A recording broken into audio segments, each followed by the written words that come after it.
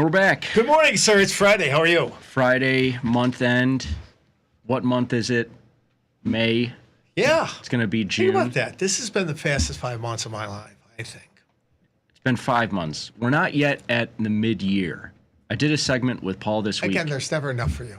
Well, because I was like, oh, let's look at the strongest currencies of the year so far. And I was like, it's midway through the year. It's not. We're only 5 months in. So maybe it's going slow for me. It's going fast for you. When you went to school in Michigan, they used a shortened calendar, so there was less months to memorize. You know, maybe September, don't need it. Maybe you had a 10-month calendar, and it just made it easier for you. Big things from this month. Mission Impossible, new Mission Impossible. Did you go to the theater and see it? Yeah, I went to did go. the IMAX. Oh, you went to the IMAX? Yeah, Which one? The one at the museum or where? No, there's one on the west side by me. Is there still one in Navy It was Pier? fine. Here's a question for you. Are there any movie theaters that are, like, actually nice? No, you know, they've gone the whole gamut. They tried where they serve you all the food. Which sucked. Because it stinks. It's awful. It smells. People are chewing. This guy's got a cheeseburger next to me. Right, and it's just like, and stop. You're watching, like, The Pianist or something. It's like, this is not... No, it's horrible. And it's horrible food. Yeah. They tried nice food. The margins were horrible, so they went to... Still, we're going to have... But, like, the burger they give you is, like, freeze-dried. And they heat it up in the microwave. No, it's horrible. There is no... Again... Well, I only bring it up because, like, the IMAX experience was nice. If you're into movie theater, I have friends who do the movie theater thing. That much action was... It was great. In the IMAX. And it was also great because there's this... It's, like, not taking up the full screen the whole time. And then, like, the big stunt, his big stunt this time is underwater. He's going to go find this submarine, right? You've seen the Dead Reckoning, the part one of the last movie. You've tried to watch it a bunch of times. I tried to watch it. But they're trying to get this key to a submarine. Oh, the key. Oh, all right. They're still going after the key. The key, I remember. This one, they've got the key. Now he's going to go take the key to the submarine in, like, to unlock some sea adjacent to Russia that's, like, frozen, all this whole thing. And so, like, when he takes the big dive down, the screen, like, widens even more. That's gotta be cool. And then you're just, like, 15 minutes. It's kind of like the skydiving scene where it's just like, all right, you're, like, strapped in now for 5, 10, 15 minutes of just, like, under the ocean. It's great because it comes through the screen, so it's really immersive. It was cool. It was cool. But, yeah, I couldn't help but think, I'm not a big movie theater guy. I've gone 2 times this year, which is... You're such a Mission Impossible. Again, I'd love to go back and pay the last 3 years of when we did shows together, you complaining about, oh, you're such a public person with your action movies. I was a jerk. I was a jerk. Yes, you were. I was a hipster jerk, and now I'm becoming maybe, I guess, like an old loser. I don't know what it is. Okay. You can't just say you're maturing. We're together, though. Yes. Together we're losers. But I can't help but I feel much better with that, knowing I've got a fellow loser to work with. Going to the movie theater, though, feels like you're going to, like, a train station. Like, do you get this where, like, the communal area where you buy the popcorn and everything, like, it's not clean. Like, it's not, like, nice. The carpet is, like, 30 years old. But, like, also to the antithesis of it, it's like, I'm not expecting to walk into, like, Nobu or something, like, oh, look at his beauty. There's a bar over there. Great selection of candies, good popcorn, not the prefabricated popcorn they have, and just be done with it. It must be because, like, obviously there's not a lot of natural light in these places that, like, it's just, like, going to be kind of a dingy experience. Money they're charging you $12, $15 for I don't know if they're making a lot of money, though. Have you seen the AMC stock? It only goes up when, like, well, no, because they're in the spiral of, again, Michelle and I are like, you've got a decent TV at home. I'll wait 3 months. Yeah. There's nothing I need to see today. And I don't want I would enjoy the big screen, but I don't want to smell the teriyaki chicken leg next to me. This time, there's always, unfortunately, something, and maybe we're just becoming crotchety mature, or sorry, I'll say mature. What are we saying? That we're maturing? There's always something that kind of annoys me in this public setting. You're growing up. Okay, I'm growing up. Yes. And the guy behind me, the IMAX seats, the normal theater seats now, you can like you have a reclining button, which is a nice and you feature. can like pretty much Yeah. go flat almost and fall asleep if you want. The IMAX seats, you can only go back. I've gotten the elbow. Wake up. You can only go back a little bit. Right. In the 'Cause IMAX seats. It's on hard can't. Yeah.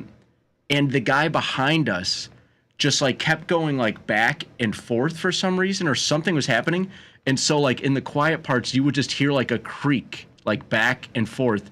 And I was just like, what the heck is going on? But that's such a small thing, but I agree with you. It's almost you like out of we the go movie. in there with an agenda of what's going to make this annoying. Or the guy who in the IMAX puts his feet on the chair next to you. Awful. Because he's trying to stretch out because they don't recline. Oh, and gosh. It's like, Don't get me started on tall people. Go back to your barn and go back to your barn. Dude, we were watching the Oklahoma City, Callie, my girlfriend, and here it comes. Nothing. Yes. Girlfriend plus. Let's say. Come on. A different time. Different time. She's from Oklahoma. Oklahoma City's playing, and they do like these fun. You've seen on the NFL where like it'll be like, oh, so and so, he's from like San Diego, and so they do like a fun animation of like, oh, here he is with like a surfboard or something. In the Oklahoma, it's like, oh, Oklahoma City, they're having this historic season, and they throw up all these stats like in a barn, and like, like she get all pissed off. So mad. She like, I was like, this is pretty problematic. Seething. Yeah, it was like, I was like, all right, I could see, but I was like, this is what people in big cities think is going on in Oklahoma. Funny? I'm going to be honest. It's this and that big, what is it? The swirly thing that like sucks up all the twisters. Oh, is that it? Tornadoes? Tornadoes? Yeah. Twisters? Yeah, twisters. Is that slang the movie? for tornado? But yeah, so media mixed bag. I don't know what this year so far. What's been your highlight? What's going on? It's not Mission Impossible. Oh, no, I don't. It's been bereft, actually, of media stuff, of good movies and stuff. There hasn't been a lot. No James Bond movie. Yeah. No Kingsman. What was the last thing I saw? Do you know what is good is this Mobland thing that's on with Tom. I've become a huge fan of this Tom Hardy. The show is weird at times. I got to put on the closed captioning. The kid. Because I can't understand why is that? You can't understand who? Pierce Brosnan. Because he's. This is your anti-Irish rhetoric coming out once again. No, again, he is acting. The character has a heavy Irish brogue. Now, again, it's not anti-Irish. I mean, people from Beverly, again, only use one syllable words, so that sometimes is hard for me to understand. That's a function of the lead water, right? It's done, and the the water. I was going to say chromosomal damage done the to Guinness you, or the Coors. Yeah, but the water. But he's good, and it's like now I'm going back. He's unreal. I'm going back and watching like. There's some series he was in. I forget what it's called, but it was done like 7 years ago, and now they're reshooting another season of it. And Michelle's like, "Yeah, we watched that." Oh man, what is that show? Peaky Blinders? No, but he was in that too. My dad will not. He will talk to you every day of the week about Peaky Blinders and how great Tom Hardy is and all the people. And now that I've watched this Mobland too, and I'm like, who is this Tom Hardy guy? Like he's unreal, absolutely unbelievable. Yeah, but there was some series, and Michelle's like, we watched that, and I was like, well, that's really troubling. The fact that I don't even remember us watching that. It was a TV series of some kind. Oh gosh, this is just too much information. Taboo, Predators. Taboo. I've never heard of this Taboo before. He's been in a lot of stuff. I think. BBC drama. Yeah. So you're fully sucked into the Paramount Plus algorithm, is what you're saying? Because they're pumping out those. What is it, Yellowstone, and then like it's Yellowstone, but it's 1920 or whatever. I get things like Mobland on one of the cross sells of the channels I subscribe, but for Yellowstone you have to subscribe to Paramount Plus, which I refuse to do. Mobland is on Paramount. Oh, so you're getting, the streaming thing. We're gonna look back at this. Someone's got to Paramount has a partnership with either Showtime or HBO. It's I don't know what it's it the most is, confusing thing but on the planet. I do know that I pay way too much for cable. It's- I just did the comparison of I got my bill and I'm like, this is insane. I hope we look back at this in like 5 to 10 years. And I went to put in, and they don't let you like look at what current rates are. But if you go incognito and you put in a close house address, Sure. I'm looking at, I could get the same services for about $130 less. It's ridiculous. You don't know what you're paying for. Like, you accidentally started paying $2.99 a month for like something. And Glenn is giving me, it's- you can watch local channels on YouTube. Just get YouTube. And I'm like, all right, Michelle is not going to. But the buy YouTube TV. But then if you do get the YouTube TV, which I have, it's like now you're paying $80 a month. And it's you like, are? yeah, like Oh, it's, well, then it's like there's no way. So you're Michelle's comfortable you're with it. already back to cable at that point. Michelle's comfortable with switching between the modes and the apps, so I'm not. It messing doesn't with matter. it. Yeah, streaming we thought was gonna make our lives easier. It didn't. But why don't you make our trading lives easier heading into Let's the jump weekend? over the platform. It's yeah, month 'cause end. It's a quiet start. Month end, quiet start. They ran equities up yesterday. And then they took them down. The court, and then they took them all the way down. U.S. interest rates softened a little bit towards the end of the month, which were pretty precipitously. I say that being short bonds. So Now you're short. You're short bonds now. Yeah, I was leaning on. I sold How did you get short so quickly? because I turned myself around.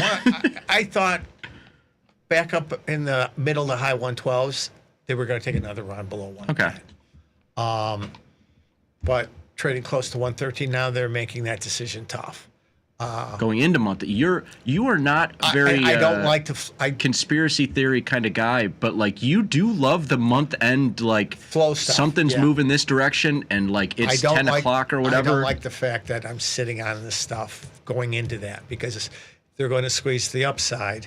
It's an unreasonable squeeze, but I have horrible trade location right now. Yeah. So I've got to make a decision whether I peel them off and start over. With forex markets, remind me when the month end flows tend to happen Central Time. And again, we'll go through just the 3-minute top show. So, U.S. is huge. London is still the largest hub for FX, cash FX trading. London, day end is 10 o'clock our time in Chicago. So between 10 o'clock and 11 o'clock a.m. Chicago time, you will see, sometimes you will, sometimes you won't, chunky one-way moves in FX products, 30, 40 pips. Large funds raise money. They've done so and they have and within that, your document you give to investors says, this is my methodology. Not, I buy euros at, when I think they're cheap or rich, but I have this methodology and I execute at this period of time. Mm-hmm. Now, if you change that period of time, you have to notify your investors or repaper them. So everyone tends to stick towards methodology. That's why, like, you'll see on the end of the month, gold have these kind of wild moves at 12:30 in the afternoon. It's like, what the frick is 12:30? That gold closes at 4 o'clock. Old gold, when it was pit traded, closed at 12. Old gold. Is that When like it was- a no, when it was- Ethereum classic? When it was floor traded, closed Gotcha. at 12:30. Gotcha. So that's why you see these chunky moves at 12:25 to 12:35 some days, is because these funds are compelled to act. If they don't, they're not meeting their fiduciary obligations. And their choice was to either say, well, we're going to do it at 4 o'clock, whatever, and then they've got to notify.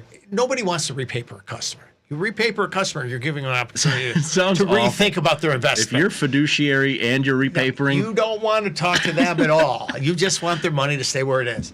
So going back to FX, between 10 and 11 o'clock is when we look at this. And this is when we can see some outsized movement. It's an interesting. Now, you look for it and you watch it. You don't try to chase it. I usually don't try to chase it. What I like to do is watch to see if we get a spurt at 10. 10:30, we tend to see another spurt, then 11, the final. And if we get to a level, if we get to 135.40 here in sterling, between 9 and 11, I am going to make the supposition this is price insensitive month-end flows. What does that mean? They don't care. They just have to do the business. Market will take it, and chances are they mark it back down. So I will sell the 135.30s, the 135.40s, and usually you'll get a little bit of pullback.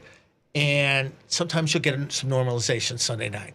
Now, on the other side of that, if the market is 60 pips higher and it's 2 o'clock in the afternoon, every rocket scientist like me that's leaning against this, and also the dealers who are holding these positions are like, all right, I'm not able to mark these down. So then it becomes a game of chicken. Who's going to turn first? Sure. And you can see this isn't always gold. You have to realize this is I talk about trades with short shelf life. This is a very short shelf life. If it doesn't start to pay you in 2 hours, you need to think about why you got into this, and it was purely on price and sensitive flows. You and the other guys are now not holding the higher cards on this. Move on. Get out, move on. And it's worth noting the flip side of that coin because obviously there is no arbitrage in these markets. No, there is risk to everything like this. And there's been plenty of occurrences where you've gotten the 50-point rally, you've sold sterling here, and I bought him 80 points higher. And then you bought them higher because it's 2 hours later, and you're like, I don't want, especially in an environment like this, I'm not taking this isn't a bet against tariff volatility or something like that, and I'm not taking the tariff volatility over the weekend for what was a month-end Friday afternoon trade, and now it's Sunday night, and I'm like, oh man, we're 136 bid, and I for some reason have these shorts from what was a nice day trade on Friday. Right, and never lose sight of, before you put on the trade, you have an idea of what you want to do. Now, if I think sterling is rich, holding on to those is a different thing. If I'm indifferent to sterling and I'm just looking at this kind of blip in market activity, if I hold on to these past the end of the day and they haven't paid me, my idea, I'm then saying my idea has changed. But my idea hasn't changed. Yeah. My idea was to take the 30 pips or 35 pips I can get on this and be done by noon. Well, I love that. That's the month-end potential trade there. You can check out some of these currency moves around 10 to 11 Central, so that would be 11 to noon Eastern time. I don't know where these people live. You know what? Sometimes you'll see them play through. Sometimes you won't. Sometimes you'll see it in Aussie, in Canada, and you won't see it in Euro and Yen. Well, I was going to say, I would love it to be in Aussie or Canada or Kiwi, but man, these commodity currencies, it's I don't know why I'm rooting for them to be more interesting, but it continues to be. I mean, I just pulled up that daily chart, and you had sterling take a run at 136 at the end of last week, and even hang in there the start of this week, give back a bunch of ground, but also a big bounce. The range in euro dollar. That's good market structure, though. For sure. A healthy pullback. For sure. Without a collapse into the middle of the range. There's nothing wrong with that. Is it rich? Yeah. But from a structure standpoint, be mindful of, shorts. Well, check out the 15-minute chart here on Eurodollar, because this is a hell of a range here this week. Did it break through those highs of 114? No. Is it collapsing down to, 105, 102? No, but I mean, this is a 200-point range back and forth. And just as recently as last night, this morning, they tried to get this thing back up to 114, couldn't do it, back off 60, 70 points here as we enter the U.S. session. Man, this is some good trading out of these majors against the dollar, even though it's not a headline of everybody wants the headline of the dollar's collapsing or the euro's going to dust or whatever this stuff is. It's just a good range here at the highs. Absolutely. For practical trade, again, if you're sitting on long term, if you sold the 109s, 110s, and you had the blip down to 107, covered some of them, then you reloaded up at 109 and 110, looking for the 108 again, I think that's a difficult proposition. It's going to be tough. Right now, 112 is cheap. I'm willing, again, we were talking 104 was cheap 6 months ago. Mm-hmm. I'm more willing to accept what the market is giving me right now, and it's showing there were buyers out there at 112. Mm-hmm. This sets up really nicely for if you don't have inventory at bad levels, to be mindful that challenging those 112s or the 115s are going to be a little bit of a little bit more of a challenge here. So the range sets up really nicely for some back and forth today. And so whether it be PCE or whatever, we get some movement, it's favorable opportunity here. Well, and I'm glad you brought up, we do have some data here to close out the month, and actually plenty of it across the board. We have some German inflation rates here in a couple of minutes, but more importantly, you have the U.S. data coming in about 30 to 40 minutes, and that'll be U.S. inflation, but also a handful of Canadian GDP, other U.S. numbers by the market. And Canadian GDP here. Right. And you might say 9 years out of 10, Canadian data doesn't, and I don't mean this in a mean way to any Canadians out there, doesn't matter a lot to U.S. markets or global markets. No, but Canadian, sure ever since the Canadian dollar. But also it seems like ever since Canada was maybe the first major global economy to see the pandemic dip, post-pandemic economic boom, and then post-pandemic economic boom dip, that now everybody has kind of seen at some point in the last 12 to 24 months. Canada was on the forefront of some of that, where remember their unemployment rate started spiking, and they started seeing some real bad economic data. And so I wouldn't be surprised if, that number takes over a few headlines, even though it's the same time as that U.S. Inflationary data, because of course it'll be meaningful for that USD CAD. And you got some Fed guys talking too. You have Fed throughout the afternoon, and then not that we'll be able to trade it necessarily, but you have some Chinese economic data throughout the weekend. Michigan consumer sentiment, I got to imagine. This is going to be so dumb. What is this joke going to be? I just wonder if you find that interesting. I do. I went to is it University of Michigan still? I know that it was, but now they took the university off of there. They're not even talking about it. It was. You're right. It used to be U of Mich consumer sentiment. Maybe is this like an IG tasty thing that we have this? They took the university. Maybe they just took Did you have them take this down? I did not have them take that down. No. I was going to have a small possum representing the chart, though. Instead of the American flag here. It was going to be the possum chasing the line. It's a wolverine, by the way. It's a wolverine. Again, I know it's a wolverine, but all small animals are sacred in Michigan. And listen, I was this is going to be the dumbest story ever. I was fishing with my buddy Spencer in Montana. Hey, guys, this is hard to do because Spencer actually is an inflatable. He's real. He's a real guy. Keeping him anchored in the water is hard on a windy day. He's a real guy. We were fishing, and the guide was a great guide, and he was from the Midwest. And he was he had gone out west initially to do some kind of wilderness. I don't know. They're tracking animals. I don't know what these people do. And he was like, oh yeah, if you've ever had to track a wolverine, those things are vicious. Those things will really mess you up. He was like, they have one of the widest habitat areas or whatever it is, because animals don't want to come within so close. Wolverines don't want to engage with other wolverines because they will shank each other. What do they call it? That solo predator thing. Yeah. There's a fancy term for it, but you better be careful. You don't want the wolverines.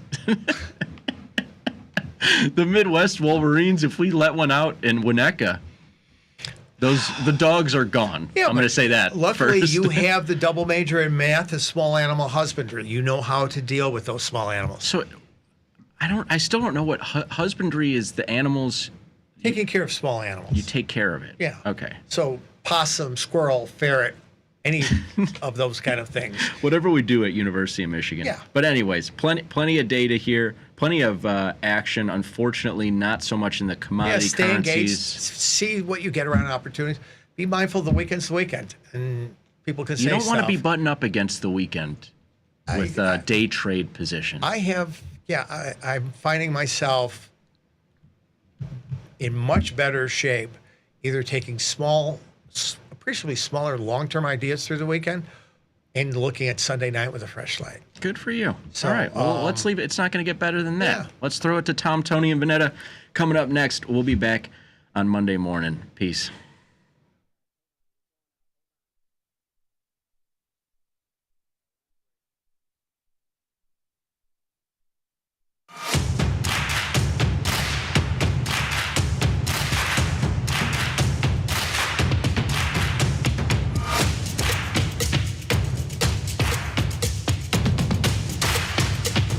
How we respond to the most difficult situations is ultimately how we learn to build on our successes.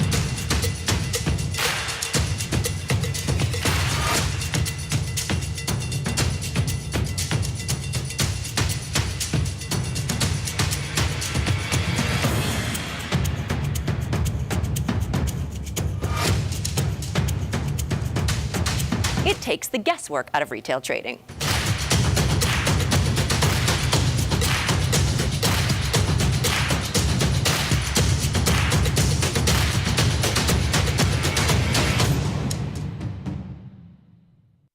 The market doesn't stop. So why should you? Diversify your portfolio with stocks, options, futures, crypto, and more from tastytrade. Focus on the markets that matter to you. See the odds before you trade using curve analysis, IV rank, and more tools. Get industry insights that help you find your next trade right where you need it. tastytrade. Download today. tastylive's godfather of options, Tom Sosnoff, is grabbing his passport and taking this show international.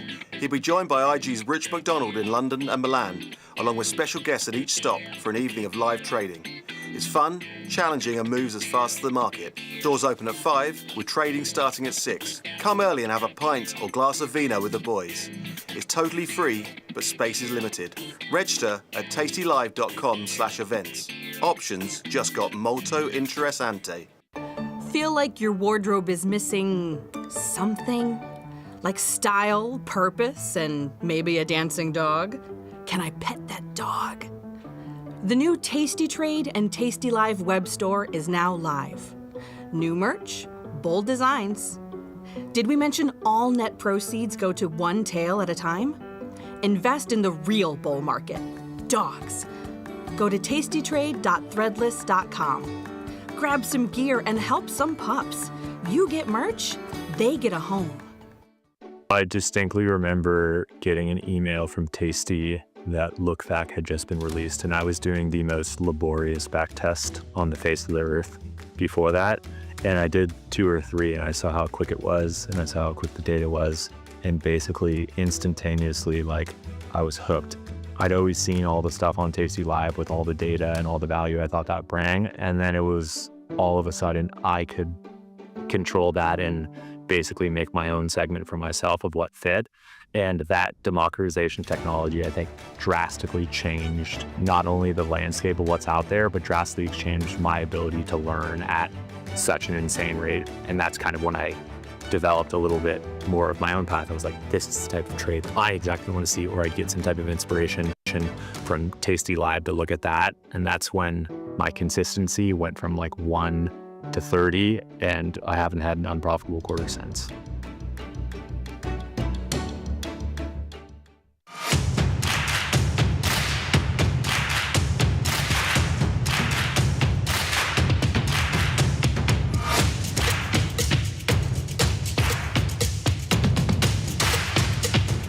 How we respond to the most difficult situations is ultimately how we learn to build on our successes.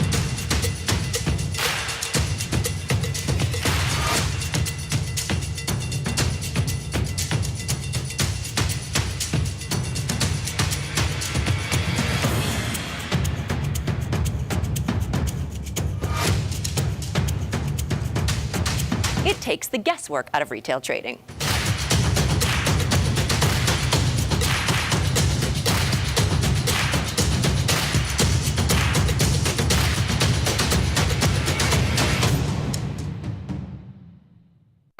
The market doesn't stop. So why should you? Diversify your portfolio with stocks, options, futures, crypto, and more from tastytrade. Focus focus on the markets that matter to you. See the odds before you trade using curve analysis, IV rank, and more tools. Get industry insights that help you find your next trade right where you need it. Tasty Trade. Download today. Got friends? Get $250. We'll give you a bonus for each qualified person you refer to Tasty Trade. So spread the word and earn rewards. Terms and conditions apply. Tasty Live's godfather of options, Tom Sosnoff, is grabbing his passport and taking this show international. He'll be joined by IG's Rich McDonald in London and Milan, along with special guests at each stop for an evening of live trading. It's fun, challenging, and moves as fast as the market. Doors open at 5, with trading starting at 6. Come early and have a pint or glass of vino with the boys. It's totally free, but space is limited. Register at tastylive.com/events. Options just got molto interessante.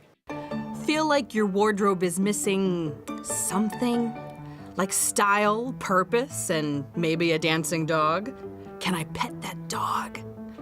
The new Tasty Trade and Tasty Live web store is now live. New merch, bold designs. Did we mention all net proceeds go to one tail at a time? Invest in the real bull market, dogs. Go to tastytrade.threadless.com. Grab some gear and help some pups. You get merch. Tasty Live's godfather of options, Tom Sosnoff, is grabbing his passport and taking this show international. He'll be joined by IG's Rich McDonald in London and Milan, along with special guests at each stop for an evening of live trading. It's fun, challenging, and moves as fast as the market. Doors open at 5, with trading starting at 6. Come early and have a pint or glass of vino with the boys. It's totally free, but space is limited. Register at tastylive.com/events. Options just got molto interessante. Feel like your wardrobe is missing something? Like style, purpose, and maybe a dancing dog? Can I pet that dog? The new Tasty Trade and Tasty Live web store is now live. New merch, bold designs. Did we mention all net proceeds go to one tail at a time? Invest in the real bull market, dogs. Go to tastytrade.threadless.com. Grab some gear and help some pups. You get merch, they get a home. Got friends? Get $250. We'll give you a bonus for each qualified person you refer to Tasty Trade. So spread the word and earn rewards. Terms and conditions apply.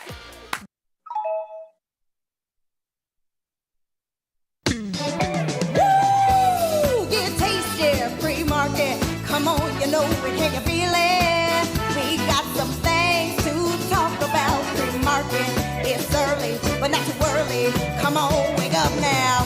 Pour that coffee down your throat hole. It's hot. Now you got a hole in your throat. Oh no, just call your boss. Take the crust from out your eyes. So tasty, not a coffee. Good morning, you knuckleheads. Can I even say that to these two lovely ladies? Hello. How are you guys? Hello. I am so excited for today. Me too, Vanetta. I couldn't wait to see you this morning. You're looking good as usual, Vanetta. Thank you. Right back at you, ladies. We are serving face today. Ladies, take over the morning show. We haven't done this in a while. I know, it's been a minute. How are you guys doing? I feel like I don't get to see you because you spend all your time at the SIBO now. You've replaced me with traders. Well, we would like to bring you back. We much prefer looking at you than those traders. It is so funny to be back there, though, Vanetta. You came down with us a couple times. You filmed, a bunch of stuff. It's very cool. It's a cool experience. You should come down again. Again, we are getting set up with a third mic so we can always have a guest. So you should come down again and be on our show on the floor. Literally in the middle of my work day, but thank you. It's true. That's true. Also, it's that critical time when we are gonna line up for lunch. So I need to be right there to beat Tom in the lunch line. Impossible. How many days a week do you beat Tom in the lunch line? 0 out of 0. Speaking of Tom, I'm so excited for them. At Work by 11, they are probably at the venue getting ready. Well, it's 8:00 now in Atlanta, so they're there. Yeah, the doors open. Doors open at 8, shows at 9. You're back at work by 11. Did you name that tour? I feel like this has got Vanetta written all over. Tom named it. He did. Well, I wish they could live stream it because I'd be very curious to see, or if their trades that they're doing would all be pushed out on the follow page. I think it's going to be a really good show. Yeah, I think so too. We haven't done this as a concept in our Tasty iteration. And so Tom and Bat on the road, first time in 14 years doing live trading. I hope they don't kill each other. Lord help them. Did Brittany go too? Do they have a handler? She did. And I don't know if you saw the video that I posted yesterday to our socials that basically Brittany explains everything she does. And Tom is just Tom. It is true. I mean, in full disclosure, we've traveled with them for years, and Brittany runs a tight ship over there. A tight ship. Yeah, for sure. You don't want to be a minute late. Because of Brittany, now I'm an on-time person. Thank the Lord, because I'm a 5 minutes early is on time person, and Jenny is a 10 minutes late is on time person. But now, after 15 years of being on the road with Brittany, I'm on time. Yeah, you guys are doing it. So yeah, you guys don't you're not hitting the road in the traditional sense, but you do have a unique opportunity in Deutschland. You want to talk about that? Vanetta, we need our German translator with us, so we would like you to I would love to. Yes, so we're going to be speaking at the Risk Management Conference in Munich, and we're also going to be doing our show live from Munich. Wow. Yeah. Yes. Yeah. Well, yes, we are. But we are just bringing that on our production crew right now, I believe, Jenny. No, they're working on it. I believe Garrett's working. I think they're all working on it. But we're going to be there, and anyone can sign up. But it's unlike our Tasty events. It's not a free event. So it's an event run by the SIBO, the Risk Management Convention. It's so unlike our Tasty events, it is not a free event. So if people want to go, they have to buy a ticket. It's not a free event. And you're going to have to send our producer something, because between Jenny and mine's technical difficulties and us springing things on them, we need to send something to that production. We lost your sound. Oh, do we not? I hear you. I hear you, Liz. I hear everyone. Yeah. Okay, go ahead. Okay, yeah, you're back now. I lost you for a second there. You're like, speaking of our technical difficulties, and then your sound cut out. Radio silence.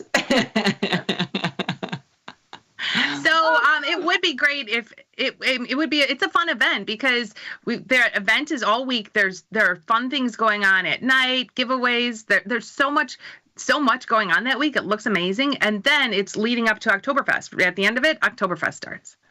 I got to go to München, or Munich, as we call it here, last year in July, because I went to go see the Queen, Taylor Swift, and I just fell in love with the city. It's such a beautiful city, and the people are awesome, and there's so much to see and do in Munich, so I'm so excited for you guys. Yeah, it's going to be fun. It's going to be a lot of fun. Wait, Vanetta, are you? Liz is just there and got a dirndl. She's ready. Oh yeah, Vanetta, you'll like this because I did it on the Sound of Music tour. We took the Sound of Music tour, and do you remember that? I went to Salzburg. I didn't do the whole Sound of Music tour, but I got to go. It's cool to see the grounds and the gardens and everything. And I bought the dirndl. We had a stop at the place where they got married. There's a beautiful church where Maria gets married to the captain. And so we stopped there. There's a dirndl store across the street from the church. They're expensive. Yeah. They are expensive. I picked one out there. My husband got it for me. They're beautiful. They're well made. Congrats to your husband on that fantasy. Good job, Dan. Hey, Vanetta, I don't know if you know this, but Liz and I, for about 4 years, we were servers at a German beer garden. So we wore those. I do know we wore those. Young Liz and Jenny. Yeah, we wore those for years. It's nothing new. Wearing the dirndl. The good quality ones. Viewers are just salivating right now. the ones that we wore. Okay, keep in mind there is. Vanetta, you're a Seinfeld fan, right? You know, the Seinfeld where it's there's good naked and bad naked. So when you think of a dirndl, everybody thinks of Halloween costume dirndl. The ones that Jenny and I wore were thick polyester, past our knees, high collared. Yeah. They were awesome. Yeah. Oh yeah. They were. I mean, because some of the servers were. So it was an Austrian family who opened this restaurant, and I think some of the servers were the original wife of the Austrian family. She she was probably 75 and she was still wearing that dirndl serving. Wow. Okay, who between you two, who can carry more steins? Oh, Liz. 100% me. 100% me. She's stronger than me, Vanetta. She's stronger than me. I am freakishly strong. So freakishly strong. But yes, so I can carry one. That is too funny. What else has been going on with you guys? How are the kids? What are you guys getting up to this summer? How many times are you going to Disney? No, Vanetta, I will tell you, I missed your social media post yesterday because I have been planning for a graduation rager at my house that is this weekend.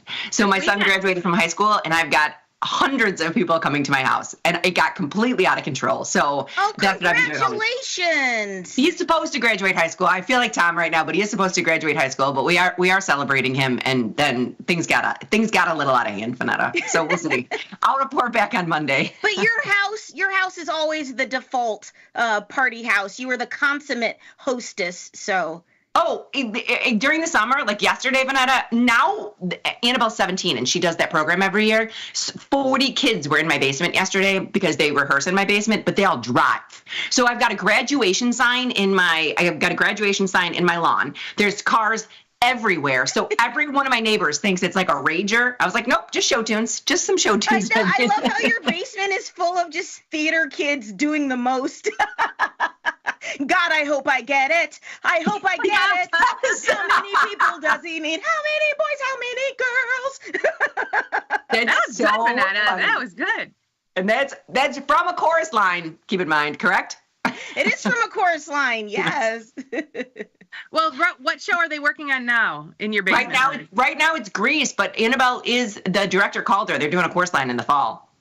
Oh, I love a chorus line, but I love Grease. I love theater. I'm not talented. Like Annabelle is legitimately talented, but at my school, I did speech and debate, and so the teacher instructor for speech and debate also ran the theater program. So his speech and debate kids were like the nerdy kids who didn't have any like talent, but we would like run the coat check. We would do theater tech. We would help with the staging and stuff, and so we got to see all the musicals. But we, again, did not have any talent. I think you're very talented. Vanetta.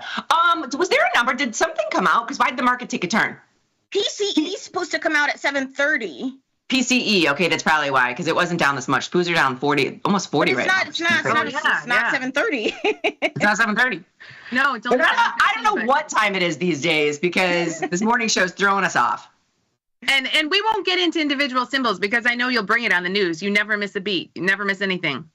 I got lots of stuff. How about for you, Jenny? What are you up to? What are your kiddos up to? Oh, well, we're all going to the graduation party at Liz's house. I mean, that's fun. I know. So, no, honestly, this summer is a low-key summer. Logan he's taking a couple of summer school classes because it was either stay here and take a couple classes or do an extra semester at school. And I said, I'm not paying for an extra semester at school. So he'll graduate next May, but he needed to catch up a little bit. Oh, that's good. Yeah. Good for him. Right. So one more year. In August, I'm going to make my final college tuition payment for him. Oh. Mm-hmm. Wow. Congratulations. Yeah. I know. I'm almost done paying for him. And then he'll be on his own. It's crazy. The big accomplishment. Vanetta, we are not Tom and Tony. I want to hear about you because I hear you every morning. They get to say what they're doing and you never get to say what you're doing. My life is very, very boring. I love just going for hot girl walks with my weighted vest, listening to murder podcasts. I've got a weighted vest. We can do weighted vest walks together. I'm all over with it. I love it. I love it. Okay. I love it. Here, I have a question about weighted vests, okay? Yes, so, I'm not an expert. I just watch TikToks, and I'm like, okay, let me do this.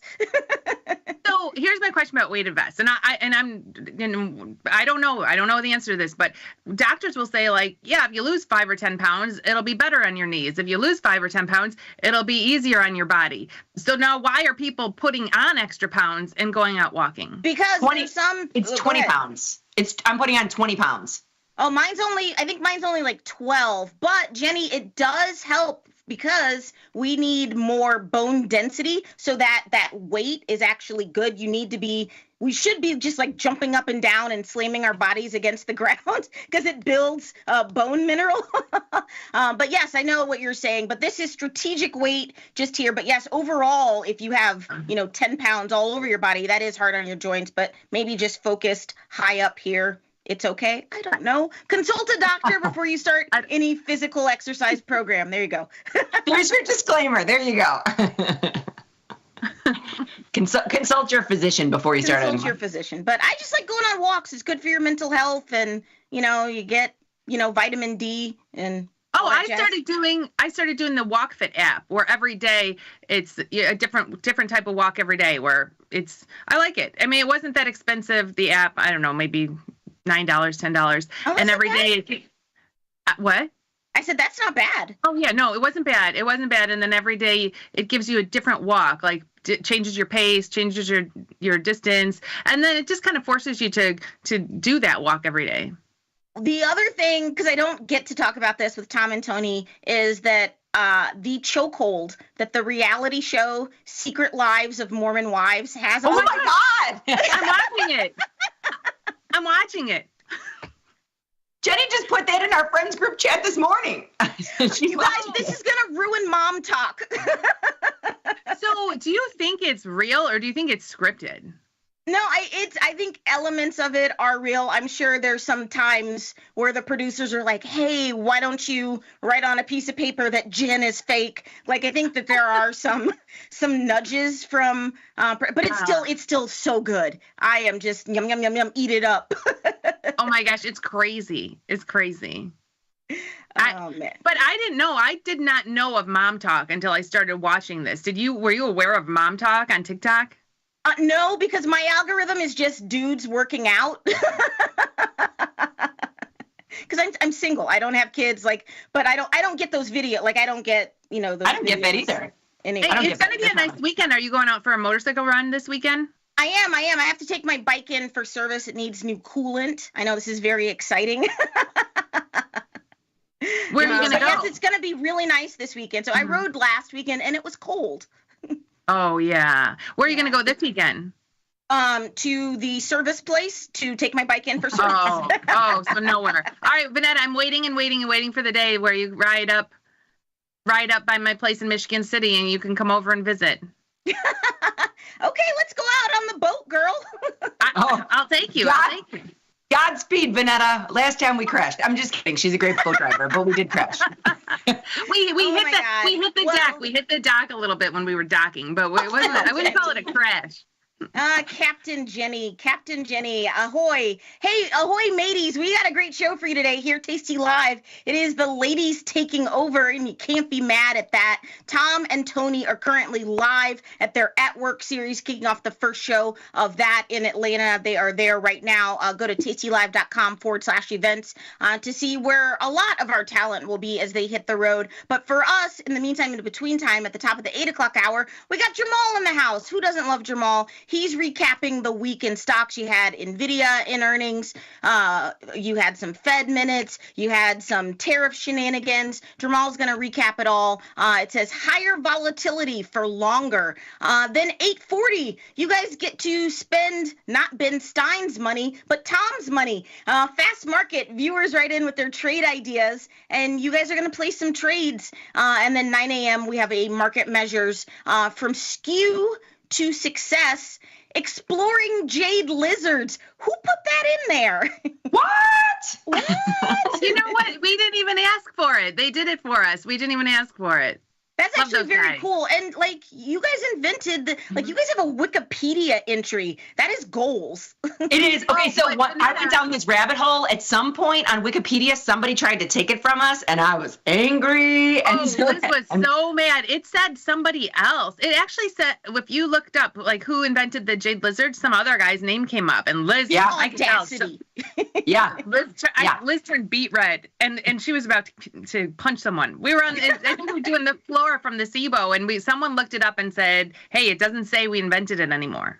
Yeah, but after our show, it was ironically corrected. So now, how does that work with Wikipedia? People can just update it, or who updates it? I don't know. I don't know what the protocol is for making edits, because I'm sure it's changed over time. I don't really know. But you do have Scott Sheridan, and he believes you. He will be in counting down the top trending tickers at around 9:30 from Tasty Trade, and I believe taking questions. Are you going to take questions with Scott? Do you know? I think so. Phone calls. Yeah. I think we're taking phone calls. Yes. Yeah. So if you have questions about the Tasty Trade, about the platform, we would love to hear from you, and that's at around 9:30. But hey, in the meantime, in between time, let's get this Boeing going. You want your daily dose? Yeah, sure. Yeah, hit me with my theme music. Let's go. Our leading story. Breaking news. Across the wire. Leading story. Top story. Just in. Today's headlines. This just in. Breaking news. All right, everybody. Today is a fantastic Friday. It's May the 30th. This is the part of the show we like to call the Daily Dose, where we talk about today's financial news and headlines. My name's Vanetta. Are you ready for the news? Ready. And like I said, I think we have PCE coming out in around 9 minutes, so we will watch out for that. Or maybe it already came out. I don't know. I don't know either. But getting to the first headline of the day, markets shrug off U.S. appeals court decision to reinstate Trump tariffs. Wall Street did close slightly higher yesterday, shrugging off a decision by a federal appeals court late Thursday, reinstating some tariffs. One thing that is just interesting about this, not the political aspect of it, but Tom and Tony very early yesterday morning were like, volatility is kind of like juicy here during the day. And I just wanted to sort of talk about that aspect, about what you guys are seeing in terms of volatility and what you guys are sort of doing as we end the month here in some of your indice position or treasury positions. I mean, volatility has remained big, even through, because you're getting these up moves and down moves. So, I mean, right now the VIX I look at the VIX. I know they look at the VIX futures, but we usually look at the VIX. VIX is 1974, which is high. It's kind of keeping its wings up. Well, it's high, right? It's above average, but it's come in recently. It's tricky because ranks are not that high all across the board. Like SPY rank is only 19. So I think lately we have been looking for trades in individual products that have high ranks, because the individual products don't have super high ranks right now. What are you guys doing on the treasury side of things? I don't know if you guys are really delving into that space at all, or. We're long bonds. I mean, you can't with the moves that it's been having. We've been long bonds. Now I'm in early, so it's not exactly working according to plan. But long ZB, long TLT. But we're not as big as Tom, so it's not like it doesn't ruin our day if bonds go down. We have a small position in bonds, but we are long. I think most viewers probably are. Most of our viewers probably are, yeah. This is crazy. The typical compensation package for CEOs in the S&P 500 jumped 10% last year as the market enjoyed another banner year. That is crazy, thereby widening the discrepancy between what average workers make and what CEOs make. So the median pay package for CEOs rose to $17.1 million. Meanwhile, the median employee earned $85,000. So CEO pay was up 10%. Worker pay was up 1.7%. Yikes. The median is $17 million for a CEO. Yes. But okay, so I know your husband's a CEO, Liz, but they're I feel under average. And this is S&P 500. This is S&P 500 companies. But I was going to say there's a difference between being a CEO and having a life and maybe not quite hitting that 17 million, or being a CEO and being so busy you're like all consumed by work. I don't know. I don't think Vanetta's asking us the lifestyle of the CEO. I think she's just bringing a news. I think she's just bringing a news story to our attention. And just pointing out the discrepancy between like how much workers make and then what the multiplier is that CEOs are making. That's all. Yeah. Oh, yeah. That's crazy. I was actually surprised by that because I thought they were going in a different direction, to be honest with you. I mean, with all the news stories in the past, I thought everybody was going in a different direction, and I was surprised by that. I thought that it would have come down instead of gone up. But But I think again, they're- this is it's for 2024, so we'll see what when happens.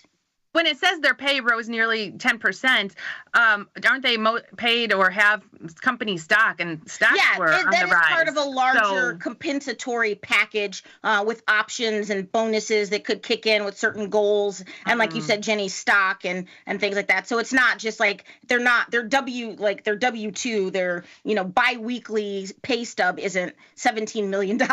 No. Most of them aren't. I mean, I've known a couple CEOs, and their salary is never where they make their money. Right. Yeah. Right. I know my husband's close with the CEO of his company, and that poor guy never sleeps. Like, I think he works 24/7. I don't want that. Hey, here, shifting to some crypto news. The SEC is dropping its Binance lawsuit, ending one of the last remaining crypto enforcement actions. The SEC was the last major regulator still pursuing Binance after a $4.3 billion settlement with the U.S. government last year. Saw ZZ plead guilty and step down, but he was able to retain much of his wealth. That's nice when that happens. But the original complaint accused the crypto exchange of violations, including illegally serving U.S. users, inflating trading volumes, and commingling customer funds. Now the SEC says, it's fine. Yeah, no big deal. Get out of here, kid. You scrappy kid. I mean, I think that this is a bizarre industry, and I don't think anybody really knows what to do, right, with these. Right, and I think it absolutely 100% needed regulatory clarity, which I don't think anyone would argue. Where it kind of gets murky is like, okay, but some companies did do some things that, like, if JP Morgan did them, they would maybe get in trouble. So correct. I'm all for, Bitcoin being able to be Bitcoin, but I don't know. What do you guys do in crypto? Do you dabble in crypto at all? I'm going to let Liz comment on that. I'll be back in 10 seconds. Oh my God, that's so funny. I dabble in crypto. I do. So I just looked at Bitcoin right now. Bitcoin's down a little bit. It's down a little bit today. It's at like 106. I mean, Bitcoin's the number we look at. I dabble. I mean, I've had Ryan Grace on. I love the crypto guys. I like to Vanetta in my account. We don't do this in the show account because you really can't. But I have lots of cryptos in there because if I trade it, I know where the price is, and I kind of wanted to keep a gauge on it. And I think it's fascinating that Bitcoin seems to be emerging like a phoenix from the ashes, and the other ones are not following along. So we'll see where this goes. But yeah, I do dabble. What about you? Are you a crypto gal?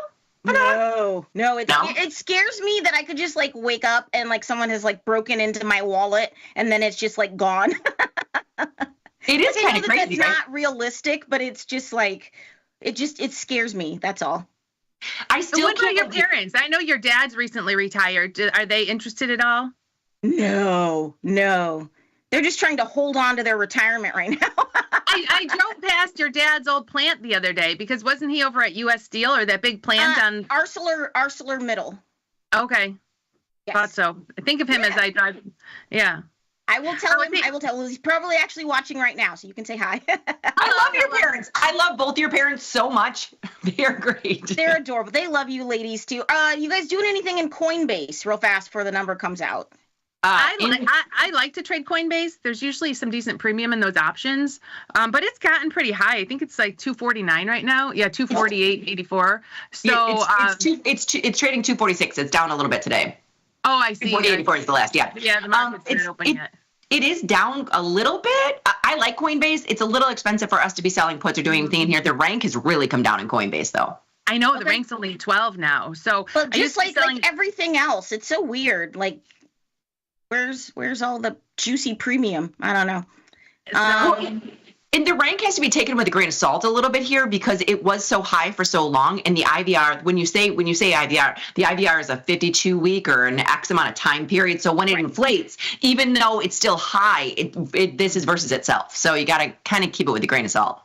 That is true. I have a bunch of earnings from last night that I'm going to get into, but it's sort of like this weird space. I think the number maybe just came out. Spoo's rallied like $30. They're down 29. Yeah, they were down like 35 earlier. Now, I mean, I don't think it means anything. PCE's out. Yeah, it's PCE. Yeah. And it's bouncing around because I know like 2 minutes ago they were only down 22. So I think after the number, they dropped a little bit. I don't know. I don't know that anything's really happening. This is kind of where they've been all morning. Yeah. Yeah. Getting to some earnings plays. Did you ladies trade Costco? Yeah. We I don't know if we did. got filled. We tried to trade Costco. We traded Marvel. We did not Well, I get got filled in all of Costco. these. We did get filled in Costco Marvel. posted quarterly earnings and revenue that topped estimates as the warehouse club sales climbed 8%. The membership club could benefit from tariff volatility as they offer bulk discounts and competitive prices. They said they're going to start using mainly mattresses that are made in America. So I guess good job on that. He also said Costco rushed shipments ahead of tariffs and rerouted goods from countries with higher tariffs to non-U.S. markets. So good job, Costco. Okay, I know Liz is Costco's #1 customer. It's great news. It's great news on Costco. I listened to it too. But this is what I was going to tell you, Vanetta. It's great news. Stock is down. So it's not down a lot, but it's down. We closed it 1,008 and we're trading 1,001. It's down slightly on amazing news. I will tell you, it barely moved. It barely moved because its expected move was much bigger. No, I know, but it's so funny when you hear the news, like amazing news, and then stock didn't move or is down. But I will tell you, the lines at Costco are through the roof, and you are like fighting for a parking spot at the Costco's out here. I go every single day. I'm going today after the show. I just have to keep loading the minivan with alcohol. Wait, which one is your Costco? In Orland? I've been to the one in Orland. The one, so I'll either go to Orland or Bolingbrook because I'm kind of in the middle of both. So I've been to both. Yeah. Yeah. Oh, I've been to Bolingbrook too. I've been to that Costco too. That one's nicer. That one's nicer, and I feel like there's less people at it. The Orland one, look out. Yeah. Buckle up. Well, Vanetta, here's the fun fact. Near the Costco in Orland, there is a giant eagle's nest where you could see the eagle's nest. It's awesome. It's so big. And then they had baby eagles. So there's an eagle and baby eagles.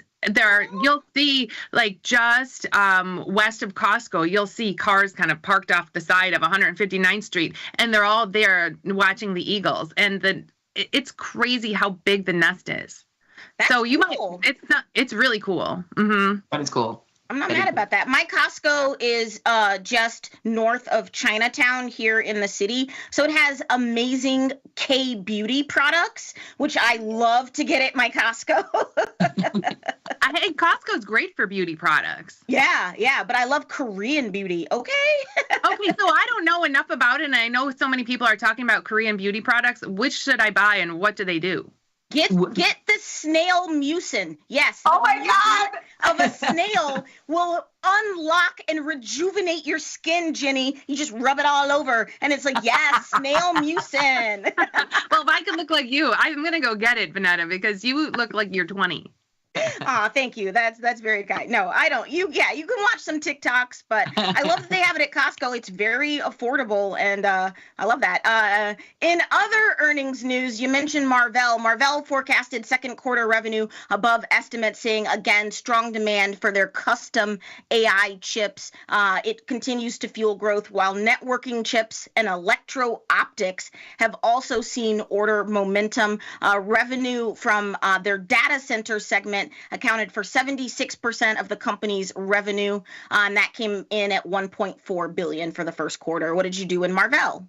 We sold puts. It didn't move its expected move. It's down slightly. So we're actually in good shape in Marvell because we sold the 0 DTE. But Frank, the man on Frank the Great, as we like to call him in the chat, he's always talking about Marvell. He's got a good Marvell story at some point. But yeah, so it's down. If people were just long, it's not great. But like Liz said, anyone who's sold puts, I had a mixture of just long Marvell and some options. So the puts are okay, but the stock, it's down. It's trading around 61, and it closed yesterday closer to 64, so down about $3. The news was good. The expected move for the cycle was, if it was going to go down, would be about 57. Kind of looking at the expected move right now. So it's everything's inside. You're selling premium, you're good. Yeah, can you just imagine how like frustrating and anxiety inducing it is for companies to be releasing earnings? Because you have a set earnings release date, but you have no idea what the news is going to be, what's happening in the markets, what's going on, geopolitically. And you're like, Okay, well, we got to release our earnings today. Here we go. Yeah, you're right. You're right. That's got to be crazy. But yeah, I will say from seeing the research, we get a piece every Monday from Kai and an options jive. And honestly, every week so far, it's been about 50-50, like 50% of companies up on earnings, 50% down. So it's not like everyone, no matter what the earnings are, the companies are all going down. It's been about 50-50 the last few weeks. It has been 49-51. Yeah. Yeah. And the inflation rate slipped to 2.1% in April, lower than expected. So I just saw that come across the wire. If that means something to you, basically just talking to Chris Vecchio. Okay, Vanetta, my question is, when you see something come across the wire, what wire are you looking at? CNBC.com. Okay, there you go. Thank you. This just in. Yeah, no, that was a good question, Liz. That was a good question. No, I have a bunch of tabs open, with the story in there. So it's and sometimes Twitter. Sometimes the wire is Twitter. Because sometimes I feel like my news comes faster via Twitter than it does anything else. Yeah. Did you guys trade Dell? We did not, but they did a good job. Dell shares climbed after the company raised their full-year profit outlook on AI demand. Dell says they expect $2.25 in adjusted earnings per share for the current quarter, with between $28.5 billion and $29.5 billion in revenue.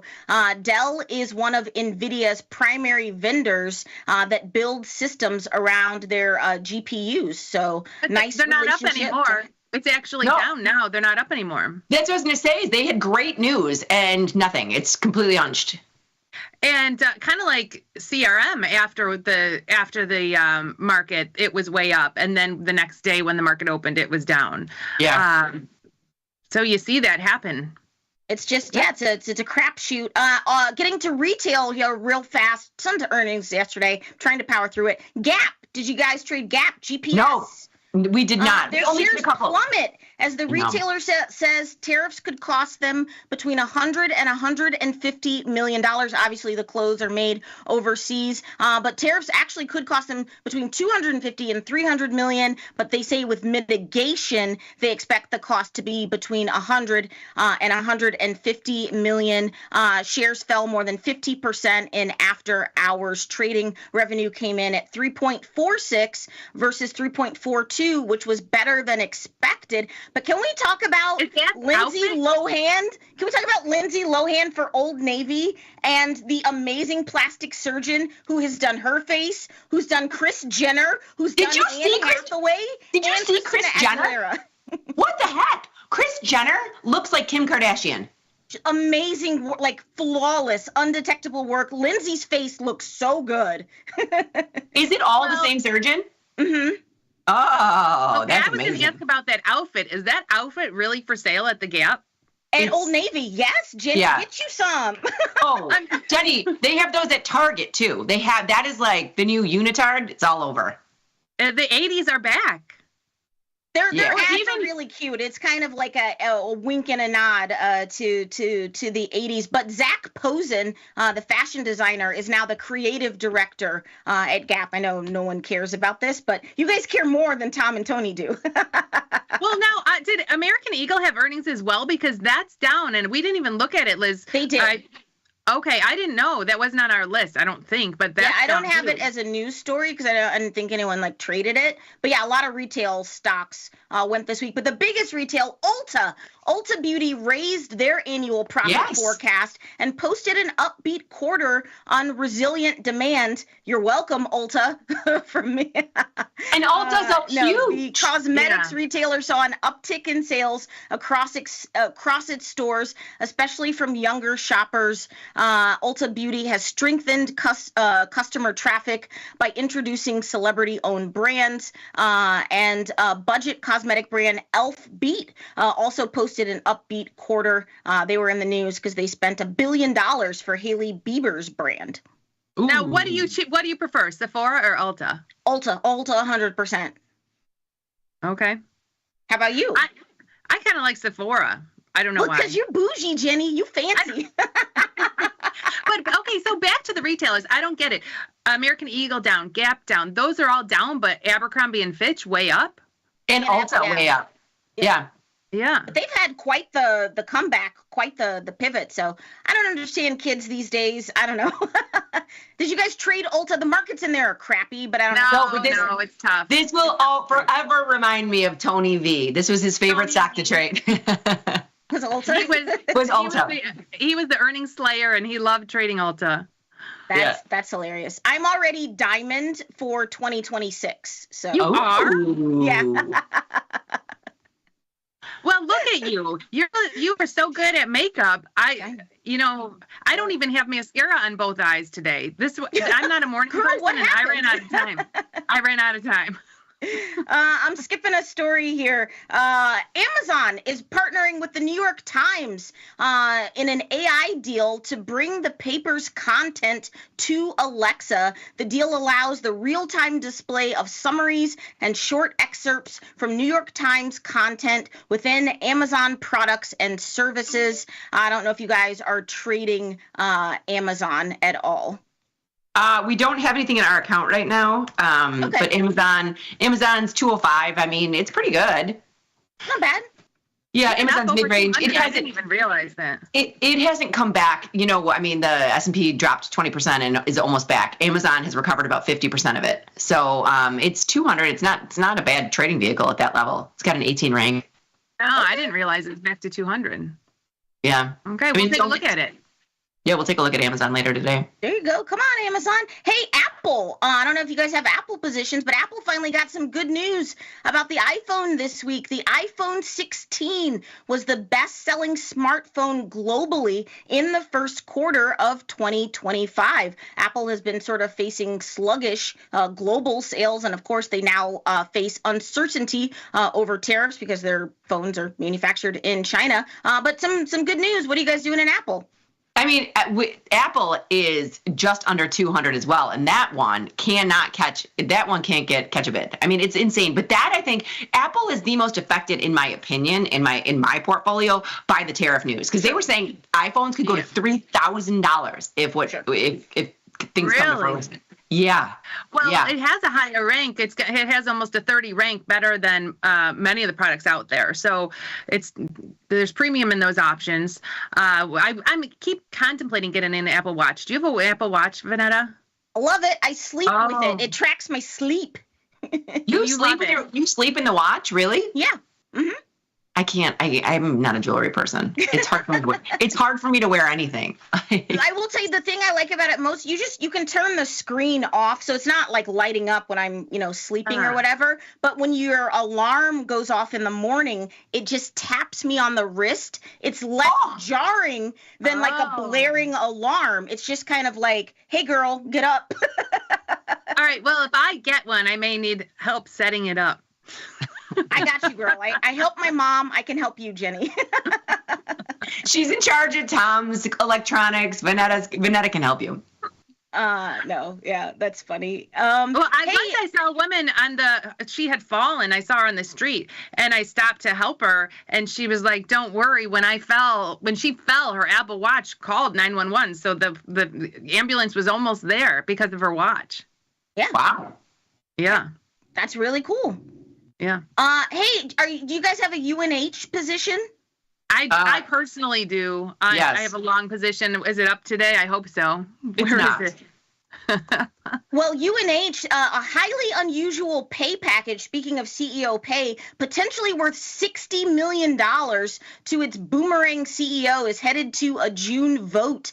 That 8-figure package rises amid United Health Group's unprecedented loss of value the past several weeks. So should they really be rewarding this guy for all of the shenanigans and schemes going on, allegedly, at UNH? They 100% should not be. Right? But what I do know is a lot of people have been trading UNH. It had such a fall. It's almost a 50 rank. The options were enticing. So I think a lot of people are in UNH right now after the move. Yeah. What's it doing this morning? It's unchanged, pretty much unchanged. Okay. All right. Yeah. Well, good luck to that man. I hope you get what you asked for, but what a scheme there. Sad news, the Victoria's Secret has pulled down their website amid a security incident. The clothing and lingerie retailer suspended most of the functionality of its website, as well as some in-store services to address a security incident. They didn't elaborate further, but I thought now would just be a fun time for us all to talk about our first bra. I'll tell you what I love. Baby, ratings. I'll tell you what I love from Victoria's Secret. Their pink sweatpants, super comfortable. I have not been in a Victoria's Secret in like a decade. Vanetta, you and me both. I don't think I've walked in there in years.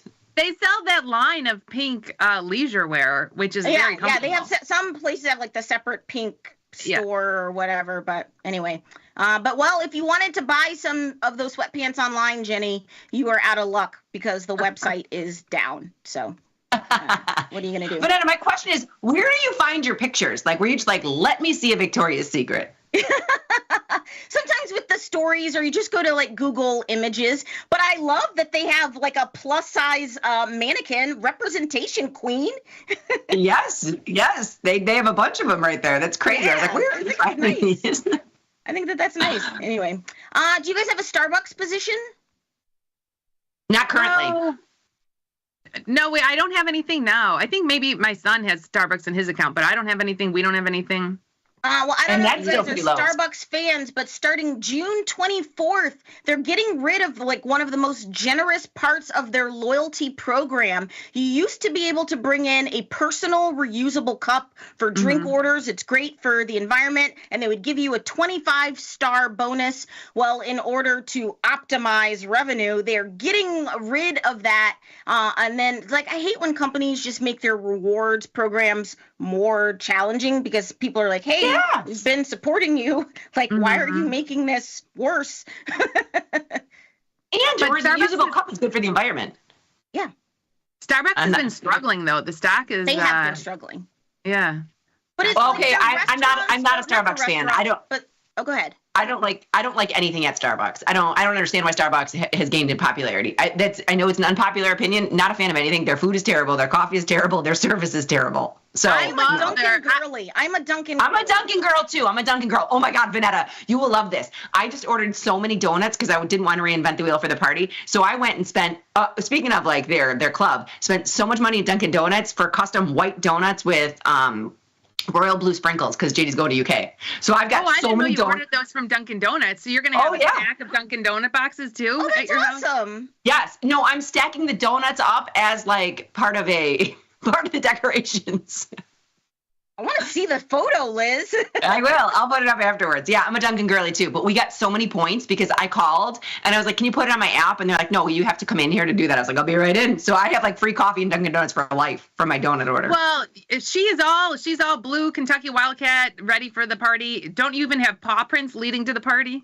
Yes, I do. Cute. Oh, that's cute. Hey, just real fast, I'm skipping another story here. I think that your kids would like this. Nike is doing a collaboration with Lego. So there will be Lego Nike sets and then Nike shoes that are bright yellow and they look like the brick. But here's the thing that I'm so mad about. I thought you could stick Legos to the shoes. And I was like, this is the greatest thing I've ever seen. You can't stick the Legos to the shoes. They just look like the bricks. So now I'm just like, this is trash. Yeah, if you could stick Legos to those, that's a great idea. You're right. They almost kind of look like Crocs a little bit. Yeah. But there's a whole bunch of things if your kids or your people in your family are sneakerheads or big Lego files. There's something for everyone. Not sure what Nike the stock is doing. I mean, it hasn't had a good year. I don't know that these shoes are going to save them. Nike stock 61. It's fallen from grace. I mean, it's high. Yeah. Its high was about 90, 92, 90. Just eyeballing it right there. But yeah. But the rank in Nike is 57. Have they? Though they haven't had earnings yet. They're like the last to have earnings. So, hey, I don't want to step on too much of Jamal's time as he's going to come in after confirm and send here. So I have a viral video. So every Friday, I like to do a little segment I call "Will Tom Eat It?" I scour the internet for food for fat at Traders. But I have you lovely ladies today, and since you guys are hostesses with the mostesses, it's almost summer. I was like, I don't know how I feel about this, but this looks good. So this lady made potato salad, but she put tater tots in it. I wanted to uninvite her to the cookout, but then I changed my mind. Watch this. Potato salad with tater tots, huh? I don't know why it's taken me so long to try the viral tater tot potato salad, and please let me know who the original recipe creator is so I can credit them in the caption, but this is definitely my preferred way to consume potato salad now. You're starting with the already perfect food that is tater tots and then making them extra crispy. You could literally stop there and you've already arrived at binge-worthy, but now we're using them as the base of another near perfect food, potato salad. So you really can't go wrong here. My mom visited when I filmed this recipe and ate half the bowl of the tater tot potato salad, which she kept referring to as the salad. So this recipe is definitely mom approved. I don't know why it's taken me so long to try the viral tater tot potato salad. And I love the idea of smashing the tater tots and making them extra crispy. Yeah. Oh, that looks good. Yeah. I was like, it does look good. I was like, I'm not mad at this, but no. Anyway, you guys keep on keeping on. We're going to take a quick 90-second break, and when Liz and Jenny come back, they're going to answer viewer questions during Confirm and Send. You're watching Tasty Live. Thanks, Vanetta. Bye, Vanetta. Thank you. Have a good weekend. Thank you.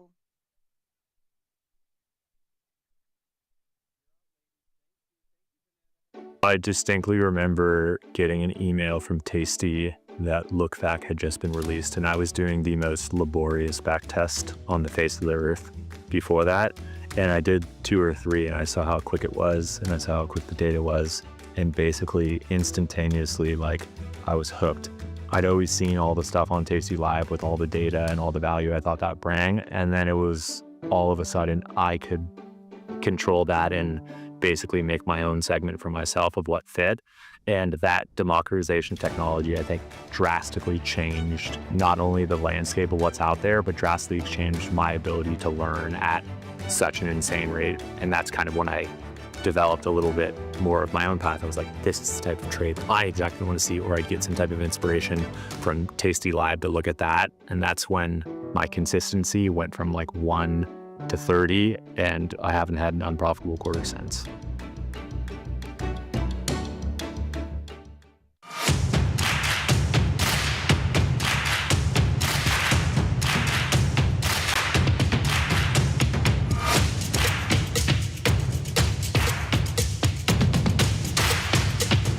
How we respond to the most difficult situations is ultimately how we learn to build on our successes.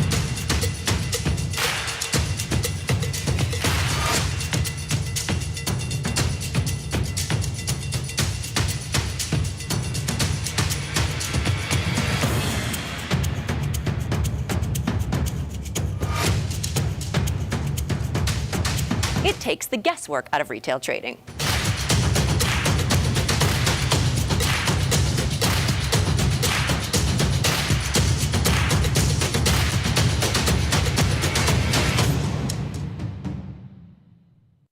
The market doesn't stop.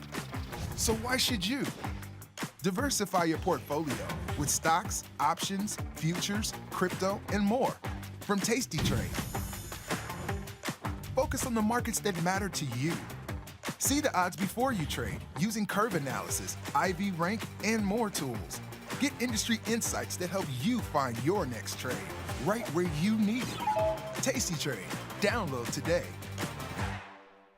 Tasty Live's godfather of options, Tom Sosnoff, is grabbing his passport and taking this show international.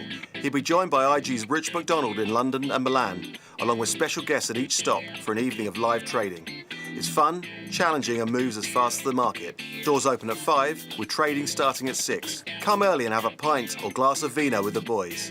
It's totally free, but space is limited. Register at tastylive.com/events. Options just got molto interessante. Feel like your wardrobe is missing something? Like style, purpose, and maybe a dancing dog? Can I pet that dog? The new Tasty Trade and Tasty Live web store is now live. New merch, bold designs. Did we mention all net proceeds go to one tail at a time? Invest in the real bull market, dogs. Go to tastytrade.threadless.com. grab some gear and help some pups. You get merch, they get a home. Got friends? Get $250. We'll give you a bonus for each qualified person you refer to Tasty Trade. So spread the word and earn rewards. Terms and conditions apply.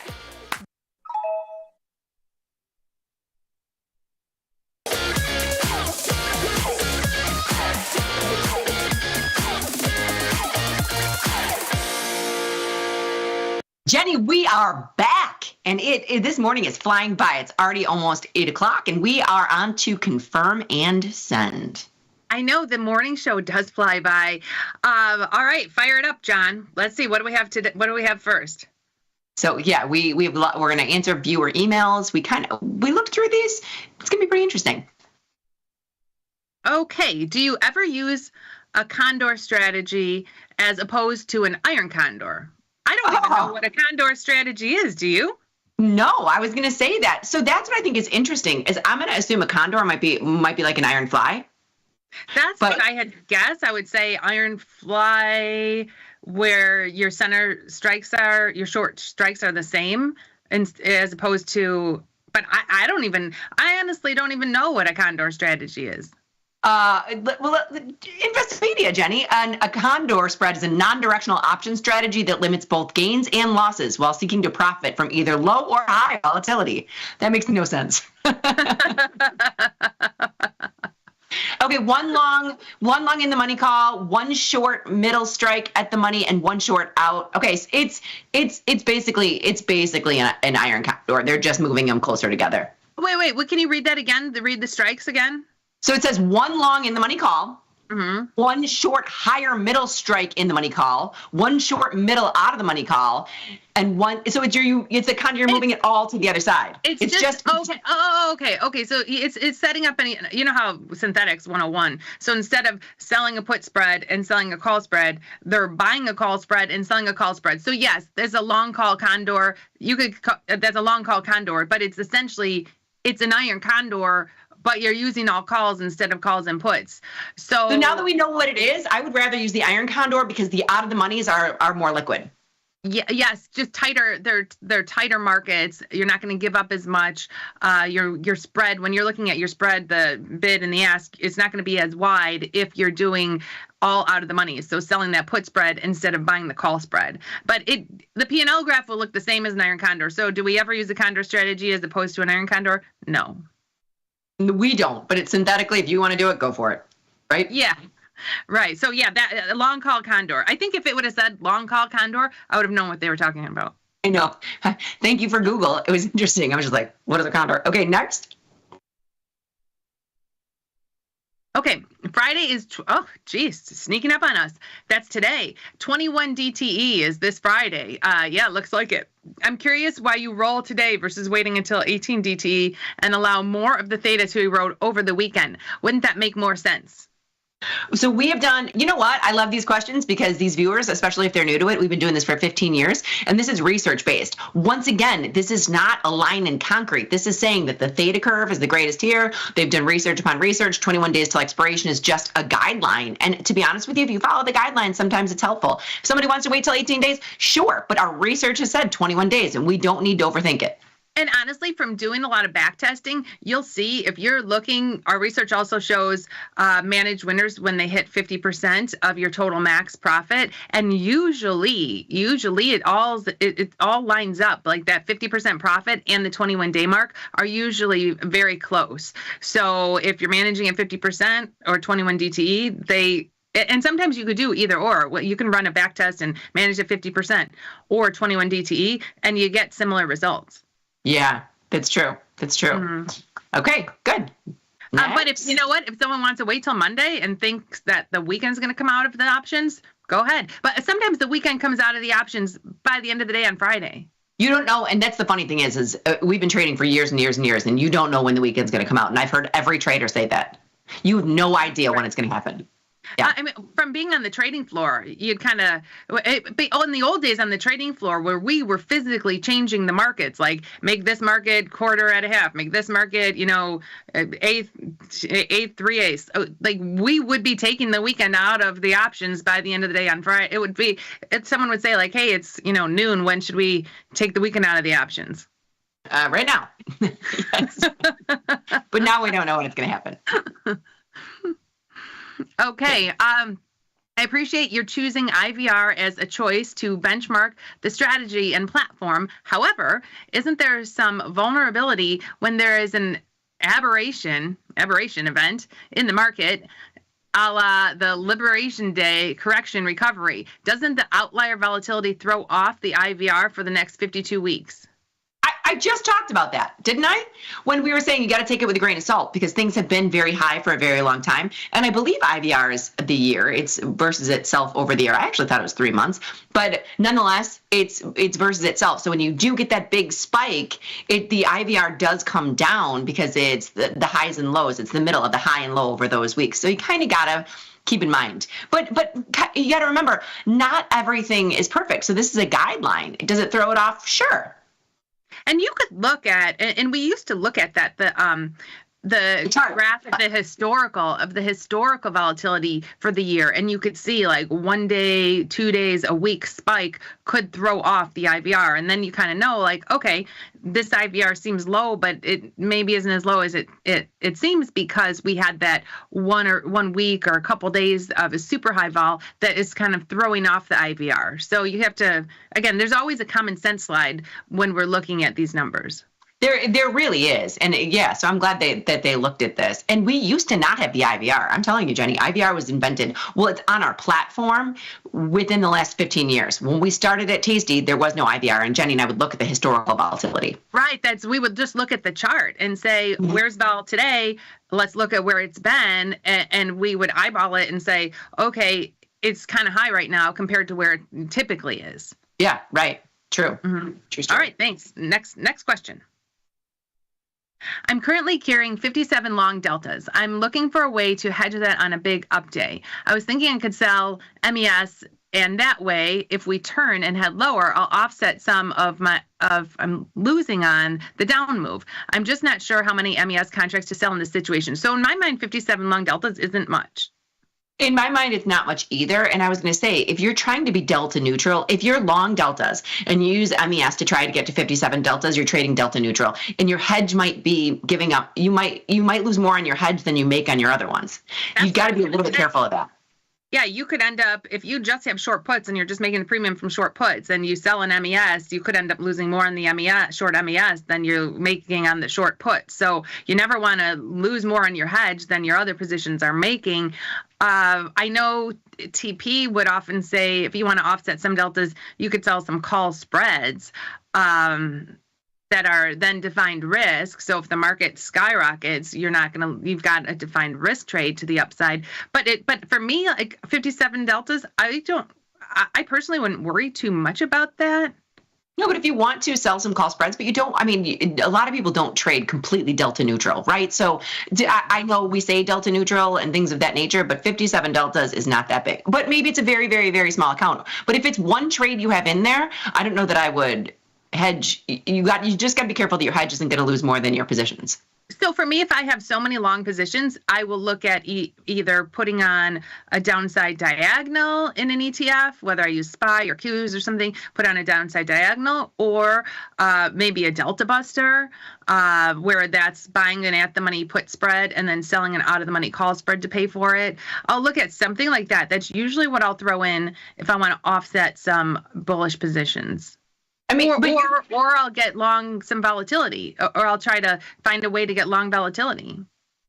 Yeah, you could do that. It's just like I said, 57 deltas isn't that much. MES is $2,000. I don't know what the beta weighted delta of MES is to SPY. It's 1-to-1, right? MES SPY. No, I don't know I don't even know how little MES is. Beta weighted deltas are beta weighted to SPY, not to SPX, and MES I think is bigger than SPY. Is ES is 5 SPY, but MES is smaller. Is 1-to-1, right? So what would you do? Like if you sell one MES, it's 100 shares. Is it a half a SPY? I don't even know if MES half a SPY. Well, that's what I'm saying. So if you sell one, you just got to be careful. I don't know what your deltas are with that. You don't need to be necessarily delta neutral. But I like selling call spreads against it too. Okay, next. What percentage of your portfolio is long stock? A small percentage, maybe like 20% of my portfolio is long stock. Yeah, but I'm long stock by chance, not by choice. Okay, so if I'm selling premium to begin with, and if something happens and it gets to the point where I need to take the stock, I take the stock. Typically, I like to sell puts and keep the puts rolling because that's just how I trade. But there is a certain percentage of long stock. Now, I'll tell you, Jenny, in our show account, it's not. In our show account, we have like none. I mean, I would say 1%, 0. If we have any long stock, it's because something is so cheap. That's the only reason we have it. If there's anything that's more than $5, we don't have stock. Yeah, I mean, we have Lunar, which is an $11 stock. That's it, I believe, right now. Kind of looking through this. So it's the only portion of stock. So you're right, 2% of our account is long stock. Mm-hmm. And I have some like higher dividend stocks that I have the stock and I sell calls against it or strangles around it. But if capital's an issue, then for a smaller account, I wouldn't even bother because selling puts uses much less buying power. Much less buying power. But like I said, most of my long by chance, not by choice. Long stock by chance, not by choice. I mean, I do starting by selling puts. Yes. For sure. The only long stock that Liz will have is a Royal Caribbean stock if she's going on a cruise and she needs her cruise credit. That's true. Those are facts right there. Facts. All right. Next. When you select a strike to sell an option, how much consideration do you give to gamma? I don't. I mean, gamma is the change of delta, but you don't need to get hung up in the weeds. So I'm not going to lie to you. In my 15 years trading on this platform, I don't think I've ever looked at the gamma. No. I mean, are you looking at your overall gamma? Sure. I mean, the gamma is the rate of change of delta. So if you've got a really large gamma in your overall portfolio, then your delta is changing quickly, right? Yes. But when I'm looking at an option, we're usually looking at delta, like, okay, maybe I'll sell the 16 delta, maybe I'll sell the 20 delta, but then we're not going that step further and saying, we better check the gamma on that. No, I don't know that I ever have. So I don't look at the gamma. Now, and that's what I love. I love the Greeks. I think all the Greeks are great, right? They are. But they need to be taken kind of as a whole instead of one number. Like you can't just look at theta either. So you can't just look at delta. You can't just look at theta. You can't just look at gamma. There is the common sense slide. You can't just say I want a 16 delta, but you're not getting anything for it. So there's no theta. Do you know what I mean? So you have to kind of put them all together into one package. But I never look at gamma. That's like the forgotten Greek for me. I mean, if you've got so much theta, well, maybe your positions are too big. And then if you have so much theta, you're going to see big changes in delta as the market moves. And what's that going to tell you? Maybe your gamma's too big. So, it's all correlated, right? Yeah, if you've got a lot of theta. Interconnected. Yeah, right. Exactly. Yeah, they all are kind of interconnected. Okay, great question. That's it. We finished. Confirm and send. And we're only 8 minutes behind schedule. Good job, Jenny Andrews. All right, we're going to take a quick break. We'll be back with Jamal. Stay tuned.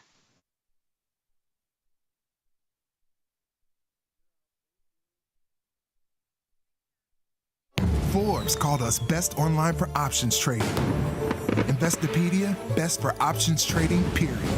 With stockbrokers.com, we're #1 for options and futures trading.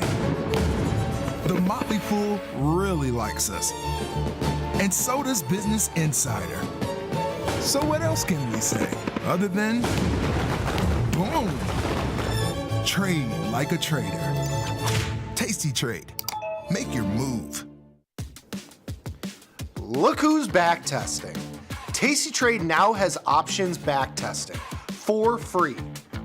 Test your trades with over 10 years of data for the most popular symbols. See how your trades would have performed in the past. Look back at profit and loss and take the guess out of guesswork. Oh, did we mention that it's free? Get backtesting at Tasty Trade. Tasty Trade has crypto, and you can trade with zero commissions. Bitcoin, Ethereum, Litecoin, and more.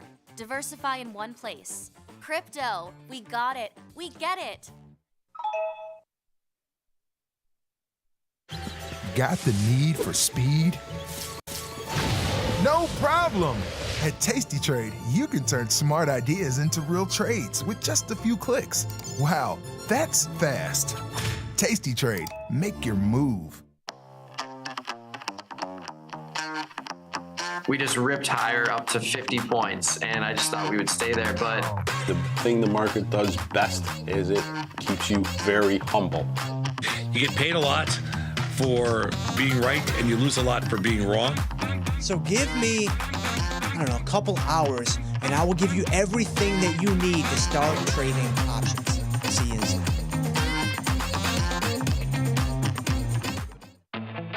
There's a beast in the financial world, and it's not the bull. If that's you, join us on Tasty Trade. Genius loves company.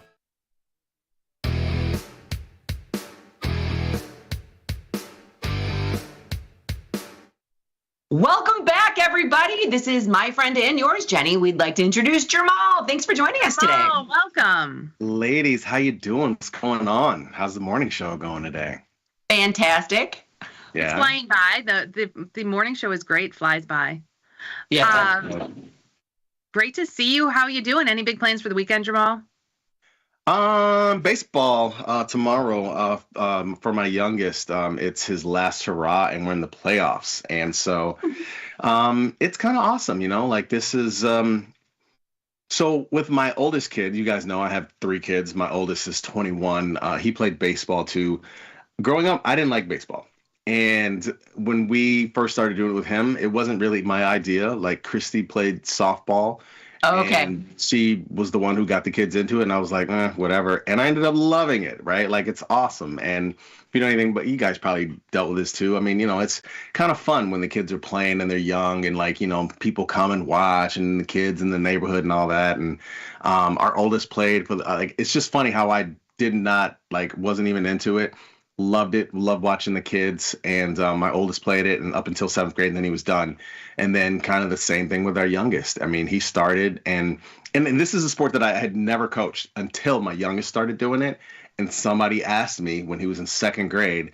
And so the last 4 years, yeah, I've been coaching. It's so fun. And like, basically this is going to be the end, right? I think it is so fun to coach, though. It is so much fun to be out there and coaching the kids. It's really fun. I coached volleyball for a little bit just because, I mean, don't get me wrong, I'm not a volleyball player, but I was like, sure, I'll do this. I was more inspirational in there than anything else, but it was fun. That's the thing, right? I mean, I've picked up a lot of things I started watching baseball at 21. I didn't watch it as a kid, so it's not a sport that I was into. So that's why my first time around, my oldest was doing it. I didn't coach because, again, I didn't volunteer anyway. If somebody would ask me, I probably would have. But, again, like, I always have this feeling, like, if you're going to coach a sport, you should kind of know something about it, be able to help them out, like, that, you know, whatever. Well, Jamal, I've coached lots of sports that I didn't know anything about. I also coached soccer, and I've never played soccer in my life. So, Jamal, when you say this is the last hurrah, is he in 8th grade? Is he graduating 8th grade, going to high school? No, so like in our town, both towns, whatever, connected to me. But like basically once you get after 6th grade, then it changes and it's not like the regular house league anymore. It's like, you know, because kids, it starts thinning out. And so they start combining. You have to pick a sport. You have to pick a lane almost, right? It really is that grade where like right 7th grade, right, where you start having like almost have to pick a sport. Some people do it a little early these days. But 7th grade is that grade. And so like that's why I know it's going to be there. And he's done with it anyway. So just having fun with it. But yeah, playoffs start. Your other son, he actually works for the basketball team at Madison, at Wisconsin, right? Working for the team? Yeah, that one. And so how did he get into basketball? He just started playing at, I mean, it was like 1st grade, kindergarten. We'd be in the house. He'd want to play. He'd want to challenge me all the time. And then I turned that to, well, if you really, and we were playing on a Nerf hoop. I'm like, well, if you really want to play, why don't we just go to the local YMCA and start playing? And then kind of tricked him into it. I mean, but he wanted to. And so that's how that started for sure. Okay. And he has one more year. I don't think I told you guys. He was what? He was in Dubai for like a week. Oh, how did he like it? Loved it. He loved it. Who did he go with? A friend of his from the basketball team, actually. Nice. That's awesome. Who lives there? Like his family, the guy's family lives there, and so he went to hang out with him and his family. He got treated for the week. It was great. That's the way to go. He did have some Dubai. He did have some Dubai chocolate. I don't know if you guys heard about this. I hadn't heard about it. No. I don't even think it's a Dubai thing, but it's kind of like, I mean, you can get it anywhere. I mean, we were in Aurora last weekend for a basketball tournament. We were at the Aurora outlet, and we got some there. Like, you can get it anywhere. Well, and he has one more year of school. He'll graduate next May. I think it's going to be December for him. I think he's just told us the other day. He's like, it's probably going to be December for me. I was like, all right, cool. Yeah. Which is fine because then our hotels won't be $5,000 probably. I mean, dude, the hotels in some situations of graduation, crazy. Oh, ours. I'm booking mine now for graduation. Minimum 3-night stay, $1,200 a night. So $3,600 for one hotel room because it's minimum 3-night stay. So it's going to cost $3,600 to go to graduation for one room. You guys are giving me heart palpitations. You guys are exiting this. I'm entering into college. Sorry, we're just letting you know what's coming because that's what I heard this year from people. People were telling us that this year, like, you know, who were graduating different schools around here, like we knew about. Yeah, it's wild. It is. But you know what? Right? So I think I'm going to do this. So Miami does this. They know about the price gouging and the hotel battle for graduation. So they offer the dorms to parents for $120. So for $120, I can get a dorm room and they'll provide sheets and pillows and blankets for the parents. So a lot of parents said, yeah, let's just get dorm rooms. And it'll be like, we're back in college living in the dorm. So you're going to have your shower shoes with the communal bathroom down the hall. It's going to be awesome. Shower shoes. I love it. I love it. Oh, God. Yeah, let's pull up some slides. Let's talk about this week in stocks here. I tell you, it was kind of a weird week, right? I mean, holiday shortened week. Not but it felt long. Even though we had the short week, it kind of felt long. It did. Yeah, it did in some weird shape or form. Guys, can we pull the right now? I'm seeing the platform. Can we put like the slides in the main thing? Even though I'm pinned, I only see the platform. If we could like change that up somehow or another, because it's kind of tiny. Liz, can you take the platform down, please? Sure, I'll stop screen. Okay. There we go. Higher volatility for longer, it would appear. Have you noticed like the VIX kind of hanging around 19, 20? Yes, we were just talking about that. Yeah, I mean, I think that's kind of something that we can look forward to for a little bit, it would appear. I mean, when you look at VIX, when you look at any one of the VIX futures, they're kind of just hanging around that long-term average. I got a slide on that, and I'll talk about it more in a second. Let's move to the first slide. So we came into the week, right? Last week, I thought it was crazy. On Friday, we hear about the news about some 50% tariff on the EU, and so it was like markets drop. And so that was the backdrop we come into the week with. Of course, basically, by the time we get to Sunday night, into Monday, futures are running, and we're already kind of higher. We hear about they're going to halt this, we're going to have tariffs, we're going to push it back. So now they got pushed back to July 9th, at least what we heard. Big deal to start the week. Salesforce bought Infa, which this was really interesting. I remember this stock. I'm sure you guys too. Infa, it actually went private in I think it was 2015 for a $5 billion deal. Now all of a sudden it comes back public, I think in 2021. It goes private again. Well, not private, but it basically gets bought out for $8 billion. So that's a really nice thing. I mean, you come public for $5 billion, you get bought again for $8 billion, a little bit higher. It's kind of like the things that you could go public with or private with these days, and eventually go public. These like sugar-free sodas, right? Like Poppy. I mean, you guys should just create one of those. Seriously. I mean, that's the easy way to make money, I've noticed. So is that why? Because when Salesforce earnings came out, it was up after hours. But then was it later when they were talking that they said they were going to buy Infa, and then that's why it was down? No, they bought it before they announced it before their earnings. Before it was coming up. It was basically kind of known on Friday, and then I think the deal was kind of consummated Monday/Tuesday or whatever, Okay. Yeah, they announced it before their earnings, but Salesforce was crazy. That is nice for the people of Informatica. Isn't it? Private. Yeah. Works out well for them. The PDD got rocked on earnings. Obviously, they're the parent of Temu, and when you consider everything that's going on with tariffs and shipping things overseas, probably not a really good time for them. So that stock got handled a little bit. I think it was below 100 at least. It was above 120 at one point. NVIDIA, big earnings this week and came through for the most part. It probably worked out if you sold vol in there for earnings. I think it was forecast like a 7% plus move and was maybe around like 4 to 5. Yeah, it was up, but within the expected move. Right, it was only up a little, like 4, not much. Yeah, Right. So I want to take a look at PDD today because we used to trade it. We haven't looked at it. So today on the show, Liz, let's take a look at PDD. Yeah, we can, Jenny. But I think buy one share and then it'll be on your radar. It'll be on your radar. And then, of course, yesterday, again, more news. I mean, it's just, this is our markets, right? Where we started this whole slides at the top and then where we ending these slides at the bottom. This is basically our markets right now. Yesterday, of course, with the news came out. Well, it came out actually Wednesday, during like later in the day.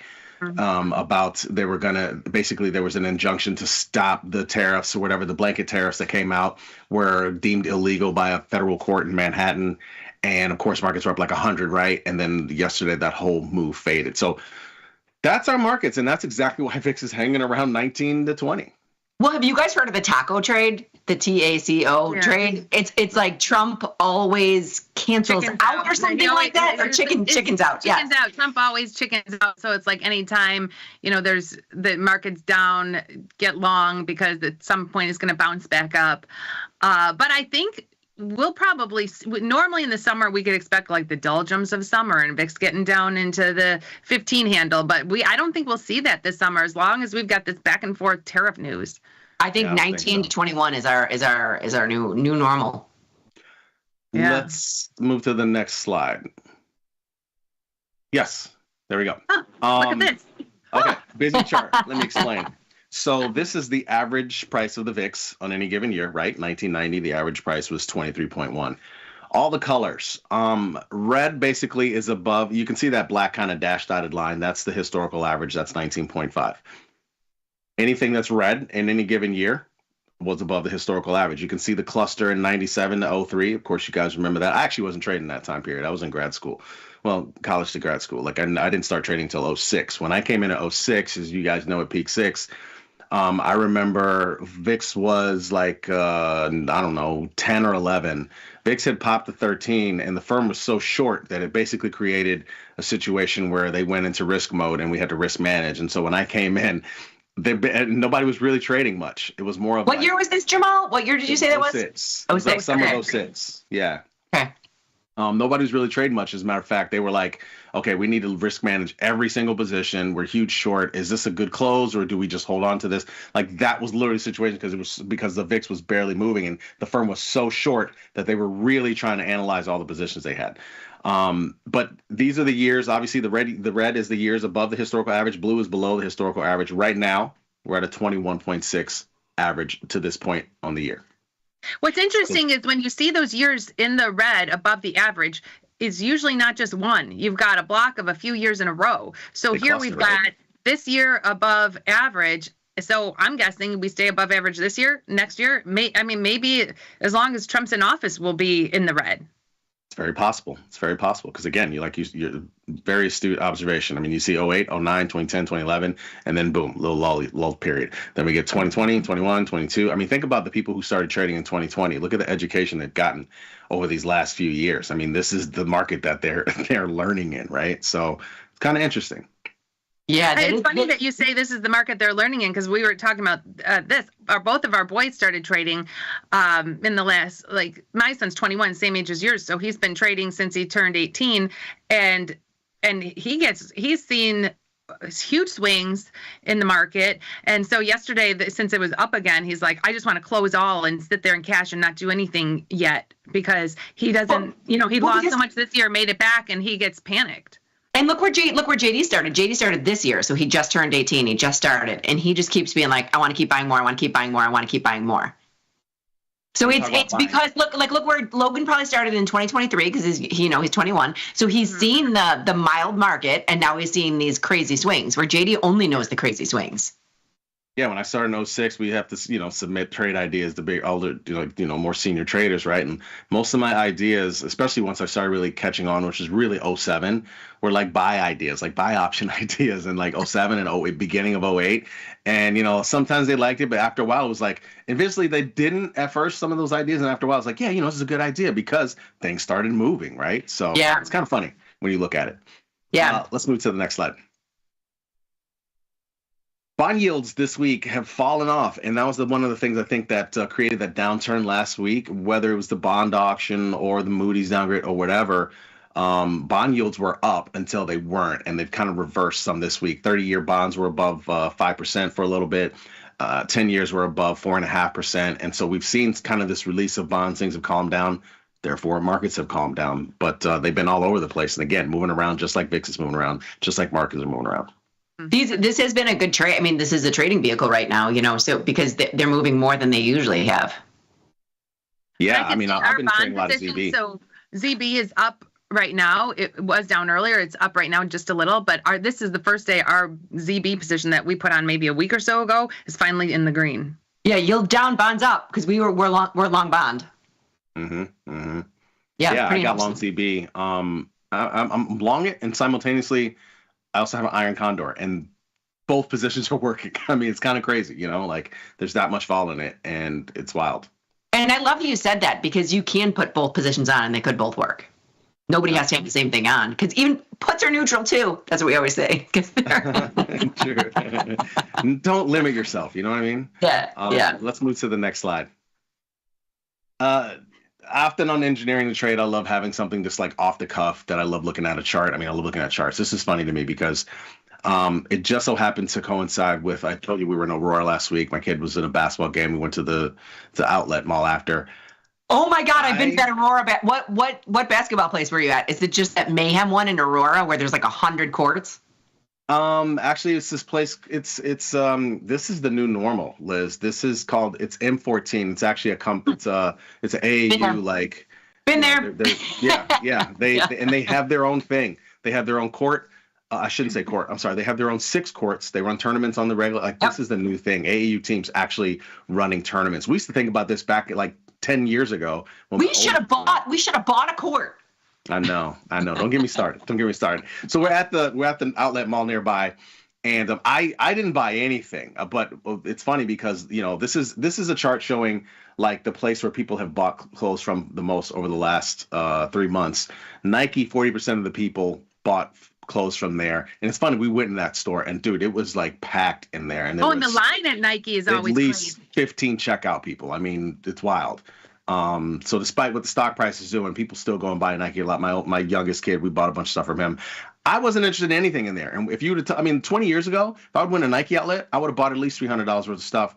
Wasn't interested, but. Where do you get this information from? How do you know Nike's 40%? It's a secret. Higher? It's a secret. I mean, I can't tell. Adidas, 35% of the people bought from there. Calvin Klein, 26%. Levi's. I mean, look at these. Have you bought anything from any of these? No. I'm curious. I did just buy a new pair of Nikes. Okay. So my condo in Michigan City is like walking distance to an outlet mall. So I frequent the outlet mall. So yeah, and it's all the same store. Do you buy anything from any of these? Yes, and every time I go in Nike, the line, it doesn't matter what day of the week it is. Every time I go in Nike, the line is at least 10 people deep, at least. Yeah, it's kind of crazy. But Ralph Lauren at the outlet mall, that's my daughter's favorite store now. Really good documentary on HBO Max on Ralph Lauren. I highly advise it. It's really good. I always loved Ralph Lauren, but their clothes are way too damn expensive now. I'm not buying a shirt for $150. Like, no chance. Jamal, all you have to do is not give them your phone number, and they'll text you 50% off coupon. The discounts. I know, right. Jamal. I know we're at Chatty Cathy, but we are getting very pencil thin close to the opening. So we're gonna. Right. We gotta get in for opening bell. Let's clean it all up. Boeing is supposed to be resuming airline deliveries to China as soon as next month. Next week, we got JOLTS on Tuesday, ADP on Wednesday, and then non-farm payroll on Friday. And as far as research, that's old. I forgot to update that. Whatever. But you can still check it out. May 13th, the OJ selecting strikes, puts versus call. Check it out. I like it. Puts All versus right. calls. Thanks so much, Jamal, for coming on. We're getting in under the wire. We better take a quick break to make it back in time for opening bell.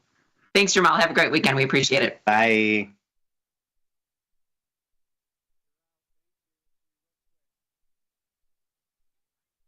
Stephen and Lan, thank you so much for holding.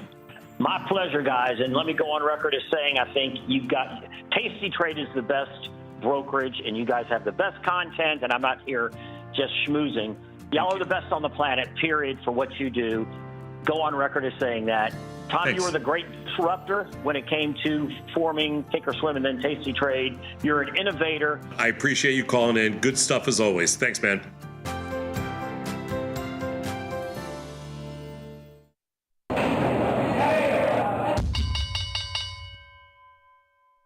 Woo! We made it in just under the bell, Jenny Andrews. Just under the bell. 829.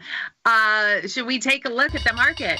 Did you hear all my computers go off at the same time? Because I have everything silenced but the bell. So that works out well. We're in the markets right now. I just jumped into bonds real quick because it was one of the things we were talking about with Jamal. Let's pull up the platform. Okay, great. Okay. Here we go. I'm in the platform. I can see it. Just wanted it pulled up so we can see what's going on. So let me know when you can see. I've got it's up. It's up. You got it? Okay, good. So I just want to go to ZB real quick because this is one of those things that we were just talking about with Jamal.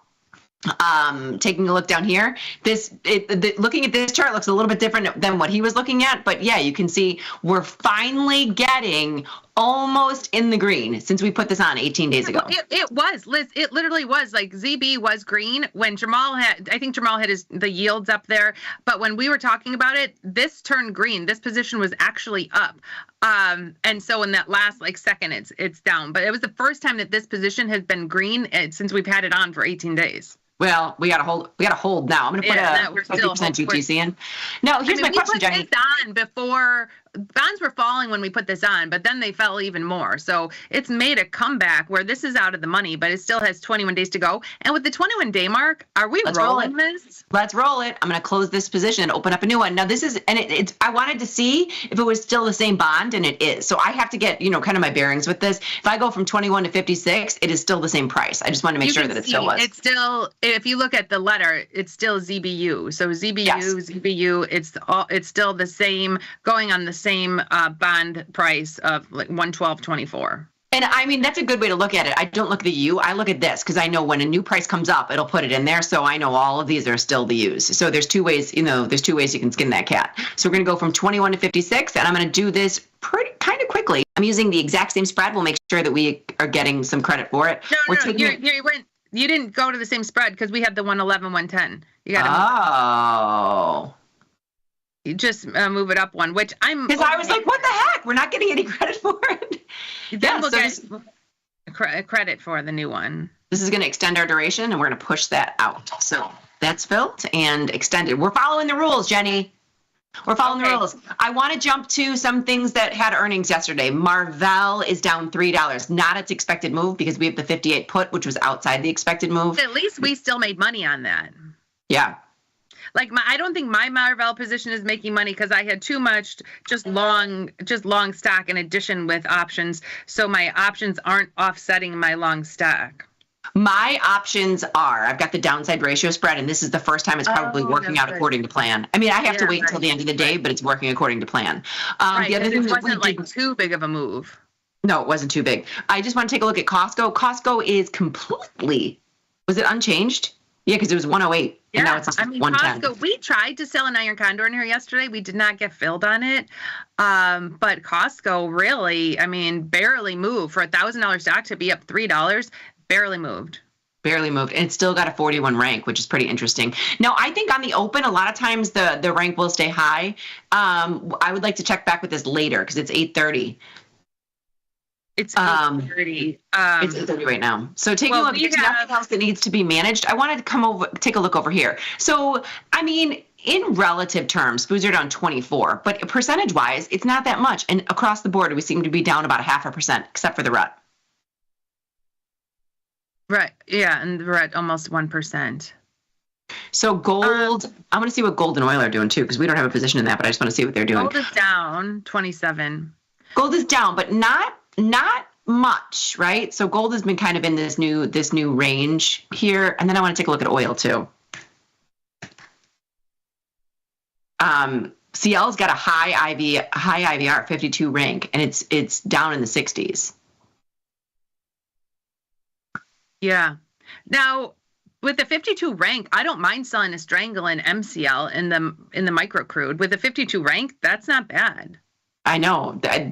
Oil's been on the radar lately. You'd have to go to this 48, which is a different. Taking a look at this. You'd have to go to the 48 days, July 17th with 48 days. So the price of the oil is a little bit lower. It's 59.64, but that's okay. It's still got high rank. These seem to be new because take a look at the volume. I would say, like, where can we get $1 and $1? So that 50. No. Oh, I wasn't gonna sell a spread. I was just gonna sell naked strangle here. I'm gonna stick with the standard where I don't want. So I'm just gonna go 88.93. 2.25. Sure. Yeah, I'm gonna go 52. It's pretty conservative. I'm gonna go 52.67. $174, using only 520. I mean, the margin here is not bad. Although, at these low, and I don't want to like say, oh, I set a strangle and now I'm going to change it to a jade lizard. But at oil down in the 60 handle and selling that 67 call, would you rather do a jade lizard? So I would, and let's do that in here because you can now. Because remember they changed it. So I'm gonna go back to the where was I? Yeah, the 51. 52. I think that, but you can just get 70 cents on a put. 70 cents on a put, and then I'm gonna come up here and I'm gonna try to do. I just want to see. No. It's hard because it's so wide. They're so wide. Well, usually if we're doing a jade lizard, we've got to bring that call spread in a little bit. That's fine. I don't mind getting slightly less. Hold on. There we go. 98 cents. So it's like a 1 point wide call spread and a naked put, and we're getting almost that full $1. Yeah, we'll see if we can get filled. We're sitting on that. Oh, the other thing I want to take a look at, because we sold it yesterday, was CoreWeave. After we did this, Jenny, so we sold it during our show, and then it gapped down about $10. We're still fine because we are pretty far out there. I think we have the 78 put. 78 put. It was funny because I couldn't wait. I couldn't wait to sell those puts in CoreWeave. I was like, right after the show, I said, I got to log into my account and sell those puts in CoreWeave. And then by the end of the day, I was like, I don't know why I had to rush. I was shocked when Jamal, were we live on air, or was it in between when Jamal was telling us they're making a HIMSS double ETF? Yeah, leveraged bull, 2 times bull ETF. Or not volume? ETF, not ETF, but just like a 2 times bull. I don't know. That was crazy. Oh, good. We're filled on the MCL Jade Lizard. I'm going to push all We're the going to stuff get this pushed out. It's going to get pushed out after the show today. Yeah, that's fine. I'm just pushing everything. I had a few technical difficulties here today. It's okay. I don't know that we have anything else that we need to manage. Now, I will tell you, Jenny, I don't know that, this is not our show. This is just opening bell. So taking a look at this, it is the day to roll. It is 21 days till expiration. If you have any, I'll go through my account and probably do most of this. We're going to have to roll on Monday.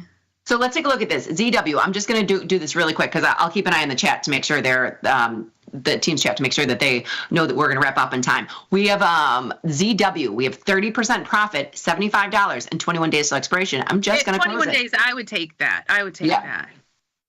Yeah. So we're but most of these we could take a look at because to stay on schedule, we only have 3 minutes until market measures. These mornings are jam packed. Yeah, and we will. So to kind of answer the question, 8:40 fast market. So we have, and then we're going to be putting on trades in fast market. I know. It's so funny because a lot of these questions lean towards this. So they were saying, why do you roll 21 days instead of waiting until 18? Maybe that was Jenny that wrote that email in. She wanted to see how I would answer it because right now it's just a loose guideline. It's not going to be the end of the world if we don't roll our Archer put or the puts that are 21 days till expiration or this Webull put. We can wait. It's just a loose guideline. So to your point, we're not going to roll everything. If there's anything profit taking, we should take it, but that's it. Right. And maybe we wait on new trades since we've got fast market coming up. Oh, yeah, we're not going to put any. I wanted to look at Nike. I wanted to look at Pinduoduo. I also wanted to look at American Eagle because that's down on earnings. And And you still have that. Did you ever get out of your pairs trade? No, I still have half my pair. Thanks. The wrong half. Still have my 800 shares of American Eagle. The wrong half. They did have earnings, like a fringe earnings play. And nobody really has earnings on a Friday night. I wanted to take, and we will put in new trades too, but I want to take a look at GME because this was something that we kind of rode up and then let sit. And now it's coming back a little bit, but we still have 52 days in this. So this is, right. We leave that. Yeah, we're going to leave that. I don't think. I'm gonna close all these. I mean, like I said, there's not much to do. We're coming in out of the gates. Now we've been doing study after study after study about the, with the 0 DTEs and SPX about how to kind of wait until about 9 o'clock to put those on. So that's not even something that you could be doing. Do you want to take our $100 in Tesla? Yes. I know it could be way more. This was one where we bought a call spread and sold a put spread. So we sold a $5 red put spread and bought a $5 red call spread, but it could just as easily fall back down. So I'm selling it. We're going to do that. And you know what was great about closing the Marvell position? I was looking at our capital this morning while we were getting everything ready. The Marvell position held up a little bit of capital. We're getting quite a bit back. Okay, I'm going to leave it at 83, right? Okay, I have a question for you because I know Scott's coming on later. Are we going to mention CoreWeave to Scott? The stock that shall not be named. I want to see if it's still there. I mean, not still there, but see if it's still as good. It is. Yeah, I feel like we should bring it to his attention since he is like in charge. Fine. I'm just kidding. I liked Mikey saying there was a stock honestly, like we talk about margin all the time and why some stocks have better margin than others. It's a great question for Scott today. It is. You're going to have to leave the room and call in. Go to your kitchen and call in. We can ask him, and it's going to be fun to take calls with him. All right, so it's 8:40. It's time for Fast Market. So do you want to take a quick break? Yes. I don't know, John. Yes, I do, Liz. Yes, I do. We'll take a very quick break. When we get back, we've got Fast Market, so we're going to be taking a look at 10 trade ideas. Very excited. Stay tuned.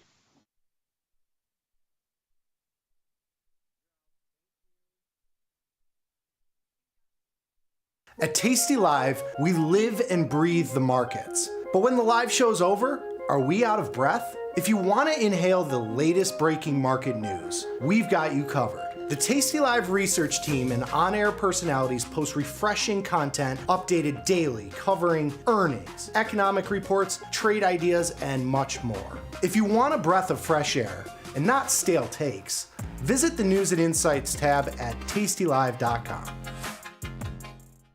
This is Chicago.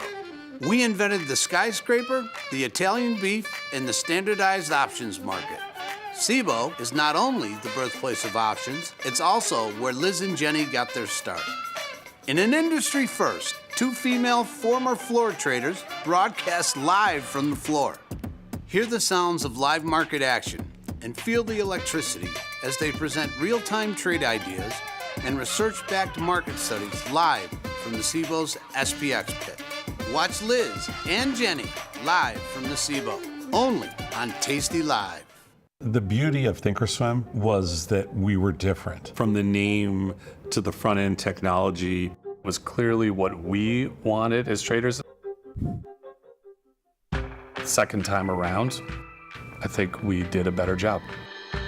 Yes, we are known for our ability to support complex derivatives traders, but we also have the tools for somebody who's brand new who wants to come in on the first floor and work their way up to the top of the building. It was a great show, very inspirational and motivating. I feel like you got to know each of the traders a lot better on a personal level. It was awesome. This is my 10th or 11th live event. I thought the math would be really complicated and it wasn't, and then it just made sense. They've opened my eyes to many different strategies.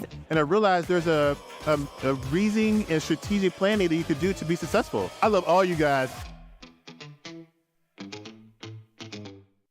The market doesn't stop. So why should you? Diversify your portfolio with stocks, options, futures, crypto, and more from Tasty Trade. Focus on the markets that matter to you. See the odds before you trade using curve analysis, IV rank, and more tools. Get industry insights that help you find your next trade right where you need it. Tasty Trade. Download today.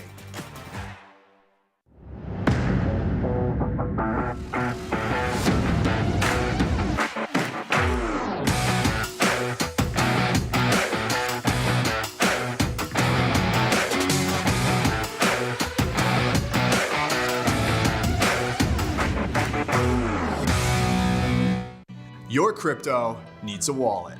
And crypto is better when it's tasty. You can now do more with your digital currencies with the Tasty Crypto app. We're proud to offer a self-custody wallet for Bitcoin, Ethereum, and Polygon. Transfer your digital tokens directly in-app and access thousands of tokens available only on-chain. Your wallet is your key to decentralized finance. Download the Tasty Crypto app and get started today. Got friends? Get $250. We'll give you a bonus for each qualified person you refer to Tasty Trade. So spread the word and earn rewards. Terms and conditions apply.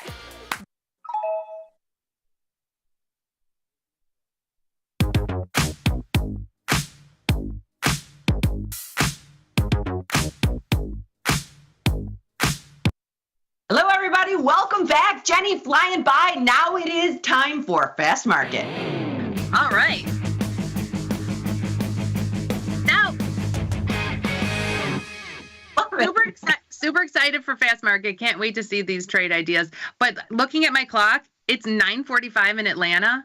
9:45 in Atlanta. So the boys are all probably almost getting close to wrapping it up so they can get everyone back to work by 11. Oh, yeah, that's true. Yeah. I wonder how it's going. I bet it's going to be amazing. Okay. It's going to be, the cool thing about that show is it's going to be different in every city because they're doing live trades. So depending on what the market's doing, it's going to be different in every city. So I wish we could all see it or get a live feed or a live view of the trades. That would be cool. Or afterwards, look at, these are all the trades they did during their Atlanta show.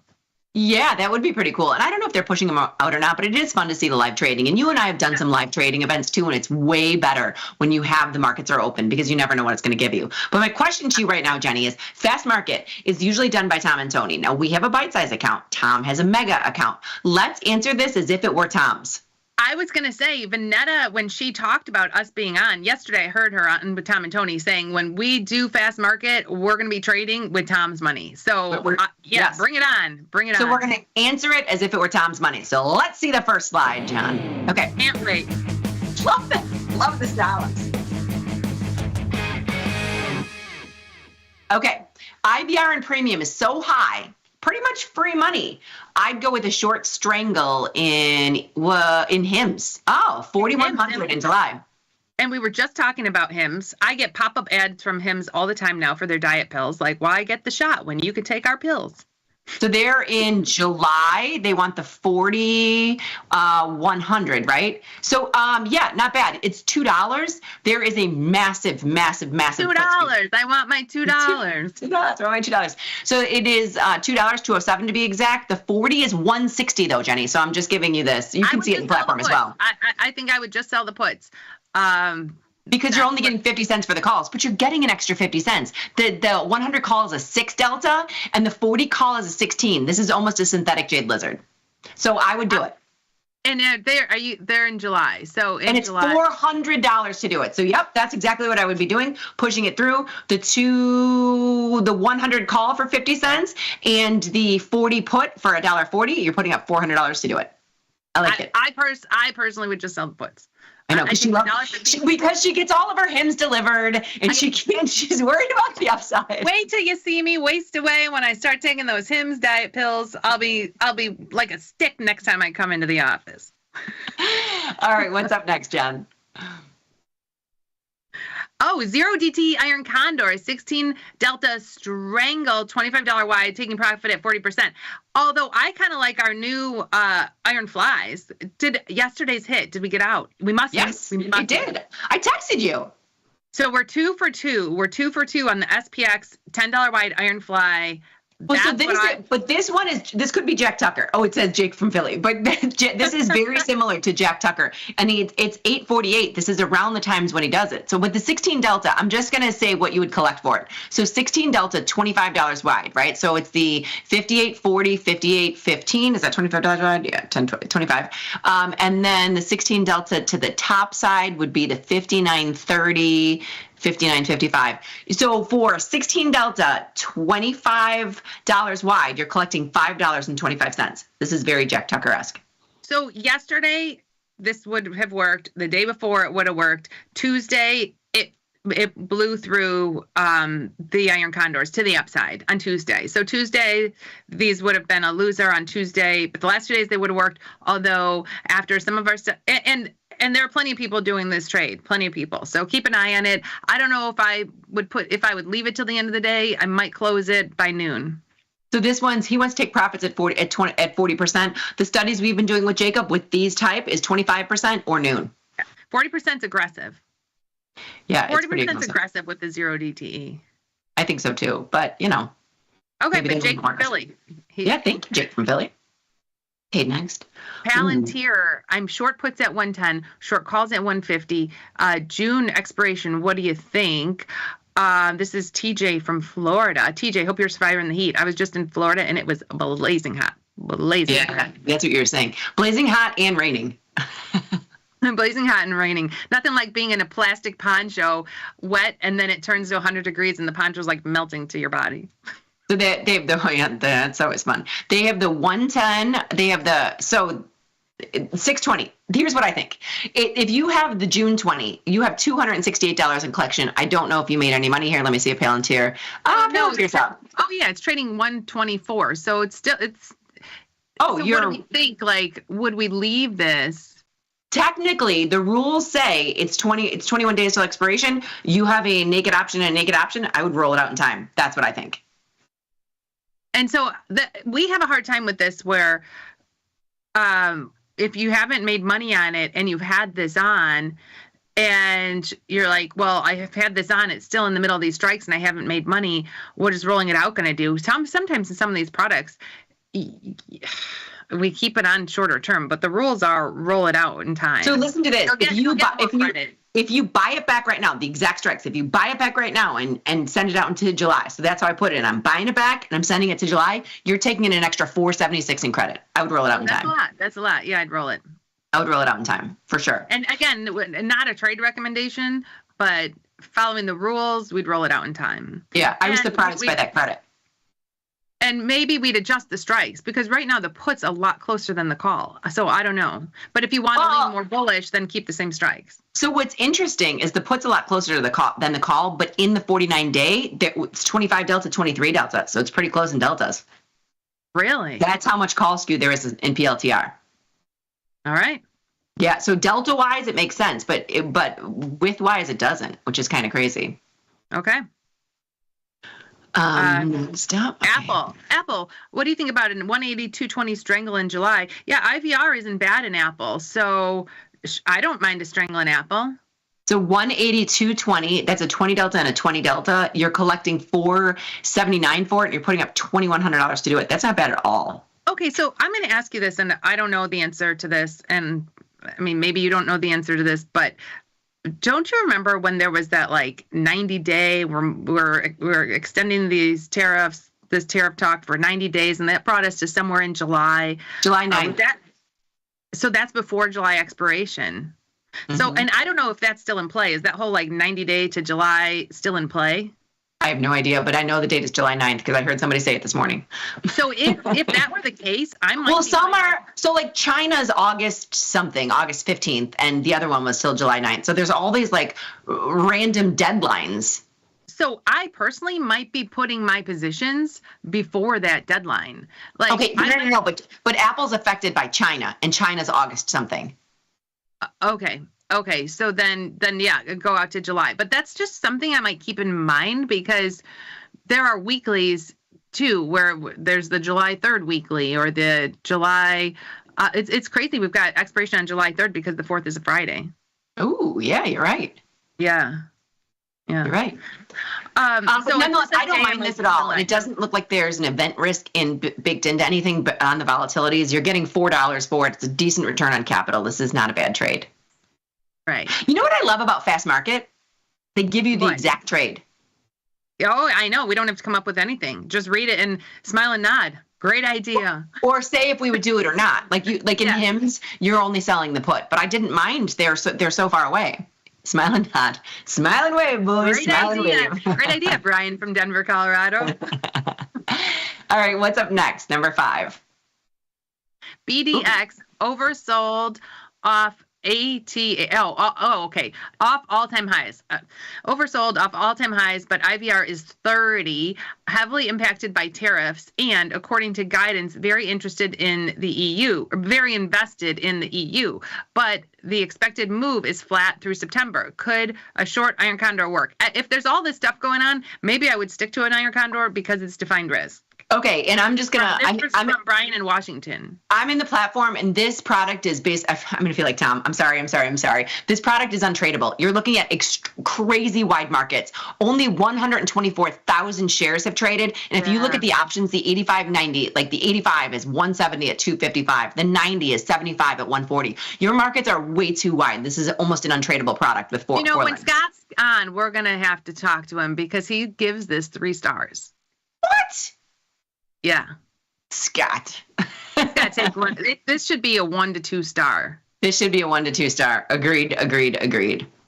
Yeah. Okay. So I think it's just a little too illiquid. It's hard. It's tough to get in and out of products. Well, and I'm in regular July. The other thing is there are no weeklies, and in regular July there is 0. And when I say 0 volume on any of these. There is 1 contract traded on the 165 put. So this is almost untradeable. But I appreciate it. Thank you, Brian from Washington. Up next, we have FDX, FedEx. FedEx earnings is 3+ weeks out. Looking at July, 195, 250 strangle. So I know it's saying the earnings are 3 weeks out. So I'm not going to sell a strangle when I know earnings are coming. I'm not going to sell it July strangle and earnings are coming before, because I know I'm not going to get out of that strangle before earnings. I would just wait till earnings and put on that strangle. Yeah, earnings, I wholeheartedly agree with you. Now, I know the boys would probably be like, oh, yeah, okay, well, and that's their voice they use because they think it's going to. But in my opinion, I think you can get there. Can you get the theta decay you're looking for if it doesn't move? Iron Condor is neutral. So you just want time to march on and it to come in. Where you've got, it's like running in sand. Not only will they put this on, but in 3 weeks when earnings are coming, they'll say, oh, FedEx earnings. Oh, we got a strangle. Oh, we're going to have to buy that strangle back and like recenter it. That's exactly what they'll do. Correct. So I'd rather not like buy back this strangle and recenter it at earnings. I'd rather just wait till pre-earnings. I agree. So that's just kind of how we trade. But even though it's Tom's money, I'm still not putting it in there. Yeah. All right, number 7, we have Tesla 0-day EM strangle. Oh, is it end of month strangle? Because today's end of month. I guess so. No. Is today then? No. There's 31 days. There's 31 days. 30 days has September, April, June, and November. All the rest of 31, but there's no trading tomorrow. So it's end of month right now. 0-day EM strangle in Tesla, which is crazy. This is coming from Deborah. Deborah from Washington. Deborah from Washington. You're looking at a strangle. Now, if I was going to sell a 0 DTE strangle in Tesla, whew. Okay, I'm just talking out loud. So if I'm selling a 0 DTE strangle in Tesla, number one, you're gonna have to watch this because it is not cash settled. But you can go to the 347, 365. So it's the 16 delta, 16 delta. You're getting 150. I don't think it's worth the risk because you're putting up $14,000 to do it, even with Tom's money. I don't know. I was gonna say you've got to have, it takes guts to sell this strangle in Tesla, but you're getting a decent credit and it's just for the day. It's for the day. Now, I mean, you have to, at the end of the day, close this for a loss. Like if this is, if I'm putting this on wherever Tesla is at the end of the day, I'm taking the loss on it if it's a loser. And I will say too, and I very rarely trade undefined risk in the 0DTEs, and a lot of times it's SPX. The capital required is astronomical as the days get closer to expiration. It's $14,000 to put the strangle on. But you know what? You can give up very little and buy wings, because this is the one thing I like about the 0DTs. The wings are cheap, so you could give up very little and go buy wings if you wanted to. And that's an excellent point. You still have to close it at the end of the day. Well, if it's in between winning strikes. Yeah, I would still close it at the end of the day. But this is crazy. Deborah from Washington. I like it, Deborah. All right, next, 8 of 10. We're on 8. Okay. Ooh. Yes. Enphase Energy at the bottom here, and don't mind owning shares. Okay. July 35 put looks good. So yeah, if you don't mind owning Enphase Energy, that's the perfect time to sell a put. And I'd sell an aggressive put. This is Mike from DC. Mike E, Mike Y, Mike E from DC. So if I'm doing this, I love it. Enphase Energy. I'm gonna give you some details right now, Jenny. So he wants July. I went to the 35 put, which is the just out of the monies, only because it's traded in $5 wides. You're getting 205 as the mid market and only putting up 381. Okay, sure. Enphase Energy. Sell some puts. I like that one a lot. And you know what I like is the bottom, don't mind owning the shares. That's an easy way to look at this. If you don't mind it at, where's it trading? 38.97. If you like it at 38.97, you'll love it at 35. Yeah, plus 2, you'll get long it at 33. Yeah, love it. Who doesn't want some Enphase Energy at 33? True story. All right, next, we've got 2 more. LYB, I've never heard of this. This is one of those that I'm afraid is going to be illiquid as well. It's Landell Basel Industries. There's no weeklies, okay? Only 500,000 shares have traded. So July and the markets are insanely wide. 190 at 370 is the 55 call. Where are you looking? The 55 call was just 190 at 370. Now it's 250 at 360. Oh, 250 at 360. I was just looking at the money call. So they were looking at the 50 put 60 call. Yeah. To Jenny's point, it's pretty liquid. It's not nearly as liquid as that other one that he gave 3 stars to. Okay, if you want to get in this because they have a high dividend, I would start by selling at the money put. So I'd start with that 55 put. And, if you want, that's better than just going out and buying the stock. I'd rather start with selling the put than buying the stock. If you're planning on buying the stock anyway, I'd start with that. The July 55 put, or even the July 60 put, which is like a synthetic covered call, if you're trying to add this to your portfolio. Yeah. And the dividend is June 2nd, which is Monday. Oh, and they're from Grosse Pointe, SMAC from Grosse Pointe. Did you watch that movie, Grosse Pointe? Grosse Pointe Blank? That's what I was like, it's Grosse Pointe Blank, yes. Grosse Pointe Blank. That's from the 80s. Yeah. Yeah. I'm surprised. That's what from the 80s with the Say Anything guy. I'm surprised you watched it. All right, last one. We're 9:01. We're a little behind schedule. Last one we have in fast market coming up after LYB. Is there another trade? 10 out of 10. Come on, let's see what 10 is. Maybe. Drum roll.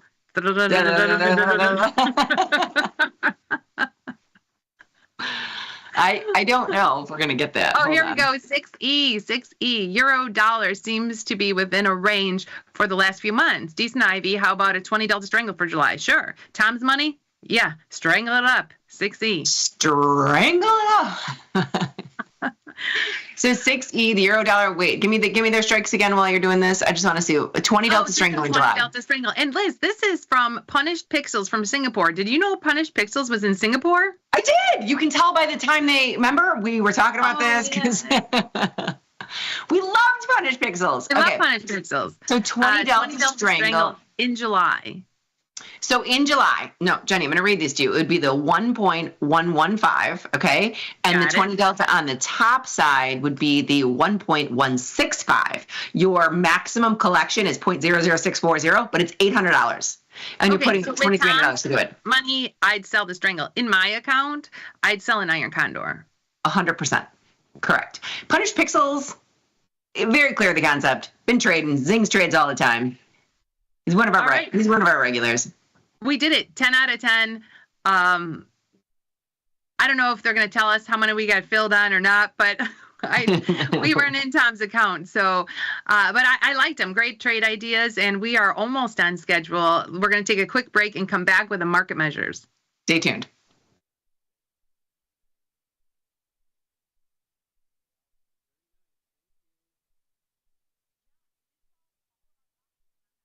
Dear Kaylee, hats off to you for being such a culinary genius.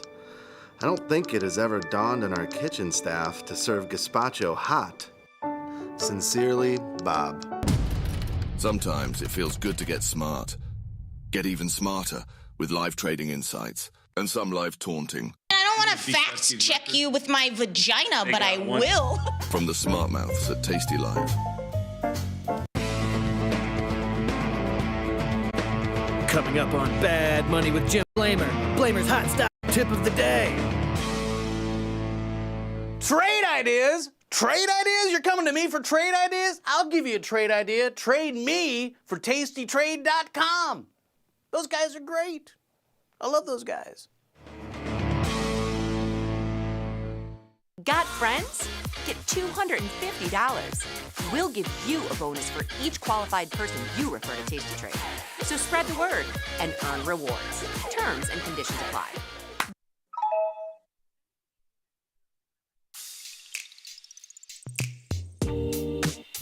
Hi, my name is Liz Deerking. The beautiful brunette next to me is... What an intro. Jenny Andrews, and we are about to play a very exciting game.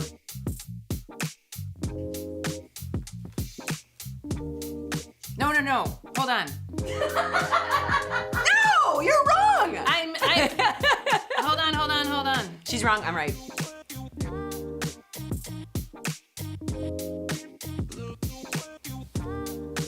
High school party, high school condo. Yeah, because it wasn't in school. I had friends at my high school who were mutual friends of Liz, and so we were all at the same party. And then parties for the rest of our lives. For the rest of our lives. The same thing with college. She went to a different college. I went to a different college. But we both ended up at the CBOE together. Yep. Tasty Live's godfather of options, Tom Sosnoff, is grabbing his passport and taking this show international. He'll be joined by IG's Rich McDonald in London and Milan, along with special guests at each stop for an evening of live trading. It's fun, challenging, and moves as fast as the market. Doors open at 5, with trading starting at 6. Come early and have a pint or glass of vino with the boys. It's totally free, but space is limited. Register at tastylive.com/events. Options just got molto interessante. The market doesn't stop. So why should you? Diversify your portfolio with stocks, options, futures, crypto, and more from Tasty Trade. Focus on the markets that matter to you. See the odds before you trade using curve analysis, IV rank, and more tools. Get industry insights that help you find your next trade right where you need it. Tasty Trade. Download today.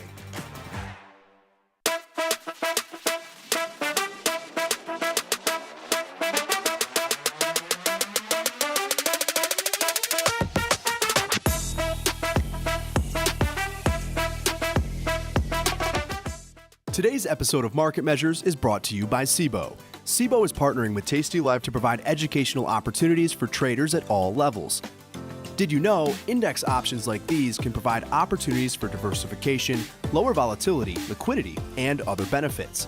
To continue your education on some of the mechanics learned in today's Market Measures, check out SIBO's Retail Trader Suite at www.sibo.com/minis.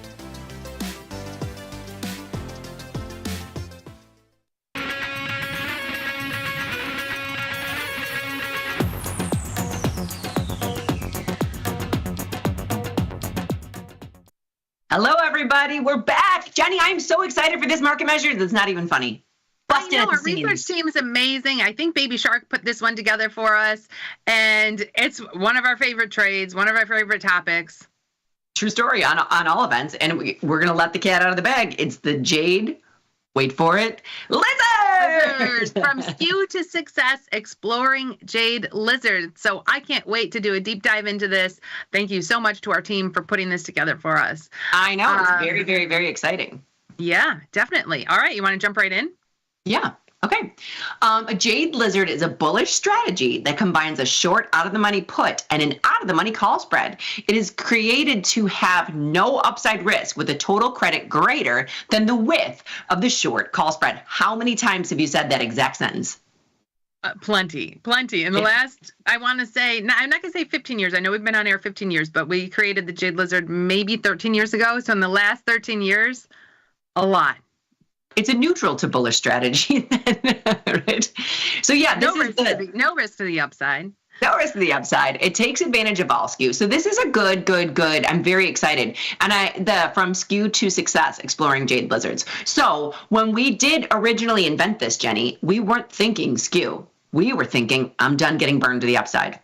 Well, okay. So this is kind of, skew forced the trade because we were tired of losing on the naked calls, right? We were in a bullish market and tired of losing on the naked calls. But even besides that, when you look at buying protection, those puts are so darn expensive. It's too expensive to buy protection. That's why most accounts you'll see have naked puts. It's too expensive to spread them off.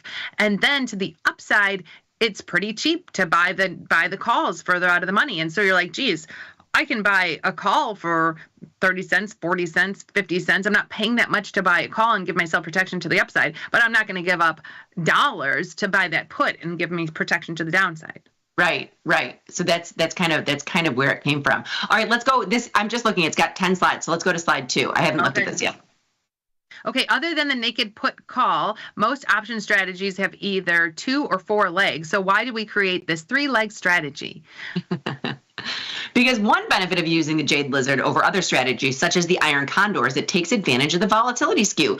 I think you just said that, Jenny, but normal skew is as the price of the product goes down, the implied volatility gets higher and higher and higher in a normal skew. So by eliminating that, you eliminate the most expensive volatility option on the board. So you'll rarely see us doing a Jade Lizard in a product that has really high call skew because you're not getting enough for the call spread. So if there's very high call skew, the call spread is too cheap. It's not worth it. It's like, oh, we're only getting 10 cents, 15 cents for this call spread. We're not even going to sell it. We're just going to sell that naked put because and especially things like gold, right? So gold has a pendulum, the skew swings both sides in gold. So a lot of times it makes sense to be like, oh, I don't want any risk to the upside just in case it continues to go up. You really can't put these in those products. It's not worth selling that spread. You're either going to sell the naked option or nothing because the spread isn't paying you. It's not worth the risk. Right. Okay. Right. All right. Next slide, please.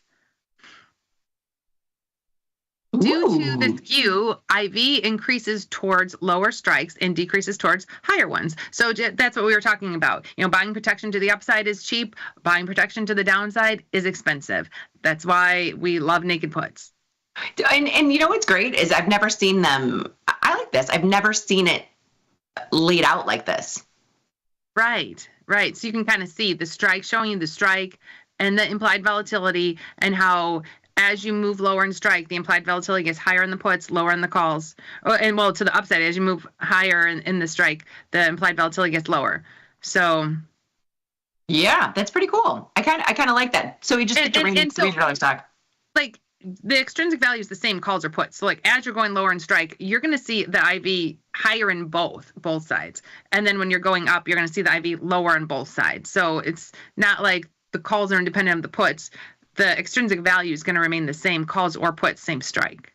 Same strike. That is true, and I'm glad you bring that up because it is. That's just call put parity. The extrinsic value is identical. Okay, let's go to the next one.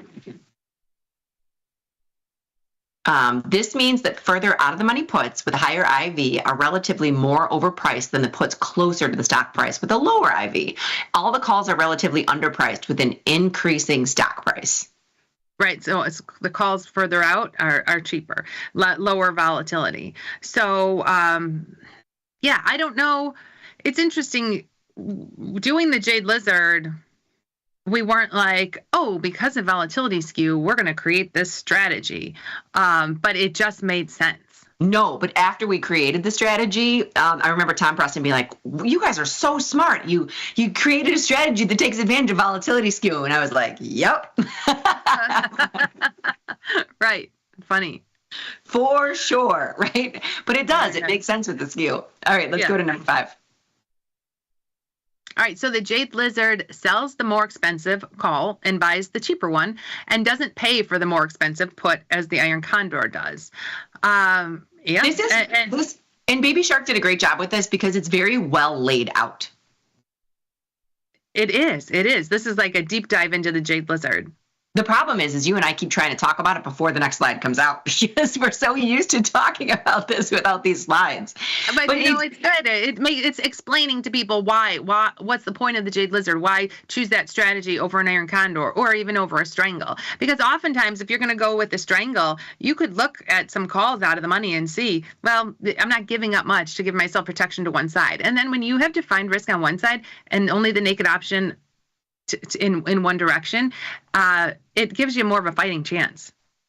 It does give you a fighting chance. And what we've seen, and well, you know what, even looking back at what we did with Jamal, where you had those, the height and implied volatility in that graph, you can see that. So every dip has been met with, depending on how long it is, it could be a longer time, has been met with upper. Like the S&P is higher than it was in 2008. The S&P is higher than it was. It's a constant up move. And this eliminates that risk of you losing to the one side, which I do like. But yeah, as far as volatility goes, what I love here, the put has a 31, the one you're selling, and you're selling, the one you're buying has the lowest, it keeps getting lower and lower and lower as you buy that call. Mm-hmm. Okay. All right, perfect. Next slide, please. All right, here's the study. Good, we're getting into a study. Unlike a Strangle, Jade Lizards also eliminate the possibility of unlimited risk to the upside, but with some positive delta. Let's take a look at some P&L numbers. So upcoming tables, SPY trades 2010 to present. So we've got, 2010 to 2025. We've got lots of examples in this study. That's amazing. Okay, so let's get to it. Number 7.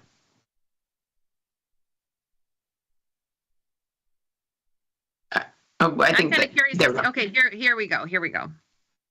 The 3-leg Jade Lizard performance is somewhere between a Strangle and an Iron Condor. Okay, so you've got a $10 wide Jade Lizard. Okay, that's good because if you're using SPY and you're using like 30 cents, 70 cents, that's a snake oil salesman. Those numbers look so good because it's a dollar. So they're doing a $10 wide Jade Lizard. Rarely done at $10 wide Jade Lizard. I know we'll do, so then that's the other thing. Like when we do Iron Condors, yeah, we quite often do a $10 wide Iron Condor. When we do a Jade Lizard, we rarely do a $10 wide Jade Lizard because you have to bring your put so high in order to collect that $10. You do. So it's interesting. We'll have to see what the next slides are because typically the widest Jade Lizard I would do in SPY would be maybe a $5 wide. So I'm just, while we're looking at right there, I'm just going to glance at my platform, but you're right. So we usually only do a $5 wide, and I'm assuming, they did say they were in SPY, right? Mm-hmm. Mm-hmm. So if you're going to do a $10 wide. If you're going out to July and trying to do a $10 wide, your put, what's the delta on the put? It's going to be crazy. It is going to be crazy. So you got to get about $8. 30 delta. It's not that bad. 30 delta.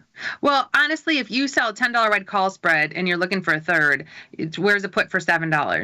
That's what I'm saying, a 30 delta-ish, wrapped around. I mean, I just grabbed whatever call spread. I got 30 cents on, so I just changed the numbers. Instead of, 70 cents, 30 cents, I got $3 on a call spread and about a $7 in a put. You're looking at like a 28, 27 delta, just around 30.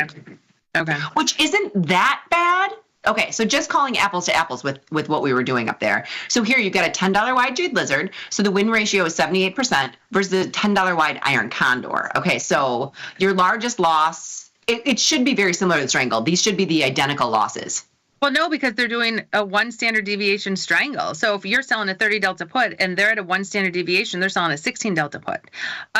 I think to do apples to apples, you have to have the same short put as the Strangle and the Jade Lizard. Well, I'm surprised because this does look like it's the same short put with that loss number right there. Right. Unless they're not covering with the strikes, unless they're going with, a 14 delta, a 16 delta put, and then coming up and doing a very close $10 wide. And I will say that I have done many studies on the Jade Lizard, and what I found, and I've seen the Jade Lizard beats the Strangles with about a 16 delta put and maybe $2-3 wide call spread. And I've seen results where the Jade Lizard outperforms the Strangle in that scenario, but I don't have a $10 wide call spread and I don't have the 30 delta put. So now I'm making extrapolations here. I'm assuming they're using the 16 delta. And then if you did the right on top $10 wide, you're collecting over $10. So they might shift this to be bearish.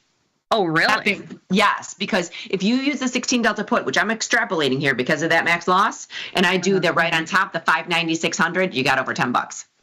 Okay. But we wouldn't do that. So we'll see. And you know what? This is something that we could springboard off of and talk to the research team and see and maybe make some tweaks to the study and look at the study again with some tweaks on the trade. Yeah, we could, for sure. Okay. Slide number 8, please, John. Okay, Jade Lizards have a high pop, but its performance is very close to the naked put. So why trade it? Again, I'm not 100% sure so he's saying 30 delta. Yeah, so he did 30 delta put versus 30 delta SPY put here. But again, where's that call spread? So yeah, but that 30 delta was what I pulled up originally. A 30 delta put with a $10 wide call spread was pretty far away. If you have the 16 delta put with a $10 wide call spread, it's there. But the 30 delta put was great. The $10 wide. It was $7 on a put and $3 and I went to the expected move. So that makes sense. And if you're looking at this, if you're selling 30 delta, I'm just selling the put because the results here, win ratio is worse on the Jade Lizard, average P&L worse on the Jade Lizard. So if I'm looking at this, I'm doing the 30 delta put and not even bothering. But that's not really how we set up Jade Lizards. Like we've never done a $10 wide call spread on a Jade Lizard in SPY. So I would say I would tweak it. And again, everyone can use this back testing feature at home and test different spread widths, different deltas, and see, kind of pick what they want to do. Right.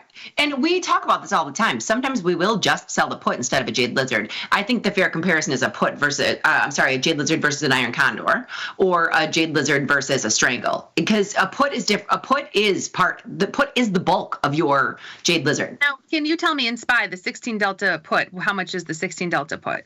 I'm just in July. The 16 delta put in SPY is $4.20. Okay. And the 30 delta put in SPY. And the 30 delta put is 7 and change. So I would do that 16 delta put and maybe a $5 wide call spread, or correct. 16 delta put and a $6 wide call spread, something like that. Because that's kind of how you'll shift it. Because you want to make sure that I'm glad you brought this up a couple times today. There's got to be some type of common sense slide. The market just turned around. We are now SPOOs are only down 5, which is crazy. There has to be some common sense slide. You don't want to add the call spread if you're not getting any credit for it, and you don't want to have too wide of a call spread, and you want to make sure you're getting something for the put too. So everything kind of has to make sense. But you're right. Our strike selection is definitely a little bit different than this.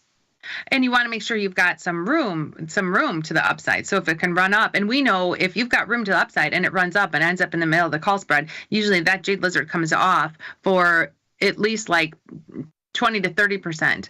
And so again, I don't know when he's managing these. I can't remember if it said when he's managing these, if it's 25%, if it's 50%, if it's 21 days. Yeah, no, and they might not be, but let's go to the next slide. Okay, because Jade Lizards perform much better by entering the trade in a high IVR environment, capping our losses on one side as well. And this makes sense. After a big fall in the market, I think that's a great time for a Jade Lizard. And I mean, you even said that too with him. So I'd rather do a Jade Lizard. You don't want to lose to the upside if something continues to go up. And that's when you have the high IVR.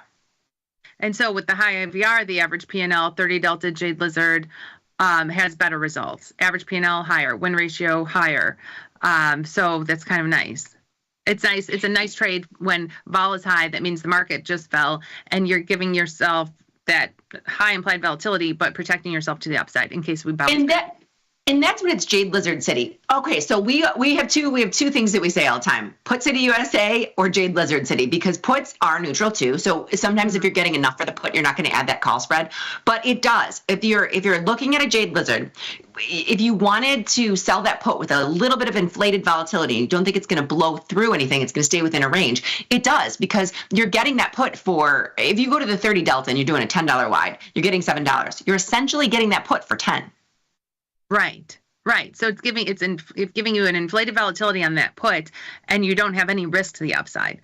I do like them when the market's falling. That's when we're throwing in Jade Lizards. When the vol is low and we're at all-time highs, you don't see us placing too many Jade Lizards. You don't at all. It's pretty funny. Right. And it's so true. It's like, which came first, the chicken or the egg? We all kind of get there the same way. But I like how they did the vol skew for us. Okay, let's see the last slide.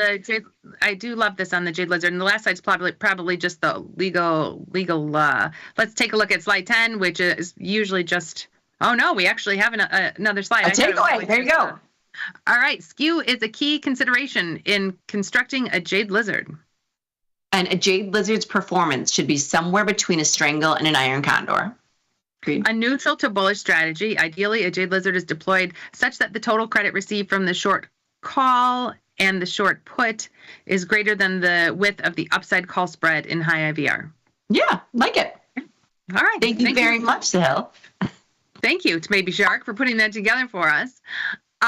Okay, we are going to take a quick break. We're bringing in Scott, and we're going to chat with Scott, and I believe we're also taking phone calls. Oh, we're taking calls. I got my team's chat up. I can't wait to see it. 855-238-2789 or 855-BE-TASTY, but we're going to be back in 90 seconds.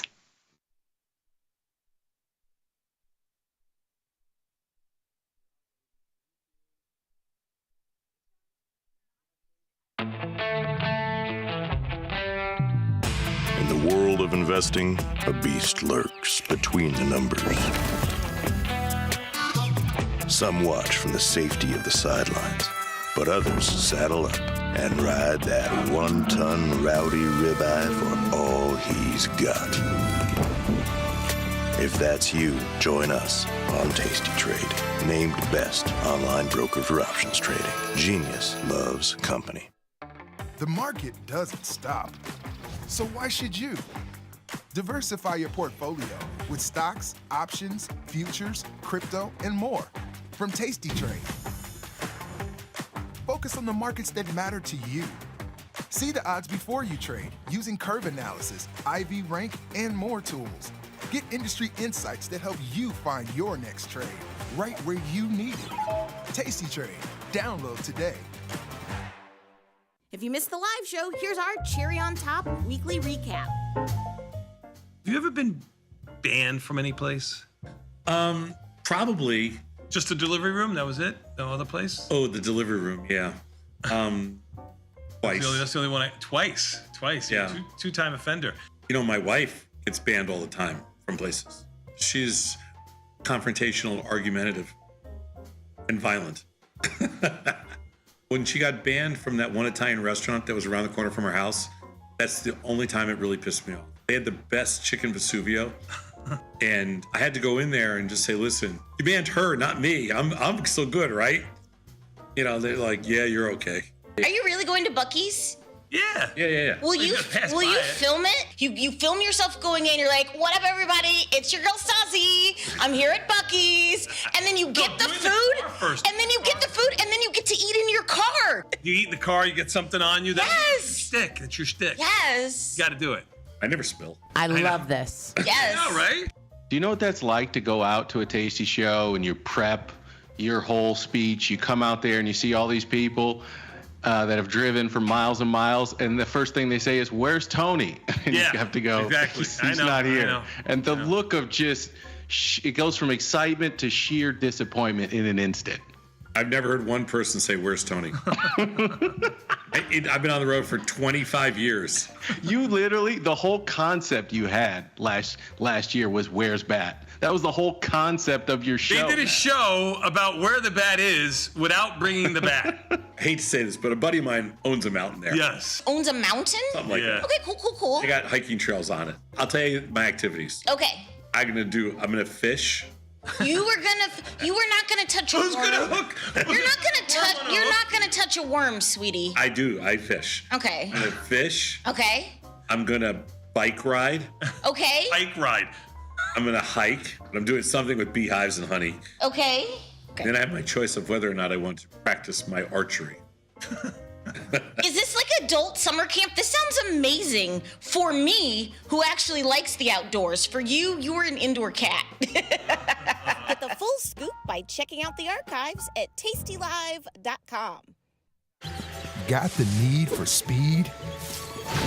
No problem. At Tasty Trade, you can turn smart ideas into real trades with just a few clicks. Wow, that's fast. Tasty Trade, make your move. Tasty Live's godfather of options, Tom Sosnoff, is grabbing his passport and taking this show international.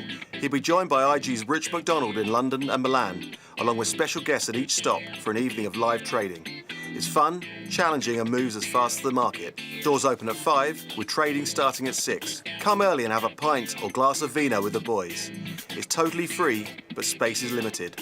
Register at tastylive.com/events. Options just got molto interessante.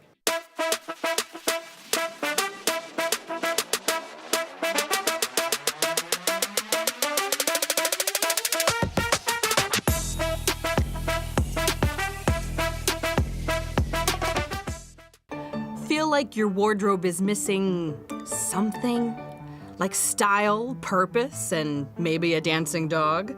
Can I pet that dog?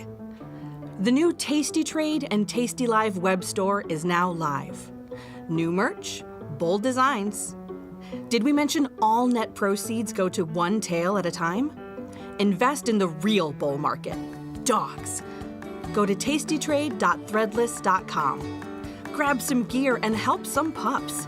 You get merch, they get a home.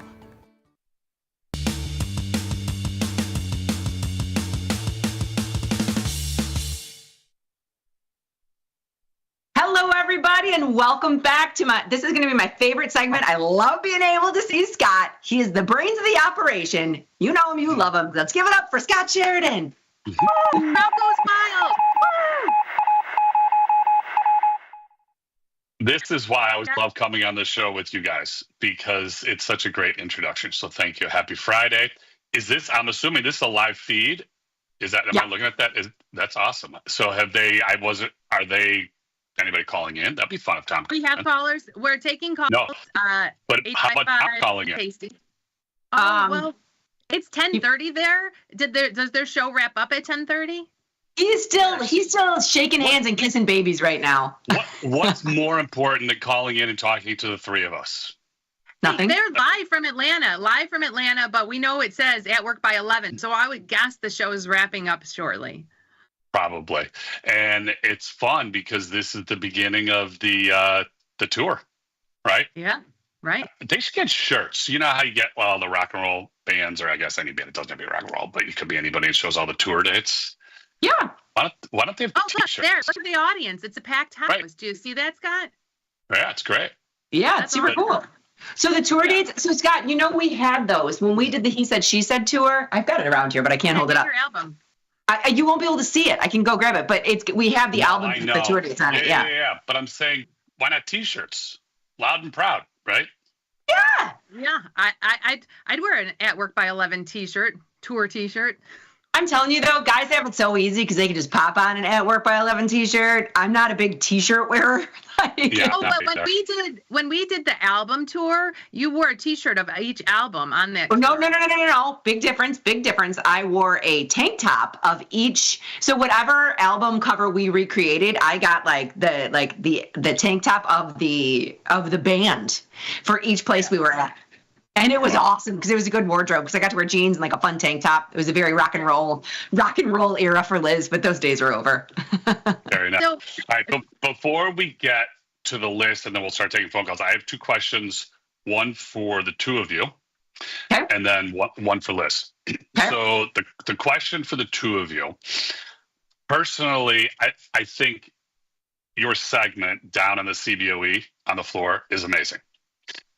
I would like your feedback on it and say, what do you think, the takeaway is, and what comments do you get from viewers saying, because it's just so different, and we live that life. So, we understand what that life is, and the floor is totally different, but it's still cool to see you down there. I was watching you the other day, and it's fun seeing the guys behind you. And what's really funny to me is it just looks so quiet because everything's now electronic. So it's just feeding right into their computers. I mean, there still is some yelling, but not like what it used to be. So give me your feedback on the event down on the floor when you do it weekly. Okay, Scott. So here, you'll be surprised at how busy it actually is. And it's so busy. We were talking to one of the market makers. It's so busy that all the firms are hiring again. It's really? And I don't know if the show does it justice then, because it is louder than you think it's going to be. And because our mics are so good, I can literally turn around and be like, so, because you can still hear them in there. But it took a full year, Scott. We've been down there for a full year, that they're finally. Wow, that's crazy. They're all lunatics down there. They're watching right now, so I can say this about them, that they're finally starting to be like, okay, well, yeah, I'll say something. So we finally got a 3rd microphone, so when they walk by, we can grab them, because nobody would talk to us for a long time. Yeah, so last week we had Gary on. He's a floor official now. Next week, Alo is going to come on. So we're getting traders who want to come on. But it is, with the 0 DTEs, I mean, the SIBO is amazing. The SPX pit was busy, but even in this year, in this last year from when we started down there last May, I think the busyness that these 0 DTEs have brought back to this pit is just insane. It's crazy. Yeah, it really is. It's great to see. Really great to see. I'm thrilled. I heard, is it the MIAX? Somebody's opening another floor, and they're looking for floor traders. Right, yes. In Miami, and they're looking for floor traders. I'm like, okay. I couldn't believe when we heard every firm is hiring down there. Every firm is hiring at the SIBO too. That's amazing. That's awesome. Good. Yeah. Okay. Johnny always asks me if I want to get back in there, and sometimes I do. Yeah, like what if we left the show and went back to our spot in the pit? and you think about it, and then you're like, no, I'm good. No thanks. Right. Nothing. No, I'm good. Okay. Yeah. Liz, for you, about a year or so ago, we were talking about gold, and you're a gold buck. And gold, it was around 2000 at the time. And you were making fun of me. I get it. I remember. You'd be like, you're a gold buck? I said, yes, I am. Okay, so now we haven't talked about this. So my question for you, with gold, was it 33.05? So 3,300 now. Obviously, if you held your position, congratulations to you. Like this. Thank you. Still, are you doing anything? Or you're still really bullish on gold?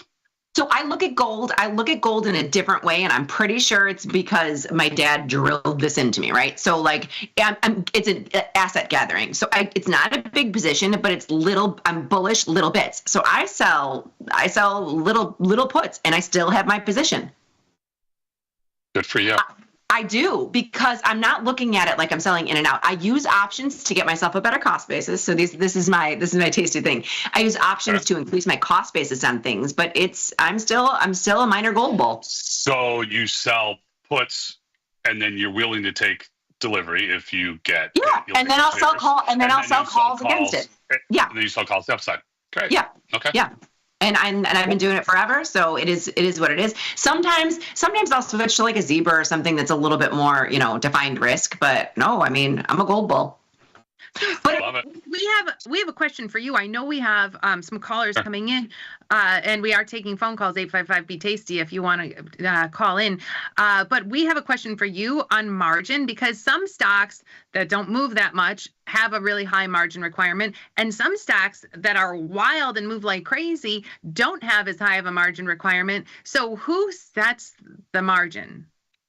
So Reg T and it's regulatory. So there's requirements. There's minimums.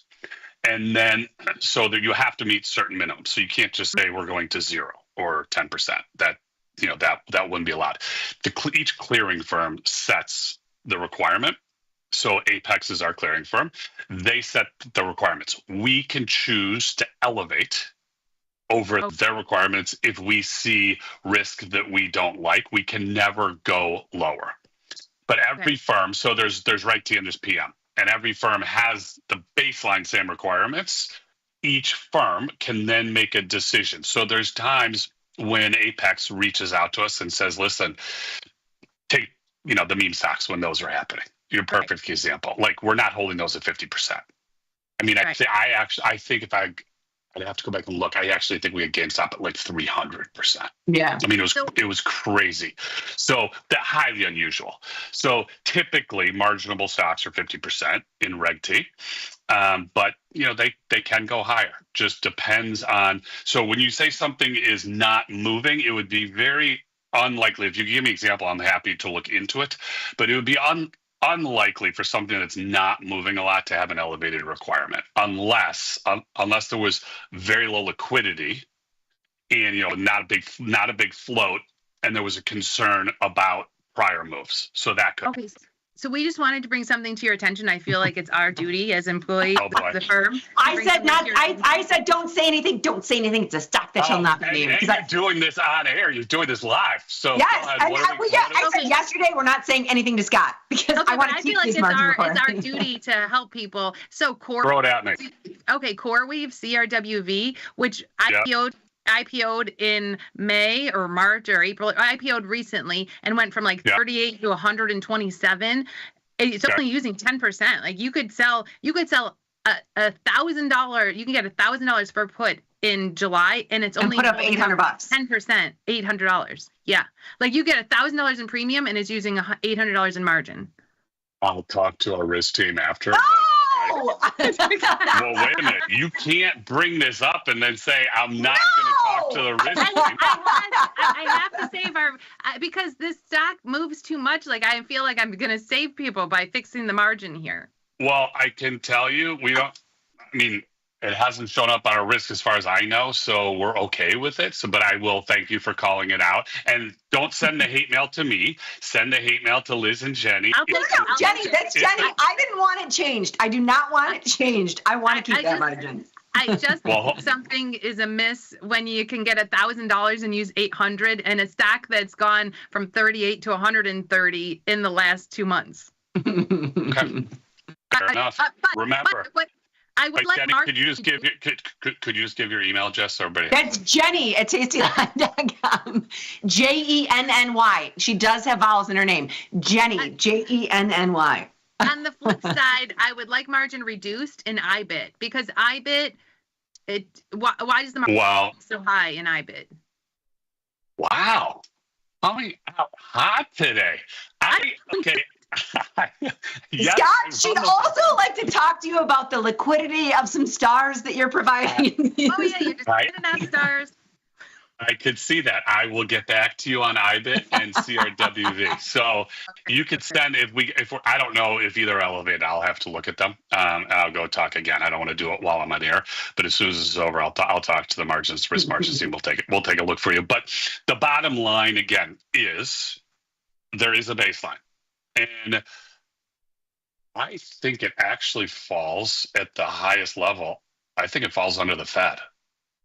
I think this actually starts at the Fed. That's where I believe I'd have to confirm that, but I believe it starts with the Fed and then it just, works its way down. So, but there's FINRA minimums, SEC, there's requirements that you have to have. So at some point there's minimums. So it doesn't matter how far out of the money an option is, there's still a minimum requirement for that option, which is great because as we all know, and, a lot of customers might not understand, selling nickels is okay until it doesn't work. I mean, it's not something I do. To me, we would refer to it as picking up, pennies or nickels in front of a steamroller. Right. If your arm gets caught, you're going to get crushed. So that's why the tails always have minimums, and we do run our minimums a little bit higher. Again, it protects the customer and it protects the firm. Okay, now I see we've got calls coming in, Okay, and this is your fault. You came at me. Sorry. Okay. So let's get to the top 15 really quickly, just by off chance, in case Tom is listening. Top 15 symbols going through the system. First 40 minutes a day, no broad-based indices or futures. Tom, if you are listening, wait a minute. Jenny, did you see the list? Number 15, IBIT. Oh. Even with the high margin. Even with the high margin. Oh my! Wow, you're not going to let this one go. This is going to be really bad if we don't bring that down and we're able to raise CRWV. Then you're going to be really unhappy. We had this conversation. I'm trying to trade one for the other.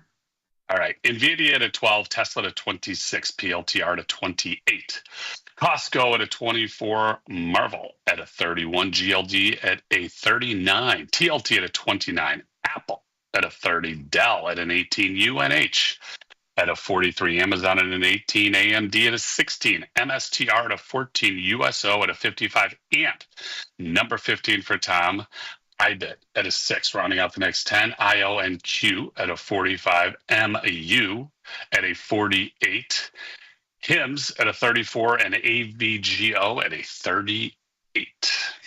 This is pretty much a usual cast of characters, isn't it? Yeah, I mean, like Costco, you got their earnings last night, but yeah, I mean, typically those are the ones you'll see when the earnings they'll pop in. But besides that, you do have, Tesla, Nvidia. It's the big stocks. Yeah.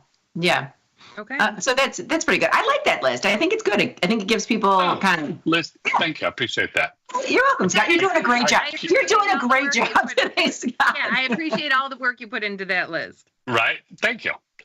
There you go. I put I stayed up all night curating that list for Liz.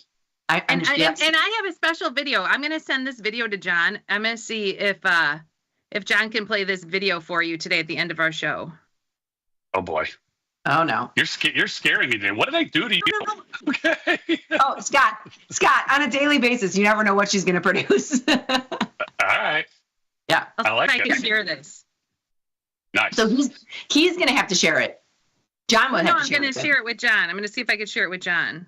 Okay. But while we do that, so we do have 3 calls that are coming in. I think we have more lines open than that. We're going to try to get to them. Can we take our first phone call? Or are you trying to do the video now, Jen? Funny, No, I'll send it to for later. Right? Because normally it would be like this. Some would do this. Traders do that. I do this. I am such a hand talker just because of being on the trading floor for so long. Everyone's like, why do you use your hand so much? I can't stop. I can't. Because I did it for so long. I mean, I was down there for 14 years. Long time. Yeah, that's a long time. All right. First up, I'm going to say this name wrong, and I apologize. You've been on hold for so long. He's from Chicago. Ajit Singh? Yeah, and Ajit tweets us every day. I'm so glad he's calling in. Jenny, I love you. I swear to God. I love you. You recognized me right away. Lizzie, I love you too. Don't worry. And Scott, you too. Man, it is so refreshing to actually get some new faces because I bug the shit out of Tom and Tony all the time when they open up the line. So I'm glad it's the 3 of you this today. Well, and we love the tweets you send us, so thank you very much. Okay, so tell me exactly how to pronounce your name for us. So I was going to do that's the first thing. Yeah, so the first thing. So the name is pronounced Ajit. Ajit. Okay, we got it. We're not. Yeah. So, now don't worry. Tony screwed it up many times. He still screws it up, but Tommy, he's good with it though.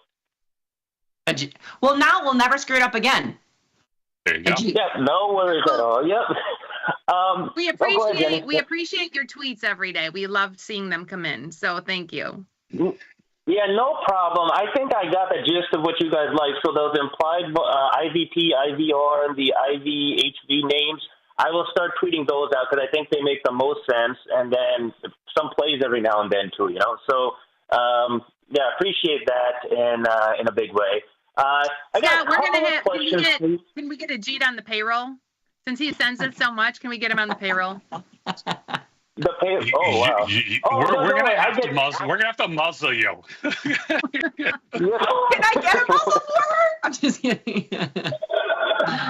I've been in this game for like 19 years, so this stuff is all like down pat for me. So I know I get all that stuff via email. It's all automated for me now.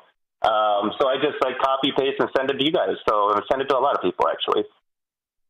Awesome. That's awesome. That's very cool. Thank you. Yeah, so No problem. So I got a couple of questions here. Scott, I got one for you towards the end about the Tasty Trade platform. A very, very important question, actually. Actually, let me just go ahead and ask that right now. I think this is really, really important. So there are not a whole lot of brokers out there or platforms out there that, one, allow futures trading, one that allow options on futures as well. With this entire, especially with the young generation coming up, graduating college in the 20s, maybe early 30s, a lot of them are into futures trading. And especially with these digital prop firms like Apex or Top Step, I think is right in Chicago, and these other ones. I don't really know too many of them. I was just talking about this. I was talking about this with Tom. All of my son's friends, they're 18 years old, are all doing this. Yeah, and the thing here is that it's fake money on fake money. And the thing here is that, I mean, I talked to Tom about this once, and he hates it, quite frankly. The thing here is that in terms of, Scott, the question is, in terms of the Tasty platform, can you walk through the futures, offering the options on futures, and also specifically in IRAs? Can you trade, does Tasty allow to trade futures in IRAs, options on futures in IRAs? What kind of options and equities? Because this is really important because not a lot of brokers allow this. Okay, I'll get to the IRA question. What was the first question? I didn't understand what the first question was. Oh, the question was on the Tasty platform, Tasty Trade, right? So on the Tasty Trade platform, the offerings on futures trading in IRAs, options on futures in IRAs, and then also on the So you can do both. You can do futures. We do hold you can do futures and options on futures in your IRA if you're approved. So you need to make sure that you get approved. You could do it. You just log in to tastytrade.com and you'll see the ability to add futures to your account. We do hold them at elevated requirements. So, all the information is on the website. And if anybody has a question, they can reach out to our desk. 888-247-1963 or trade desk at tastytrade.com. You can do either one, and we're happy to get back to you with the answer. But the answer is 100%. If you are approved to do it, you can trade futures and options on futures in your IRA. Yeah, because this is super important. When I talk to younger people who are getting into trading, futures, I mean, literally with young people is insane right now. Futures on options on futures is getting there as well. I mean, I'm not saying that equities and equity derivatives are not, but that's a little bit more in terms of capital intensive and margin requirements. But with futures, it's really important. So I mean, it is very, very important that people know that Tasty Trade does cater to that and in a very, very big way. Second thing is, so from a regulatory perspective, how do all of you see this? I call it digital proprietary trading. I don't really know what to call it because it's just simulated money and then simulated money again. I don't even know if it's ever real money. How do you guys feel about that industry? Yeah, you're talking about the Apex trading you were just talking about with the kids, right? Because that's what they're doing. They're using. Yes. So I don't know if Scott's familiar with this. I went down a rabbit hole because, like I said, I've got a bunch of 18-year-olds that are doing this.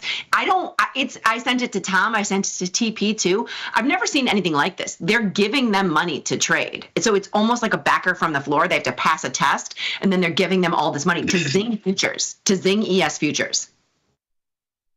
To me, it seems they're paying huge. Wait, Ajit, they're paying huge fees for it too. They're paying a lot of fees to do this, and so I know these kids have gone through 2 or 3 of these firms already, and there's this is a scam, this is a scam, this is a scam. They're not scams. I don't know. I don't want to say one way or another, but that's what those programs are doing. I am not familiar with them, but I will tell you that it's possible, and this is just a possibility. Maybe the younger generation is looking at futures just because they like the leverage and the liquidity of most of the products. You just get in and get out. They're easier products to scalp because of the size, and most of the products that we offer have very good liquidity. But there's another reason that a lot of people have moved to futures and futures options is because of the PDT rule. Yes. So because there's no PDT, there's no pattern day trading on the futures side. So if your account is under $25,000 in net lick, you can trade as much as you want on the futures side, with no concern about being hit with the PDT rule. Having said that, and I want to be careful not to get too far ahead of myself, we have a big meeting with FINRA next week.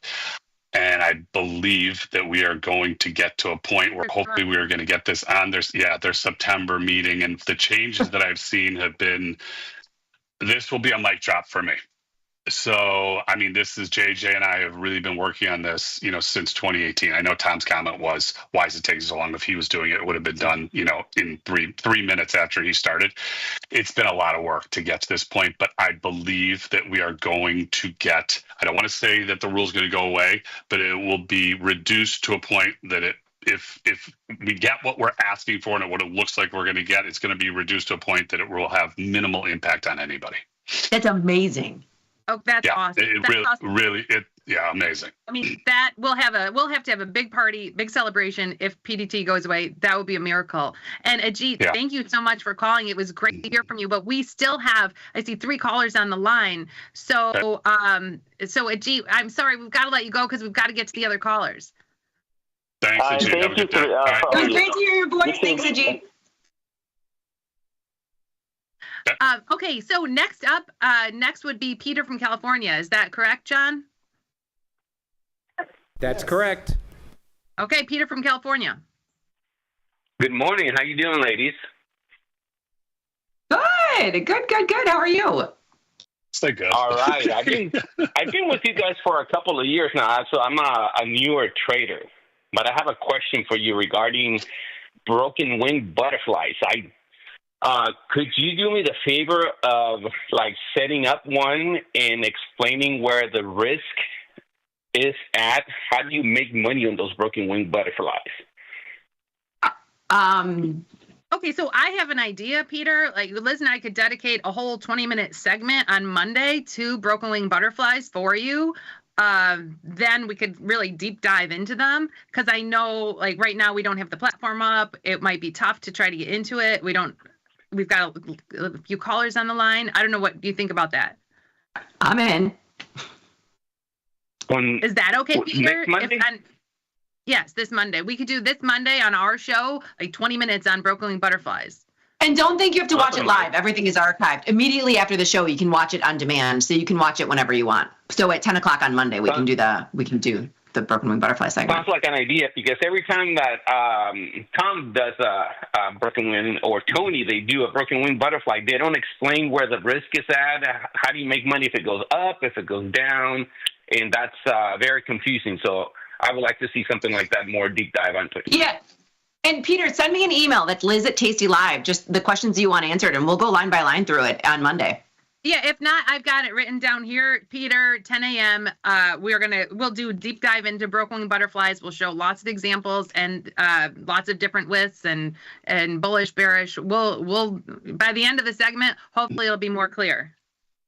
Or we'll confuse the hell out of you. One thing or the other. All right, Pete, thank you so much for calling in. Have a wonderful weekend. Sounds good. You too, ladies, and Scott too. Thank you. Have a good day. Okay, next up we have, and this is going to be our last caller because we're running out of time, and John does have the video I have for you, Scott, so get excited. Oh. Okay, next up we have Robin Maria from Daytona Beach. Maria Shoe Trades. Hello, Robin Maria. Good morning. Good morning from Daytona Beach. We also have our dog Barbie with us today. We just wanted to call in. As you know, we've been with you guys about 24 months. Word of caution for those trading futures. I lost about $742,000 in 92 minutes once when Powell was speaking in futures because I didn't understand the notational risk. So people ought to understand what that risk is. But having said that, other than that one day, everything has been great for the last 24 months, and we couldn't be any happier with the Tasty Trade products and what's going on. But one thing I think you guys kind of undersell, which I wanted to come in and talk about tonight or today, and we'll call the theme of this discussion smaller is better, which is kind of a discussion Brian and I have every Saturday night. But the discussion revolves around slippage. And the issue here is that people realize that commissions are very low at Tasty, $1 in and 0 out, which is about a penny a share. But what they don't realize is when you're trading zero DTEs, a lot of times you're trading with stop loss or stop market loss.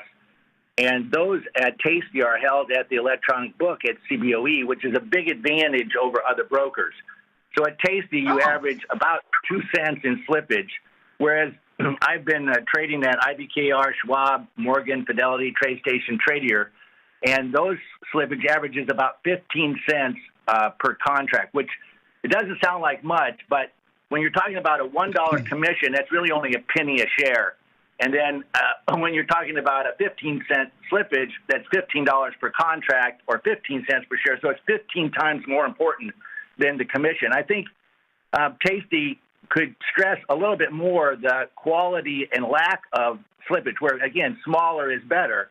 And your slippage is much, much smaller. And it doesn't sound like much, but it does add up, especially in zero DTEs. The other problem is with Trump as president, we see a lot of large moves intraday where you can get stopped out. But if you're holding that at the broker rather than at the exchange, you can have gigantic slippage. For example, 2 days ago at IBKR, I had a $7 slippage on a contract, and at Tasty, I had a 2 cent slippage. So that's a difference of $700 versus $2. Yeah. And this happens quite often. I didn't know this, Rob, so I appreciate that. Yeah, it makes a gigantic difference. This is in reference. You're talking. Let's be clear. You're talking about SPX, because right? Because you're saying there's SPX. SPX zero DTEs. Not necessarily. It can be anything, but especially on the zero DTEs because it moves so fast. What we do is we put in a stop loss market order, or we put in a stop order, and it's triggered at a certain price, and then we'll either put it in as an order. If it doesn't get filled within 3 seconds, then we change it to a market order. Because what happens if you put it in, and we're putting it in a single leg, has to be on single legs, cannot be on a spread because CBOE doesn't allow it on a multi-leg trade. But if you hold it at the broker, which a lot of these guys, almost all of them do, as opposed to Tasty holding it at exchange, if you hold it at the broker, what happens is it takes them too long, literally milliseconds. You know, there are 390 minutes in a trading day, but people don't realize the CBOE electronic book breaks each second down into 1,000 milliseconds. And so those milliseconds, if you actually look at the trade log from the CBOE, which I have, you'll see that there are hundreds, if not thousands, of shares of zero DTEs traded every millisecond. And you cannot physically trade it. And people also don't realize that what you see on your screen occurred 5 or 10 or 100 milliseconds ago. In other words, by the time Tasty gets the information from CBOE, then transmits it over the internet, and it's displayed on my screen, it's already old. Even though it may only be a few milliseconds, hundreds, if not thousands, of shares have already traded, and you can't. Even if you had a fast finger, you couldn't do it as fast as if you had a market order sitting at the exchange, which makes a gigantic difference if you're trading zero DTEs. Well, Rob, thank you so much for calling and giving everyone this information, because I don't know if everyone was aware of this, but we appreciate it. We appreciate the phone call, and we appreciate you being a loyal Tasty trader. Thanks, we Rob. Have a good love weekend. it. It's going to be great. I can't say enough great things about what Scott has done with the software and the hardware, or not the hardware, but the tech support is incredible. We really appreciate all the people there, and the development team has done a great job. Every time we turn around, it's an upgrade. It just makes it faster and better. We've really moved primarily to zero DTEs, and the products you guys have are excellent for making a lot of money on those, and we really appreciate it. Thanks, Rob. Thank you. Have a wonderful weekend. We are out of time. Thank you, Rob. Have a wonderful weekend. We're out of time, but John does have the video. Scott, this video was just filmed this week, and I know you went to Miami, Ohio. Someone sent me this video, and I thought you would like it too. All right. Oh, man. All right, roll it, John. Roll the tape.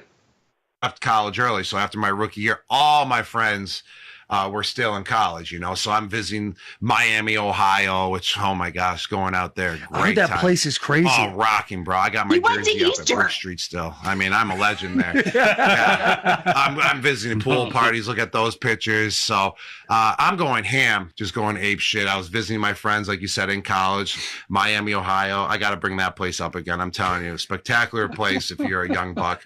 Just the atmosphere that's presented there is just phenomenal. That's awesome. Okay, that made my day. That's great. All right. Well, ladies, have a great weekend. What a pleasure being on with you. Thank you for letting me come on with you.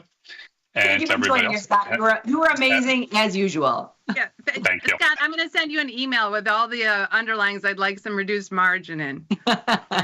Thank you. Remember, send the hate mail to Jenny, not to me. That's good. Goodbye. All right. Thank you so much. Everybody have a wonderful weekend and good luck trading and all festivities. And how do we end this show? Because we say trade small, trade often, laugh with us, learn with us, and watch the Liz Jennings Scott Show. We say peace. Peace.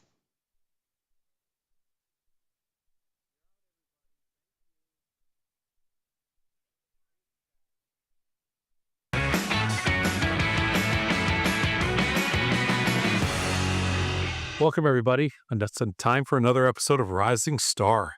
Ross, how are you?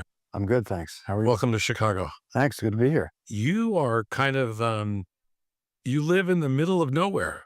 Kind of, yeah. I like it there. Yeah, small town USA. Small town USA, yeah. That's what I like about this story. It's, you are a Spanish teacher. Yes. Well, you were a Spanish teacher. Yeah. For a long time. Yep. Slowly evolving out of that. Why Spanish? Actually, I was a history and biology teacher, but then they found out I spoke Spanish. And they can find history teachers anywhere, but said, you just how do you speak Spanish?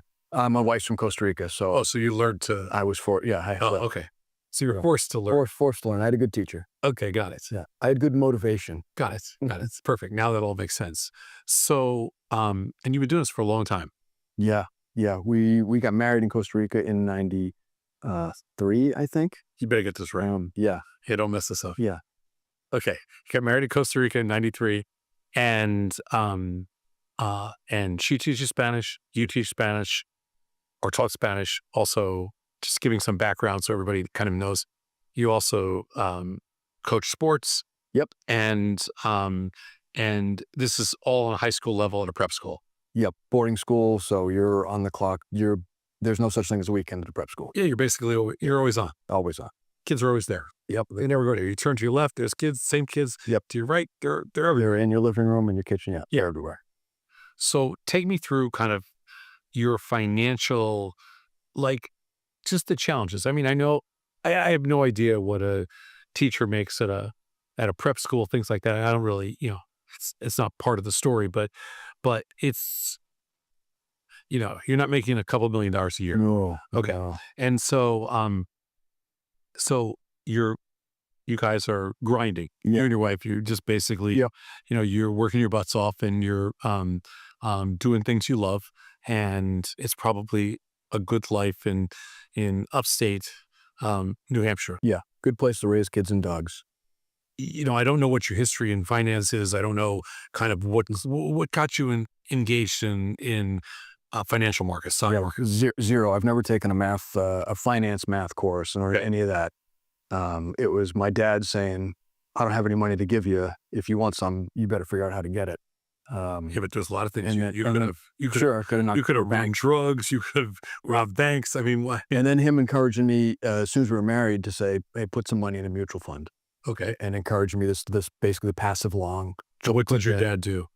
He's a pipe fitter, installed sprinkler systems. Okay. Yeah. Got it. And he didn't start until his 40s maybe. So he was figuring it out later in life going, oh shoot, if I want to retire, I need to start saving some money, and not just saving it, because you're not going to build wealth by saving. Sure. But investing it.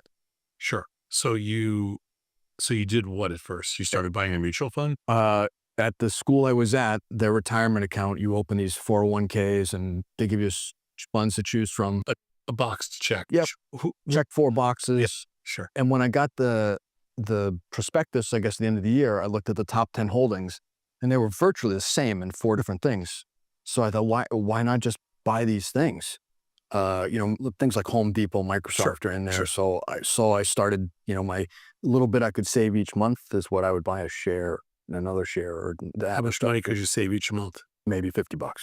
$50. Oh yeah, you're not. Yeah, you're $50. You're not a lot. Not a lot. So you're literally buying one or two. Yeah, one person working, kid, and you have to trying to get a life going. Yeah. So, but you're literally doing this one share at a time. Yeah, one or two share, and of course the fees at that time, where you're paying $10 or $20 to buy your share. That's true. I forgot about that. Yeah. In the 90s, we still charged commissions. Yeah, with a minimum ticket charge. Yeah. So you weren't gifted a few $100 million. No. And then .com wipes a lot of that out. Sure. Start again. Well, the early 2000s was tough on any portfolio. Yeah. But you hung in there. Yeah, hung in there. And then, so what happens, like, let's say 25 years ago, 2000 to 2000 and through the financial crisis of 2009. Yeah. You don't get disillusioned? No, I just hung in there, just putting it in, and not really looking at the passive long thing. But So it was true passive long. True passive long. I know taken some interest in the stocks, but how'd you pick stocks? There was no system there. It's whatever caught my interest or what I thought was, I had the idea. I thought I knew something. Were you doing it yourself on a self-directed platform? 100% myself. Yeah. Okay. Yeah. Yeah, because those platforms were, they were pretty basic. Right? Yeah, they were very basic. Yeah. Yeah. And so you're working your way through the entire process. I mean, 2008, 2009, survived? Survived, but, you're passive long. What can you do? You take your beating and keep on going. And you kept doing the same thing through? Yeah.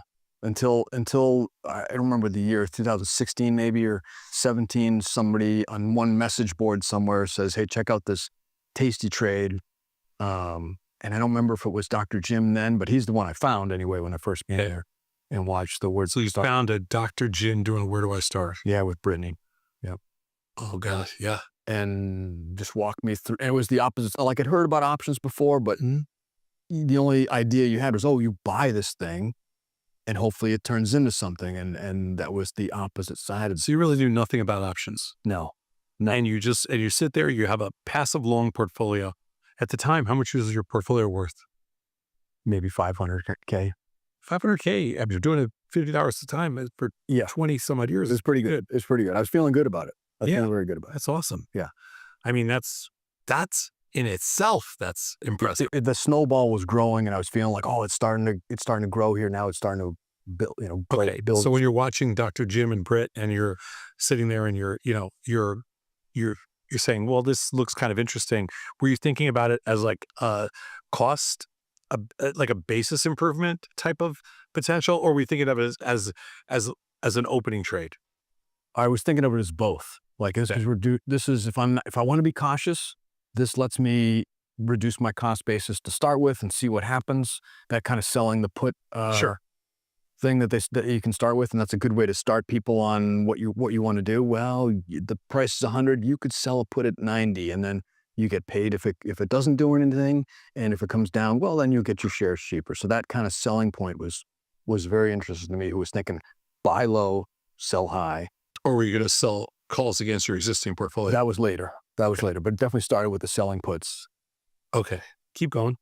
So now 2017, I got my accounts over to Tasty Trade, Tasty Works at the time. Yeah, we opened in 2017. So I must have been pretty early then. Okay, and I got my accounts over there, and then I started trading against the positions that I have. So I've got some stocks there.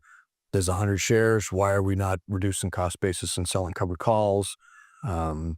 If I've got a position that I like and I'm thinking about selling puts, but I'm not too sure, maybe ratio spreads then, and I start expanding into jade lizards. And so hold on, let's so at that point, 2017, 2018, you're starting kind of like a core portfolio of or a bunch of different strategies you're testing the waters with. Yeah. You tried everything. I tried everything. Yeah. Defined risk, undefined risk? Defined risk, mostly defined to start with. And even if it was undefined, it was a put that in my mind was cash secured, even if it wasn't really cash secured. Got it. How much time did you spend doing this? Well, whenever I could, which was between classes and things. So, maybe an hour or two total a day. Okay. That'd be on the high side because you're just busy as a teacher. Anybody think you're crazy? Yeah, there's a couple people who are into investing where I am, but as soon as you talk about derivatives, they just see the loss. A little bit. I've just to scalp them just to test the waters, and then they're like, geez, this is really big. Yeah, I shouldn't be doing this. No option contracts in the futures? Yeah, I've done that, sure. Okay, yeah, of course. Yeah. Okay, so you've really done. So, I mean, I'm not going to fast forward. I got to try everything. But you tried everything. I've tried everything. You basically tried every product, every strategy. Yep, everything. And you find out quickly that some I don't really like, and others you just kind of gravitate to, going, this is good. So, as you were starting to figure out strategic trading, what kind of products did you like? Well, I was, originally picking stocks, so I was going with my original assumptions and opinions and saying, well, I like this thing, so I can now reduce cost basis in it, or do some other trades around that position to maybe expand it if the price comes down a little bit. Yeah. So I was going with those, but then I'd expand into the ETFs and SPY and gold and GDXJ and all the different ones, all the little ETFs that are pretty liquid in the all the underlyings that you never thought you needed to know. I never would have traded GDXJ, but yeah. So then how did you start to incorporate all these different strategies? The same approach, like I'm going to try all these different stocks, but now I'm going to try all these different strategies? Yeah. Some would be on what I'd hear here on Tasty Live is somebody talking about, the broken wing butterfly. I'm like, what is that? Wait a minute. How can I take this this ratio spread and define it? Or how are they doing a long and a short spread together? I got to test it. I got to do it. I got to just see what happens. So what strategies did you ultimately gravitate to? Like what worked the best? What did you feel the most comfortable with? I love jade lizards. I love short puts. I love covered calls, covered strangles even, to kind of do everything. And ratio spreads a lot. Put ratio spreads or broken wing butterflies in bigger puts. Those are all relatively high probability trades. Yeah.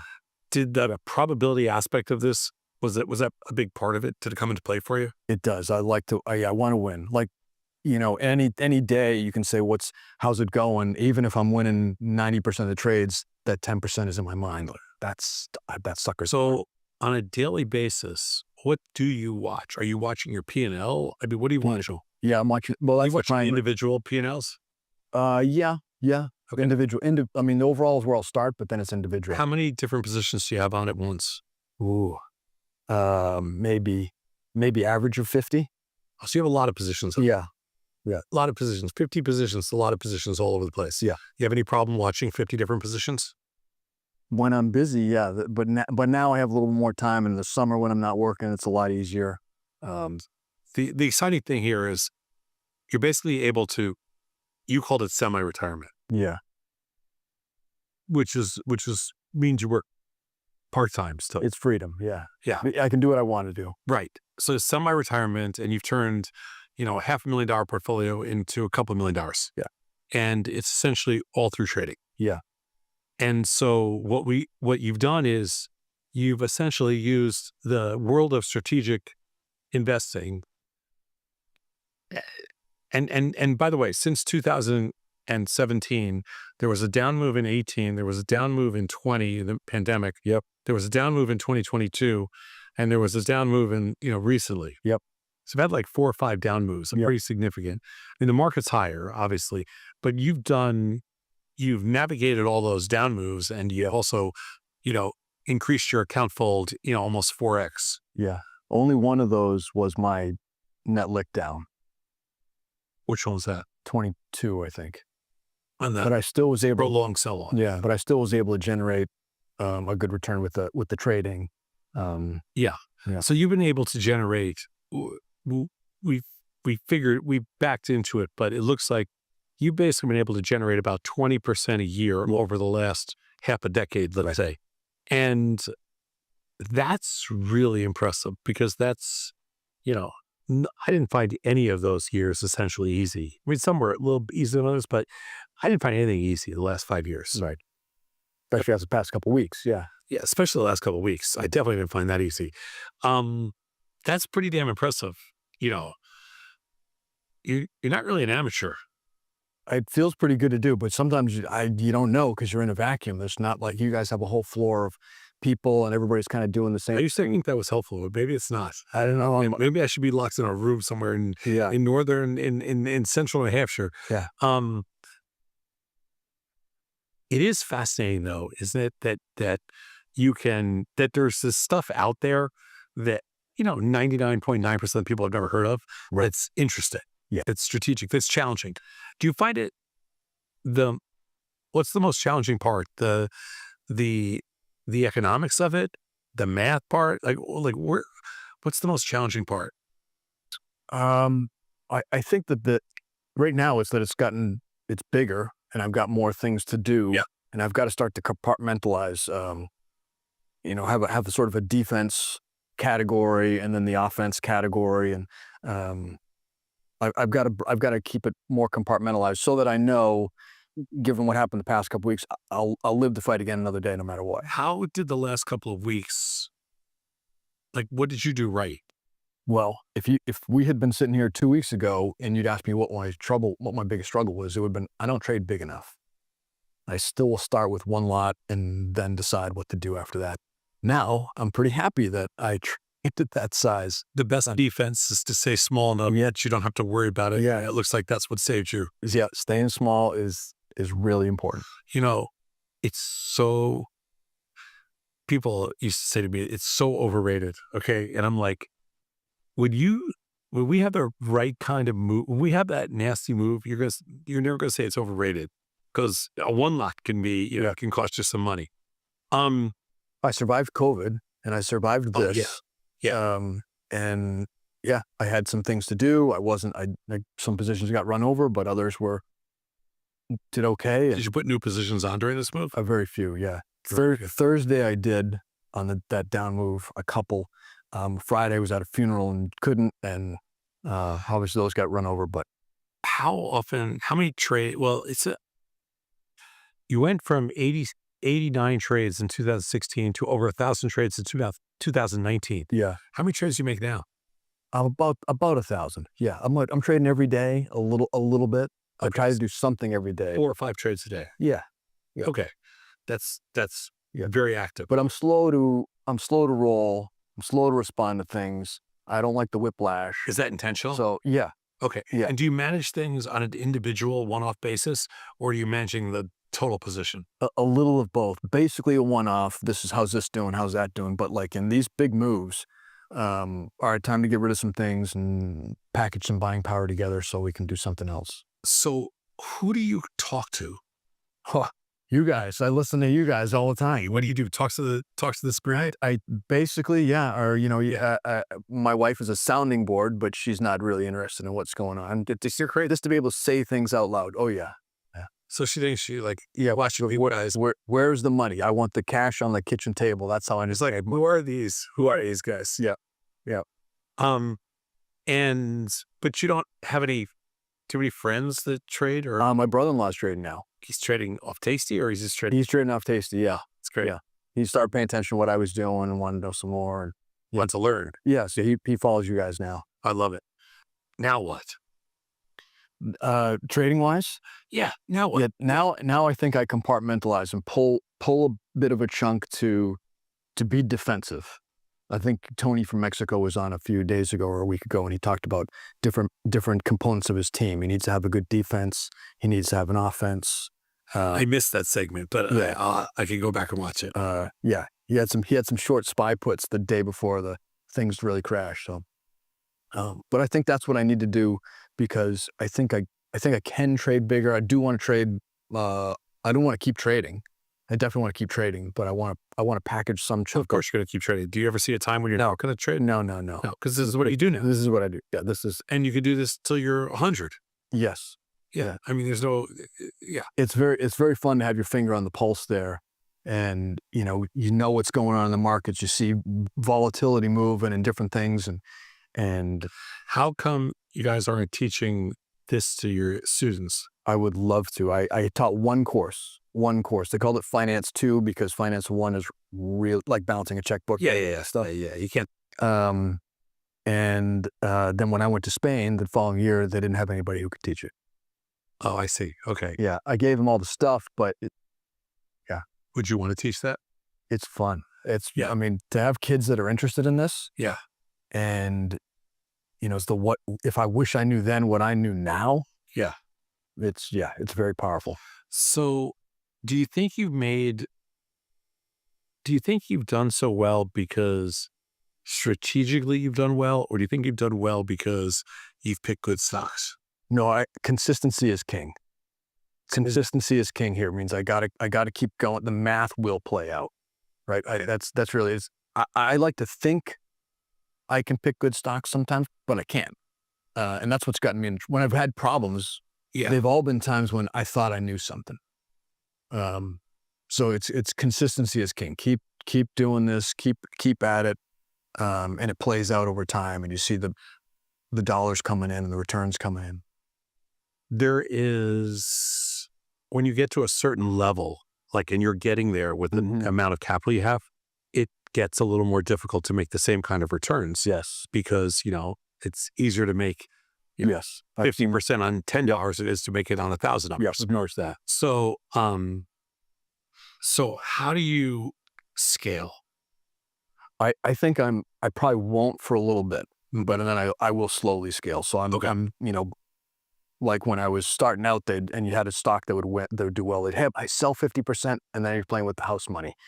So I'm thinking I will move some profits to the defensive side of things to sort of guarantee our quality of life and what we're doing and our plans for the future, and then keep 50% of whatever winnings and slowly scale up. So I won't scale. I'll scale up half the speed that I would if I were 35. So, and what do you tell your son? So we do talk about investing. Yeah. What does he say? He's interested, but he's more cautious. He's just buying things right now. Well, I've got something to buy this, but I tell him about, well, you're in this position. Hey, if you have the stock that's gone down, you could sell calls against it. You have the stock you're interested in, you're waiting for it to come down. You could sell a put spread and see what happens there. Sure. Yeah. And does he listen? He's listening a little bit. A little bit. Okay, that's a good Yeah. start. He's That's a good start. So growing from, you've taken this account from a couple $100,000 to a couple $1 million. Yeah. Now what? I kind of asked this before, but I'm really curious. It's because I personally find this is the most difficult. Yes.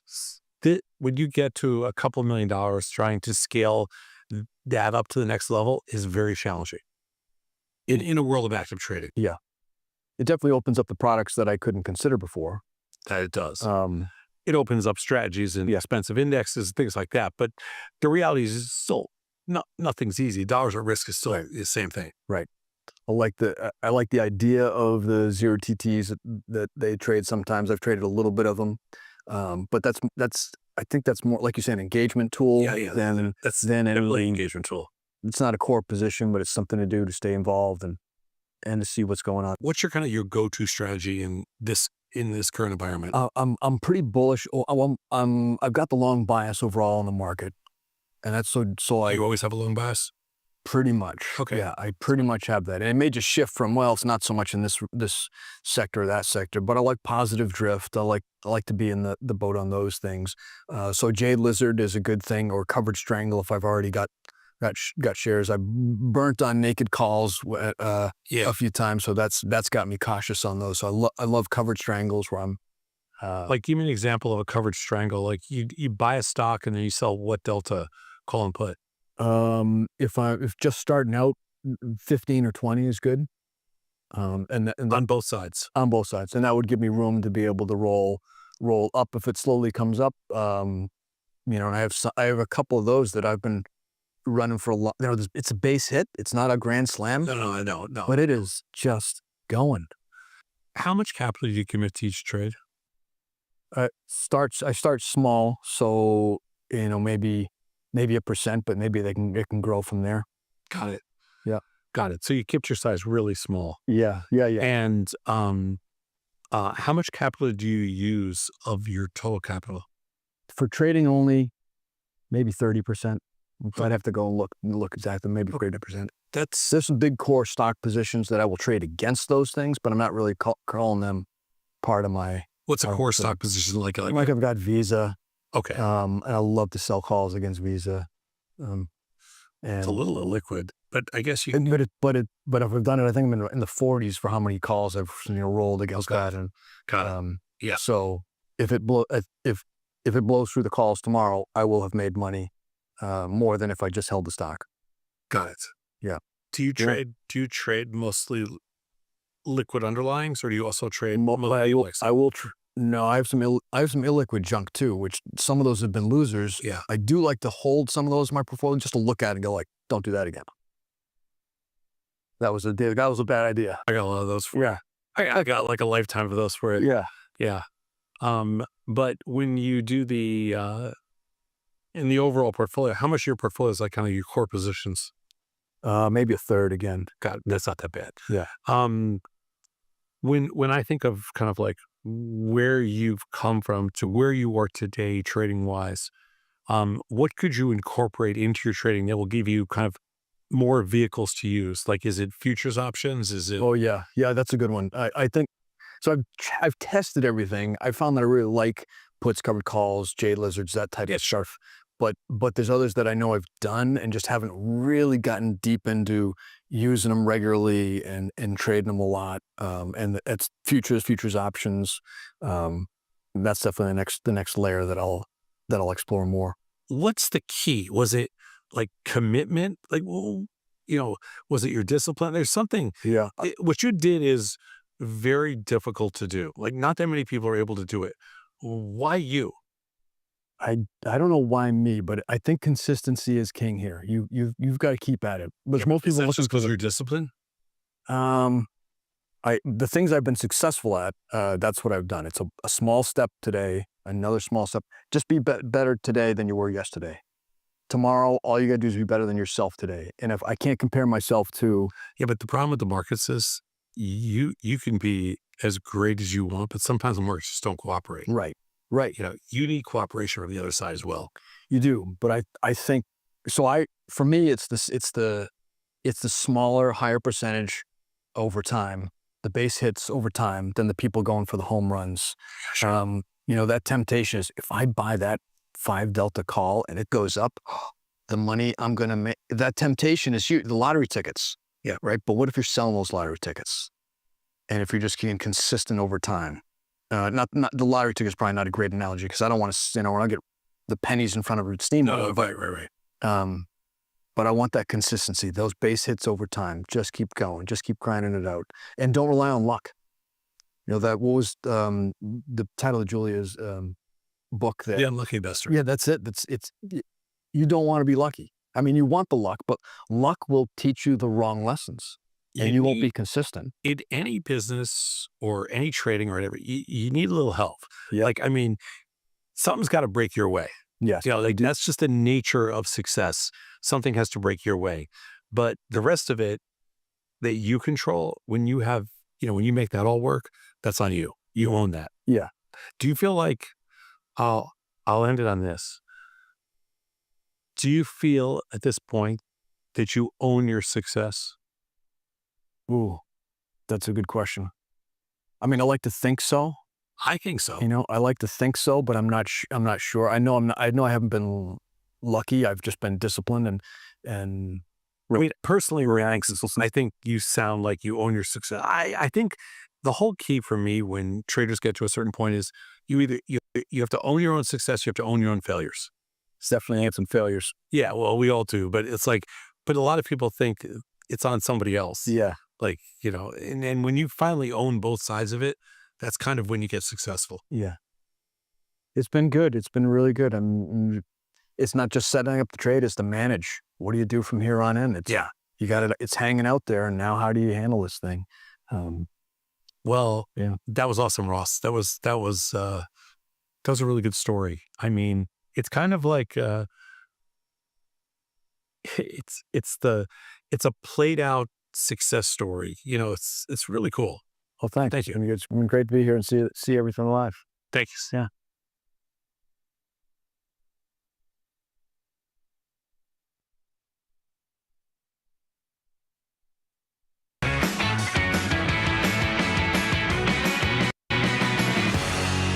All right, hello everybody. We are back. It's another Rising Star segment. And today, I think you guys are going to love this one.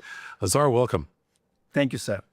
I know you've been to Chicago before, but welcome back to Chicago. Thank you so much. I'm going to call you Doc because yes, sir. That's what you are, and that's your nickname, and I found that out, so I feel good about that, and it's easy. So Doc, welcome, and to the Rising Star segment. And your story is fascinating because you're kind of you're a trading junkie, but you're also a serial entrepreneur, right? And so you're kind of like a little bit of man after my own heart, and I love your story, and I think people are gonna they're really gonna think this is amazing, and we're gonna throw some numbers out there today that are going to freak you out a little bit because it's good, and I like the fact that you're not scared to share everything with us. I'm not. In the last 2 weeks, the markets have been crazy. Right. When you see markets like this that have been choppy, a pretty decent sized sell off, 6-7%, what kind of strategies? What's the first thing that goes through your head strategically? Like, what kind of strategies are you employing? Right.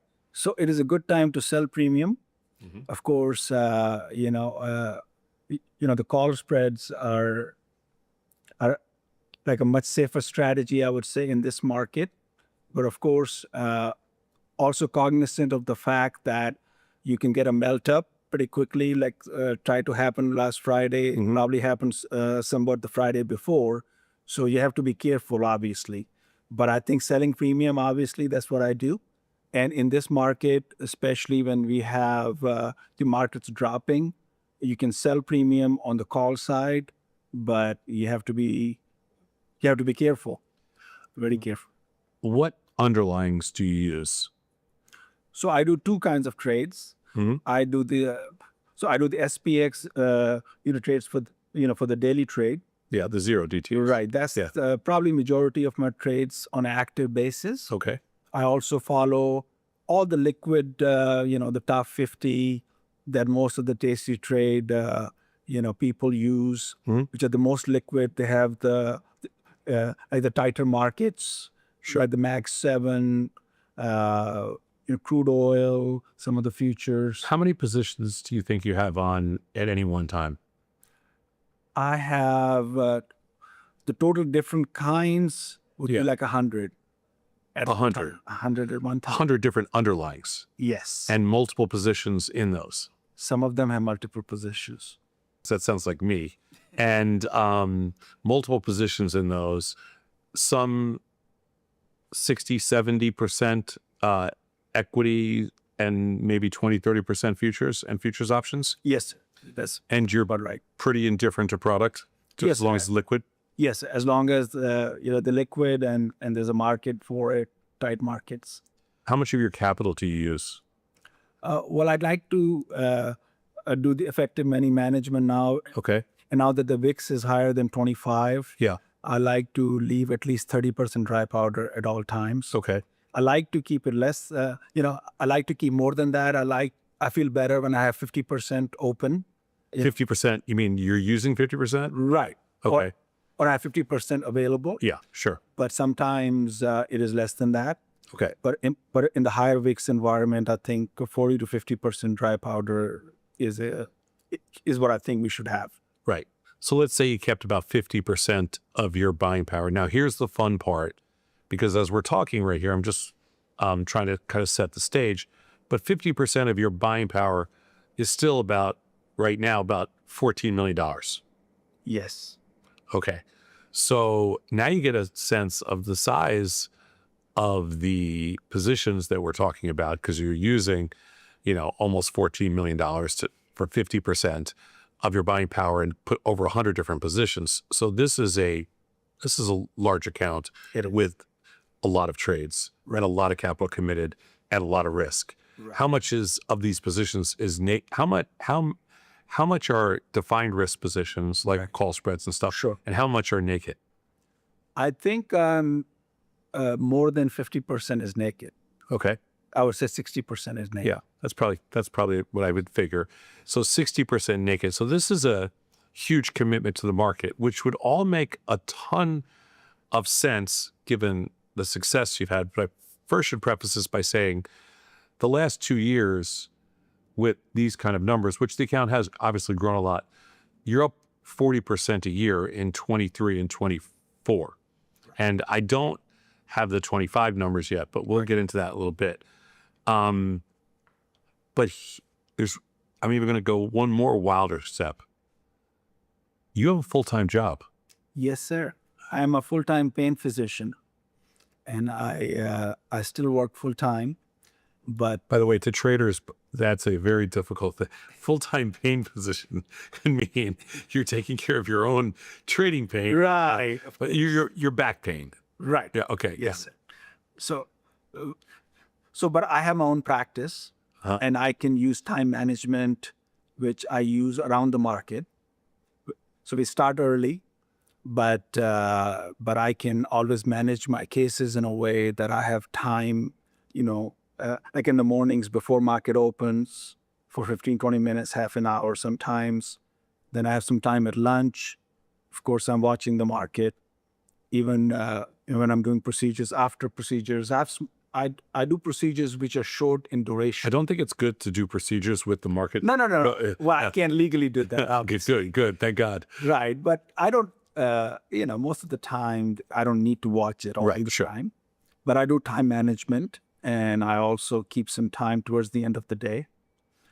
I also have this routine that in the evening, I can review all of my orders, which I executed that day, and do like a back test, sort of replay in my head of, what I was thinking, why I did this trade and how it went.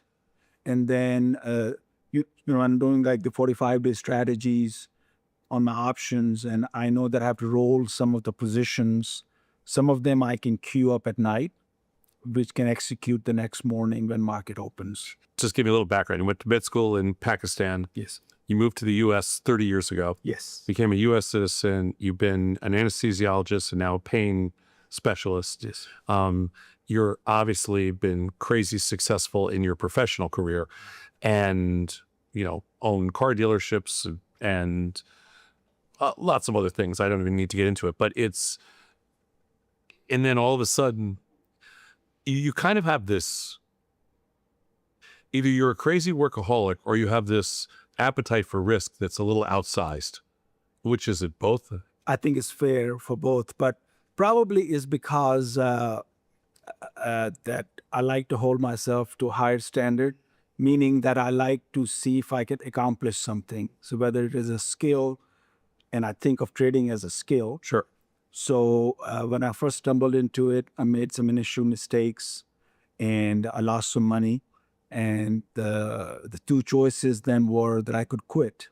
And, a lot of people do, which is fine. But I was lucky enough that I had some capital that I was able to deploy after I had the bad experience.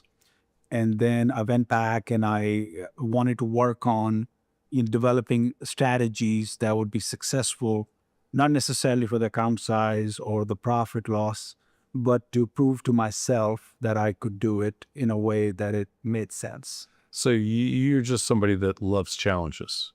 I really do. Okay. Yes. Got it. So let's give a little history to everybody. Even though you made your first trade when you were in med school, by hand, paying cash, in Pakistan, which I don't really know anything about the exchanges there. But you really started to get involved in trading in the U.S., let's say almost around like 2020-ish, 2021. Yes, sir. Yeah. 21. Which is a little bit later in life. It is. You're almost 50. It is. Right. At the time. Sure. And so you're thinking, what was I missing out on? Or, this looks interesting. Right. I mean, you're obviously a numbers geek, very quantitative, very mathematical, but was it the math challenge? Was it the probabilistic challenge? Was it the risk challenge? What was it that brought you into trading when you're almost 50? Right. So almost everything else that I do, I have to depend on other people to do their job, which is, there's nothing wrong with it. It's a team sport. All businesses are teams. But I realized that this was the only thing in which the only person who could mess up would be me. So with that comes the responsibility, but also the sense of the accomplishment that if you're successful, you can give yourself the full credit. So you own everything. You own it. I mean, right. You own the bad and the good. You own the good and the bad. Right. So that was part of it. Okay. And then, with the Tasty Trade platform, being so easy to use on your cell phone, it is so handy. You can be on vacation, you can be on a cruise, anywhere. You still are able to check on your accounts, execute your trades, and So you start in 2021, and you're kind of messing around with, I don't know what you originally started with money wise, but you're testing you're putting your toe in the water and testing things, and you're mostly just trading stock. Right. I was just doing stocks. Yeah. You survived the pandemic, or you might have started after the pandemic, and you survived it all. You make a little money. You think, hey, you know what? This is like it was back in Pakistan. Like I just go buy some stocks. They go higher. It's easy. This is a piece of cake. Right. And then 2022 rolls around, and now that's just because I want to get the numbers right, because this is kind of important. You start with a couple $1 million. Sure. $3 million. Sure. You're a confident soul. That's a good, like, I'm getting in, that's no excuses. That's a real number. Right. So you start with a couple $1 million, and you trade really well, and you whatever you were doing was working, and you get the number up to $6 million. You make $3 million. Sure. Basically doubles your money. At that point, you think you're a freaking genius. I thought it was too easy. Too easy. It wasn't fair. How is everybody not doing this? Right. And obviously, I was not following the money management and the risk techniques. Why should you? Guys teach. Why should you, though? Right. I thought I had it figured out. Right. I had a technique. Right. So then what happened in the end of 2022? You said it was around August, right? Right. It was a Fed speech day. Mm-hmm. And I had a very big outside position on the market. Okay. And I actually went to do a procedure. And half an hour later, I came out, and the market had dropped, I think, 1.5%. Uh-huh. And I was just paralyzed. I could not believe it. And I did not use preemptive, defensive techniques that I would do now. And your position was too big. It was too big. So genius failed. Big time. It was spectacular. Yeah. Genius failed spectacularly. Yes. Got it. So at that point, you lost you were up 3 million, and then you lost 4 million. Yes. Okay. So now you're back down you're down $1 million. Right.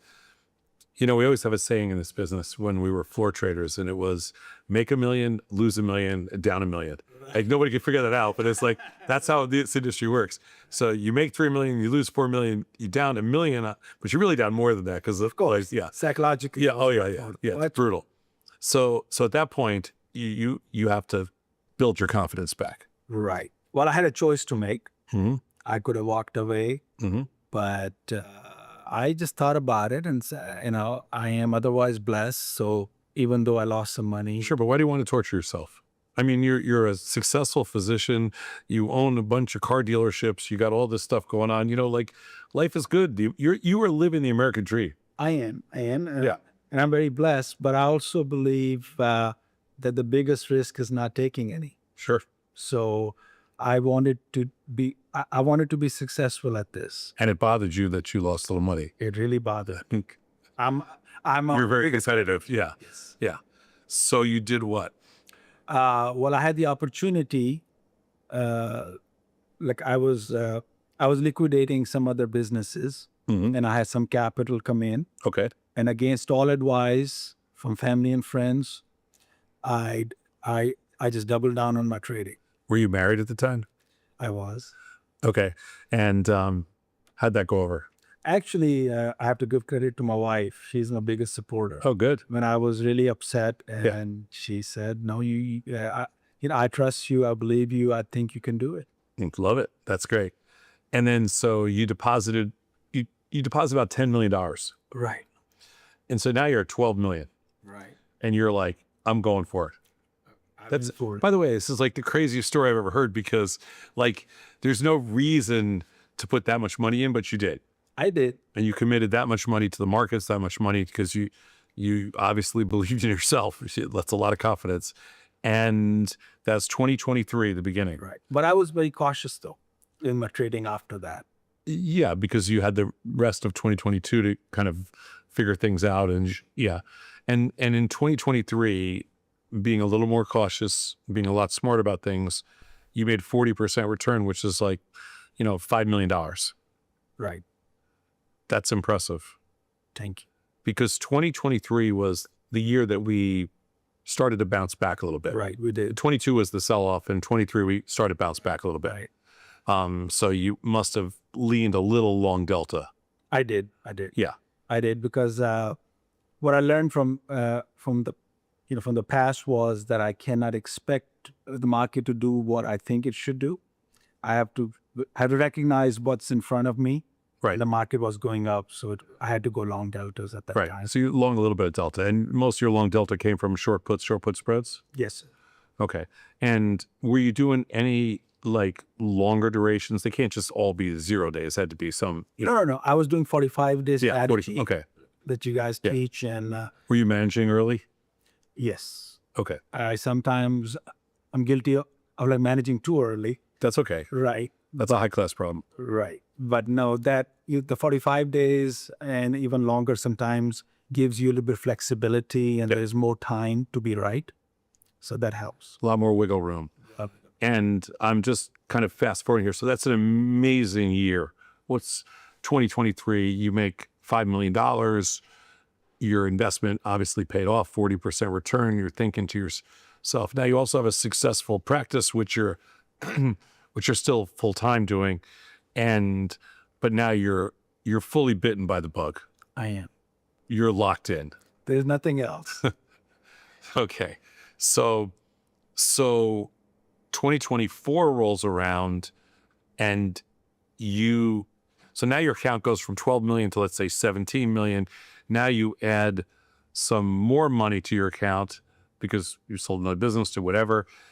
And at that point in 2024, now, it gets harder. The more money you have in your account. It is. So when you make $5 million on a $12 million account, but on a $20 million account to make, 40%, you have to, it's even more challenging. It is. Because you got to put on more positions, you got to scale up your size. And then somehow you made almost, $8 million or whatever the number was exactly, but it was close enough the next year in 2024. Right. Those are amazing returns. Thank you. It's crazy. It is. It is mind-boggling. I have to try not to think about it that way. Does anybody else in the world know this? They don't know now. They don't know how, that's right. But did you tell your kids or anything? Well, they're finding out now. That's kind of got to be just an incredible feeling, because it's not easy. I mean, like I can't even begin to stress how hard this is. It's not, none of this is easy. They don't give you anything. There's no edge. There's no negative edge, but there's no edge. There's not, you have to earn every dollar of that 8 million, or every dollar of the 2 years, whatever it is, 12, 13, 14 million total, whatever. You have to earn every single penny of that. Yes, sir. And I try to think of like every day is a new day. Yeah. So when the market opens at 8, like 8:30 for me, like for you guys. Yeah. It's a blank slate, and you just gotta prove your worth that day to do what's right, to make the right decisions. And when the things go against you, you have to use your risk management strategies to mitigate it and to get out sometimes. Sometimes you just have to take a loss. First of all, how's 2025 going? 2025 is going really well. That's great. Yes. But even this down move, you're okay? Yes. Okay. What's been your worst drawdown in the last 2 years, since the beginning of 2023? Not very significant, because I've been really lucky the last 2 years, and it's been,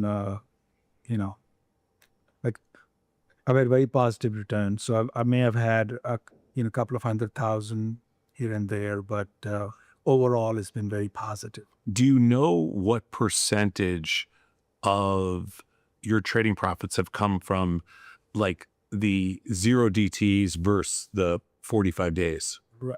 I think it's 60% 0 DTs. So it's very high. It is high. So when you do the 0 DTs, how have you been so successful? Well, it may seem counterintuitive in this, like the bull market that we had. Yeah. But what I seen in my observation is that the market can drop 100 points in 5 minutes sometimes. Sure. But it normally does not melt up 100 points in 5 minutes.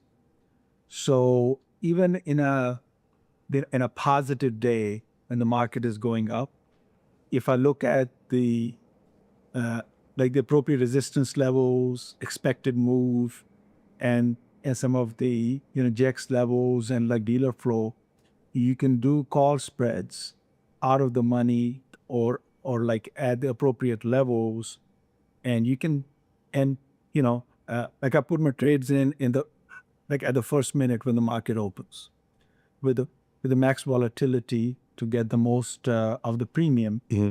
And most of the time I'm able to close them within 2 hours. So I don't hold anything to close. No, because it wouldn't. Right, yeah. because it gets so risky as you guys teach. So I think that if you just play the volatility crush, you can you can be profitable on call spreads even. How wide are your call spreads? I normally do 10 wide. 10 wide. But I try to go like above the resistance level and like above the expected move for the day. Now, is this mostly SPX you're talking about? Yes. When you do this, mostly SPX. SPX. Yeah. How many contracts are you trading? I'm doing a few thousand contracts total, but I don't do all of them at the same time. Okay, got it. Yeah. I kind of leg into those. Leg into those, but I also have learned to follow the like the dealer flow and the volume indicators in real time on SPX. In that way, you can get a good idea of what at what levels the open interest is and the big positions are. Okay. And then as you know that the big levels, if there's a lot of activity at like 6,000, and even if the market gets to 6,000, all of those calls are now in the money. So, the people start selling those. And then the dealer has to stay neutral, and then they have to sell the underlying. So those at those big levels with the major open interest, they can act as the resistance. So it's kind of a classic old pin risk game with, I mean, it's an age-old approach to. Of course. Yeah. It's nothing new. No. But it's new to me. Yeah. But the idea is to just sell into volatility at the start of the day, and to try to get out for whatever you can get out of the market and not hold in the air. I mean, you can't argue against the success that you've had. So, the challenge is that as you continue to, as your stuff continues to grow, your account continues to grow, it's just gets a little harder. It does. But that's, again, a challenge for you, which is what you seem to like the best. So that's the most fascinating part. Are you trading any equities? You mentioned before that you traded, you have 100 different underlyings on, right. But when you stick with the equities and the most liquid ones, is it the same approach? Like if you're trading, for example, NVIDIA or Tesla or, whatever else it is, Google, right? Amazon, are you taking kind of the same approach? I mean, obviously not in the dailies, but is it kind of the same approach? And if you do something like, for example, crude oil or nat gas or bonds, right? Are you the same approach? Yes, it's the same approach. I have an account in which I have a charitable LLC, in which it is like the trust account. Yeah. So I can only do covered calls and buy and sell stocks in that one because we have to have a certain amount. Yeah. So on those, I find the most, like I'm finding the most liquid of the stocks. Yeah. Like the major ones that you describe, and most of them have, they have good volatility too. So I can sell premium. Yeah. So even if they're not dividend stocks, I can set covered calls. Of course, that does limit the upside sometimes. But that's a good way to, I can generate income in that account with those. So what now? So I opened a small hedge fund. Okay. Like a family office. Yeah, that's cool. Yes. So, mainly myself and my family members' money. Sure. And I'm doing that as a challenge that I want to be able to show that if it is formally set up as a hedge fund, what kind of returns I can show. Because you want to do what? Because this is something you think that, this is the next stage of your life, possibly, or, it's always just going to complement your medical career. No, sir. I think I enjoy this more now. So I'm thinking about possibly, closing my medical practice at some point when I'm ready. And when I can prove to myself that I can do this full time. And then I would like to manage the hedge fund and do this full time. You're young. You got a lot of time left. You've got a lot of, I could appreciate the ambition and the independence. I kind of think the same way, It's such an interesting story because a lot of times when we do Rising Star segments, people come on and they're like, everybody always asks me, well, how much money are they trading with, or how much money do they make? Because, when you make 40% on a big number, it's very meaningful about, what this business, what opportunities are out there. Yes, sir. It is I think this is very profitable. And even if people are trading smaller amounts, if they can follow the right strategies, the Tasty Trade way of trading, I think everybody can really, they can really augment their income. Even the work. Well, they can definitely try. It doesn't work for everybody, but they can definitely try. And it's such an inspiring story because it's, because you're kind of a hardcore, very independent, hardcore entrepreneur. And I love the story because you absolutely put your money where your mouth is. I mean, you walk the walk, that's the whole thing. Talk the talk, walk the walk. And you did it. Thank you so much, Doc. That was just, that was a lot of fun. It's a great story. Hope everybody enjoys it. Thanks again. Yes, thank you so much.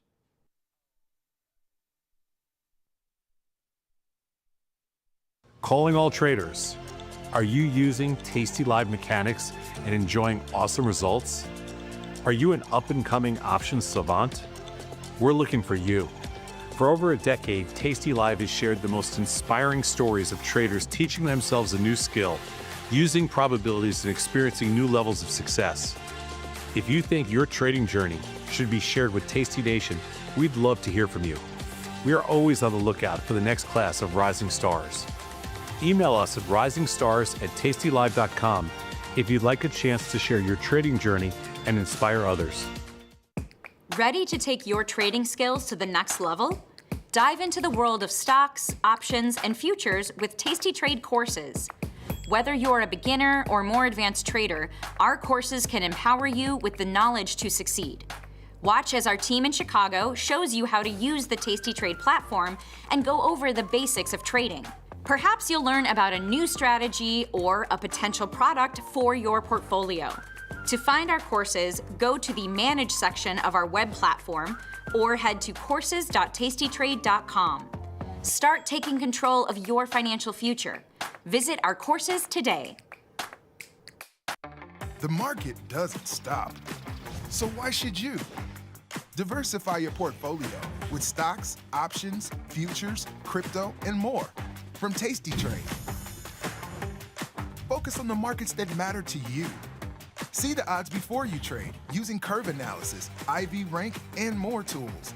Get industry insights that help you find your next trade right where you need it. Tasty Trade. Download today.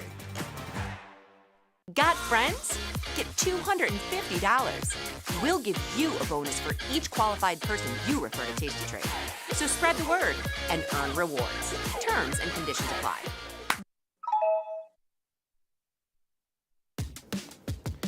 Look who's back testing.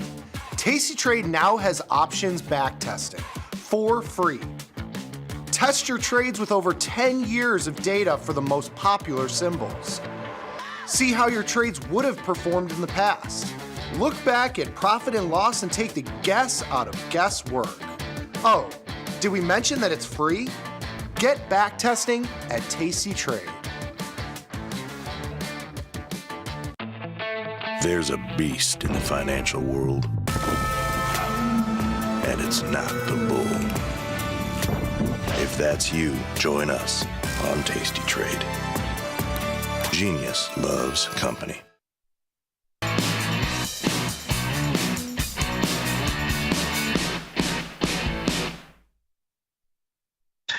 What's up, everyone? Welcome back to the show. My name is Mike. This is Options Trading Concepts Live.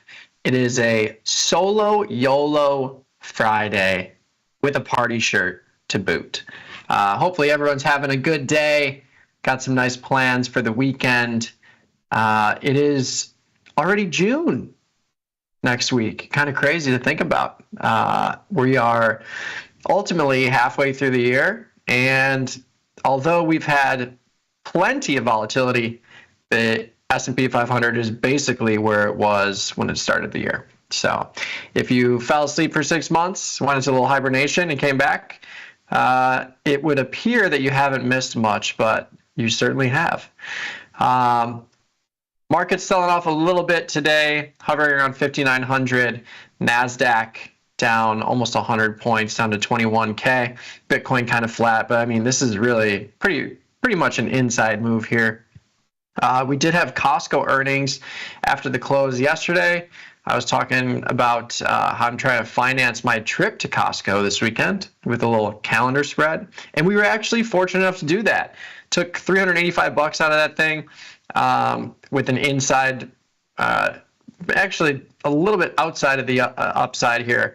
We had a 38-point expected move. It was like a 30-point move, a little bit less, which seemed really odd considering it's a $1,000 product and this stock was expected to move 3%, and it's a household name.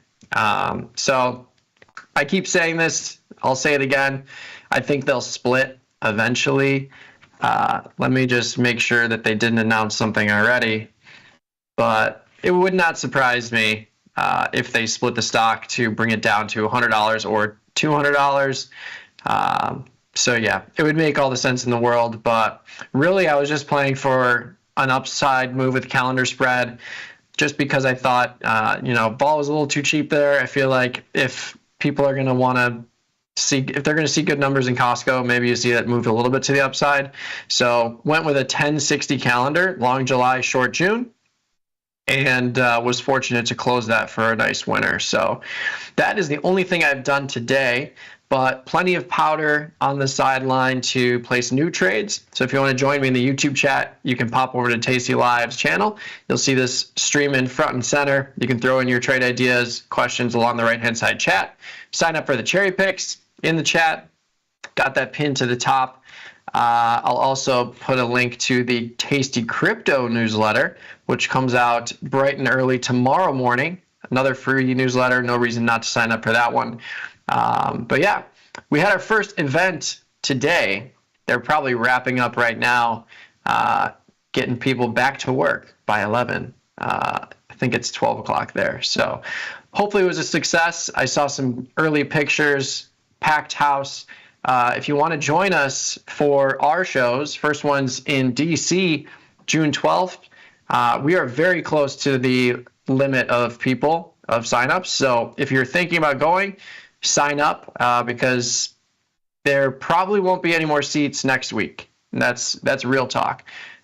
So Get your ticket while you can, but we will see you in just a couple weeks in DC. It's going to be a grand old time. That'll be myself, Katie, Nick, and Ryan talking everything about managing, placing trades, talking about futures options, crypto, the whole 9 yards. So join us in DC for our first show of the year.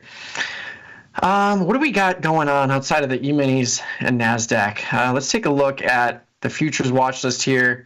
I usually like to just check this first thing in the morning, sort by net change to the downside and upside. I don't really care about anything within 1% because that's pretty much expected day to day. So we only have a handful of things that are moving outside of that. We've got platinum futures, Ethereum to the downside, 2%. Yeah, everything else just kind of following along with the rest of the market, kind of just outside of the expected move to the downside here. And to the upside, lean hogs. Who would have thought? Who would have thought? That trade is looking pretty good. We're going to walk through this entire portfolio. If you have any questions about any trades I'm talking about here, you can throw it in the YouTube chat. I'll get to them shortly. But let's kick it off with some of these futures trades. I've got a handful of them. I've got a calendar spread in Japanese yen. So just placing a trade to the upside, kind of a dollar weakening type of trade. If you're long any currency against the US dollar, like the Japanese yen or the British pound, if the dollar weakens, these are likely going to rise to the upside. So we saw the Japanese yen catch a little bid yesterday, seeing a little continuation today, but it's having some pretty wide ranges. But I went with the calendar spread because I noticed that the 70-day cycle and the 34-day cycle both settled to the U contract. So does the September 98-day cycle. But if you're doing calendar spreads in futures options, you want it to act like a regular equity calendar spread, you have to make sure that both of your options expirations settle to the same product. Because if they don't, you're basically selling and buying an option in two completely different contract prices. So you can see here, the M contract is trading at 695, the U is trading at 702, and the Z is trading at 711. So totally different contracts, and the forward curve can shift from contango to backwardation and vice versa. So when you're placing traditional, we'll call them calendar spreads like an equity trade, just make sure your options expiration settle to the same product. So 6J, long the 70-day at 72, right inside the expected move, and short the 34-day right at the expected move. And I got into that trade for $400. It's up a little bit, but if we can see a continuation up to 7.2, this will probably be a $150 winner, somewhere around there. Gold futures, looking pretty good today. This is a strategy that's worked pretty well for me recently. If you look at the history of gold futures, you can see I've done the same strategy with pretty similar strikes, basically getting into a call broke wing butterfly where you have a more narrow debit spread portion relative to your wider credit spread portion that allows you to route it for a credit. So first one in March, $2.70 credit, and then we saw gold futures sell off. So I moved the wider credit spread to a symmetrical distance to match the debit spread. So really, if I have a 10-point wide debit spread and a 20-point wide credit spread, if I convert my 20-point wide credit spread to a 10-point wide credit spread, I now have no risk on the trade. And that's especially true if I can do it for a debit less than the credit received. So collected $270 up front, paid $170 to remove the risk, and I was left with $100 credit of profit regardless of what happened. But I was able to sell out of the remaining butterfly that was symmetrical for another 60 cents. That's how you get your $160 profit here. Did the same thing. This one expired, collected $250, paid $2 to remove the risk, and was left with 50 cents. And this one collected $280, removed the risk for $230. So I'm sitting on a 50-cent credit with the active position, and this one's pretty wide, 3460, 3480, 3500. So if we get a rally here up through these strikes, this can appreciate to a $300, $400, $500 winner before expiration. So that's kind of my MO with gold futures, is just throwing on called broken butterflies out of the money into these rips, and then seeing if we get a little dip a couple days later. And as you can see, we've been pretty fortunate with some of these moves. I think my first one here, it was probably into this dip and then another one there. So we've had the big upside moves followed by downside moves. That's what you want to see if you're trying to remove risk from butterflies. So nothing to do there with no risk. I'm just going to see if we get a move up 150 points in the next 26 days. If we do, I'll sell out of it right when we reach between 34.60 and 34.80. That's typically where I just close it. Copper, we've got a short put spread, short the 4.6, long the 4.55, down a little bit in terms of P&L open. Collected $400 for this one, but seeing a little rally here. This one is basically just sitting, right at the bottom of the channel that it's been churning around. You can see it's dropped below 4.6 a couple times, but we've seen a rally pretty soon after that. So just selling a put spread here and playing the game of, seeing if we can see continuation of that same story, where even if we drop to 4.6, we'll see a rally. But yeah, cookie cutter trade, 26 days to expiration. And yeah, I'll just keep that one on, see where it goes. Live cattle, same exact story pretty much as Japanese yen. We've got the long 63-day at 215 and short the 34-day at 215. Both of these contracts also settle to the Q contract. So this is a traditional calendar spread setup in futures options where both expirations settle to the same product. So same, almost the exact same debit too, $460. This one's up a little bit more, but really just looking for a move to 215. Regardless of how much time's left to expiration, your optimal profit point is when you are right at your strikes. So if we get a move up to 7.2 in Japanese yen on Monday, I'll just close it. Same thing with lean hogs. I'm not waiting for any specific time frame, just looking for a move towards that strike. Micro crude. This has been a little bit of an adventure here. I've had a couple of adjustments in the previous contract. So originally bought the micro crude contract at 66. We saw that big sell-off pretty low here, below 60. I absorbed all of this, got to move back up, sold a call spread in the regular futures contract for $220 and closed it for 20 cents. So I secured $200. So I used that mentally to reduce my basis from 66 to 64 in the micro crude. And I've just been rolling this contract. Now I've got a long contracted micro crude and a short 65 call that I sold for $135, $139. So my basis is around 62.5, 63-ish. But if we rally through 65, this will be a net profitable trade, all said and done. So I'm just going to hold this. And when it comes time to roll this position, as you can see here, 17 days, this option will expire to the end contract, and then the end contract will eventually expire. So when we get closer to expiration of this contract, I will close the whole position and just roll it to the Q contract, assuming it's not profitable before then. Natty Gas did the same thing here, had a put broken wing butterfly.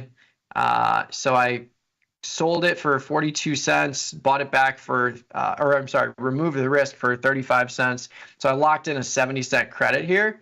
And I'm really just looking for a move towards 335. If we can get that, I'll sell out of this for an additional credit. You can see I've got a locked-in cost of 70 cents. I could sell it right now for 20, but no risk on this one. Same story. It is now symmetrical, 3.4, 3.35, and 3.3. So just looking for a move to 3.35. And if we get that, I'll just close out of it.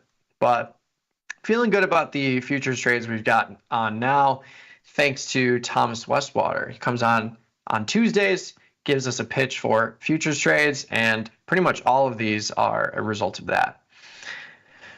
Let's see, Apple call diagonal spread here, down $300. Still a lot of time though. Long the 210 in July, short the 220 in June. we've captured a lot of the value out of the June short call here. So sold it for 320 initially. It's trading for 50 cents. So this is kind of the time where I'm going to look to do something, because 50 cents doesn't really help me all that much if Apple continues to sell off. The question is, can I do anything here? Maybe I convert it to a calendar. Let's see. 720 basis. So if we get an at the money move, if Apple goes from 200 to 210, this $4 option turns into a, let's call it $8 option with some time passing.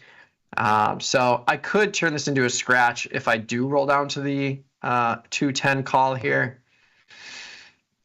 That might be the move, because let's say I buy this back and I go to a 210 calendar and Apple rips higher to 210 in short order.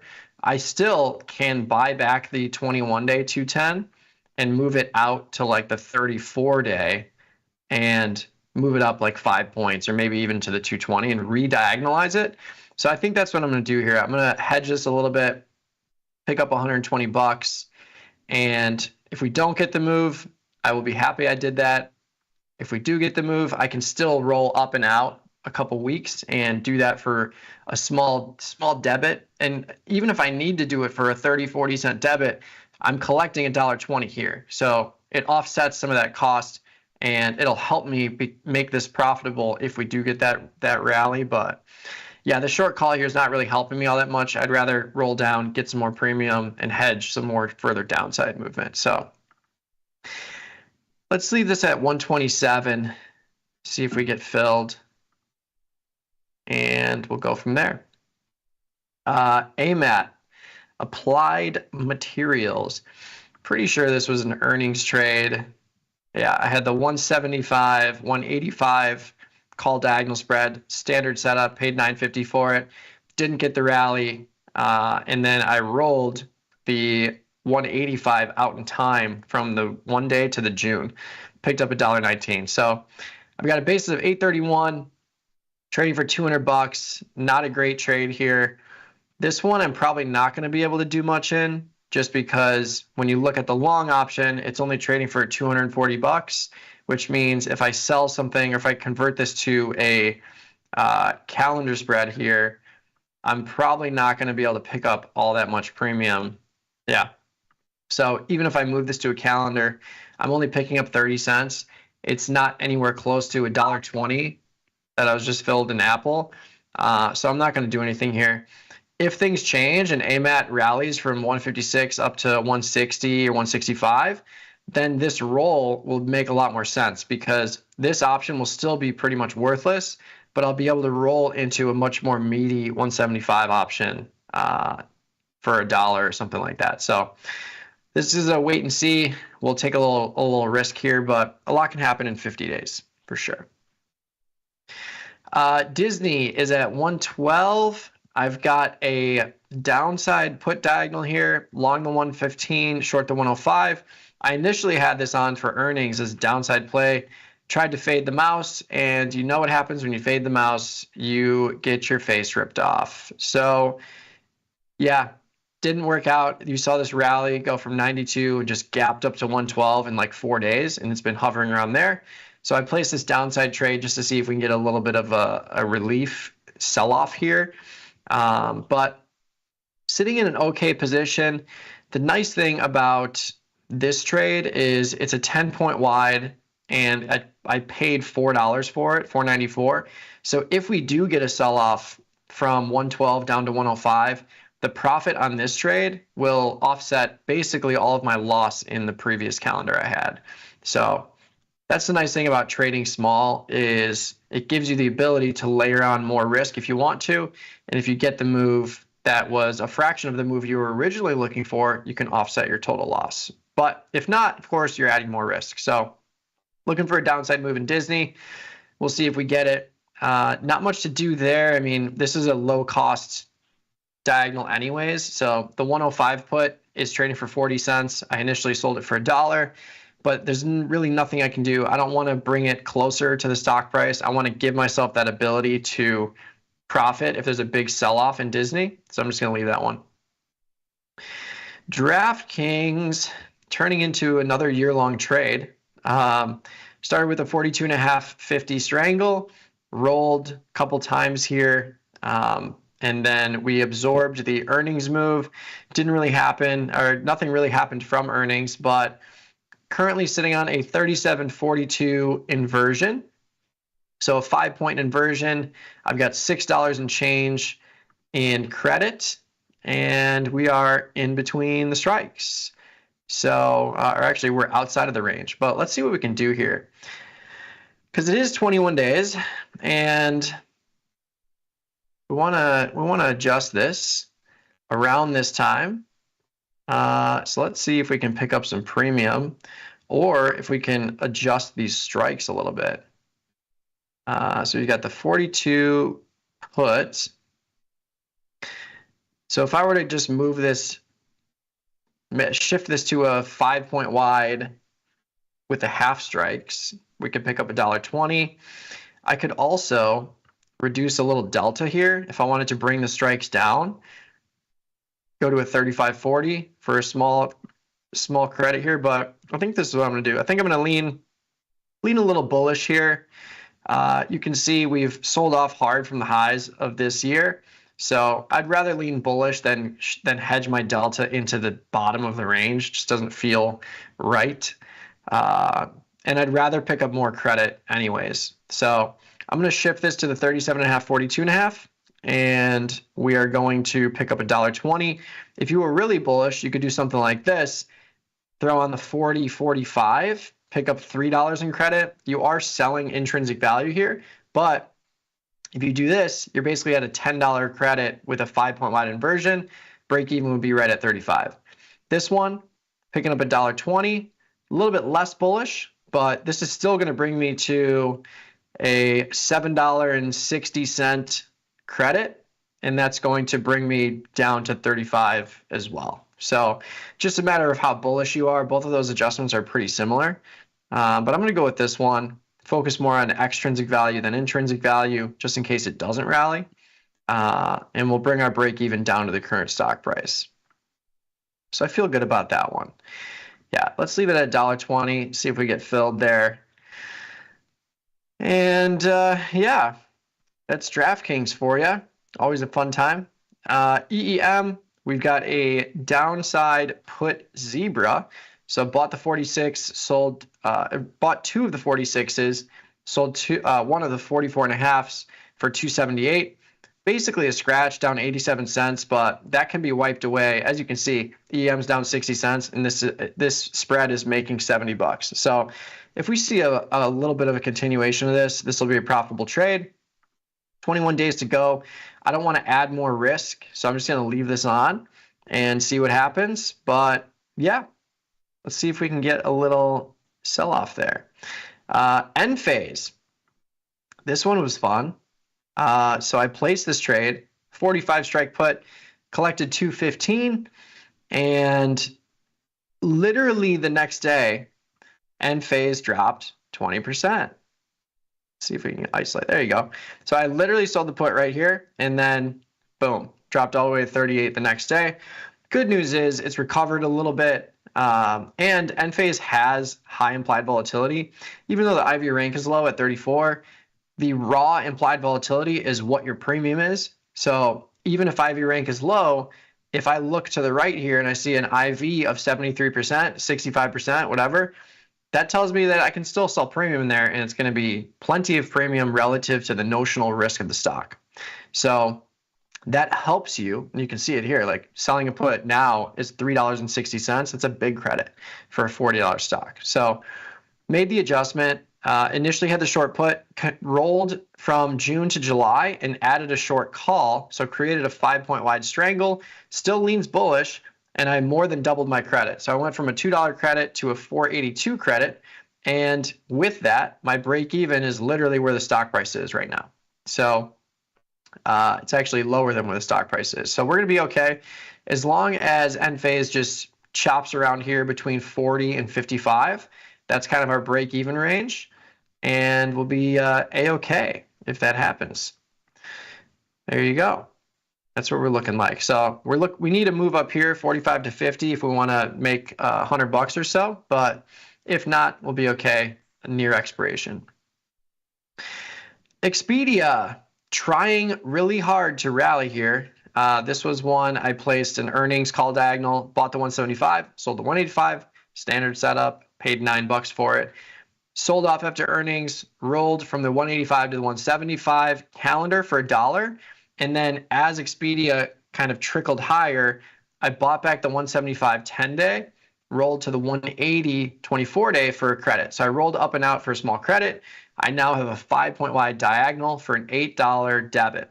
So not a great scenario to be in, but if we analyze this and we push it to expiration of the short option, we can probably get this down to a $100 loss-ish because it will be trading for $5 if we get to 180 because that's my intrinsic value between the strikes.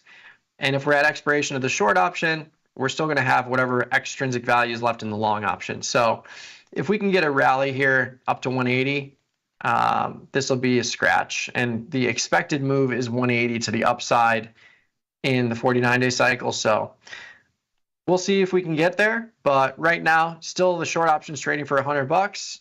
And yeah, we'll roll the dice here, see if we can get a little rally in there. IBIT has been beautiful. IBIT is truly the year-long trade. So every year, place a trade, hold it the whole year, regardless of what happens. I wanted to have bullish delta in Bitcoin. So I basically just started with a skewed strangle in IBIT. Sold the 50, 65 for $5. And because IBIT has high implied volatility, regardless of IV rank, I'm able to collect $2, $2, 50 cents, $2, $1.50, 60 cents. I've basically tripled my credit. So I started with $5.65. Now we have a $1,500 credit almost halfway through the year. So sitting pretty with IBIT. I love where I'm at right now. So I've got the 60 short put in the June cycle, 65 call as well. So we're sitting right at that 60 put. And I won't have short delta here. So unlike a traditional situation where, let's say IBIT rallies to 65 and you roll your put up from 60 to 65, I don't want to have short delta at all. So what I'll do if that happens, I'm actually going to make an adjustment right now, but just to continue the story here, if we get a rally to 65, I'll just shift the whole thing up. So I'll buy back the 60-65 strangle and move it to the 65-70 strangle. I already did that for a small credit. I bought back the 55-60 and I sold the 60-65 in the same cycle. And I collected a small credit just because of where the strikes were relative to the stock price. But there's nothing that says you can't have long delta all the time in a product. So I don't want to have short delta in Bitcoin. I think the velocity risk is certainly to the upside, not the downside. We're still going to see volatility for sure. But where are we going to get our 10K moves consecutively? Probably to the upside if we're going to see them. That's just my personal opinion, but I've collected a lot of premium so far, so I can be aggressive with a stance like that because even if I keep moving my strikes, I already have a good amount of premium that covers 30% of the notional value of the stock, almost. So let's make an adjustment here. We've got the 60-65 sitting at 21 days. Let's roll it out to July. I might just keep the same strikes, pick up another $3. Love to see that.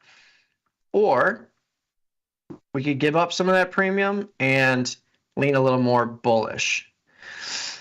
I think I'm going to meet in the middle here and just roll to the expected move. So I'm going to buy back the 60-65. I'm going to roll to the 60-67. Widening out the spread will create a more hands-off situation. Let's see if I get it filled at 250 flat. That'd be fun. I'm going to leave that there. But there's no wrong answer in terms of where you roll. I could go to the 60 straddle. I could go to the 60-65 strangle, the 60-70. Any of those options is going to result in a nice big credit. So really happy with where we're at. If I'm filled at 250, that's going to bring me to $1,700, which you'd love to see. And yeah, we'll see where we go from there. But really happy with how IBIT has behaved. It's had its ups and downs, but really it's been stuck in this ever since we started this trade. It's been stuck in a 10-point wide range for the most part, which is really nice. So that's the IBIT year-long trade. IonQ sold a put there a couple days ago. The 35 strike, 50 days out, picked up $220. It's a nice high return on capital trade for a $40 stock. So love to see it. Nothing to do there. I won't do anything there unless we get to 35 or below with a couple months past. So you can see it's down 350 today, but only down 70 cents on the trade. So plenty of implied volatility and plenty of premium to offset intrinsic value moves against you if they happen. Southwest, we've got a downside put zebra here. This is a stock that has rallied aggressively, and we're just playing a defined risk downside move. 35%, 40% IV, 13 IV rank. So this is kind of on the lower end. You could still sell premium here if you wanted to, but I liked the way that this set up. This was Katie's trade from yesterday. PanW, this was an earnings trade gone wrong. Sitting at 188. I've got the 200 call, 21 days out. And this was from a call broken wing butterfly, or sorry, a call crab trade. So only a $3 debit. So just seeing if we can get a rally here. This one I'm not doing anything with because the total debit is 380. And if you look at June, like what do we need to happen to get this back to 380? Currently the 192.5 is trading at 380. So we basically need a 5-6 point move to the upside. We're getting a 3-point move here. If we get a 5-point move to the upside, you can see this option will go from $1.50 to over $2. If we get a little bit more, it'll go into the $3 range. So just going to hold on to it and see if we can get a rally. Palantir, Iron Condor, right between the range, completely flat, nothing to do there. Target, trying to catch a bid here. This 130 call was from an earnings trade gone wrong, trading for 4 cents, no reason to close it. 103 call diagonal, just a tiny one here. And that one, I believe I adjusted. Yeah, so started with a 482 call diagonal for 7 points wide, rolled it to a 3-point wide, and reduced my basis by $1. So similar scenario. If we get a move to 103, this will be a slightly profitable trade. We can close it. Tesla, sitting right in the middle of the range, 21 days, but we're only up 70 cents. 50% profit would be $1.50. So because we're right in the middle of the range, I'm not going to do anything with this trade. I kind of like to call this like offensively pressing. It's kind of like doubling down in blackjack, taking another card. I mean, I don't see a reason to roll this out to July unless I wanted to widen the strikes and do it for a scratch. But this trade, I've got 50 points on either side before I can still roll it out in time for a credit and then just get rid of the other side and lean slightly directional. But if we chop around this range, this trade will come in nicely over the next week or so. So I'm just going to hold on to this and see if we can get that credit decaying quickly. Under Armour, I've had 100 shares for 6 million years. This, I need a big rally, but 100 shares in a $6 stock, basically a call option that doesn't expire. So maybe we get lucky and they get a buyout, something like that, but nothing to do there. That will just live forever on the balance sheet. And UAL. UAL has been quite the battle. My average trade price is like $1,200, but started with a 90-120 strangle before the tariff stuff. And then UAL went from 110 down to where it is now, pretty much, even lower.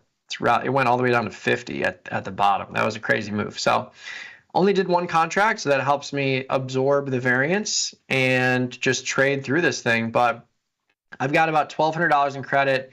I've got a 5-point wide inversion, and we're right there. Like my break even is pretty much where we're at, but I'm in July. So I need the extrinsic value to decay here, and I would love to see a rally paired with that decay. And as I've been talking, the market has been melting.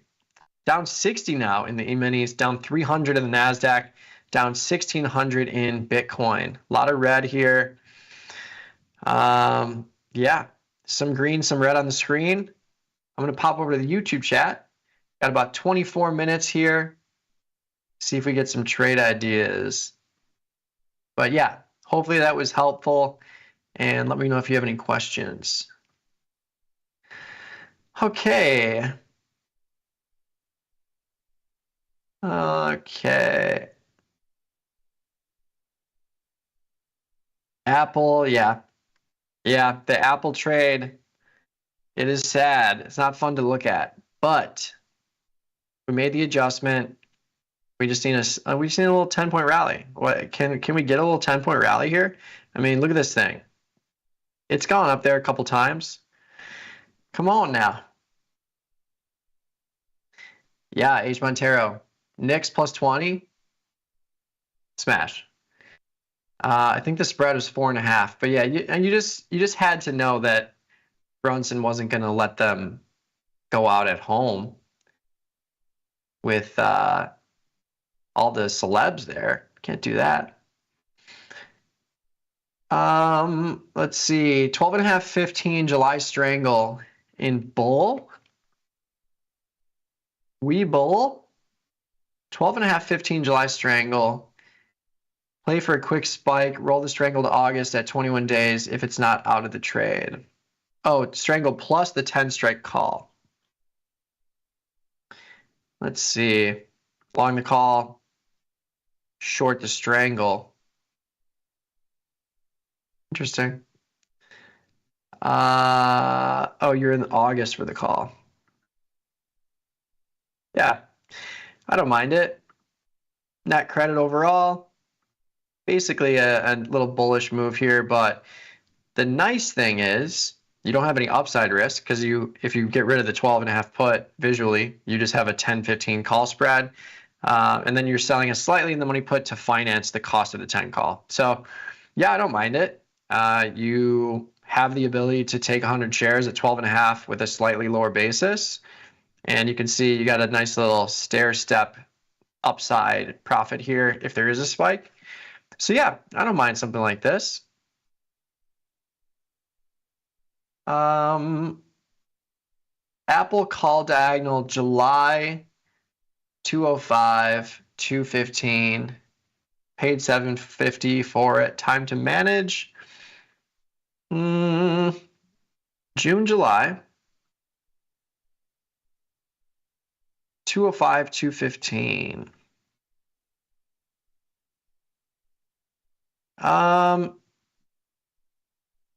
205, 215. Yeah, so you paid $7 for it.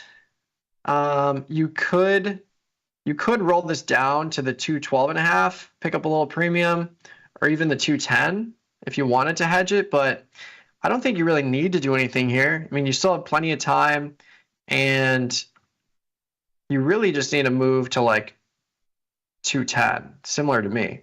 But yeah, I think you could roll it down 2.5 points. You would still have a debit cost that's less than your new width, but this short call is still trading for $100. I don't think you need to really do too much, but yeah, if you wanted to, you certainly could roll it down a little bit, hedge the delta. I'm not sure I would go to a calendar just yet. The reason I went to a calendar with mine is because my calendar is cheap, and if we get a rally up to 210, it's going to multiply in value. It'll be like a $400 net trade, where yours will go from, a $5 debit, and it probably won't move that much because it'll be closer to the stock price. But if you want to adjust it, you could just a little bit. But yeah, that's a tough one. ARM 105, 155 strangle. Let's take a look. ARM, July 105, 155 for $4. Yeah, this thing has been a moving. Hit a high of just over 180 this year, dropped to 80. So 100-point range, kind of nuts. But yeah, 16 IV rank on a 56% IV tells you that this IV has been probably in the 70s, maybe higher, but still 56 IV is plenty. As you can see, you're getting almost $5 for a $1,200 buying power on a $120 stock. So yeah, leans a little bit long here with a little more premium and delta in the short put relative to the short call, but the short call is still $150, so I don't mind it. And yeah, if you get a rally, because this is skewed to the upside or a bullish skew a little bit, if you get a little bit of a rally, this will decay a little bit as well because you have almost twice as much premium in your put relative to the call. And doing it into a 5-point sell-off, kind of like it. So yeah, I like that. How about a July Iron Condor and UNH? Tariff immune, skewed bullish, sell the 270, 260 put spread, and then 360, 370 call spread. Ooh. Yeah, it's been channeling around this 300 level. Look at this thing. 600, how about 260? Crazy. But yeah, I mean, UNH is a big, big company, and it's going to be crazy to see where it ends up over the next 6 months. But yeah, I mean, it's a nice wide iron condor. Only thing with July is you're in the earning cycle. So it's a little tough when you're in the earning cycle just because you're selling risk on both sides, so you don't have that delta potential to get paid. You really need extrinsic value to decay, and the earnings in the cycle is going to prevent that from happening, especially with the defined risk trade. So I like the idea, but I think I might just wait until earnings and throw on an iron condor then and just basically play for a non-move from earnings, good news mixed with bad news, and see if we can get an inside move there. If you're bullish or bearish, I actually do like something like a diagonal spread in here where you have the long option in the earnings cycle and you sell the 21-day against it. That helps you retain extrinsic value in your long option relative to the short. That's going to decay quickly. But yeah, this one's a wait for me unless or until they move the earnings announcement. If they move the earnings announcement out of the July monthly and like further dated in time, then I think that will, of course, reduce premium in that July monthly, but it'll be a cleaner iron condor setup. GLD call diagonal. I had one of these on. What did I do? Oh yeah, okay.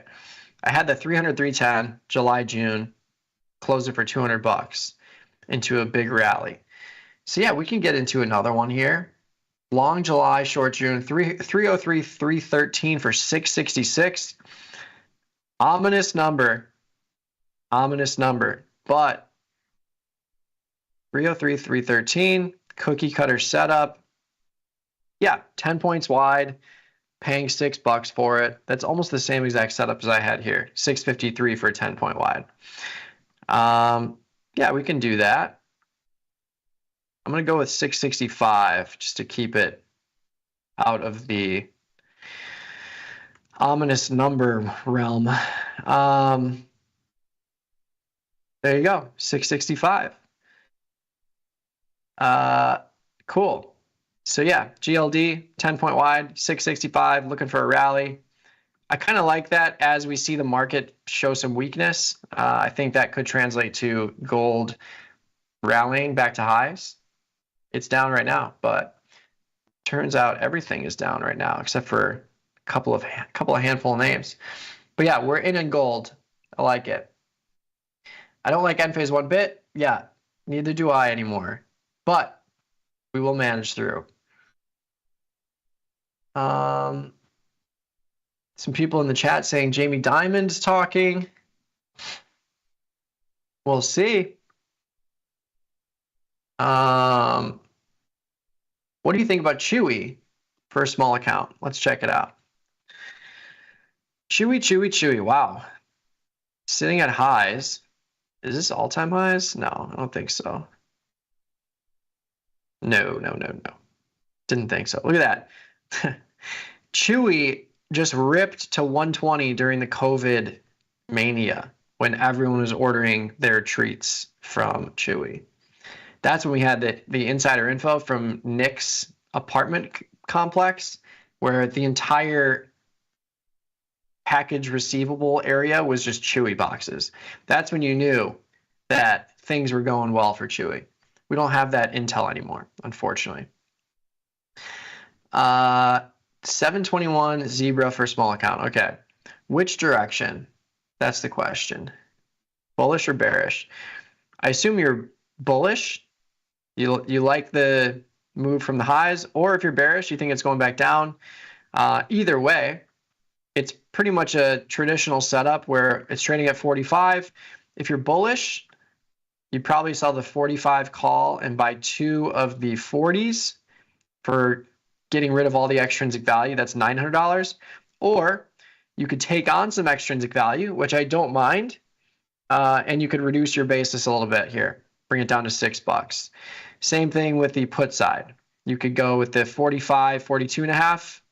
It's a little bit cheaper because it's less in the money. Or the 45, 40, $5, $4. It's cheaper to place it to the downside than it is to the upside if you're using the same strikes, just because of where the stock is. But yeah, I think the 42.5, 45, or the 42.5, 45 to the downside. If you go with the 47.5, 42.5, you get rid of a lot more extrinsic value to the downside. But yeah, I kind of like the idea of making it cheaper and just taking on some extrinsic value, going with something like this, $6 debit, 2.5 point wide zebra. Yeah.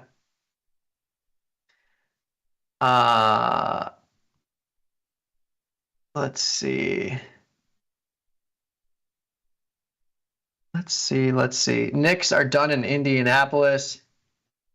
Yeah, I would agree. I think Indy takes it in Indy, which you'd rather see anyways, right? Wow, Stanley Cup isn't until June 4th. What is that, Thursday? I think that's the same for NBA. I believe I saw the first finals game is on Thursday. DAL short put credit spread, June 45 and 48 put. Thinking of hedging a longish position. Let's see. Delta Airlines, chopping around. This is a long-term chart. Let's look at this year. Yeah, chopping around, sort of the bottom of the range. 45, 48 put in June or July. Probably July. This is in the earnings cycle too. If you go to July, you can see the spike in implied volatility. But if you're selling 2 puts, I'm not concerned with that, because if you get a rally in DAL, these puts are still going to decay based on delta. So very different than if you had 2 strangles on, where a rally would appreciate the calls and decrease the puts. If you just have risk on one side, you can do it in the earnings cycle, no problem. So yeah, I like something like this, kind of like a laddered put here. We have one at 48, one at 45. Yeah, I like it. AVGO. Let's see, this is a $600 debit. Maybe I just do one of these because I'm bullish UAL, short love. I could get short a put in DAL and get kind of a mid ground there. I kind of like that. I'm going to route this for $2 and see if I get filled. But yeah, we shall see. AVGO, June Iron Condor. 207, 210, 262 and a half, 265.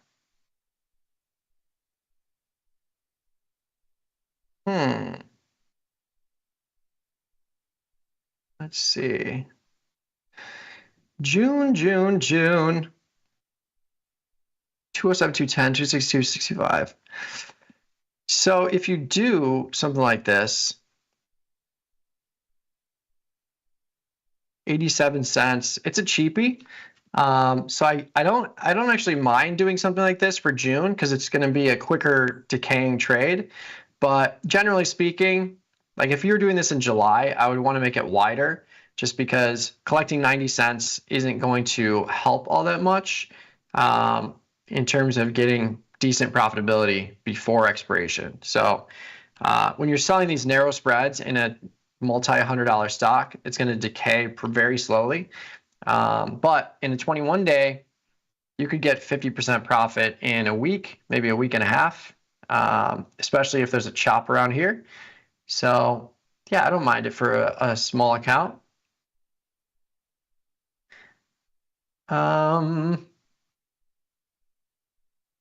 Okay, so the DAL position was in June.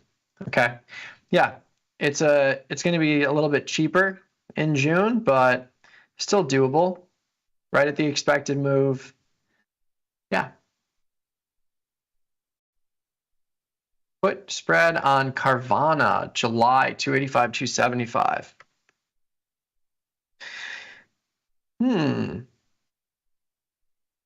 July, I'm seeing a 280, 290. Unless you're looking at a weekly cycle, in which case, with these stocks, I'd rather just go to the monthly.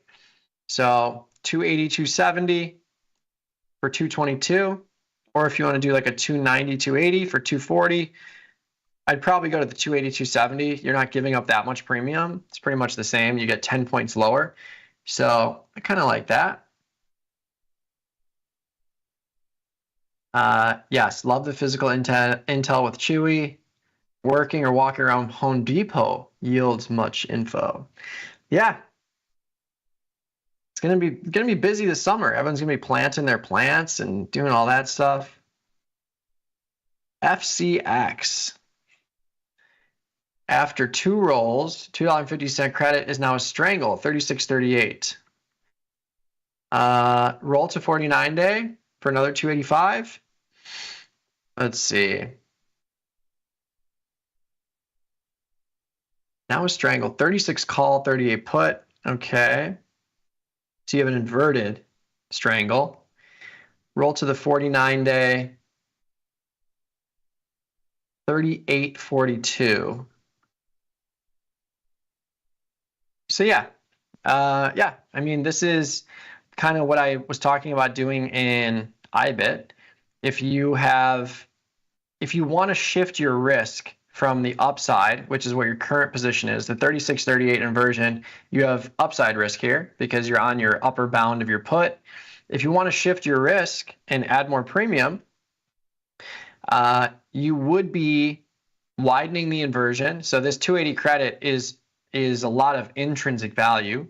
So just keep that in mind. You can see you're adding 60 cents of extrinsic, but you're adding $2 of intrinsic that doesn't go away. So it's not totally $2.80 in net credit because you're doubling your inversion here.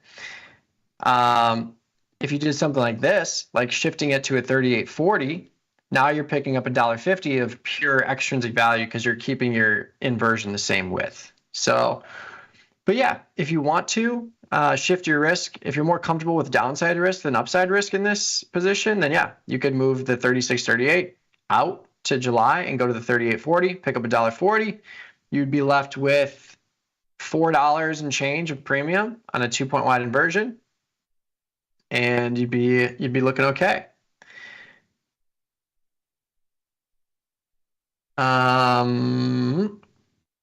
Couple minutes left here. Hut managing a short put ratio expiring June 20th. Short 2 16 puts and long 1 at 16.5. Let us see.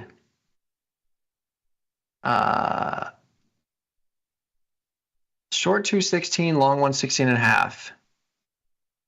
Okay. Okay, so basically you have a really narrow put ratio, which is fine, but you got 21 days. So the first management step here is, for me, is closing out of the ratio aspect of it. Because if we look at just one contract, the 16.5, 16, HUT has gone down below the strikes. This is trading for 32 cents if you can get filled here. I would actually start this at like 35 cents, maybe even 40 cents. Like there's no reason you shouldn't. But this is a 50 cent wide put debit spread with an extra short put. So I would close out of this, the 16, 16.5, try and get 40 cents.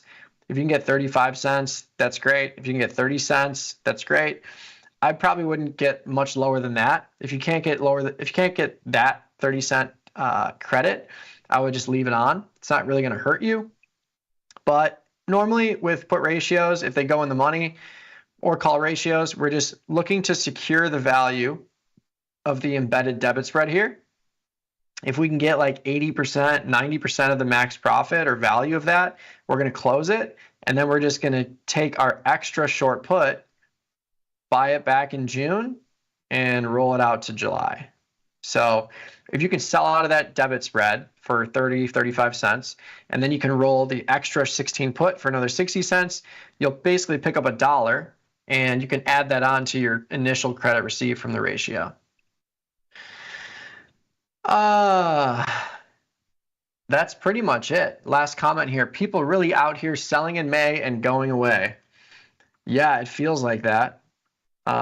This trading week we've had has been really slow. But yeah, Nick, Tom, and Tony are out of the office. Market's down 60. Who would have thought? Who would have thought? But yeah, let's take a quick look before we sign off here. Let's take a quick look at the expected move through next week.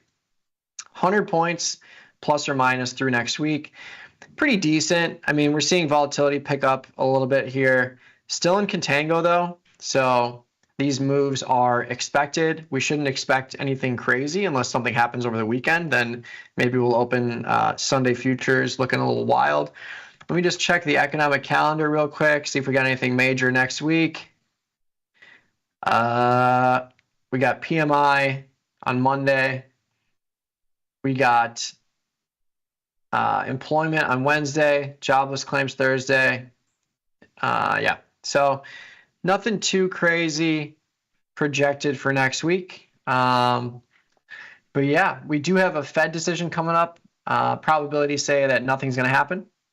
We'll stay at the current rate, but things can change pretty quickly. We will see. But yeah, that's all the time I've got. Thanks for tuning in. If you got any further questions, you can find me on the Twitters. I'm at Trader Mikey B there. But yeah, stay tuned the rest of the day. We got plenty more content coming your way on the YouTube channel as well as tastylive.com. I'll actually be back for last call at 2:30 to send you off into your sunset of a weekend. But yeah, have a great rest of the trading day. I'll see you then. And the OTC Live crew will be back on Monday. Peace.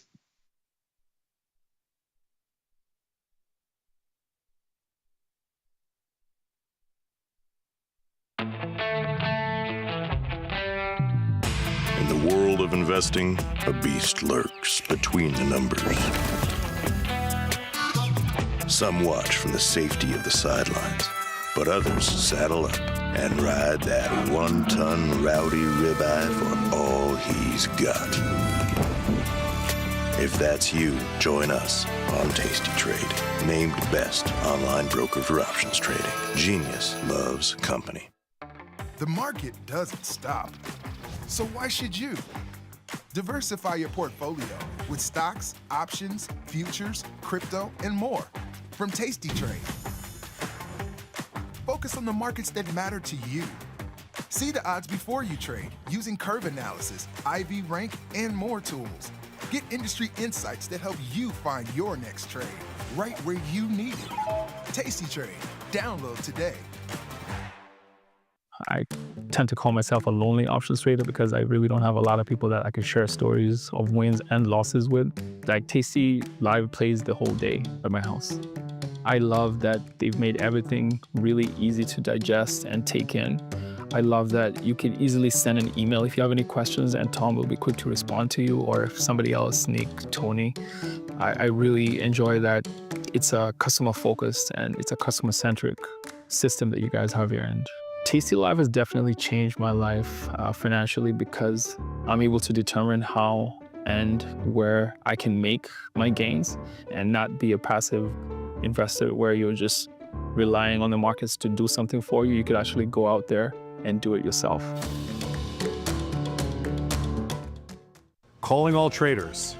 Are you using Tasty Live mechanics and enjoying awesome results? Are you an up-and-coming options savant? We're looking for you. For over a decade, Tasty Live has shared the most inspiring stories of traders teaching themselves a new skill, using probabilities and experiencing new levels of success. If you think your trading journey should be shared with Tasty Nation, we'd love to hear from you. We are always on the lookout for the next class of rising stars. Email us at risingstars@tastylive.com if you'd like a chance to share your trading journey and inspire others.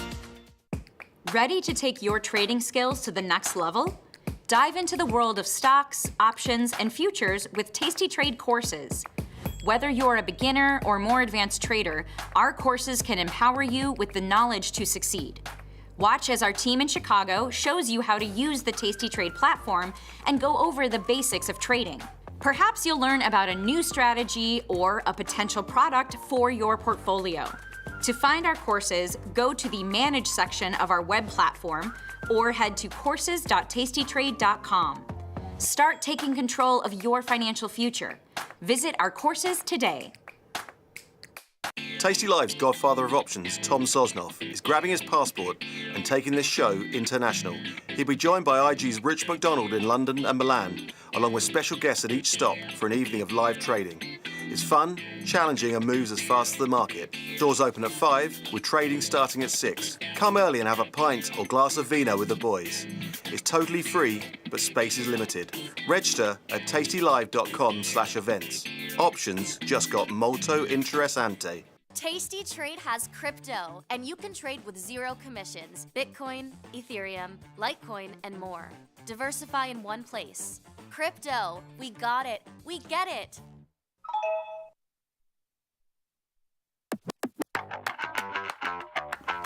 So Tom, what is your definition of underwater? The futures close 15 minutes after the cash markets close. So underwater means when the futures close under fair value, under the cash price. If you're selling in the hole, what are you doing? Oh man, if you're selling in the hole, you're puking. That means you're selling it at a price you don't like, but you have to do it because it's hurting too bad. Tom, in the pit, when somebody would say it was an out trade, what would that mean? An out trade's a mistake. That means one person thought they were doing one thing and the other person thought they were doing something else. And so an out trade is just another word for mistake. You can use an out trade in anything in life. When you just have a misunderstanding, that's an out trade. When Tom says double whammy, what does he mean by that? Ooh, double whammies when you roll down calls because the stock's going lower, and then all of a sudden the stock goes higher and you start rolling up puts, you're getting double whammied.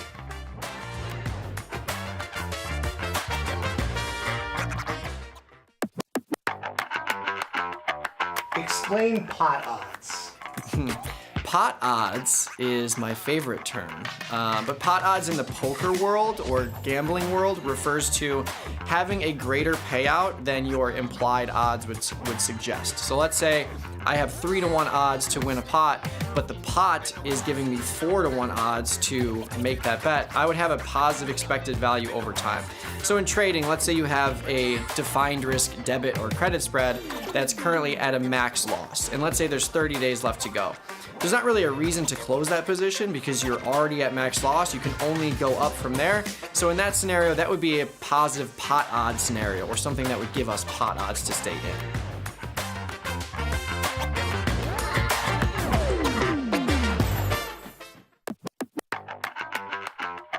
All right, Katie, what is the Widowmaker? The Widowmaker can be any spread that is volatile that might dink you if you're on the wrong side of it, but at tastylive, the Widowmaker historically has referred to a spread in natural gas futures and the seasonality of injection season and the storage around that. So it's typically a calendar spread that has the propensity to move between the March and April natural gas futures contracts. What does tendies mean? Tendies refers to ordering chicken nuggets at a restaurant when you're out watching the game with your boys or your girls, but tendies in the options trading world or the trading world refers to profits that you are taking on a position. What is an offer? So the offer price is the price at which you can buy an option at, the bid being the price to sell at.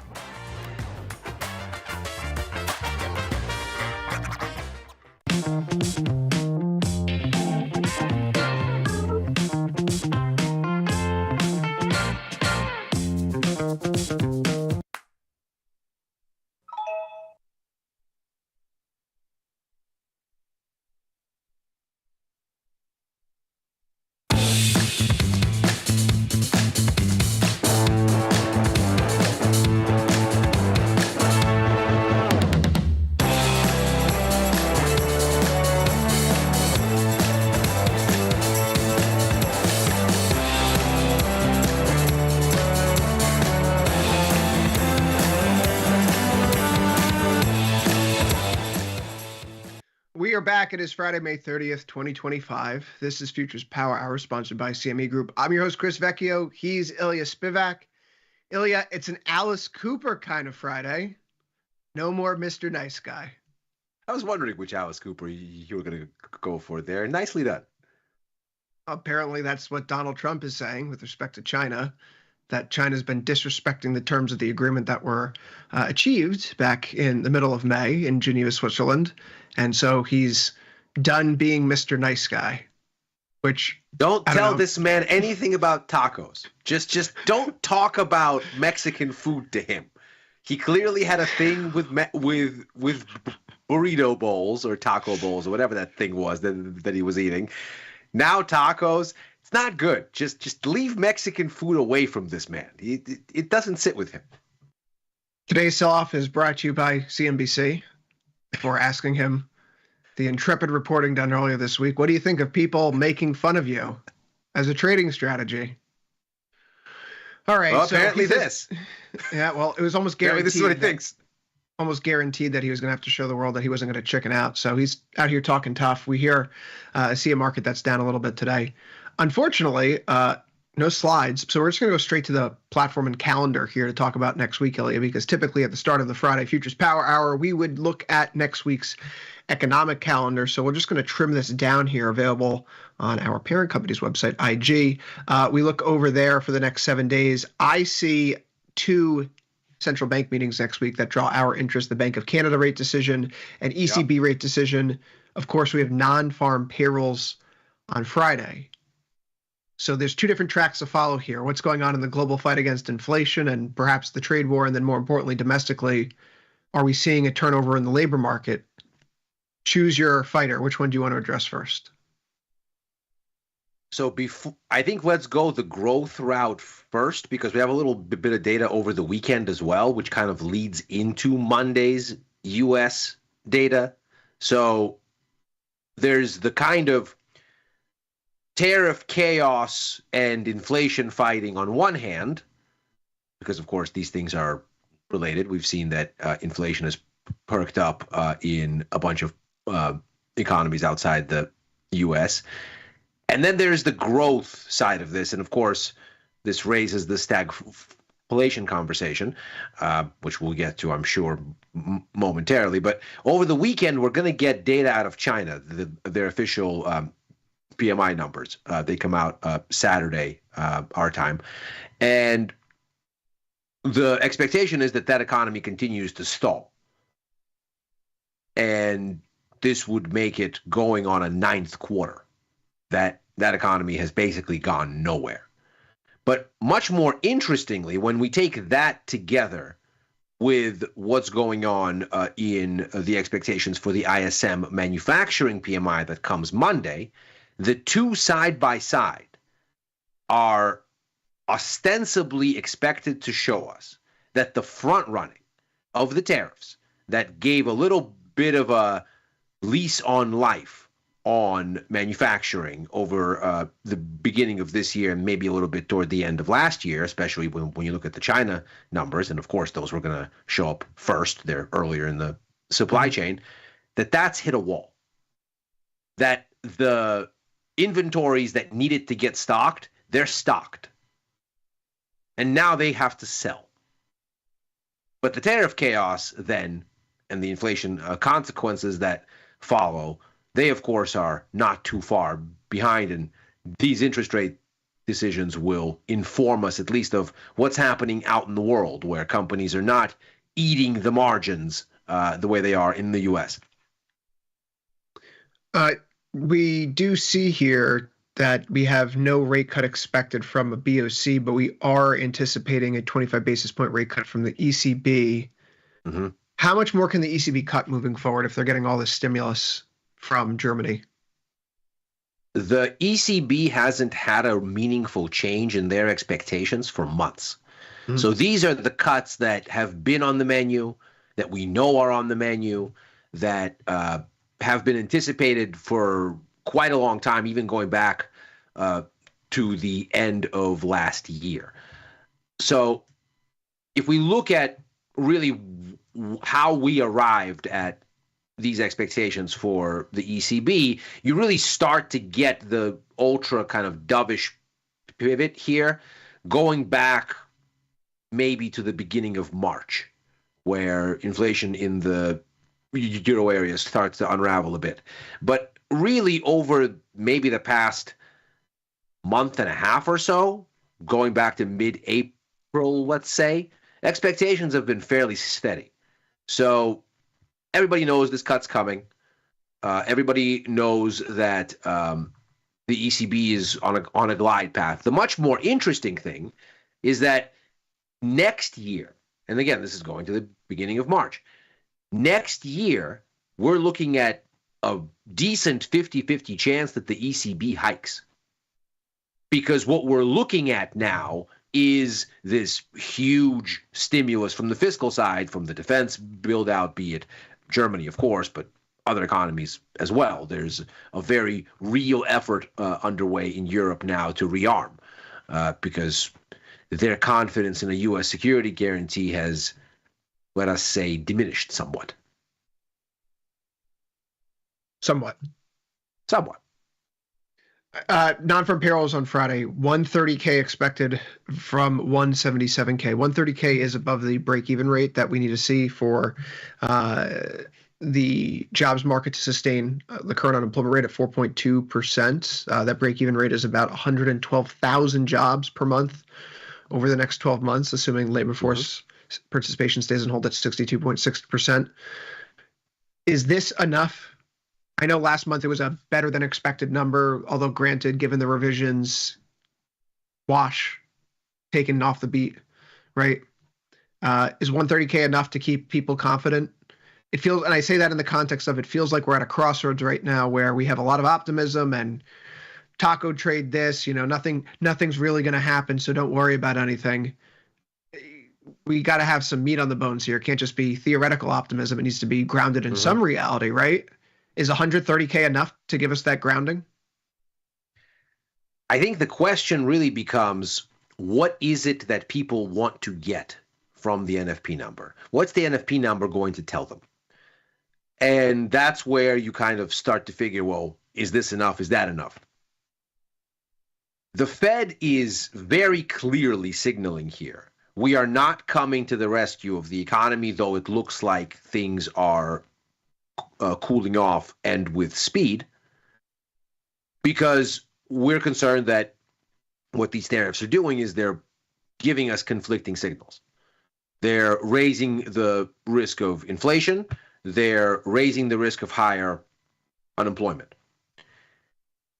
So we don't know what to do. We're going to sit on our hands and ostensibly wait to cut. The bias is still to cut until we see the whites of recession's eyes.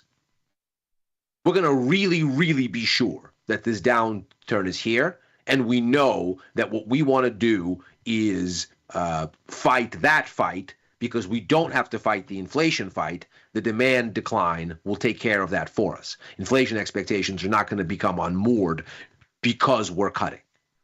So we're not going to anticipate. We're going to wait.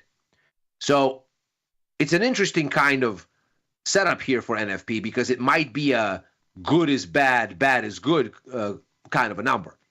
You get a number that's big that tells you that the Fed can't make up its mind, and there's no cuts.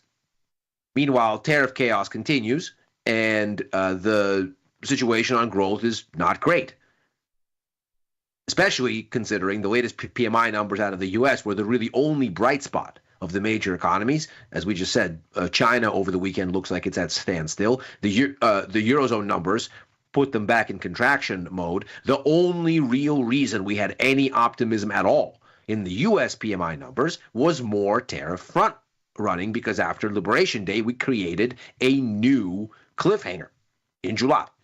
So, and if together then the ISMs and the Chinese numbers tell us that front running now going into May is out of steam, and consumers aren't coming. We saw consumer confidence numbers today. They were a little bit better, but only just. Even the conference board numbers, which everybody was celebrating, they were a little bit better. But when you look at the series, still very weak.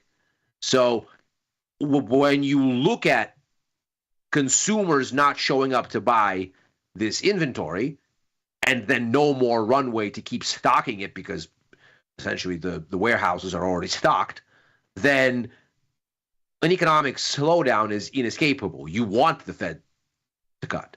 So if you get a number that prevents them from doing that, that's not necessarily good news. We can turn our attention away from the calendar next week, and quite frankly, for Monday, we'll just do this now at the top of the show while we have it up here. The calendar for Monday as we go forward, not really substantial. There is an ISM manufacturing report in the morning, but that's it. There's no, I would call, meaningful economic data overnight. So once you get through the 10 a.m. release, there's a few Fed speakers on Monday. Just the weekend China stuff, but that should factor in at the if it comes out. Open. So the PMIs come out. Those have a number. Those have a number on the clock. Those things actually do get released. As to the credit numbers, financing numbers, import-export numbers, anybody's guess. The official government data is delayed and is a black box. The private sector data comes out like clockwork, though. And the PMIs are done from private observers, as you point out.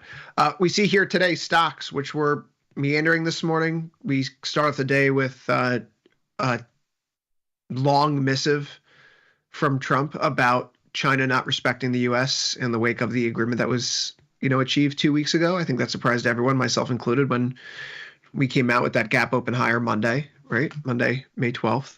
Thanks to the negotiations in Switzerland. And Trump today says that no more Mr. Nice Guy moving forward.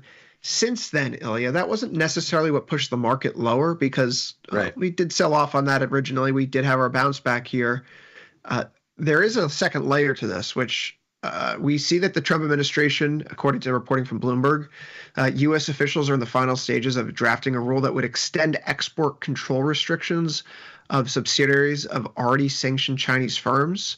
So this proposed regulation would have a 50% ownership threshold, effectively bringing under scrutiny any firm already listed, what's known as the Entity List, Military End User, MEU list, or the Treasury's specially designated nationals list. Those things don't mean anything to us as traders, but the point of this is that you're now seeing a response, right? What's this response to? Trump was called a chicken. He then goes on the attack, goes after China, says that China's not respecting the rules. So we get another round of potential import-export controls here today. But this is part of that geopolitical trade uncertainty that's plaguing the markets here. And we're getting this bit of news as we go into the end of the month, which, granted, may provoke a bit more reshuffling here. It's not exactly a substantial day for trading, for what it's worth. We say that based on the volume figures. It's only a 904,000 cars, as a Sosnoff might say. Usually like to be past 1 million by this time of the day, and we're not there yet. So a long day to go still. Nevertheless, the news over the past 24 hours was really good initially, and we couldn't rally on it. Now it's kind of disappointing. Feels like traders are resolved to go into the weekend without trying to push this up through 6K. The capitulation yesterday certainly was very eye-catching because the markets closed before the tariffs were reinstated pending appeal. So it's really interesting that you get the news, oh, a court has blocked the tariffs. The markets go, hey, this is good news. We were worried maybe now this thing is in a box. And it lasts for all of 4 hours. Europe dumps off. U.S. does not pick up the ball. Nobody reads this as good news, that the tariffs are paused or blocked by a court. And the fact that they were reinstated, in my mind, is pretty much meaningless because they were on a 90-day hiatus when the court acted. It didn't really matter. So the court comes and goes, you can't implement these tariffs. Well, they're not implemented currently. They're on hold. Okay. So then the court reinstates them.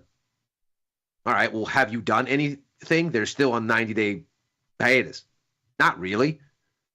I guess the 10% reciprocal duty flickered on and off for 24 hours.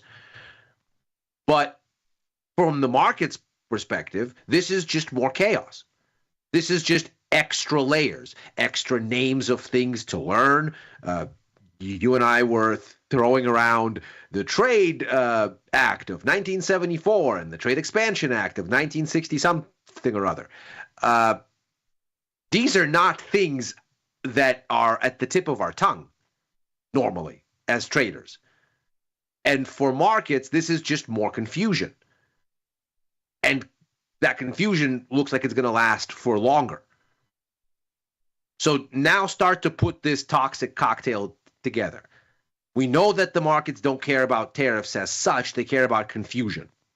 And that's why they sold off in February and not in November. So, okay, there's more confusion on the tariffs. The economic data is suspect in the most generous reading. Really, it's just bad, but let's give it the benefit of the doubt and say that there's a bunch of tariff chaos mixed in there and that will even out eventually. But so far, suspect at best. Stagflation risks are perking up. And the Fed is saying, I'm not riding to the rescue until you're good and suffering. This is not a great mix for risk-taking in general. I'd be surprised if stocks were doing anything positive against this backdrop. None of this is any good. Oh, I think there's a clear delineation. Like if the market's contending with simple recession risk, we can kind of digest that, right? Sure. Recession is part of a normal business cycle. That's what right. What happens after a recession, Ilya? There's a boom. Yes. If we're back to normal recession, not like 2008 or COVID or something, if this is just a regular run-of-the-mill business cycle, you're absolutely right. Markets know what to do with that, and that smells like opportunity for investors. They're just sitting there hoarding cash and waiting because it'll be time to buy before long. But there's a difference between recession because you go, okay, yeah, the clouds are coming in, the storm's coming, right? It'll be sunny tomorrow. Yeah. Stagflation is a different beast to contend with. Oh, very much so. There's the stagflationary cycle doesn't have a boom on the other side of it. It's just misery and malaise. That's right. Right. So and much of it is the policy confusion that creates, both fiscally and monetarily. You're absolutely right. So much, and we saw this in spades, even in a crisis scenario, 2008, COVID. There's a crisis, and the Fed goes, be cool, everybody. The cheap money is coming. And everybody goes, oh, well, okay. This is fine. Picking a bottom when the money is cheap is fine. Worst case scenario, I'm early. I lose the money, but the credit is cheap. I'll just go again. It's fine. It's okay. Fed's not coming. Powell is telling you repeatedly, we don't know what we need to do, and until we really know, we're not coming. We're going to let the pain hit you so that we know it's there. This is not a recipe for happy markets. No, and markets aren't too happy here. I mean, the Russell itself, I think, is fairly instructive, right? We can't really climb through those late March swing highs. We try to make another attempt there at the May high this week yesterday and fail. Yeah. Today we're slipping below our 1 week. The pitch of both the 1 week and the 1 month are now negative. So vol's really low. We're kind of at the midpoint of the May trading range, not quite just yet, but at 21.5 IVR, do we want to play something directionally neutral in a point range that's like 70 points wide on either end from where we are right now? You're talking about plus or minus 3%. You can get compensated for that. Absolutely. You go out to your 49 days. We talk about below 2,000. So we'll go on 25 points on one side and we'll go to 2175 on the other. I mean, it's a 45% probability of profit. So playing the May trading range, you're going to get a pretty good risk to reward for it. But 21.5 IVR. You can't even really approach this from the bull side right now. If I wanted to sell a put spread down here, I could get something close to my preferred 60 to 70% probability of profit, but I don't love this risk to reward. Close to 4 to 1. That doesn't compensate you, even though the probability of profit is relatively high. When you look at it on the other end, though, when we go back north towards the 2175 area, you could do a short call spread here, and you're in that same neighborhood of 3 to 1. Okay. Risk to reward wise, if you're going to short stocks, I mean, shorting the Russell with the short call spread up here is the better way to do it, perhaps. And if volatility expands, if you're short a put spread right now and vol starts to expand as you go into the lows, you're going to get hit pretty hard. I see a difficult scenario where volatility is rising and the Russell's rallying 3.5% or so, right? So you'd have a little bit more time and you retain a little bit more, intrinsic value to operate and get around the position. If you have to take a directional shot in RTY right now, I'd rather take that shot short call spread than short put spread. I'm not loving the volatility aspect of this, though. Yeah, it's kind of dicey. I would agree that if you're going to short stocks here, and full disclosure, I am short stocks here, but if you're looking at this with fresh eyes, okay, right, and you're going, okay, the court news should have been supportive. The markets told you it should have been supportive because that's how they initially reacted, and we went to 2-month highs on pretty much all the indexes. And then you very pointedly capitulated. So the markets told you, here is what I think of this news. It's good news. And then 4 hours later, it said, but it's not good enough. Not good enough because we quickly discovered that as you read through the court filing, the judges are basically like, you guys can do this stuff. You just got to do it the right way. Yeah. And then yesterday, Peter Navarro comes out and is like, yeah, nothing's fundamentally changed. And we outlined some of the tariffs that they could potentially do yesterday here on Futures Power and over time. And then sure enough, today, what's the news story that drops? Section 122. Those 15% tariffs for 150 days. The Trump administration's exploring them. We flagged that yesterday. And so it'll just nothing's changed. More uncertainty. Now the cliffhanger is October. Great. More uncertainty, maybe. Hear me out. Isn't one of the concerns that Trump is trying to implement tariffs in some extra constitutional authority, right? I mean, that's certainly my view. He doesn't have the authority to do these things. Well, I mean, the courts just told him he well, that's what the law. The authority.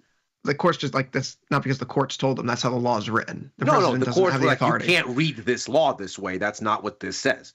Yeah, go through Congress if you want to codify these things, and you have a majority in Congress, so just get it done if you want to do it that way.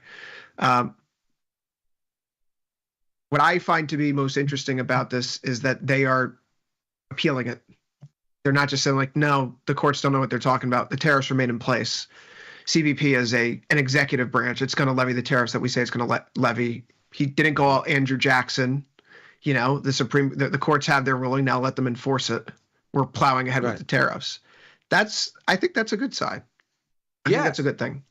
And I think ultimately that means that wherever we land with the tariffs, they're going to be done. The ultimate resting place for them, if they're even implemented at all, is going to be in a place that's a lot more finely tuned.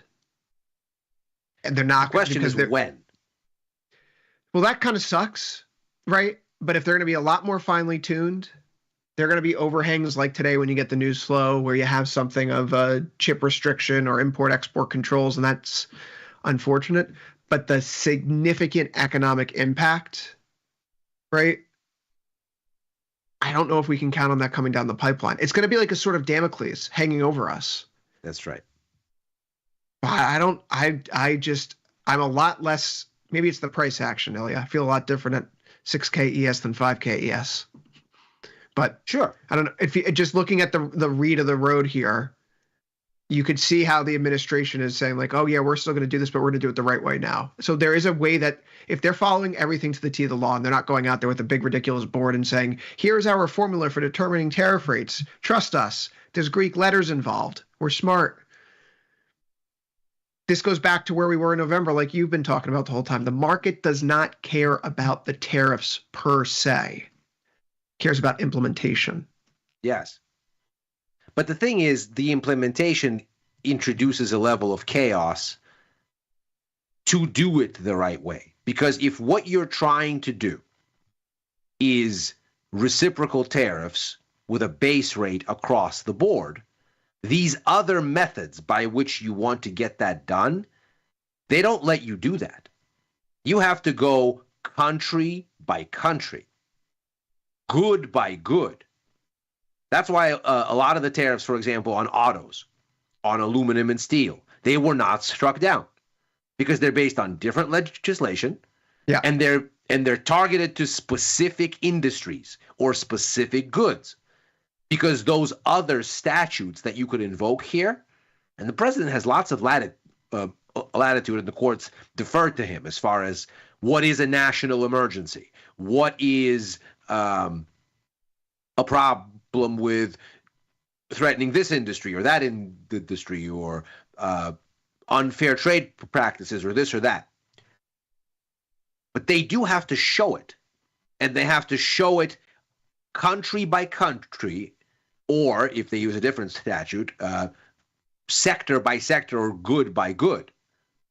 So they have to show either that a particular counterparty is engaged in unfair trade practices, or that a surge in imports of a particular product would be damaging to that industry's fate and its existence in the United States, that it would unduly hamper a domestic industry. So it's a much higher bar.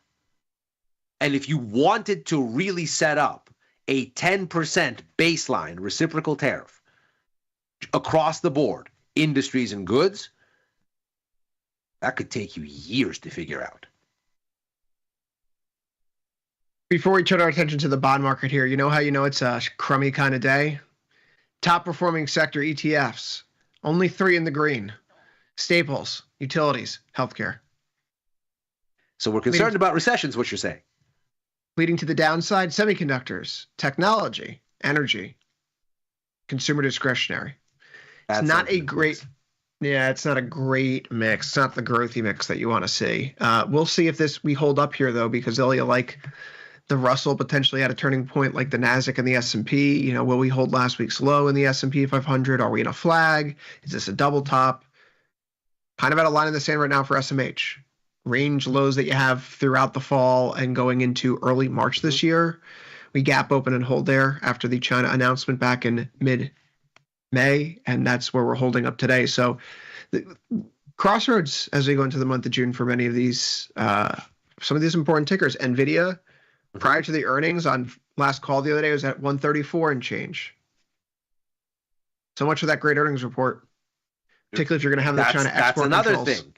That's another thing. If you didn't like the sentiment signal you got from Russell, from the S&P, from NASDAQ as a whole, after the court block, unblock, what are we doing news. If that was not enough of a sector signal for you, well, then you can look specifically. NVIDIA had a pretty solid report. And yeah, everybody expected that they were going to moan and whine about disruptions from China, that was in the market. The actual results were solid. And the result of those results? Nope. Markets are not buying it. And I would argue it's not because they're not buying in what NVIDIA is telling them. It's not company specific. It's just not good enough. Not good enough, not with the news, at least right now. Ilya, let's turn our attention to the bond market today, which is perking up here a little bit more. I have a new interpretation of what may be happening in ZB down here, which is that a trend bullish line is something I've been watching as well, and there's a secondary one off that second high that's a little bit tighter that shows you a real clean break, retest, and extension. Yep, that's the one right there. I mean, that's about as clear of a breakout. And you know I'm not a fan of sloped lines, but that's pretty clean. Yeah, and it comes with both. We saw this twice this week, and we've highlighted this the past few days here, how we had that bullish engulfing bar to start things off on Monday, right? Bullish engulfing bar below the previous candle low, close above the previous candle high. Then we had the inside day. And when you have this combination of candles, bullish engulfing bar followed by an inside day, day 3 becomes the deciding factor. And if you break the inside day's high, you look long. If you break the inside day's low, you look short. We followed this up with another bullish engulfing bar. So the cue here would be then for a bullish breakout. We have indeed bottomed. Today we're trying to turn through the 1-month moving average, which we're holding there right now. Although today's market is it sell America, buy America? I don't think that's the dynamic in play right now. No, I don't think so. But this is kind of how you'd want to see this proceed. And this could be a bullish falling wedge, which would be very optimistic. And I mean, we'd be looking for back to a 121. Yeah. That is something that's into consideration right now. I'm currently sitting, this is going to expire absolutely worthless. This is from an old call spread that if I had try to get it off the board today, no, not getting filled. But the short put spread that was put on yesterday, the 109, 111, I feel very good about right now. The volatility here is retrenched. The only thing that I could think of potentially augmenting this strategy with the short put spread at 56 days is maybe going out to 84 or 119 and really looking at some deep out of the money upside call exposure here. Let's fix this off. Like right above the 1 standard deviation move for the time. It's what Radigan would call a madman trade, but it would add that bullish kicker that presumes the bullish falling wedge ultimately fulfills its destiny. And that would be forward towards 120, 121. This would be risking, 1 to make 11. 12. That's the Madman Radigan trade here. So I already have the short put spread on. I think I want to add that little sweetener here. We'll see where we close today. But these engulfing bars, the break of the downtrend, we can get through the 1 month. I'll feel much better about the setting into next week. I'm right at 21 DTE on my call vertical on the long end. I'm not going to do anything probably here. I'm just going to let that go and look at it early next week. But if we get through this range top on ZB, and as we're looking here on ZN, we're already making the break. On ZB, we're not exactly there yet. We're very close though. If we can get through just a little bit more chop here, let's say a close above 113, then I'm going to start adding. And by adding, extend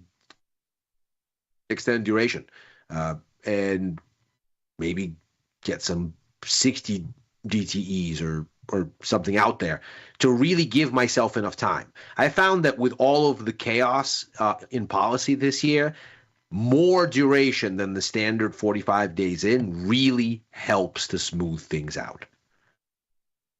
It makes a difference. Ilya, I got to say, I'm hard pressed to think that we should be basing any of our expectations for bonds and what's happening with growth in the short term, at least for the data, because of the tariff information that's coming down the pipeline. There's a lot of confusing things.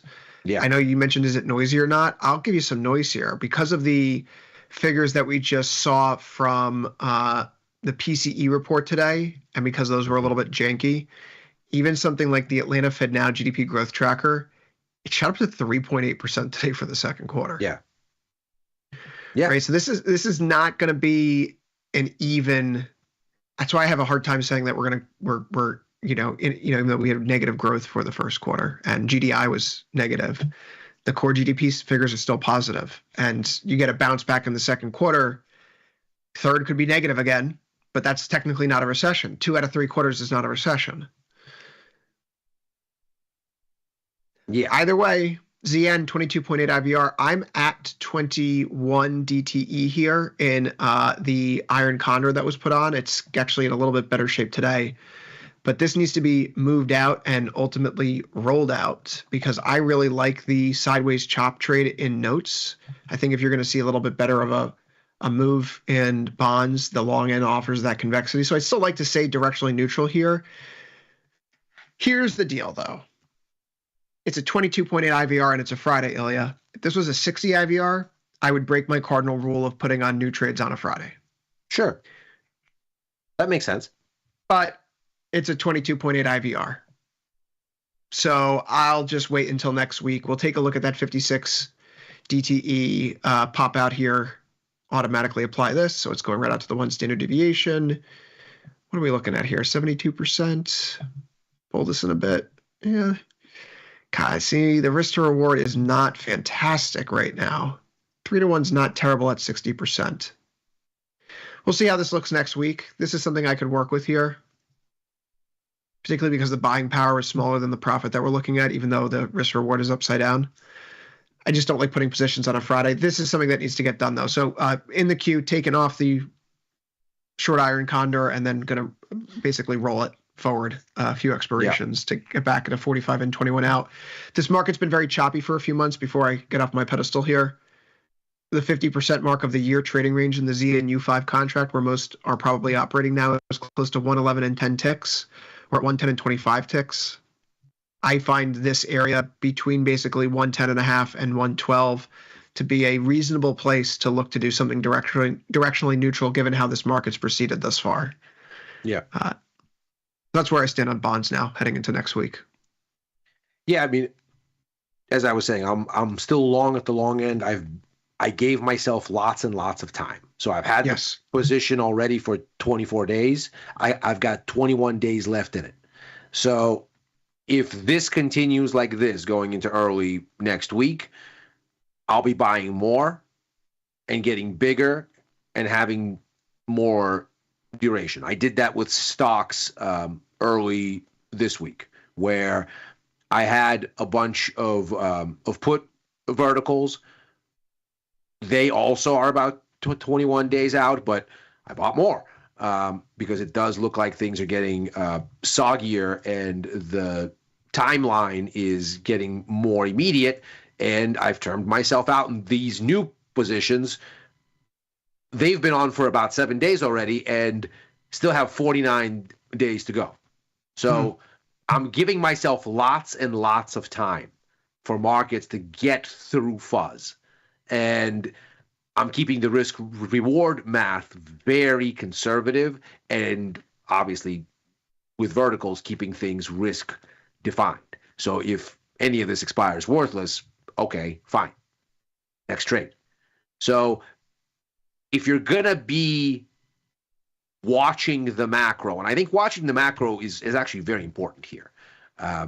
We can go back and forth and say, this doesn't matter, that doesn't matter. But as we come to find out, even in our conversations with famous non-believers who shall remain nameless, we come, and you had this great conversation with him about this. It's not that there is a disbelief in macro per se. It's that what we talk about when you and I say it's important to watch the macro, we're not saying XYZ release causes X or Y thing.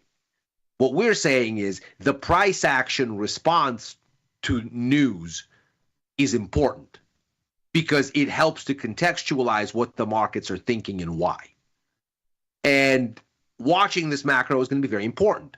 But when you watch the macro and you have to take things through the lens of what's coming, and what's coming is so fuzzy, you've got to keep your size controlled. You have to be really militant about risk reward, and you got to give yourself more duration because there's going to be a lot of twists and turns, even if you're ultimately right about where things are going.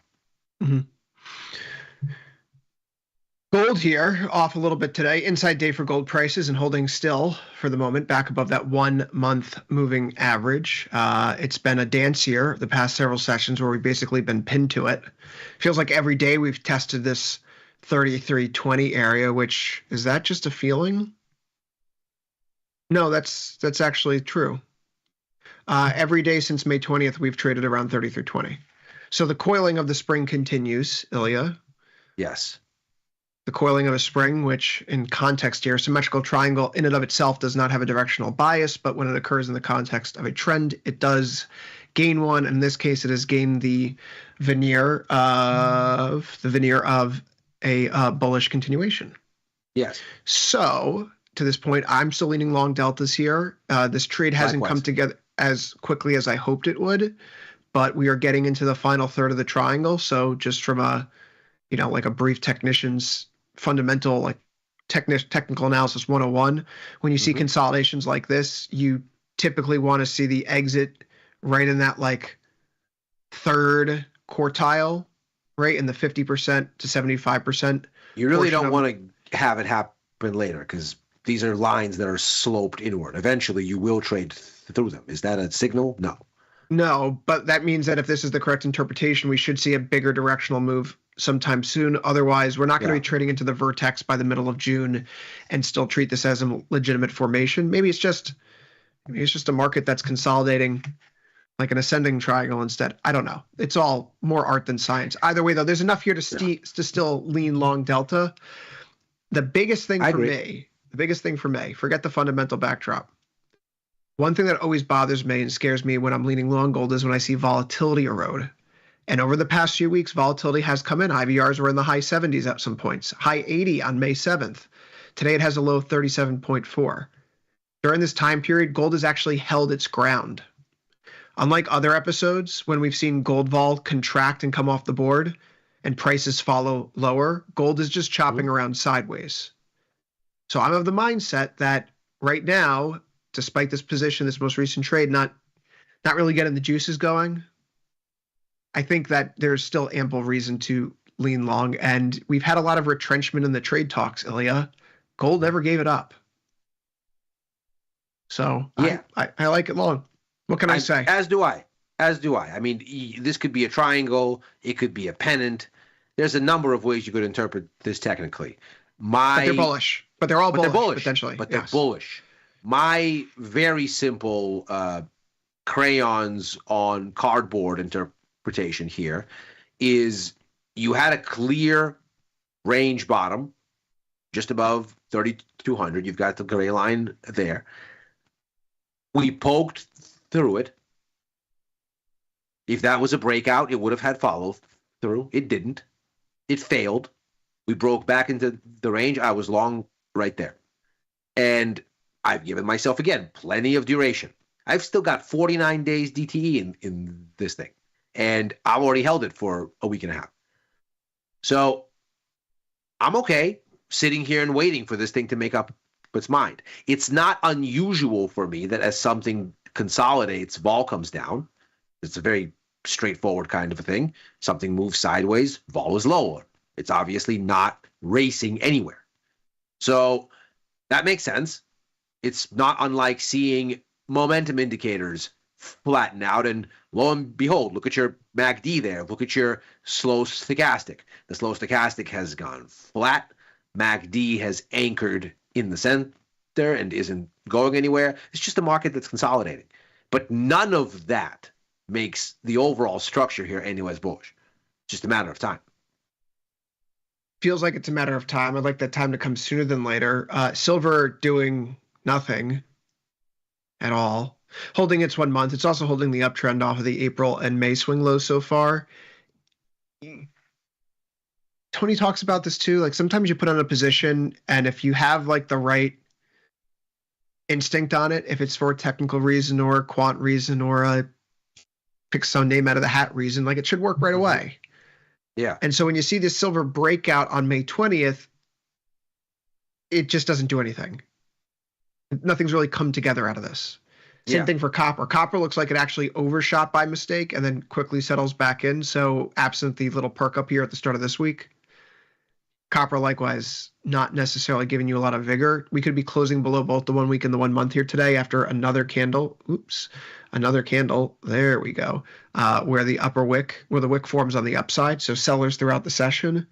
And silver here, similar story, right? Just staying down. Last few days, we can't really get through 33.75.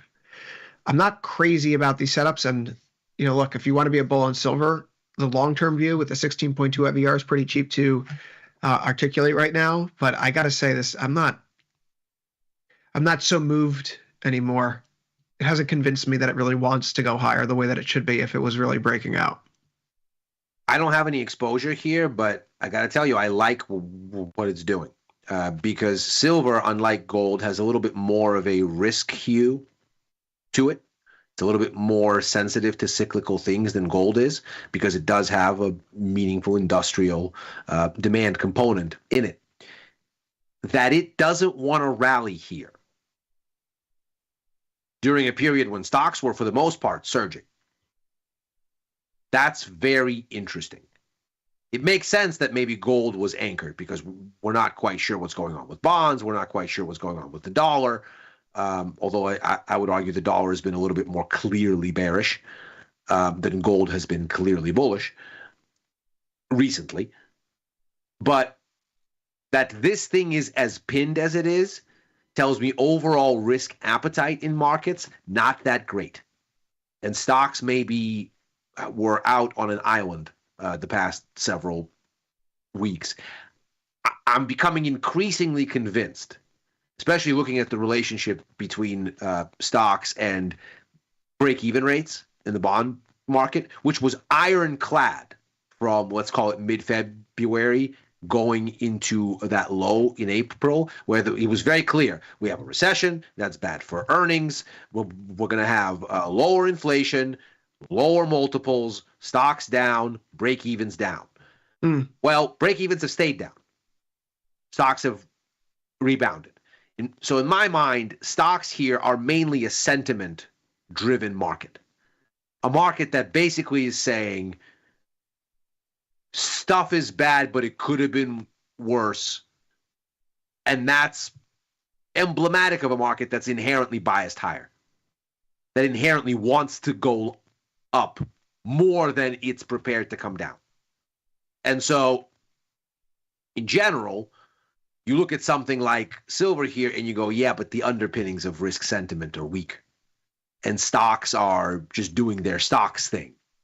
And it becomes a matter of time before the pull lower is undeniable. Right now in silver, before we turn this over, I would point out on the other end of this, what do we see here in the 33.5 to 34 area in silver in the SIN 5 contract? Going back to last December, this has clearly been some sort of dynamic zone that's, call it a line in the sand. You have your kind of axis, key reversal here. Note in recent months, you have your evening star candlestick cluster that marks a short-term top. Then you have your morning star here that marks a low. You have an evening star, all happening. The high of the morning stars are happening in the same area where the low of the morning stars. So we're not cracking through there again right now. We're struggling in the same exact zone where we try to rally into, and then no, bearish engulfing bar. Yeah. Right? I think I'm gonna lay off silver exposure until we're north of 34. And I know that means I'm not going to get in at a price near the low, but the risk to reward feels like it's better to be leaning short deltas in silver against 34 than trying to buy them at 33, or at least wait for a washout into like 31.75. Yes. Right? You have a low here at the end of February. You have lows here at the end of April, in the middle of May. There's a clear range down there. Yeah. Yeah. All right, let's quickly, because we're running out of time here. Oil prices are up by 0.66%. Ilya, you and I yesterday were talking about how this is a market where it just doesn't feel good right now, how there's the 63, 64 level that's kind of keeping us trapped in here. Yeah. Over the past several weeks, you see that the lows that you have in March initially now bracketed by the highs that we've had post-Liberation Day. Mm-hmm. Momentum starting to fail. We do technically set a new lower low for the first time since May 9th. I'm directionally neutral still. It's a 52.5 IVR. It's a lot of sideways grind. Take a look at a 4-hour. Mm-hmm. Because I think that sort of tells you the story here. Look at where the range bottom is, and now look at what it did today. This is starting to look like it's breaking. There is an internal kind of view on these lows here, and the line you've just set up is exactly the one I'm looking at. This is kind of the last line of defense. Because if you look at what's happening with the swing lows, they're really starting to get pressed. And you're now through the swing lows that you had in the most recent bounce, that's May the 27th. You're through the ones where you had the preceding bounce, that's May the 22nd. You're through the downswing that you had on May the 15th. You're really holding on for dear life to the very last vestiges of support here. And so it's, in my mind, better risk reward to be short.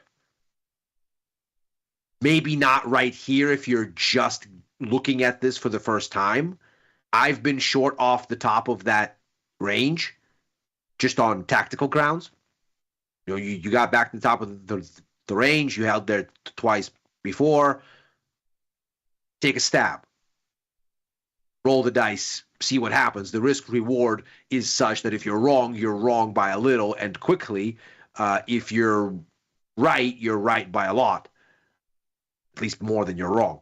And so if you get the break now, if you're looking at this for the first time, if you get the break, you might as well wait and see that, because the risk reward isn't great to sell right here. But if you get a bounce anywhere near 62, 63, you're probably looking to be a seller there. At least I would be. In the post-Liberation Day high-low trading range, we find ourselves 50% mark is about $59.60. Maybe we trade into the lower half of the range here. I think that the post-Liberation Day swing low is going to hold for the foreseeable future. So leading directionally neutral for the moment right now. Natural gas prices here, they're off 2.04% today. This is still just on the watch list. Ilya, Jamal and I have been talking about this a whole bunch this week, how we're kind of winnowing into a triangle where this is decision time. Are we going to break down here or rip? I still don't have a trade on. It's a 47.1 IVR, so it's worth keeping in mind. Just briefly before we go out the door, not much has changed by way of any of the currencies. They've settled down over the course of the session. It's not exactly a clear buy America, sell America day. Canadian dollar is up, but the Japanese yen, likewise, trading higher, lower U.S. yields. The euro, on the other hand, the pound, they're slightly weaker. I don't see a ton of volatility to write home about. The Aussie has a 45.3 IVR, which is nice. The euro is at 42.9. But Ilya, we're not going to have time to talk about this anymore because we are done and dusted here for this Friday. You and I will be back next week. I'm sitting in for you on Sunday for First Call, but you and I will be together again on Monday for Futures Power Hour, or? We're going to be back together on Tuesday for Overtime. Tuesday for overtime. Okay, so you have a nice trip. You're going to be in the city. As people on Twitter reminded us yesterday, you and I will have to fight sometime about your your Brazilian equities exposure. So we'll get to that this weekend and film it for everyone. New tasty content coming out soon. But for Elias Spivak, I've been Chris Vecchio. Good luck trading. Dr. Jim Schultz is up next with From Theory to Practice. See you on Last Call today with Mike Butler. Have a great weekend, folks.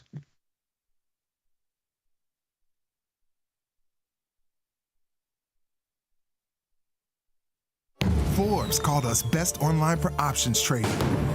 Investopedia, best for options trading, period. With stockbrokers.com, we're #1 for options and futures trading. The Motley Fool really likes us. And so does Business Insider.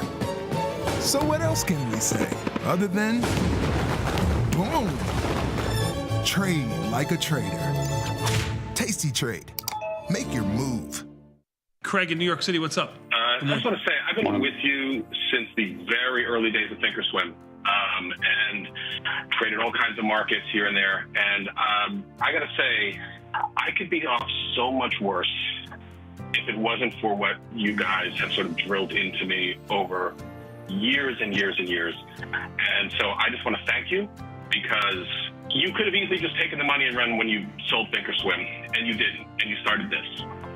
And you basically have just given me this full education in this thing that was completely foreign to me many, many years ago. And so even though I've lost money in the last few days, you've saved me a lot at the end of things. Like, losses could have been catastrophic, and they're not. So I appreciate you. I hear you. I appreciate you guys. Thanks so much. Thank you, man. And I appreciate you holding on the line to say that to us. So thank you.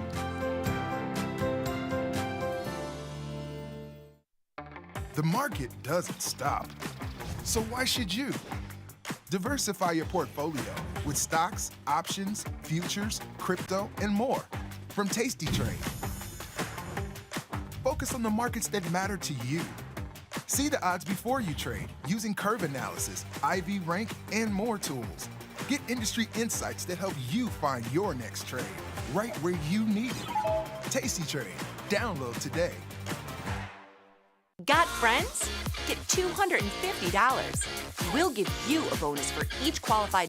Craig in New York City, what's up? I just want to say, I've been with you since the very early days of Thinkorswim, and traded all kinds of markets here and there. And I got to say, I could be off so much worse if it wasn't for what you guys have sort of drilled into me over years and years and years. And so I just want to thank you, because you could have easily just taken the money and run when you sold Thinkorswim, and you didn't, and you started this.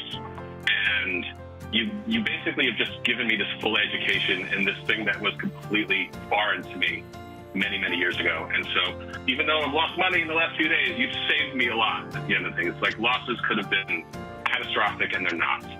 So I appreciate you.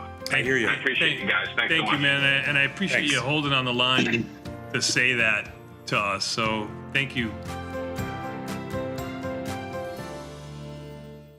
Got friends? Get $250. We'll give you a bonus for each qualified person you refer to Tasty Trade. So spread the word and earn rewards. Terms and conditions apply.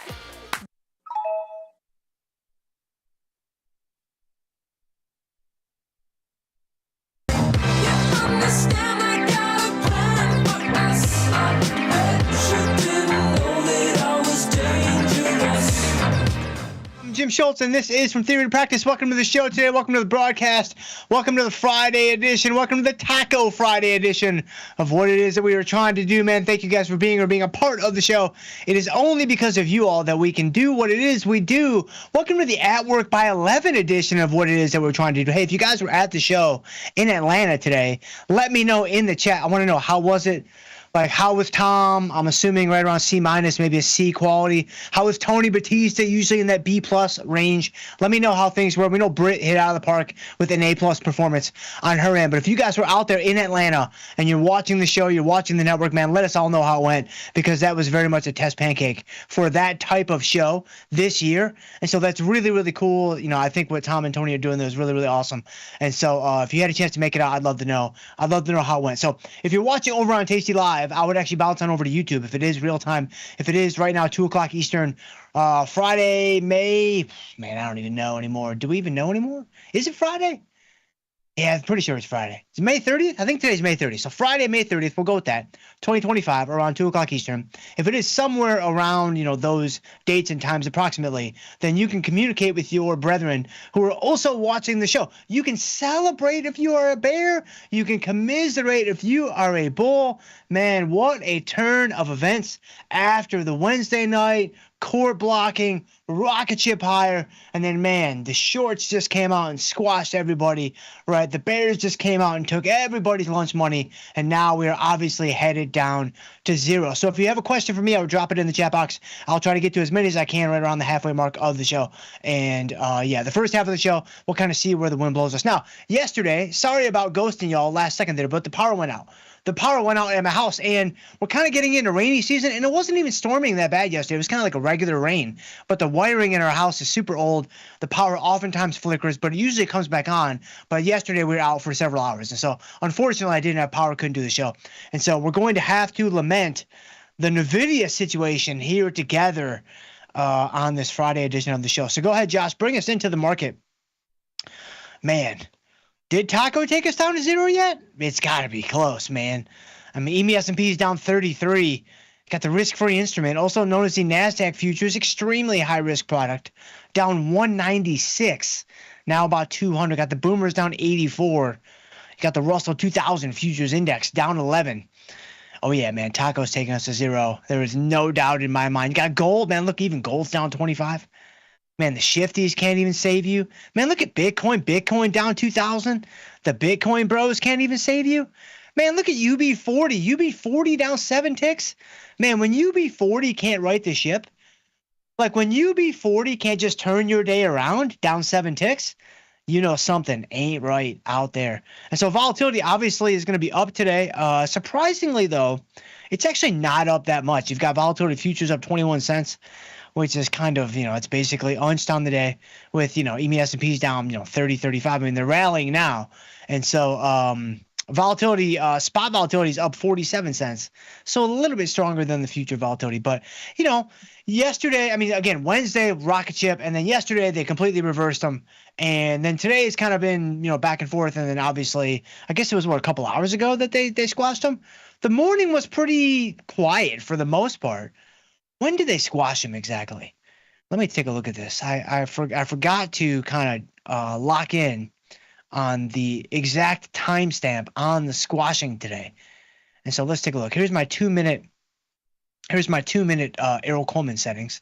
So if you look at this, you can see, right about noon. Yeah, so they squashed him right at noon. Interesting. Did this correspond with some kind of announcement? I mean, it's not time-stamped in a clean way, right? Like we know, right, 8:30, that's a jobs number. Like we know 8:30, that's CPI. Like we know, right, at, 1:38 every other Thursday, that's the Canadian Durable Goods Revision Estimate Forecast print. Like we know these things. These are clean. They're very easy to see. This looks like it just kind of came out of nowhere. Like this looks like you've got the timestamp there at 12:12 or 12:10 or whatever. And then all of a sudden, I mean, they just started squashing them. Like you've got, these are 2-minute bars. You've got a bar where you go down 10 points. You've got another bar where you go down another 4. You've got another bar just a couple minutes later. You go down another 9. Then you go down another 15. Then you go down another, 9. I mean, this is a waterfall-like structure. And so now, of course, they just did all this to scare the children. Now they're just going to rocket it back higher. And of course, if you've ever wondered who they are, they're going to be your Sosnoff, your Batistas, your Sheridans, your at work by 11 crowd, basically. And so that's who they are. And so, interesting stuff. Interesting stuff. All right, so let's go into and get your comments and questions in the chat as early as you possibly can. I see you guys already, man. Man, look at you guys. Look at the degenerate. Oh, I see the degenerate said the mullet looks glorious. Man, we're not quite there yet, right? But man, we're trying. Like I'm very much at a fork in the road right now because I don't know what to do. Like I could just stay with what I've got now. I could go pineapple. We could go top knot. Like that's one route that we could take. That's one pathway forward through the forest. We could go man bun. Like we're still 9 months away, but that's the path we could take. I mean, a year and a half ago, that wasn't even on my radar. Right. And then, of course, a third path is, going to be, your Theo Von, your mullet, your basically worst haircut in the world. So we could go that route too. And maybe we're already there. I'm not even sure. But thank you there, Degenerate. I appreciate you. Argent Purr's in the house. Man, Brad Glazier's in the house. Rob Banks in the house. Sergio's in the house. Data Trader in the house. Man, look at you guys. I appreciate you guys so much. All right. I'll get to a bunch of you guys here in just a few minutes. So let's go in here. Okay. So first and foremost, let's talk about NVIDIA. Now, what's interesting about NVIDIA. So, we did this trade. Wow, it's like so long ago. We did this trade on Tuesday because NVIDIA had earnings on Wednesday. But there is no From Theory to Practice on Wednesday. I'm with Errol for today's assignment on Wednesday. So I wasn't able to talk about it right before the earnings print. I wasn't able to kind of give you guys kind of my last second well wishes and, last second, nudgings into the dumpster fire. I wasn't able to do any of those things on Wednesday. So I actually, and if you saw today's assignment, then you saw me talk about this. I even kind of cryptically tweeted about this too a little bit. So I was bullish on NVIDIA on Tuesday. I felt pretty good about it. When I woke up on Wednesday and I just thought about the state of the world, right? I'm not using technical. I'm not using quantitative. I'm just using, kind of Renaissance man analysis. I'm just using kind of like osmosis to kind of, feel the vibes. Like I want to feel the different energies that are out there in the world. And I was like, man, I don't know. I think NVIDIA is going down now. And so had I played NVIDIA, and I said this on today's assignment, so I just want to be very clear about this. Had I played NVIDIA on Wednesday, not Tuesday, I probably would have played it lower. Now, I ended up playing it higher. Now, here's what's funny. Now, we're going to end up losing money on this butterfly. The short put's probably going to be fine, so I'm not worried about that. But what's funny about this, though, is it actually didn't matter which side you played it on, right? Because you should have made money on both sides. And this is what's really interesting about this, huge back and forth, all the whiplash, all the whipsaw, all the whatever. Yesterday, if you played it to the upside, you had a huge winner. Huge winner. I couldn't check it because we didn't have any power, so I don't know what it was, but I know that NVIDIA was around 145, 146. I mean, look at the short strike on this call option.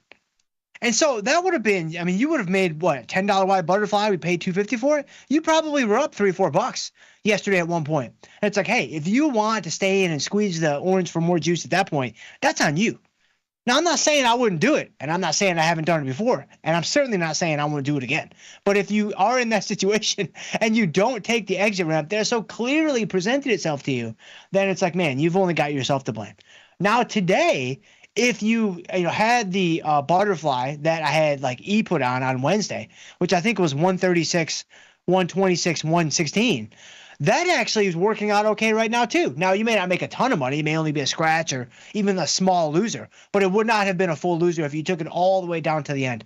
And so just another good example of the strategies that we use, how flexible they can be, but also when you have a defined risk strategy on, if it takes the full gamut, if it takes all the days and all the hours and all the minutes and all your fingers and all your toes, if it takes everything to hold on to that position all the way down to the end, then that's what you should do because your risk is defined. You don't have to worry about gamma risk. You don't have to worry about unlimited losses. You don't have to worry about any of that because it's a defined risk strategy. And one of the biggest benefits is being able to hold it all the way to the end without the risk of, increased directional exposure through higher gamma, bigger losses with a naked position, whatever. You don't have to worry about any of that. And so with NVIDIA, if you followed me on Tuesday, then you made money yesterday. If you followed me on Wednesday and held it until today, you're probably doing okay. In fact, how low did NVIDIA get today?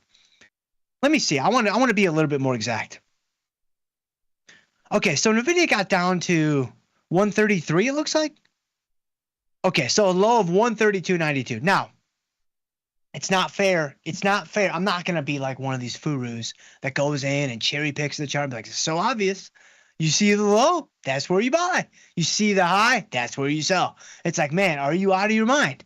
Like, nobody can do that, right? I mean, obviously, Squeeze Metrics can do that, but nobody else can do that, right? And so when we look at charts and we look at, things historically, I'm just doing it for context. I'm just doing it to kind of understand, like, okay, what was kind of, the highest point, the highest high, or the lowest low, or whatever. But this just shows me that today there was an opportunity to at least scratch the trade. Let's say that. Now, again, you may not have taken it. you may have been like, yeah, taco is really taking us down to 0. And so I'm going to hold this thing and, see if we can squeeze a little bit more juice out of the orange. Again, I've done it before. I'll do it again. But, having a chance to get out is really kind of what we're talking about here. So NVIDIA, I'm not going to do anything. I've got my short put on. I'm going to sit tight. And, obviously the butterfly. It's telling me I can get 26 cents back?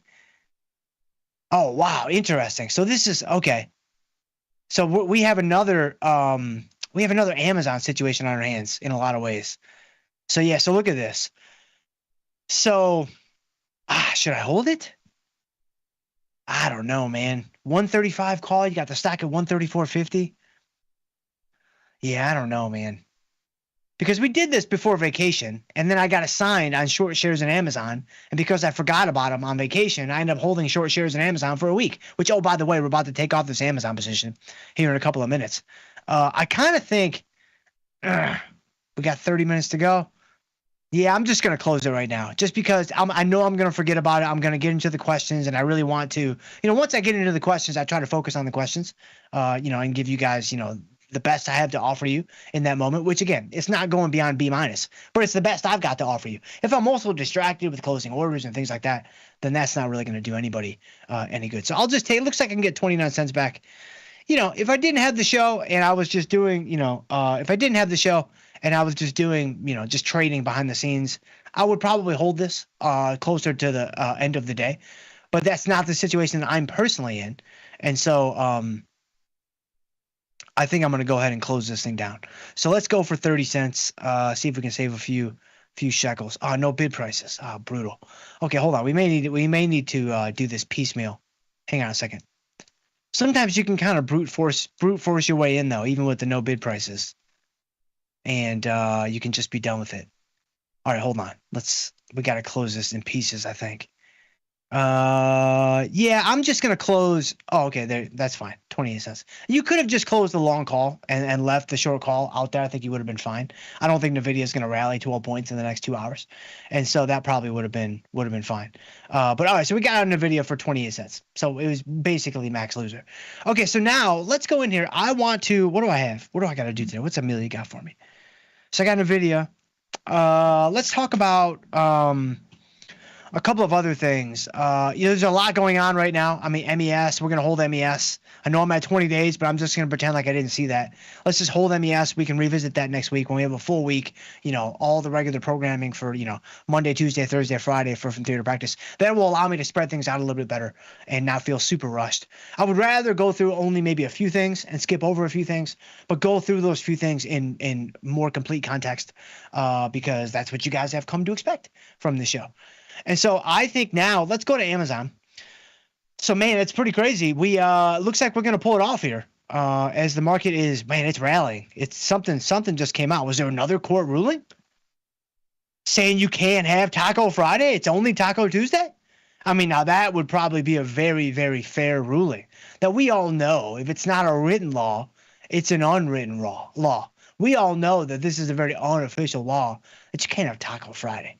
But he's trying to do it today. And so let's see. If I go to Amazon, though, it looks like right about 11.50. I said when I put this trade on as kind of a substitute for the short shares, I wanted to use this as my short shares substitute. And if I could buy it back for 10 or 11 bucks, I was just going to go ahead and do that.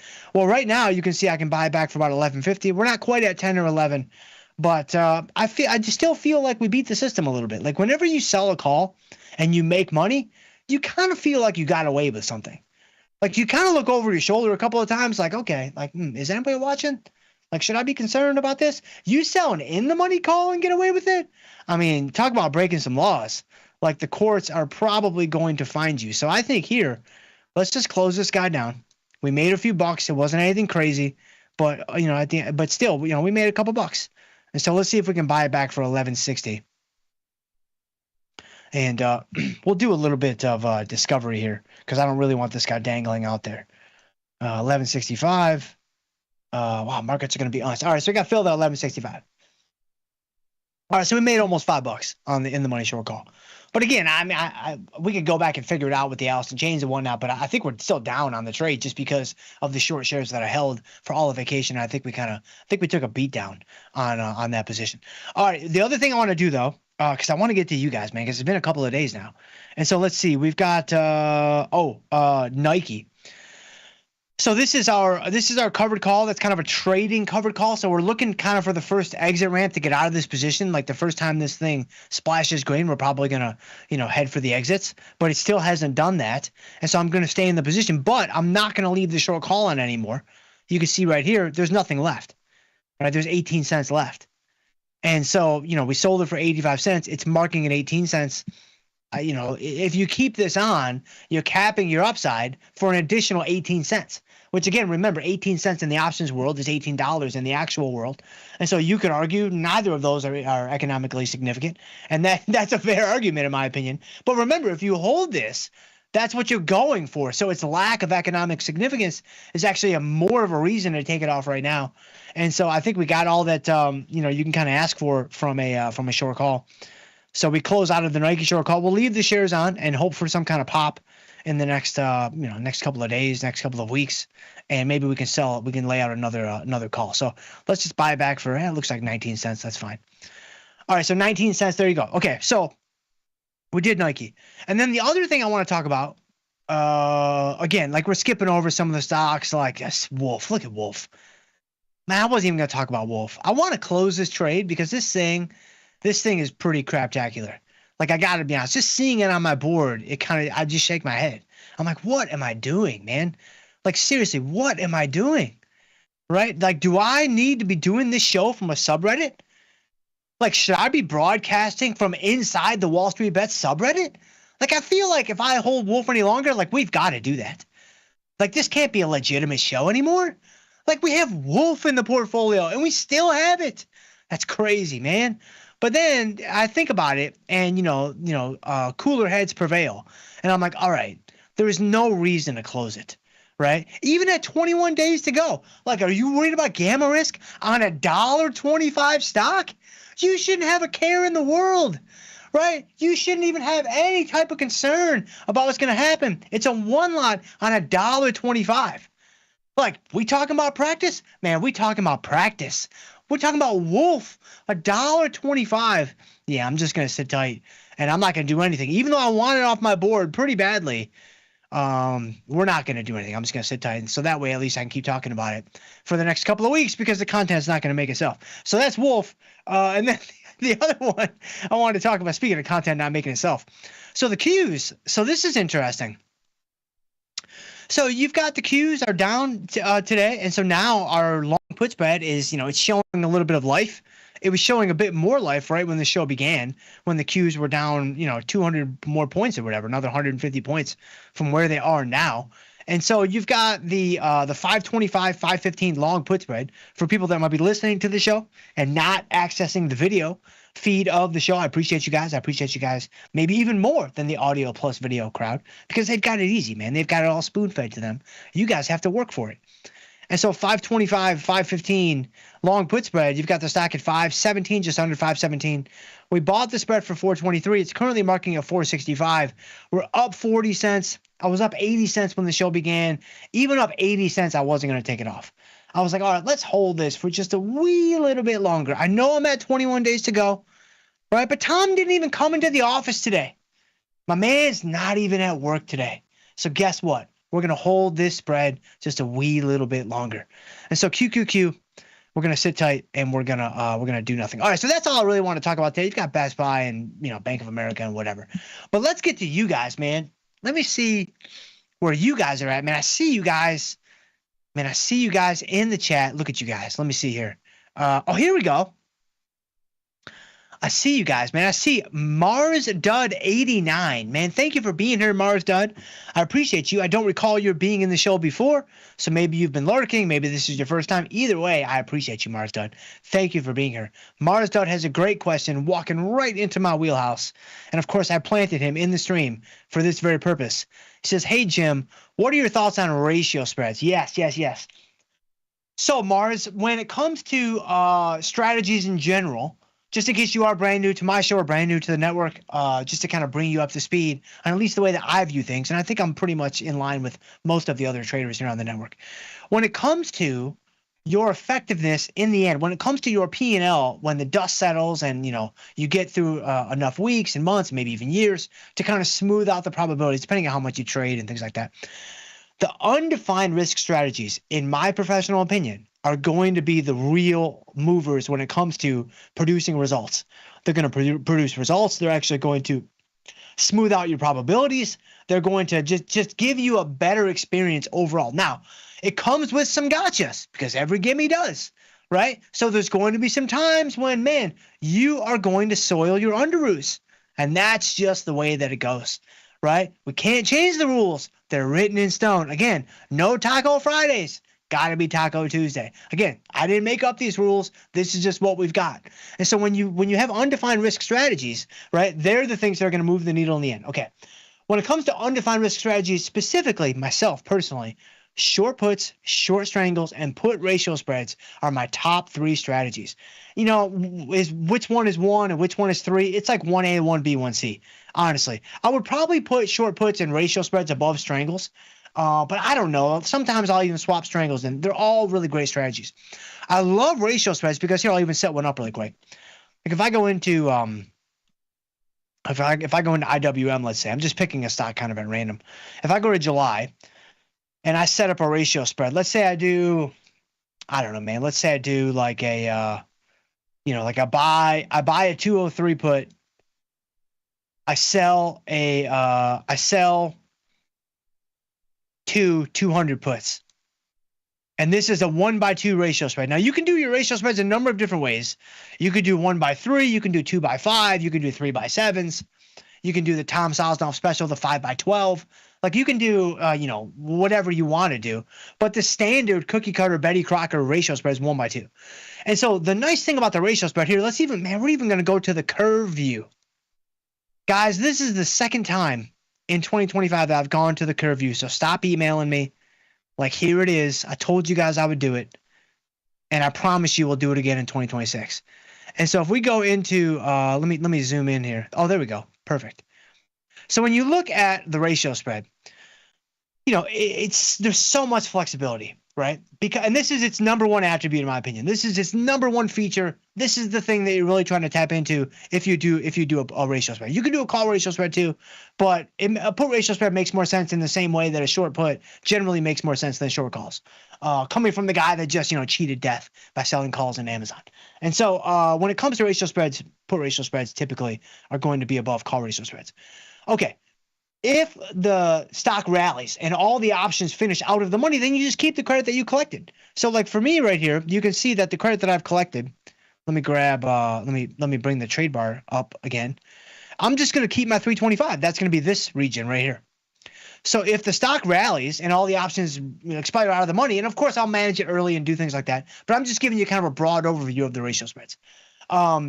You're gonna keep the credit that you collect. Okay, if the stock goes down, like down a lot, that's where all of your risk is, and you have unlimited risk in the same way that a short put has unlimited risk, because a ratio spread is really just a long put spread with an extra short put tacked on top of the original short put that's with the long put spread. So you can think about it as 2 different component parts in one strategy: the bearish piece, the long put spread; the bullish piece, the extra short put. All of your risk in the strategy is with the extra short put. So just like an extra short put has essentially unlimited risk all the way down to 0, a put ratio spread has the same thing. So that's where your risk is. Okay. But here's where the real magic happens, obviously. Right here. So in the event that you're actually able to get the stock inside of your put spread, and the closest to your short strike, the better. In the event that you're actually able to do that, you can potentially make more than the credit collected. Now, again, it's been said before, for every gimme, there's a gotcha. That's a pretty nice gimme. So there's probably a pretty formidable gotcha if you look hard enough. And it's this.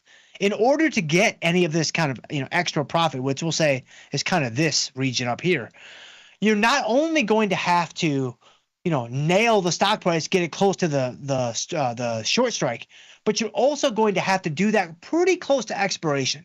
Like you're not going to be able to get away with doing that with 35 days to go or 42 days to go. Like you're going to actually have losses on the position because you're getting too close to this risk region where that might be in play now. And so if you're going to make more than the credit collected, it has to happen close to expiration. So generally speaking, for ratio spreads within a 21 days to go framework, like when we typically like to manage our strategies, we're typically trying to, collect some portion of this credit collected. So for me, if I sell a ratio spread for $3, I'm looking to take it off. If I can buy it back for $1 and make $2, that would be a great trade in my opinion. I'm typically looking to take off, let's say 2/3 of the credit collected. And so that's how I view my ratio spreads, and maybe that helps there, Mars. Very good question. And again, thank you for planting that question in the stream, just like we talked about before the stream. And so I will send you that cast that we did indeed agree upon. And so let's go all the way back to the beginning, And the show's almost over. So, hey, we may have missed a day, but man, it's mid-season form. Like we are just hitting this thing. The dog days of summer are here, and it's Southwest Florida, and nobody can breathe outside. And so Sergio's in the house, says, let's go, Dr. Jim. Have you already used the fixed income functionality on the platform? That's a great question. I think you have to go to so yes, I have. I've actually used it with some family and friends who wanted to just buy T-bills with, a chunk of their assets, all of their assets, whatever. And they have Tasty accounts, of course, because I'm like, hey, listen, you can't be in my family if you don't have a Tasty account. Like, look, again, I don't make the rules, right? Again, it's Tacos Tuesday, not on Friday, and you have to have a Tasty account. So they've got their Tasty accounts, whatever. And so now you've got the fixed income stuff, which I think, again, I don't think I can do it on the downloadable. I think I have to do it on the web-based platform. So like the my.tastytrade.com. I've done that before for friends and family. And so I myself have not used it for my own assets that I might have in, secret stealth accounts that may or may not exist. But I have used the functionality before. Yes, it's very easy. You get your QSIP numbers out there and, you get whatever you want. I mean, I've only done T-bills. Can you buy like junk bonds? Like, can we actually do the big short like in real time? Like I'm curious if we can I buy like a Pepsi bond? Like that would be pretty wild. I don't know. I don't even know the answer to that. So let me know in the chat. I would love to know that. Sam L's in the house. Dr. Jim's in the house. What's going on there, Sam L? Sam L, the earnings oracle, NVIDIA, gave back the entire earnings gains with a Z. Yes, so this time it's actually gains with an S. The Arrow trade came through like prophecy. It did. But again, they both came through. And so again, it was like yesterday you had the upside, today you got the downside, and apparently the upside again. And so, man, I should have kept it on. Are we in the money on that call now? No, not quite. Okay, so I'm glad I took it off. And so, okay, yeah. But yeah, the NVIDIA thing's been pretty crazy. And so let's see, Daniel Perkins in the house. I missed every show this week. I really need a B- humor fix. Well, I got you, man. Like, I got you. I think we're a little bit rusty today, so it's probably more like C+. But we're not going to be too far off the mark. Again, we use the Walmart strategy. Like the quality isn't there, but we make up for it with volume, right? So we'll keep hitting you over the head with it. So if you missed a little bit, there's more coming where that came from. But Daniel Perkins, thank you so much for being here. Rob Banks, good day, Dr. J. What's going on there, Rob Banks? Appreciate you, my friend. Theta Trader says a Dr. Jim sighting. I know, it's crazy. I thought the Vecchia was mistaken. Frabju Day. Kala Kalu Calais. Frabju? Yeah, I can't say that, especially not live on the show. Good thing we can edit all this out with deepfakes later on. But yeah, you got me on there, Theta Trader. You gave me a tongue twister there live on the show, so I appreciate you for that. Let's see, the Degenerate Trader. Are we looking at Jason Bateman? Oh, that's good. That commercial, that's good. Like when you call Batman and you get Bateman, that's pretty good. That's some good stuff. Brad Glazier's in the house. Greetings, Professor. What's going on there, Brad Glazier? Thanks for being here, my friend. Away from the numbers, good evening from the UK. Man, so I just did an interview with Rich McDonald a couple days ago. So you guys know Rich, of course, over at IG. And did an interview with Rich McDonald to kind of introduce Dr. Jim to the UK audience. Like, do you think the UK audience is ready? Like, I don't know that they are. Like, I hope they're not expecting very much. Like, I hope they don't have me. I hope I don't follow like Julia or like Liz and Jenny. right? Or like, Chris Vecchio or Jamal Chandler. Like, I hope they put me somewhere where I don't have, big shoes to fill, because man, they are going to be really, really let down. But I did a nice interview with Rich. He's great, man. He's really awesome. And so I'm excited to see that thing air. But away from the numbers, thank you for being here. Sam L says, Doc, no more taco. China tariffs are back on the menu. I know, man. It's crazy. It's crazy. I mean, it's so funny because, like, they're hitting him where it hurts, man. Like, they're hitting him where it hurts. And it's his ego. Like, they're hitting him where it hurts and where it could potentially hurt the most. And so now I'm like, man, what is going to happen? Like, he's going to take this thing to the brink. I'm like, that's crazy. That's so crazy. But the taco folks, they're right, though. Are they not right? This is why this was a week ago, I think, right? I think it was a week ago. I was actually very surprised. If I'm not mistaken, I'm pretty sure this is right before Memorial Day. That's right. The Friday before Memorial Day, the market sold off. The market sold off on the 50% EU tariff thing, whatever. I was very surprised. Now, again, was that the real reason? I mean, I don't know. But I'm just going to go with what all the other food gurus are going with. So we're just going to assume that it's true. I was shocked because he's obviously shown that he's going to walk it back. He's obviously shown that he's not going to take a hard line on it. If you skip past all the bravado and you skip past all the rigmarole and whatever, it's like he's going to walk it back. Of course, there's going to be a narrative. There's going to be a story. There's going to be a reason. They called me. China's civilization was in unrest or whatever he tweeted about. I mean, it's crazy. It's crazy. None of that's true. None of that's true. Right? But it's like he's going to walk it back. And, of course, he did walk it back over the weekend. And so I was shocked. But now, with this taco thing in the mix, man, I don't know. This next time, it might be 275% in China. I don't know, man. I think he may stick to it now. But let's see. Rancher's in the house. Howdy, Dr. J. What's going on there, Rancher? I appreciate you. It's good to see you too, my friend. I appreciate you. Let's see. K-Sam says, sell USA natural gas as each year, winter, December to May, USA natural gas rises above $3. And in summer, June to November, USA natural gas drops below $2. There you go, man. There's your buy low, sell high. There it is. Rinse and repeat, right? You're selling in the winter months, you're buying in the summer months.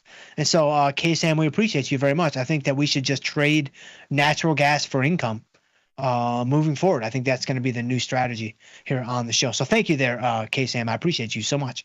David Gallimore, Dr. Jim, on a GTC limit order, does Tasty try to fill us at the mid price or only when the limit hits the bid-ask price? So the worst possible price, but at the limit. It's a great question. And I don't use GTCs that often. It's pretty rare, actually. And let me see here. Can you not specify? You should be able to specify, right? A lot of times, let's see. If I do a GTC, okay. Yeah, I've seen it before where you can specify whether or not you want the bid price or the offer price, depending on which side of the market you're on, or you want the mark price, like kind of the mid price, right? And so I actually don't know. I don't know what Tasty defaults to. And so, David, I would just shoot an email over to support@tastytrade.com and ask them, and they'll let you know. And so I don't know. I actually don't know the answer to that question. I'm not even going to venture a guess because it would just be a complete guess, on my opinion, because I've seen it done both ways. I've seen marks and I've seen, bids or offers, depending on which side you're on. Black Diamond Prods, what's going on there, Black Diamond? This weekend feels like it's full of event risk. Trumpy is upset. He sure is. Yo, Dr. Jim, how's the wolf trade? The wolf trade. Did you bring this to me, Black Diamonds? Oh, yeah, Trump, he's going to be unhinged, man. He's totally unhinged. But this wolf trade, this thing is unhinged. Man, look at this thing. Look at this thing. So, guys, definitely, sync up with, me on Twitter. I'm at JSchultzF3. I will be tweeting out the link to my subreddit over the weekend because we still have this on Monday. We've got a broadcast from subreddits now. We can't do this as a legitimate show. I can't associate myself with the Tasty Live Network. Like, I got to go off on my own now. Like, man, I got so many things to do this weekend to get ready for that. This is crazy, man. Wolf. It's unbelievable. I'm going to laugh when it triples on Monday because somebody bought it. Somebody scoops in and just scoops it up. That's going to be really, really funny. Let's see. Theta Trader says, but not for some business. What's going on there, Theta Trader? Portfolio's flat. There you go. The Vecchio made a great point on volatility. A short put or spread here, not ideal if IV increases. Maybe look at long call vertical spread if bullish. Yes, I agree. It's 100% right. One of the great things about the short put is, and this effect is obviously still there, but it's much more muted if you have a spread. But with a short put, if you sell a put and the market goes up, then you typically get paid on delta and you get paid on vega because you have the market rising, so your positive delta kicks in. Volatility is usually falling, so the short vega kicks in. Both of those things contribute to a positive or green P&L. If volatility starts rising, then you're going to get hurt on a short put or even a short put spread because that's a short vega position and the volatility rising is hurting that position. I don't know, and I didn't catch Chris's comment, so I'm not exactly sure what he said. But did he say that even in a rising market, he sees volatility rising along with it? That would be a power move, man. That would be, that's a bold strategy, Cotton. Like, let's see if it plays out for him. Because usually if the market rises, the volatility is going to fall. Usually. Now, it's not 1 for 1. I mean, it's maybe 9 out of 10, 19 out of 20 times. So it's not a perfect mapping. But you'd have to really be going out on the limb if you really see, market up, volatility up. Now, when I say that, I don't mean like, I've heard other traders kind of say that before. If you see the market, if I see ES up, if I see ES up 60, let's say on Monday, right? And the VIX is up 9 cents. That doesn't count as market up, volatility up, in my opinion. Now, technically, are they both green? Yes. Technically, should you be taking a victory lap? Of course, I would do the same thing. But me personally, I don't see that as market up, volatility up because you're not really going to get hurt. You're not going to get helped on the volatility rising, but it's not going to hurt you. It's not going to crush you. Whereas market, the VIX up $1.50, the VIX up $3, that's going to hurt you. The VIX up 80 cents, that's going to hurt you. But if you see market up big, volatility flat to slightly up, that's not a market up, volatility up scenario, in my opinion. Not theoretically is it? Yes. Practically is it? No, not in my opinion. And so, but yeah, no, he's right about that. So I mean, long call spreads would be the better move. And then Theta Trader says, then shave the sides of the head, then you're right back into the 80s. I've thought about it. I've absolutely thought about it. I thought about kind of going with like one of these jobs where all of this gets shaved, and then it's just kind of like, you just go like right around like that. And then maybe I leave like a little thin deal in the back. I don't know. See, that's the beautiful thing about this right now. Like, I know it ain't great, but there's so many things we can do with it. And so, which might surprise you, they would typically do nothing with it on most days. But let's see. Let's see. Black Diamond Prawns says, he needs more business up front for it to be a true mullet. That's true. I do. I agree with that. Let's see. Rancher says, I just sold a put spread in Hood for 49 days out. The 55 strike that looks like something I can be proud of. All is not lost. Yes, Hood. They're still in business? It's amazing. Up 83 cents today. Wow, look at Robinhood. I guess they've got the last laugh. Look at that. And so, all right, Hood at 64.78. You said you sold the spread? I think you said a spread, right? Yeah, put spread. 55 strike. Okay, so I don't know what the other strike is. But yeah, I mean, with Hood at 64, if your short strike is 55 and your long strike is like 50 or something like that, then this is going to be, you're in a pretty fine situation now with Hood being up. So nice job out of you there, Rancher. That's some good stuff. Arjun Persis, I think it was a tweet again or something. Yeah, I'll have to go back and check the tapes. It's pretty wild. Market's selling off again now, and so we'll see what happens in the last hour and a half here of the show. Let's see. Theta Trader, all Mimsy were the Bora Groves. I blame the Bora Groves. Man, Theta, you're killing me today. You're killing me, man. I feel like I'm on the outside of all the inside chatter, and I feel like I'm letting you down. Like I feel like this is another jar of flies thing, where I couldn't get it. Which, I mean, that's embarrassing for me. Very embarrassing. But let's see. The degenerate trader says it's a waterfall structure, just like the back of your head. Yes, I agree. This is all very much a waterfall structure back there. We are on the same page with that one. Arjun Pur says, from Zero Hedge, President Trump took to social media to explain his position. 2 weeks ago, China was in grave economic danger. Yeah, I saw that tweet. That's what I was talking about before. I don't think any of that's true. But Nary T. Hey, Dr. Jim. Spelled correctly, of course. So I know we could just trade from the something. But realistically, what do you think an active trader should have in terms of equipment? I think you meant the phone. I think that's the word. From the Tasty Trade. Okay, you clarified. From the app. the app on your phone, right? Yeah, the app's pretty solid. It's nothing like the desktop version. It's nothing like the downloadable like what I have here on the show. In my opinion, this is second to none. The mobile's good for just like quick trades or things you're trying to do, but like for like really digging into what's going on, activity tabs, chains, analysis tabs, curve views, whatever. In my opinion, I've not even tried to use those things on the phone, so they may or may not work. They might be amazing. I don't know, but they work so well on the desktop, downloadable, that I would rather just pull up my laptop personally. But what equipment do you need? I would say, you don't need multiple screens. Laptop's probably fine. And that's probably all you need. But all right, I got to go. Josh is giving me the hook. And so I hear the music playing. I don't even have my headphones in, but I hear it playing. And so I appreciate you guys. I appreciate you guys so much. If I can ever help you guys in any way, please shoot me an email. I'm jschultz@tastylive.com, or we can connect on Twitter. I'm at jschultz3. I would love to hear from you guys on there as well. But stay tuned. We do have Jamal come up next with engineering the trade. In the meantime, guys, trade them small, train them heavy, and stay generous. We'll see you guys on Monday.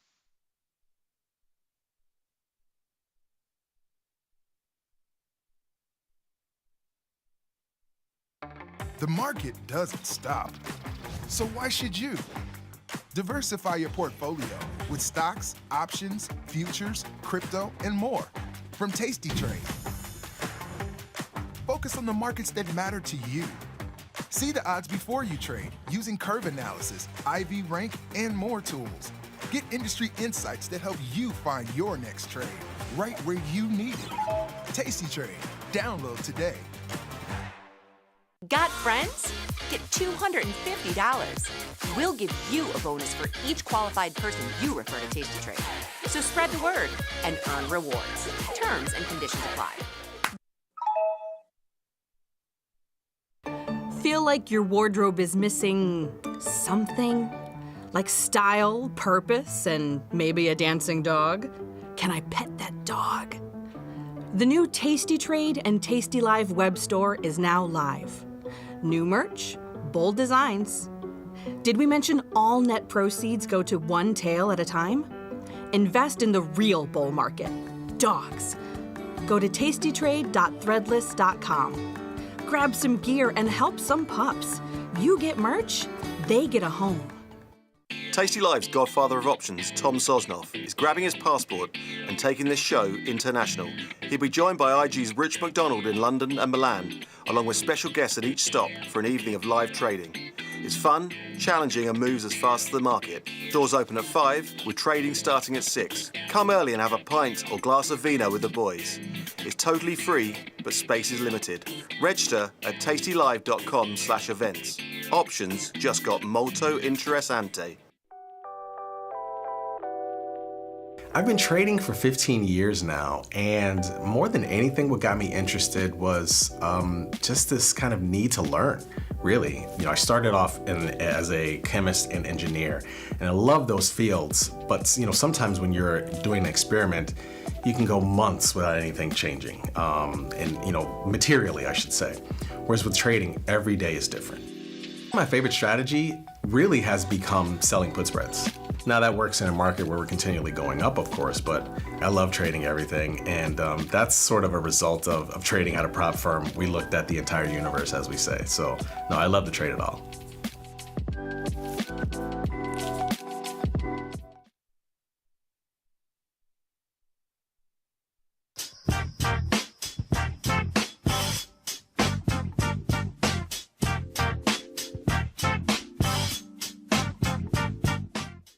What's going on, everybody? 1 minute they're up, 1 minute they're down. That's just the kind of markets we're in. So I brought in Gus Downing to explain a little bit more about what he's seeing in markets. Gus, what's happening, man? Oh man, doing good. I must say, I love your intro. I love it every time I hear it. I think it's got mine beat. So I'm a big fan. It's groovy. But yeah, it's been an interesting week in the market. It's been not a great week for someone who's as long delta as I am. But excited to get into all of it. Yeah. I have. Let's set the stage. Basically, coming into this week, last Friday, markets dropped. On Friday, because there was talk of 50% tariffs on the EU. We actually kind of did sort of what we've done in the last few hours here, right? Like we actually dropped, and then markets started bouncing back some, not all the way, closed the week still kind of down, And then, almost like you would expect, over the weekend, you start hearing the chatter of, well, they're not going to really do that. And then by Monday, it was like, well, what they're going to do is push it back to July 9th. But apparently the word was like there's frustration growing from trying to come to some type of agreement with EU. And this has kind of been the thing with these tariffs, right? Like it's always like blanket tariff. And then like, oh, no, we're going to come to an agreement. And then fast forward to a Wednesday of this week, at the end of the day. Matter of fact, I mean, it was like 6 p.m. Central Time where you're seeing news of a federal court in Manhattan basically filed. I mean, well, they didn't file, but they basically said that Trump's tariffs were not able to be enforced for whatever different reason. And I mean, that's just kind of been the week, right? 100 handles up on Thursday after the close, and that basically held overnight until the morning, and then got sold off. And so it's still tariffs. The rhetoric around tariffs is still ruling the roost. Yeah, it has been just up and down and yeah, and back and forth. I never know what to expect with these tariffs, and it makes it it's been a fun time to trade because this news can just break at any time. But yeah, you nailed the recap there. There was also I believe Wednesday afternoon something going on where they were saying they might just straight unpause tariffs on the EU as early as today if they're not working towards a resolution. And I must say I was kind of blindsided by all of this EU stuff all of a sudden becoming the problem. Because it seemed like we were talking about China for so long there, and that they were the main opponent in this trade war that Trump is launching, and then all of a sudden now it's the EU that's giving us problems. I guess when you go to trade war with the world, you're going to have problems from all sorts of different corners of the world. But yeah, it's been an evolution, and yeah, like I said, I felt like I was just keeping up with China and almost trying to find leverage and angles to trade these Chinese companies based on tariff news, and now suddenly I'm scrambling to try to find the best angles to take with the EU news breaking. I mean, that word, that's the operative word. They're scrambling. I mean, that is really the operative word because things have been moving around so much. We can pull up a platform and take a look around because I, like you, actually am long delta on a few things. And as a result, I feel like I've had to sort of tailor my trading in a way that works such that whatever we do, I have something working for me. So probably my core positions right now are this long Dow contract, this long Russell contract, and a long, actually I just bought another one today, but a long call spreads in NQ. Basically the 23,000, 23.5, which would be well above all-time highs, either whether it happens at the end of the quarter or at the end of by July expiration. Those are my main things. The only thing that'll what happened really, well, I should say another main core position is this bond position here or whatever. I mean, that's essentially this short put spread and kind of out of frustration, which is, and I say this because I put this on last week, Wednesday. This is the last time I'm telling this story because I keep talking about it. I'm just those longtime listeners of the show. I'm sorry, guys. This is the only way. This is the way I legged into the trade. So last Wednesday when we had the 20-year auction and bonds moved the way that they did, and that's fine. That's not coming up. Bonds dropped. I actually put this short put spread on literally like 45 minutes before that auction came out, and so that sucked because obviously bonds end up trading like 110 and change. But we bounced back this week, and then I also and it made me realize, you know what, with implied vol in this range, and when I look at bonds and where they've traded, they haven't touched 107 in quite some time. They haven't touched 117 in like 2 months. So I was like, let me just center a 9 condor around that. And so that's essentially how I got into this trade. But I bring it up because that's like probably my fourth core position. The big move on Wednesday allowed me to sell a future against all of those longs, basically. The not so much this, but the NASDAQ, the Russell, and the Dow, essentially. And so earlier today, when we were down 60 plus handles, I was like, okay, cool. That works fine for me because I still have this. I'm not closing this. I don't even know. I'm not even sure of a scenario where I'm going to close it. Like we would have to be down like 200 to 300 handles for me to be like, okay, you know what? I think this is a good area to buy. Whatever reason why we're down right now is probably going to fix itself over the next couple of weeks. I don't really need this short. And I'm at that point, I'm probably losing pretty decently on my longs, but you know what? I'm fine with that. And that's just kind of like that. That's become my mindset. Like, I want to have something on no matter what. What would cause me to take off my longs? Man, we'd have to see. I think I'd have to see all-time highs. Honestly, I think that's the only thing that's going to cause me to do it. Other than that, I'm not exactly sure why I would do it. That's funny. That's actually the exact same mentality that I've been attacking things with pretty much since we had the Liberation Day dip.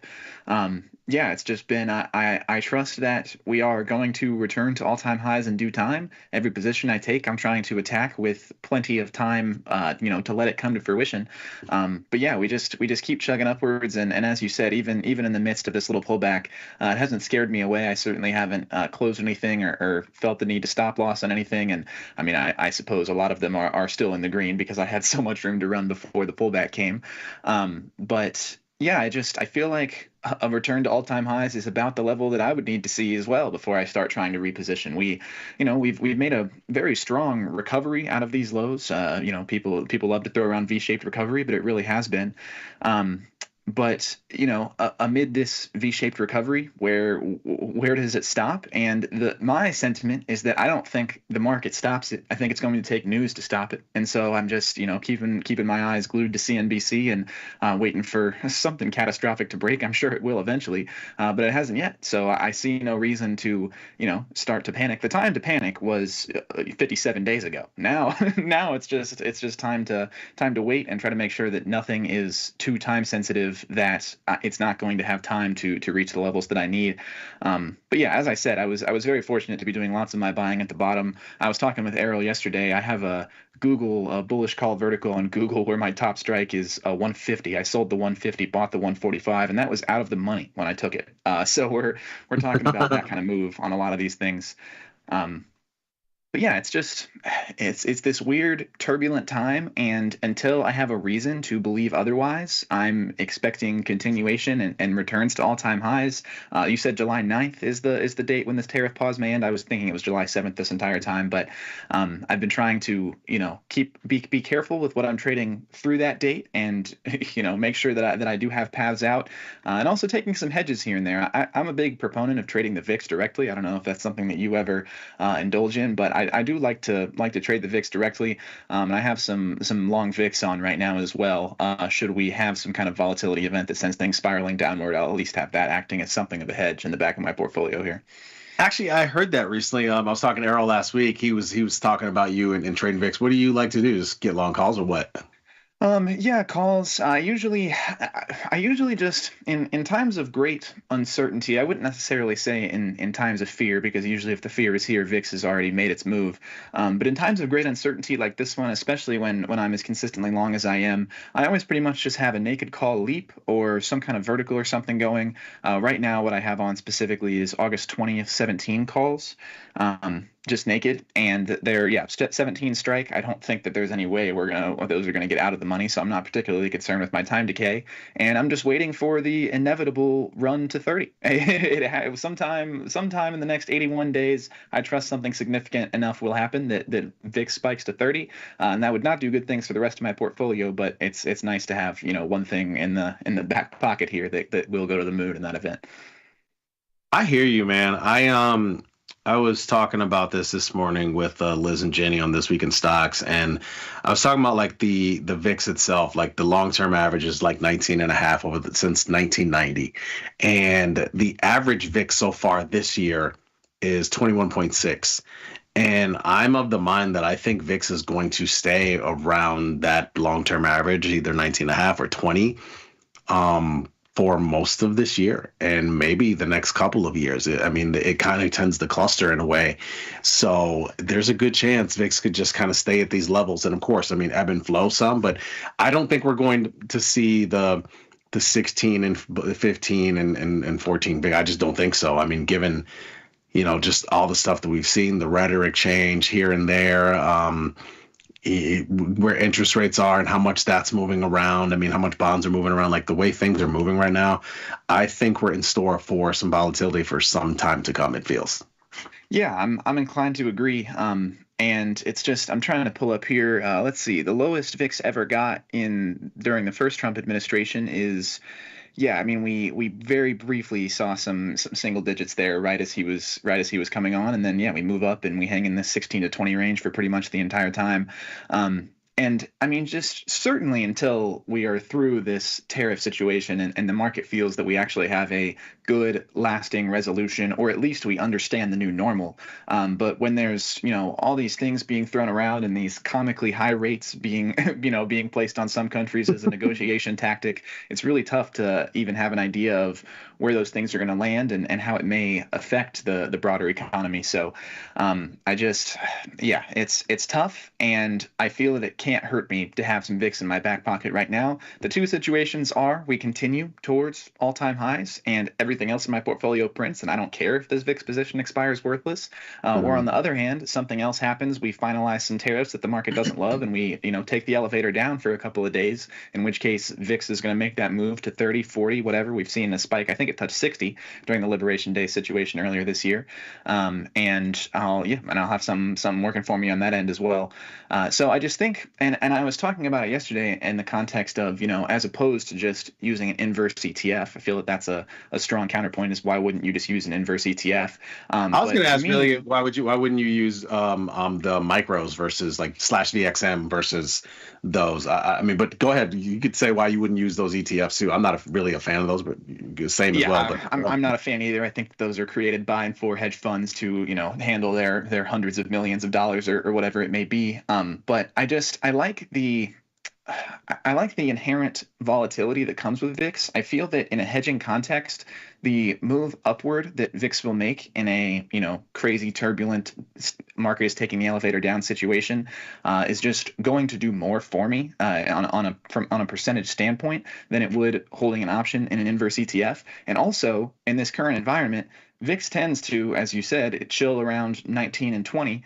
And while an inverse ETF, if SPY is chugging and taking the stairs up very slowly, an inverse ETF is going to be taking the stairs down very slowly that entire time to go along with it, while VIX will probably remain relatively flat throughout that period, which is what we've been seeing to this point. So I feel that there's greater upside and less downside with trading VIX directly. It's interesting. And I would be very annoyed if I was ever concerned with trying to exercise these positions with the, midweek and AM settles and all this good stuff. I don't ever really think about it. It doesn't pertain to me. I plan to exit these positions whenever, in the event that they turn profitable. And frankly, for the rest of my portfolio, I hope that event does not come. VIX is cash settled, so you don't even have to worry about that. That's true. I forgot. I was confused. Nick was taking me through quite the down the rabbit hole of volatility indexes the other day. I'm a little mixed up. Was here. he? Yeah.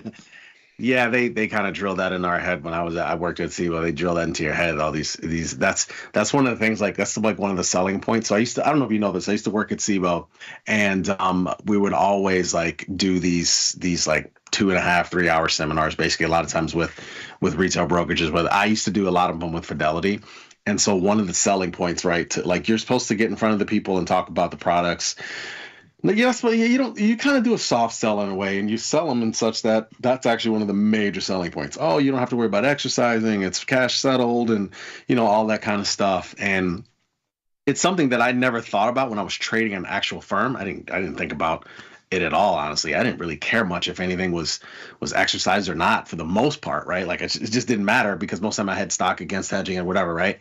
But once you become a retail trader, yeah, a lot of times it matters if something is cash. It's like a whole lot nicer.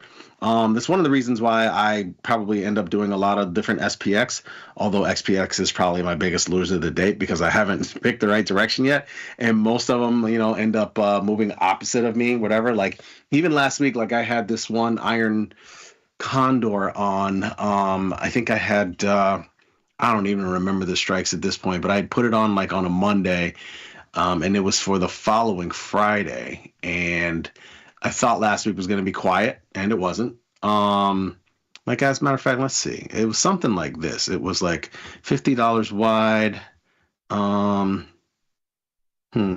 So like even something like this, 600-700 bucks. If we get back to 6,000, actually, you know what? I might do this again. Yeah, it's fun. Like it's whatever. I'm not doing these prices are all over the place though. I'm not gonna do these prices. Let's go 43, 700. I'm willing to spend that for the week. Yeah, probably won't get filled, but whatever. I had something like that last week, and it was working all the way up until the 20-year bond auction, and then we dropped like 100 plus handles. It was like everything was just it completely changed the whole week. But yeah, the bond auction, oh man, yeah, that had me really frustrated too. I just, you do all this worrying, especially in this environment, about tariffs and about Fed decisions and what's going to happen with China and the EU and this and that. And then it was all of a sudden I'm like, bonds? You're telling me bonds are sending us into free fall now? I got one more thing that I have to worry about here. I hadn't ever even considered the way that bonds or the dollar could factor into these things, which is totally my own fault. I was being negligent.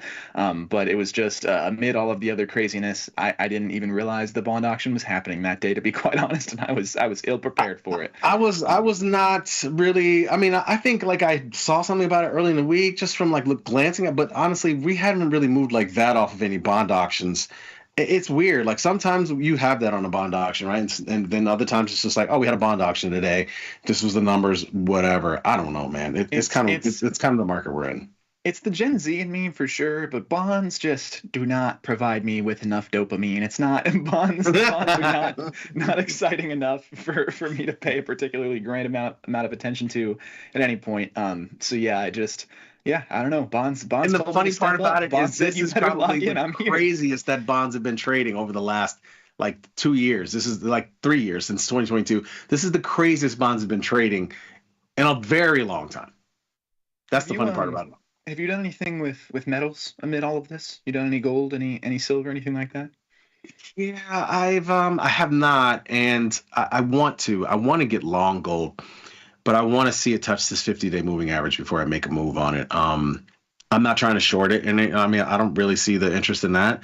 I feel like it's one of the few things that has like technically has really obeyed the law of the land. Like for the most part, when you look at gold over the last year, it'll ride this 1 week moving average, which is this green line here, right? It'll ride that up, and then eventually it breaks down over a couple of day period, touches the 50-day, and then starts to rise again. And we've seen this happen a couple of different times. So I'm assuming I would love to be a buyer if it does get back towards this level or just a little bit below over a couple of day breakdown like we've seen here. I would get long. That's what I'm waiting to do, but I'm not going to force it. Interesting. Yeah, I haven't. It's not something I've played around with either. I've definitely been keeping up with this rally in gold. But that is really interesting to see from a technical perspective. I love when things just abide by what technical analysis says they should do. It's awesome. I'm technical analysis by nature. It was how I learned how to trade. And did pretty well with really just that in my back pocket for a while, before I eventually started taking a few losses and saying, okay, maybe something else needs to be added to the backpack here. But yeah, that is very interesting. I don't use moving averages very much at all is what I'm trying to get to here. So that's an interesting perspective. I never would have thought to check. What technical thing do you like, Bollinger Bands or something like that? Yeah, I mean, it's all the same kind of. It is kind of all the same. That's what you get into if you really get into the weeds. Yeah, I like VWAP a lot, and I like Ichimoku Cloud a lot. Ichimoku Cloud is a great indicator as far as like broader sentiment and direction, and it's very easy. It's very easy to teach to people, at least at an entry level level. It's if big green cloud probably going to continue green is basically the way the easiest way to start to interpret it. And then I'm also a big fan of Fibonacci retracement. I find, which is so odd, and I could go on a whole soapbox about how crazy the Fibonacci numbers are in general. But I actually find that holds up pretty well, and that's something that I will VWAP and Ichimoku stay on all the time, and I will flip on Fib retracement if I want confirmation on something. If I'm trying to do something a little bit longer term, that's when Fib will start to come into the equation for me. See, you learned like 4 languages, and I just decided to learn one and just moving averages. That's basically the right way. Well, yeah, it was. I had at the beginning, I had no guidance. I wish I would have found Tasty sooner, to be quite honest. But yeah, I was just poking around and on Investopedia, poking around and seeing. And yeah, those were the ones that jumped out at me. But yeah, I mean, to your point though. VWAP has lots and lots of similarities with pick your SMA or anything. They all are very, very similar. We're just using average price and volume at different points to make a line. That's pretty much every technical indicator. I just described pretty much every technical indicator. Yeah, you pretty much did. Yeah, I've looked at, well, real quick, actually, as we're sitting here. I mean, this is the day we've had so far. Look at this, the big drop down. I'm not even sure what prompted this drop down. I think there was some kind of mention of China. I mean, it's getting to that point, Gus, where I am starting to forget some of the days and the reasons why we dropped or the reasons why we're up. I mean, this is kind of the market that we find ourselves in. But nevertheless, we are essentially a little bit, we're back towards, I guess, if you want to call it, the highs of this day. Pretty interesting day we've had so far here. And you can see the roller coaster that we've had pre-market. When we started the day, pulled back some, jumped up a little bit, pulled down. But there was definitely a big drawdown a little before noon Central Time. And it's been bought up ever since. And I almost wouldn't be surprised if we go back down here. Yeah, no kidding. It's fascinating. And it's just like you said, it's getting hard to remember what happened on specific days when I look back at the charts and I try to remember what was going on a given day. It's hard. It's like this Scooby-Doo Looney Tunes market that we're in. These crazy random things just keep happening to derail us, and it's very, very hard to keep up with. I don't blame you. Can't figure it out, man. Anything else you look at these days? You trade any Bitcoin futures, or you leave those alone? You're not doing any cryptos? What's the deal? What else are you looking at? I hold Bitcoin on my own. I don't mess around with the ETFs too much. Keeping up with crypto, it's like its own whole space. That's what I say about both crypto and forex. Like, I feel like I would have to. It's like a whole other undertaking that I don't pay too much attention to. So I hold Bitcoin as far as growth is concerned. What else do I like? I like Qualcomm right now. I was just talking about this last night with Errol as well. But Qualcomm, I feel like it's in a pretty good spot in a broader, more long-term context. They're doing lots with on-device AI, which I think is fascinating, and I think will actually scale a lot faster than server-based AI, which is what all of these popular. What's on-device AI? On-device AI means that like your iPhone itself would have the AI embedded into its chips, and when you ask it a reasoning-based question, it does all of the reasoning locally right on your device, instead of like when you talk to ChatGPT or Claude right now, that goes to their servers, does the reasoning, and then comes back to you. On-device AI is just right there. I think it'll be much snappier, and also I believe that it's what most smartphones are going to move into as time goes on, is hosting the AI on their device. And Qualcomm is really at the forefront of that. It's just not as hyped right now as data center AI. But I do think on-device AI is going to scale a lot faster. So like Qualcomm, what do I have? I have 2 leaps on this one. Well, one's not so much a leap anymore, only 49 DTE. But I have a July 18th 160 call and also an August 15th 170. In the short term, which we've begun to break this setup a little bit, it was seeing some nice consolidation and a little bit of bull flagging happening, which is why I decided to get a little bit more aggressive with my time frame. We've since broken out of the bull flag to the downside, which is not the side that I was hoping for. So kind of, I don't know, sitting on my hands with these and waiting till 21 DTE to see if there's anything I want to manage or try to get cute with. But I do like Qualcomm. Another one that I like is Match.com, MTCH. Well, wait, before you go to Match.com, just curious, you mentioned Qualcomm. Did you do anything with NVIDIA earnings? I did. Well, yes. Oh my goodness, yes. So my thought process was that my entire portfolio is long delta, and then if NVIDIA takes a big step down, it's going to tank the entire market, and I don't want that. So pretty much purely as a hedge move, I was short NVIDIA into earnings. And the thought process was, if it takes a big gap up, I don't care if this contract goes to zero, everything else in my portfolio will move up with it. And if it takes a big gap down, at least I have this contract that'll do really well, and it should help to hedge out some of the bleeding that'll happen the rest of the way. Now, I was incorrect about the direction of NVIDIA with my contract, which was fine. I had that priced in. And until about 10:30 a.m. yesterday, it looked like my idea was perfect. But what I did not account for was that the market could move up and then just slowly work down all day. So I wound up with a lot more red than I was hoping for. I played direction. It played really either direction, and more or less got neither of them, save for a small gap up before open. So that did hurt me a little bit. But I was short, is the short answer. Against my better judgment. Hey man, sometimes it all gets the best of us. You never know.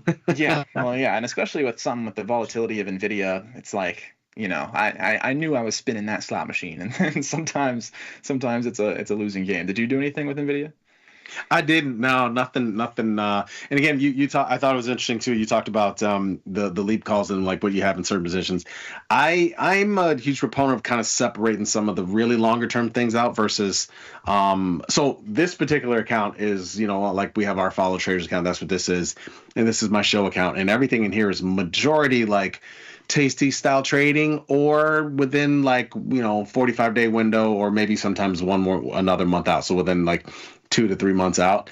And then anything. So I'm saying all this because I do have NVIDIA positions, but not in here. And I didn't do anything in the show trader account. I do have leap call in NVIDIA and a September 1x2. I think I'm short. I don't remember which strikes, but I think I'm short further down. So I might be short the 100, 105 or 95, 100. I can't remember exactly. I'd have to look it up. So I got something like that on, just kind of, and that's in a further. I like having further out trades, anything further than 6 months, or 3 to 6 months. I like having those further out and in a different account. That way I don't necessarily even look at those every day, because I'll overmanage those, and sometimes you just got to let those further trades work. So that's my long-term account. I often say, is the people who watch the show know this, either it's a long-term account, but it's really like an IRA account is specifically what it is. But yeah, I just like having those separated out, and so I don't have to look at them every single day. Whereas the 45-day or 50-something day trades, those are in this account. I'm probably managing those a little more consistently. That's interesting. That's an interesting way to do it. It's funny. I would actually say I err on the other side. I do keep everything in one place, but if anything, I undermanage these. Anything that's longer than 100 DTE, I almost won't even give a second thought. I mean, and as you shouldn't, there is absolutely a trap that you can fall into on the other side of things. But yeah, I tend to, which I guess this is funny, and you're not the first person who's told me that they do 2 accounts for this reason.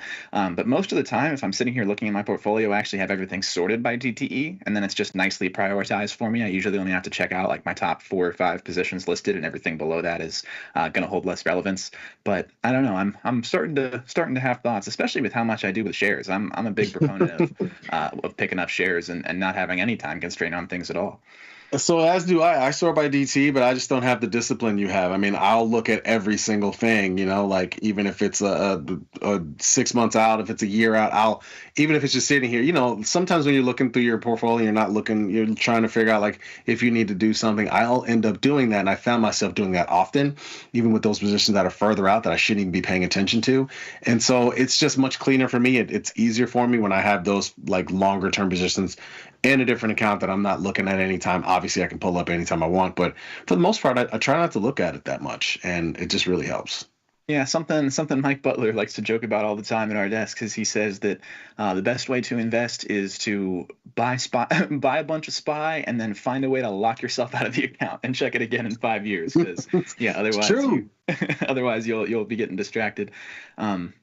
But yeah, I don't know. It's just I kind of have leap brain, short brain going on, and if something is lumped into the leap brain category, it's usually not getting a lot of extra thought. I mean, I'll float. I have Rivian leaps, the longer of which, actually both of them. I have 2 Rivian leaps, September 18th, 26, 476 DTE on my Rivian leaps. I have a 12 and a 20 call. I like it, man. I think everybody should, have some type of leaps or, it's funny. I was talking to a friend of mine about this recently, a guy who's been trading for a while. He's still kind of newer over the last few years, but he was asking me about that, in these leagues, do you ever do anything against them and things like that? And I'm like, well, every now and again, what's the name of that? SMCI. SMCI is one that I have leaps on. I think I have what call do I have? It's probably, because I like to go deep on these, so I can't remember if it's the 10 or the 5. But let's just actually it is the 5. Because when it made this move here, and it was upwards of 60 and change in February. And I was like, wow, it happened really fast, if you remember. And I was like, wow, this thing is 60. And so I was like, okay, I got to do something. And I think I looked at, I I think I looked at Jan at the time, and like the 100 call, I mean, it was stupid. It was trading like, I swear to God, I was trading like $14 or something like that. And so I sold one, and I figured like, and I still have it on. I'm like, well, I could close it, but why? Like, I have literally $95 in between. Like, if that thing ends up getting back to 100, I don't care. I mean, whatever. So I still have it on at this point. And I don't remember the exact strikes, the way it all worked out, but I do know it's like $90 in between the long strike and the short strike. And yeah, that's sometimes, like, if you get a ridiculous move, I will sell something against a lead call, but for the most part, I'll just kind of let them run. I mean, why not? It's so far away from anything happening that it's like, I'm good. I always I always say, like, my trading style is that I can tell you what I think it'll do tomorrow, and I think I can tell you what I think it'll do in a year. But anywhere in between those two dates is where I'm going to be a little rockier. So yeah, it's kind of, I try to be, aggressively short term or aggressively long term. That's an interesting sentiment about selling the premium on something that deep in the money on SMCI. That's something that I had never really thought to do. I do think to sell premium when I see something go parabolic like that, but going that deep in the money to get as much as possible, that's not an angle I'd ever thought about taking. I guess it's just, I mean, you obviously add risk anytime you add rewards, such as life. But yeah, it's actually something it's something I picked up on when I first kind of got to Tasty, actually. Again, this idea of doing, a leap call, doing it like 90 delta, which is essentially making it like stock. Like, if you're going to have a leap call, and if you can do it, but if you're going to have a leap call, essentially that you want it to be almost like 100 delta or close enough. And so therefore you have like that kind of, basically it's like stock. And then the ability to sell something against it, that's just basically the poor man's covered call, right? Which again is something I learned when I first came to Tasty. Even though I've been in the game for like a long time, a lot of retail trading strategies kind of escaped me. Like, these weren't things that I thought about on the regular. I was used to trading at a prop trading firm, right? Like, I wasn't looking at poor man cover calls and, jade lizards and things like that. So, and again, I knew an iron condor, but had I ever traded one? No, not on purpose. That was just not something you traded at a prop firm. Whereas, when you got the ability to try to sell vol, the natural thing in the prop firm is like, you're just going to sell a strangle. You're going to sell a straddle. Or you'll hedge a little bit if it gets out of whack. You'll hedge it with stock. Well, those are expensive things. We certainly don't have the money to do as retail traders, and so that's where the iron condors come in, right? Because it's like basically selling a straddle or a strangle, but you just have a little training wheels on it. So these, again, as long as I'd been around, these are things that I picked up mostly from being at Tasty and mostly retail stuff, which is why people love it. Strangle with training wheels is an apt description. I never thought about that angle either. That's it's essentially what it is, right? It is. No, you're absolutely right. Yeah, that's funny. Yeah, it is interesting. You mentioned I think it's interesting to. What's up? You mentioned Match. Oh yes, Match.com. Okay, well yeah, this I got a lot to say here. So I picked up Match.com after their last earnings call. They said pretty much nothing but good things, and then took a pretty sharp move down, especially as it pertained to their forward guidance. I found it all to be quite strange. This is a rare stock you can find right now that has almost no tariff burden going on at all. And it's very interesting. I've long held a thesis that America is getting lonelier. It's not just my thesis. This is an empirical thing. But America continues to grow lonelier, continues to grow more antisocial, and all of these things bode incredibly well for dating apps. Match.com owns everything in the world: Tinder, Bumble, Hinge. They have all three. I didn't realize that. This is you're just picking your brand under the same conglomerate here. And then they also obviously have Match.com and a slew of other smaller subsidiaries. I'm not sure of the one. I don't want to be insensitive, but there's a dating app for elderly people, and they own that one as well. But they have all their Grindr's at something, but they have all their bases covered. And they're implementing all sorts of new features to try to keep these things lively. Something that I saw that I actually think is going to do really well that I haven't seen people pick up and talk about on social media or anything yet is Tinder is rolling out a double date feature where you actually sign up with a friend and then you match with other pairs of friends and you go out on a double date. I know that's probably going to be an appealing option. I know that lots of people, women and men alike, are concerned about going out and meeting strangers in public alone for the first time, and so I think the double date feature will do a lot for that. And it's just I like their fundamentals, and like I said, think America is only getting lonelier, and I can speak to it as Gen Z, and I think it's only going to continue to grow in prominence. Lots and lots of kids are getting, into college, and dating apps are their first attack at trying to meet people. They're not, it's not, oh, I've gotten burnt out of going to mixers and going to the bar and going to parties and trying to meet people. I'm going to try a dating app. It's the opposite. Now people are like, I want to date somebody. I'm going to download an app, and that's step one. And then they might do other things on the side of that as well. But we have this generation that's coming up with an iPad in their hands from before they can walk. And so I think that it's natural that generation is going to turn to technology as they, begin to get into dating and seeking out marriage and these kinds of things. And it's a good spot right now. It's been much higher in the past without all of these things that I'm talking about even coming to fruition. So I think Match can easily return to highs and potentially push higher. This is one that I really like in the coming years. Ladies and gentlemen, Gus down, and goddamn, man, that's a hell of a thesis. Jesus Christ, I almost cursed. That was so damn good, dude. That is a hell of a thesis. Holy cow. I mean, you know what? I will say what supports that theory too of people getting lonely and lonelier. Amazon, the ability to Uber Eats and order food in. You don't necessarily really have to interact with anybody for the most part. You're kind of right on that. So, but yeah, damn, you went deep, dude. You went to the bottom of the ocean on that. Well, it's just it's something that's been brewing with me for a little while because you always see, I feel like you see in media a lot, people have to finally turn to a dating app like it's a last resort. But yeah, my experience is that in college, dating apps are the first things people do. I mean, I did it. I got out of a long-term relationship my sophomore year of college, and the first thing I'm doing is downloading Bumble, not going to the bar or the club or whatever. It's I'm hopping on Bumble to see what's up.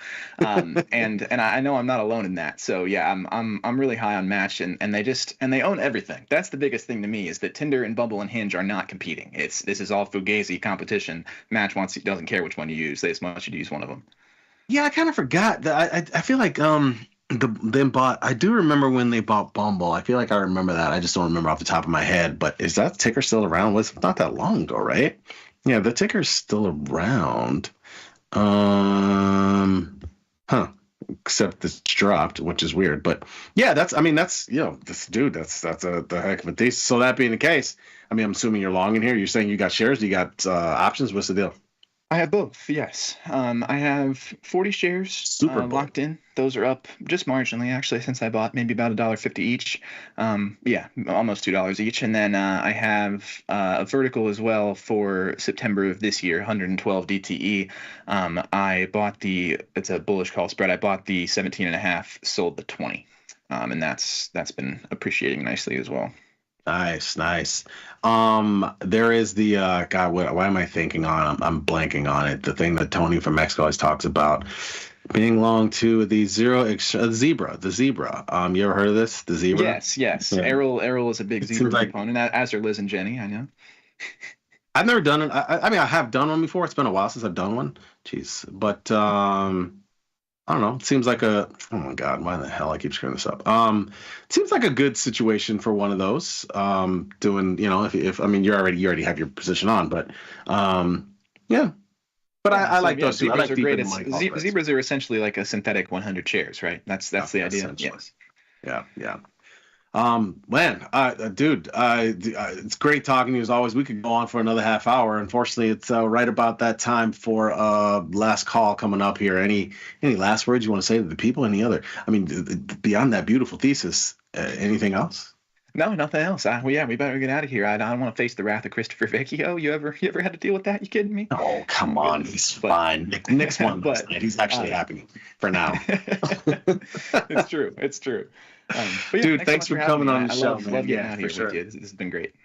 For sure. It's been awesome, man. See you sometime soon. Folks, thanks for watching the show. And as always, be smart, be patient, trade them small, and trade them often. We'll see you.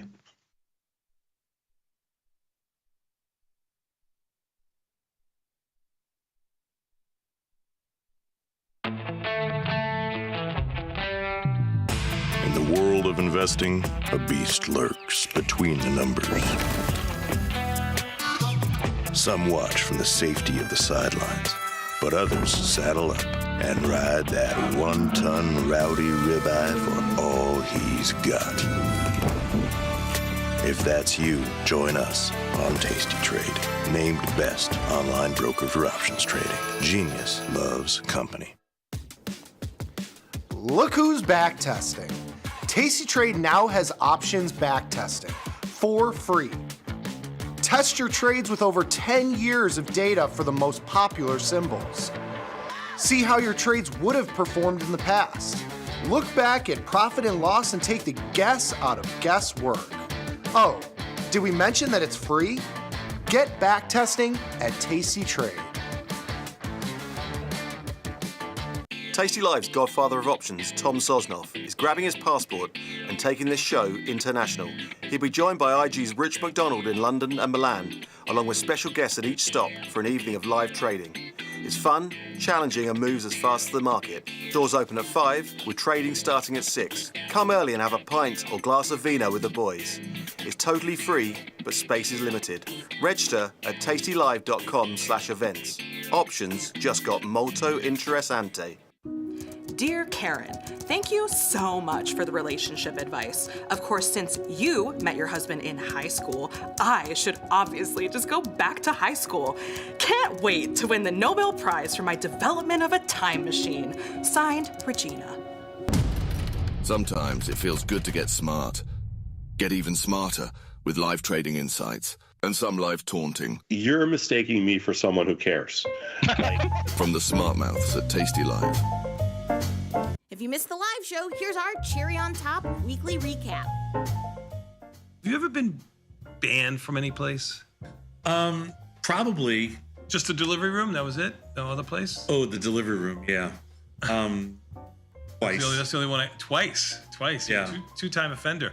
You know, my wife gets banned all the time from places. She's confrontational, argumentative, and violent. When she got banned from that one Italian restaurant that was around the corner from her house, that's the only time it really pissed me off. They had the best chicken Vesuvio, and I had to go in there and just say, listen, you banned her, not me. I'm still good, right? You know, they're like, yeah, you're okay. Are you really going to Buc-ee's? Yeah. Will you film it? You film yourself going in, you're like, what up everybody, it's your girl Stasi, I'm here at Buc-ee's, and then you get the food, and then you get the food, and then you get to eat in your car. You eat in the car, you get something on you. Yes. That's your shtick. Yes. You got to do it. I never spill. I love this. Yes. I know, right? Do you know what that's like to go out to a tasty show and you prep your whole speech? You come out there and you see all these people that have driven for miles and miles, and the first thing they say is, "Where's Tony?" And you have to go, exactly. He's not here. And the look of just, it goes from excitement to sheer disappointment in an instant. I've never heard one person say, "Where's Tony?" I've been on the road for 25 years. You literally, the whole concept you had last year was "Where's Bat?" That was the whole concept of your show. They did a show about where the bat is without bringing the bat. I hate to say this, but a buddy of mine owns a mountain there. Yes. Owns a mountain? Something like that. Okay, cool. They got hiking trails on it. I'll tell you my activities. Okay. I'm gonna fish.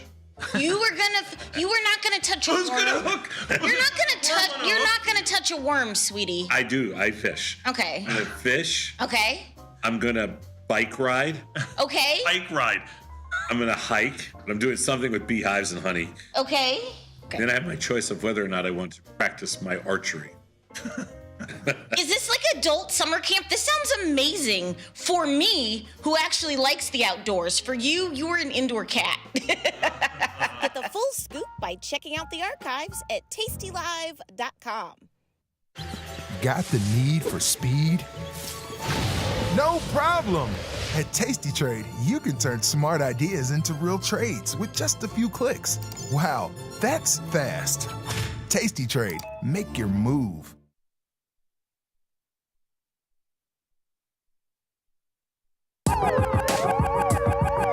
Ring the alarm, hey, ring the alarm, boys. Turn up the charm. Listen up, y'all. Get out the damn stall. It's the last call. Hey, the last call. The last call. The last call. Hello, everyone. Welcome back to the show. It is Last Call. I'm here with Chris, and we are rounding out the trading week. Got 27 minutes left here, and we have an very ominous rally into the close here from pretty big lows. What are you thinking here? Is it safe to say that it's Taco Friday?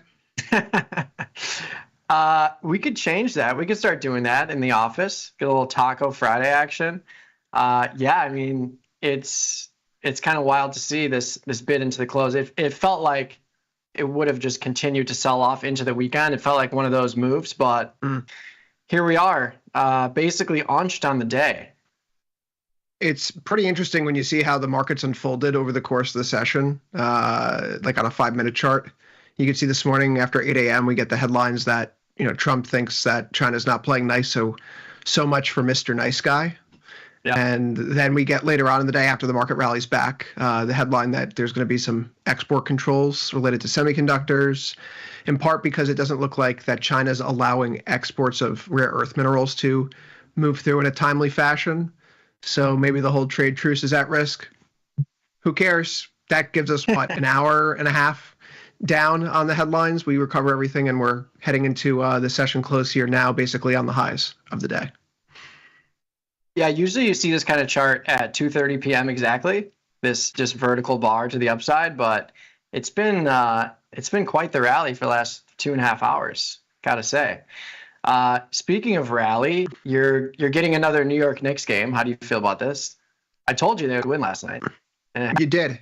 You did. It helped put me to ease. I could, how emotionally damaged I am, Mike. I'm into the fourth quarter, and there's like 2 minutes and 12 seconds left, and they're up by 16. And my wife looks at me and she goes, "You shouldn't be excited yet." And I went, "Why?" She goes, "Because they're the Knicks."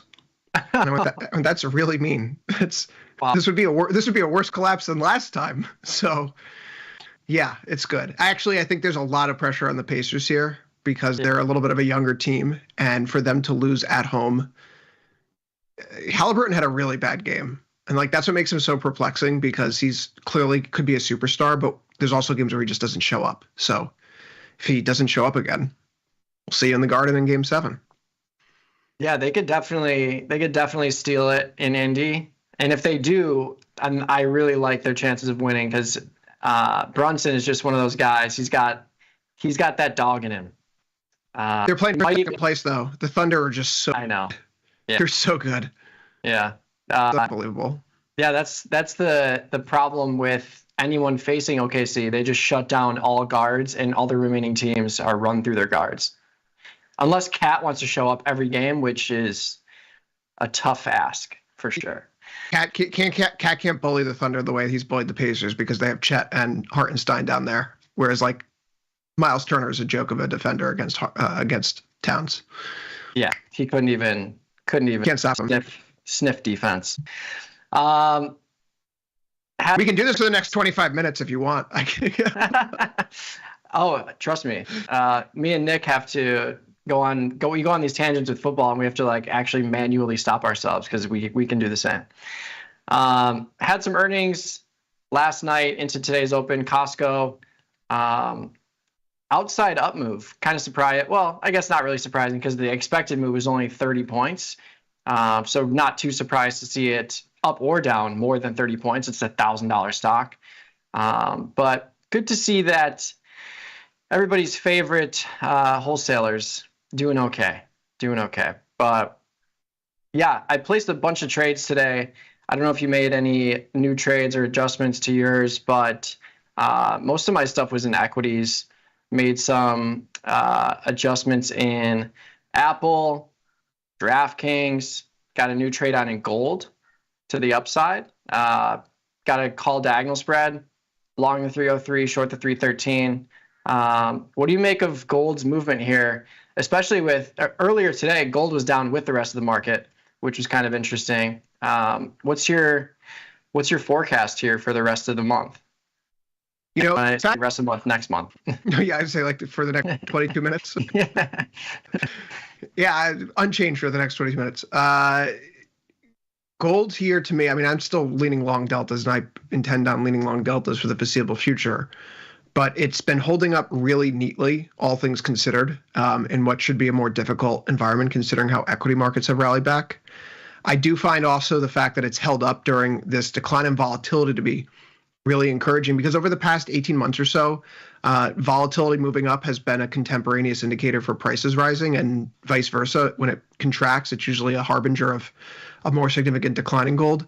So we've seen the IVRs in gold fall off from the 70s down into the high 30s now over the past week plus, and prices really haven't been dislodged.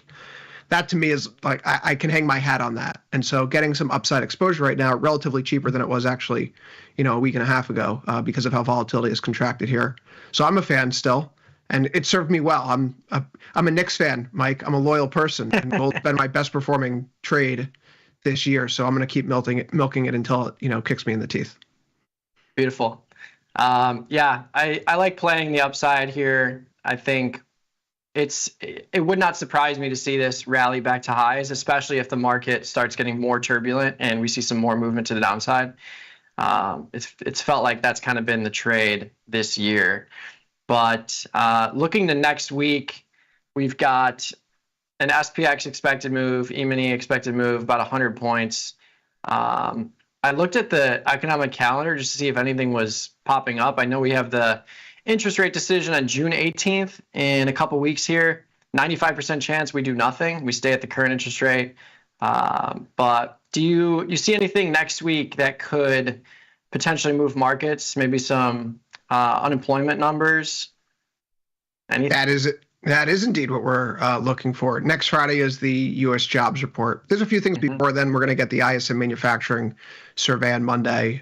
There's an ECB rate decision on Thursday as well. But for most assets that we focus on here, it's really all about that non-farm payrolls report. And it's expected to be an okay one. 130K is the expectation. The previous reading was 177K. For the record, you need about 112,000 jobs a month to keep the unemployment rate on hold at 4.2%. And that's right basically above the break-even rate. So it's not good. It's not bad. It's kind of a softish but Goldilocks figure. And it doesn't look like the Fed, as you said, there's a 5% chance they do anything in June. The Fed's made pretty clear they need more evidence to make a decision one way or the other. So non-farm payrolls are always important, but will it influence a rate cut a week and a half later? I don't think so. Fair. It's Trump. The market's Trump. The market's Trump right now. It's the tweets. It's the fading of the tweets. That's today. S&P's positive now. Yeah, I mean, today's movement has been nothing but uncertainty. Again, pulling up that 5-minute chart you referenced, it's just from the beginning up at 8 a.m., down 50 points. Now we're back up to unchanged. It's like, what are we doing here? No continuation, complete opposite move. And it hasn't even been like big knee-jerk moves. It was kind of a trickle down, then you got this big move, a little chop, and then continued higher. So are you surprised by the lack of volume today? It feels like 1.25 million contracts in ES is kind of light for end of month. Yeah, it does feel a little light. Someone in the YouTube chat actually said these people are really selling in May and going away.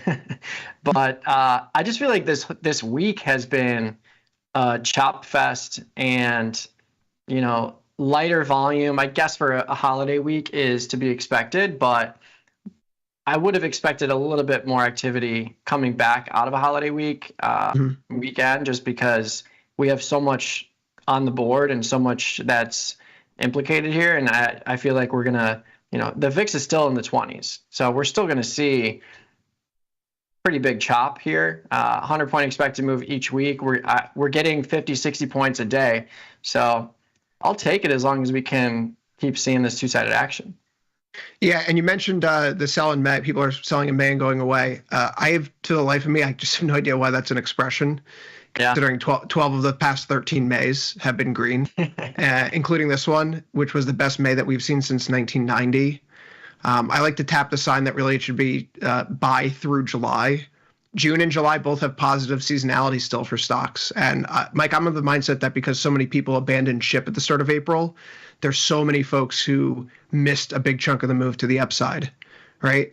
So there's an incentive to chase here.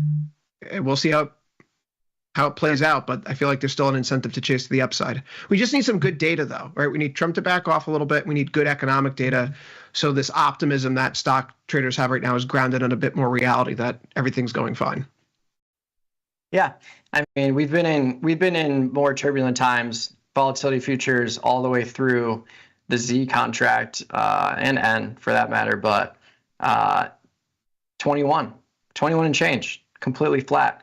So yeah, we'll see. We've got some earnings next week. I mean, nothing too crazy. Lululemon, CrowdStrike. Broadcom's interesting. Yeah, Broadcom, yeah.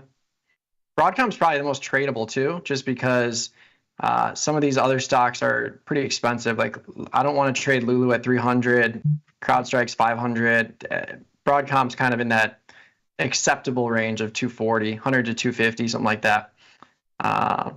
I know it's just because of what's available in the float, but it just reads so wrong. And to me, like as just a casual market observer, that Lululemon share prices are higher than Nvidia's. And I know that means nothing, right? But just like at a quick glance, like Lulu at 300, what? Mm-hmm. Okay. And it was higher. Oh, no. I know. But yeah, I just have a hard time like trading these companies where it's just like sometimes they're up big, sometimes they're down big. I find it more comfortable trading some kind of like tech stock like Microsoft or Apple or Google or even Costco. Like Costco had a nice move to the upside, but that was a cheap trade. I mean, Lulu and these gaps are all basically earnings trades. Like chops around, gaps higher, gaps lower. It's very volatile. So just got there's a few out there. traders who I follow on Twitter who trade HIMS frequently. And that to me, just like before I ever get involved in something, I like kind of paper trade it where I just mark off like, okay, if I were to get in here, let's watch this to see if like a typical strategy applies. My paper trading at HIMS over the past month, just trying to see if I could get something going on there. Don't even want to talk about it on air. Yeah. Get a monkey with a dartboard. Okay. So I don't know how, like you say, you look at this stock and go, I don't like this, like Lulu. I have the same problem. I prefer to stick to the mega cap tech if I'm going to try to day trade any equity names. Yeah, and I mean, we get the question all the time, like, why is this premium so high in here? But then you look at the IV and it's 100%. So literally this market is projecting it to go to zero on an annual 100%, doubling or going to zero. So with these products, you typically see call skew because it's actually more, like people are more comfortable seeing HIMS go from 50 to 100 than 50 to 0. And in practicality, like it makes sense that would be, but you can see the pretty big call skew here. I'm pretty sure Nick put something on in here. He likes the spicy trades. That's what we call it. Where did he put? Yeah, he's been trading HIMS quite a bit. Oh yeah, he did the call ratio. He did the 55-61 call ratio. Long July, short June. I thought he did a wider one too. Yeah, the 56-64 in June. It looks like he bought in the risk there. So, yeah, start with a ratio spread, turn into a butterfly. That's what you can do with these huge chops. Yeah, it's been a quiet week. Feels ominous to me. But yeah. Under the hood, not seeing too many crazy moves. Everything on my portfolio is kind of within that couple dollar range here and there. And yeah, made some adjustments, have some trades on in gold. Would love to see gold climb higher. And Apple too. Apple's one of those stonks that hasn't really stonked all too much. Has Apple stonked in years? It feels like it's been years of it just chopping around in like a broad, wide range. Yeah, and margins continue to compress. Like I don't know. Apple seems like it's a really difficult bull story, given how flat their AI picture is right now. Yeah, and they have so much Chinese revenue selling things over the border. I mean, it's interesting to see if there's a big move in there once we figure out what's going to happen with that. But then you look at something like Microsoft, and it's trading near highs. So. Very different stories for two different Mag 7 stocks. Completely different. It's all about like the China exposure, right? If you look at Apple, they've invested tens of billions of dollars a year for a decade plus to building out China manufacturing. Everyone was dunking on Satya Nadella earlier this year, and was it January or February, when he was out saying how Microsoft was scaling back their data center purchases, and is this an ominous sign for AI? Microsoft was signaling to the world that it was trimming its balance sheet and cleaning up its finances before the market went through a downswing, and now AI seems to be back on the upswing. Right, you look at a company like Axon, for example, or some of the utility names. These AI heavy names have really held up here and have actually outperformed the broader market since the April lows. So if there's a lot of fiscal distraction right now thanks to DC, but AI is back in vogue. It's just not getting the spotlight it deserves. Yeah, I think I read a headline: Business Insiders laying off like 20% of their workforce, leaning into AI. We're gonna see some sweeping changes, but I exclusively use it to just make me images, pretty images. And if you're not using it for anything, then you are one of the outcasts, we'll say. Bitcoin, kind of chopping around here. Had its heyday a couple days ago, reached a new all-time high, sold off since then. Do you think there's anything that, and Ilya, cover your ears, but do you think there's any substance in like Bitcoin ripping higher if we continue to see turbulence in the U.S. markets and the U.S. dollar and the currencies flying around with greater volatility than implied? Do you think people start to see Bitcoin as the new thing to invest in, just to get away from everything else? And I can't believe my eyes. Does that say an 8.2 IVR for Bitcoin? Yeah, futures with a 50% IV. Yeah, that's wild. Says a lot. Yeah. Trading Bitcoin is different than investing in Bitcoin. If you look at long-term studies, of course, the thing is up how many hundreds of millions of percent since its inception. But it's really over the long-term time horizon. Now we have 10 years in our back pocket. On a rolling 10-year basis, it's basically uncorrelated to everything. So it's a decent hedge. Optimal portfolio allocation, if you want to be one of those people, is probably 3 to 4% of your portfolio in Bitcoin alone. And that's really the story of why this market's gone up over the past few weeks. Glassnode, which is an analysis tool that you can use for crypto, they have a bunch of these charts that show where the distribution of coins have moved during any period of time.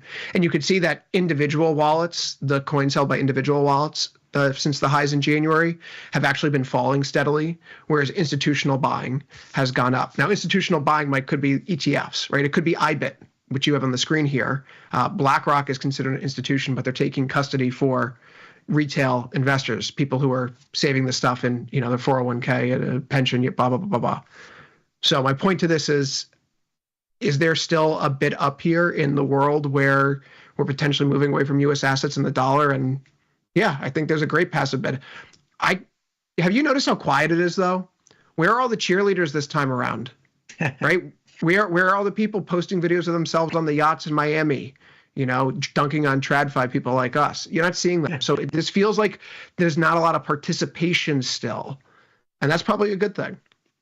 Yeah, I would agree. I think, we're continuing to have the Bitcoin mining process. We're getting closer and closer to everything being mined, all the coins being mined, which is kind of wild. And yeah, that will create a lot of upside pressure if there is this kind of mania frenzy. But I think that's kind of paired with really Bitcoin, and Ryan Grace, we have him on Mondays. He refers to it as kind of like price chasing, or chasing the price of the new mania. And that's kind of what it feels like. Like we're sitting near all-time highs, but nobody's talking about it, to your point. And I think that's a bullish sign, because once people start talking about it, it's probably because the price is ripping higher. And if people start piling in, it could create a continuation of that pressure to the upside. You look at something like MicroStrategy, this thing has gone, from a split adjusted 40 last year all the way to 550, and then kind of crushed from there. But this thing's been super volatile too. And if you're looking for a levered way to play Bitcoin, but really volatility of Bitcoin, that's kind of how I see MicroStrategy, because they're so levered up that if and when there is that mania where people are flocking to Bitcoin and we see consecutive 5K, 10K days, you're going to see MicroStrategy be a move big to the upside, kind of like what you saw here. It looks and acts like a volatility vehicle of Bitcoin, but IBIT, love this vehicle, super affordable. You can do literally whatever you want in here. If you have one contract on and you're selling premium, I've got a strangle on in here. It's $1,700 in buying power, very manageable. You can convert it to an iron condor. These markets are 5 cents wide, sometimes even less. So yeah, I've been trading IBIT just to keep things small and really just keep collecting premium related to that implied volatility. Even though IV rank is low, 50% IV is still pretty decent for any product. Decent for any product. I mean, I think Bitcoin still has a promising run here. I know our friend Ilya is not going to like that, but tough cookies, Mike. It has resiliency right now. It's holding up. Things that are holding up in a bad market are things that draw my interest. We got 5 minutes left here. Stocks are a little bit softer into the close. 59.18 on ES. Nasdaq's around 21,370. Have we learned anything new this week? It feels like it's been just a lot of consolidation and chop in the market, broadly speaking. After we got that relief valve, that was like the China-U.S. trade negotiations in Switzerland. Anything compel you at these levels, or do you feel like all of that relief has already washed through the system? I do not think anything has been solved. I mean, it's been the craziest. It's been a weird week because we've had moves, but we haven't gone anywhere. Like, you look at the 1-day chart, like where are we? 27th here. We've got an opening print of 58.20. We're 100 points higher, but like that was a big Tuesday open. And we've seen, like, look at this range yesterday. Like, we've seen big intraday ranges, but we just can't find we can't find a reason to go one direction or another. Yesterday was insane. Yesterday we had what is this? 125 point range, and we basically closed flat, literally to almost the point flat. I had a physics professor who used to say stuff like, if you go to sleep at night in the same bed that you woke up in, then your average velocity for the day is 0, which is like annoyingly true because you haven't made any progress over the course of waking up to going to bed. And that's kind of like the S&P here. It doesn't really matter what it did during the day. It hasn't moved anywhere in actuality by the session close. We're pinned where we finished the day on Tuesday once we got the EU tariff announcement pause over the weekend. Yep. And yeah, I mean, going into next week, 100-point range, I think we could see we could see a big move early in the week next week, because this trading session this entire week has been push and pull, ended flat. Let's see if we can find something over the weekend, but maybe there's a headline over the weekend that brings this thing out of this range. And you know, looking at the Monday open, 50-point expected range. So about half of the range for the entire week is priced into Monday. So there is weekend risk being priced in here. Yeah, we'll see if we get it, but anything outside of 50 points, I think, would be speaking to that, where maybe something happens over the weekend and we get a move, and maybe we continue that move. But craziness. E-minis, looks like E-minis are going to close green. We did it. Yeah, the 2:30 buy button. Actually, the 12 p.m. buy button. But there you go. A little 15-point ripper to end the day. Why not? Taco traders are alive and well. That reporter may have caused trillions of dollars of untold damage to the economy. Yeah. Like, I just want to, like, that question was the most dangerous question to ask. Yeah, and they became famous overnight. They probably did exactly what they wanted to do. But yeah, funny. Can't get above 59.30, it seems. Selling off from there just a little bit, but it looks like we're going to end the trading week right around 59.30. Not much has happened, although a lot has happened this week. But yeah. It was the friends we made along the way, not necessarily where we ended up. Yeah. And we get another Knicks game. I mean, at least we get some entertainment this weekend. Yeah. A couple minutes left here till the closing bell. What else is there really? Like, this is just been a dull week. You mentioned the earnings next week. Perhaps it's just worth taking a quick look at NVIDIA. On Wednesday, before the earnings release came out, we were looking at a basically plus or minus 7.7% move through the end of this week. The share prices on Wednesday prior to earnings closed right around 134. We're in today right around 135.11. So those folks who were playing for an inside move, you can see the IVR is down to 9.1. So those folks who were playing for an inside move, they lucked out here. And even, quite frankly, if we had closed just and stuck at yesterday's opening print, they still would have done well here because that was within the expected move as well. But overall, I mean, we're pinned right where we were prior to the earnings. So for the Nothing Happens crew, that's a win. Yeah, we are 80 cents higher than the open on Tuesday. But yeah, 12% contraction in the 30-day aggregate IV. There it is, the closing bell. Mike, before we head out here, I just want to remind everyone that we do have first call on Sunday. I'll be there. Victor will be there. I believe we're also going to have Tom and Pete as well. And then tonight, if you're in Atlanta, the At Work by 11 show is this evening. If you're in Atlanta, Tom and Tony are down there. Go bother them. See what they're up to. Mike, I hope you have a good weekend. Yeah, likewise. Let's get a little New York Knicks win. How about that? And let's get a Game 7 in the Garden. I mean, what else could you want as a sports fan other than a Game 7 in the Garden? The country needs it, Mike. So we're all Knicks fans here. Yeah. Let's go Knicks. All right. How about we take a little break here and send everybody off into the weekend here with some more content. How about that? Have a great weekend, folks. See you soon. Peace.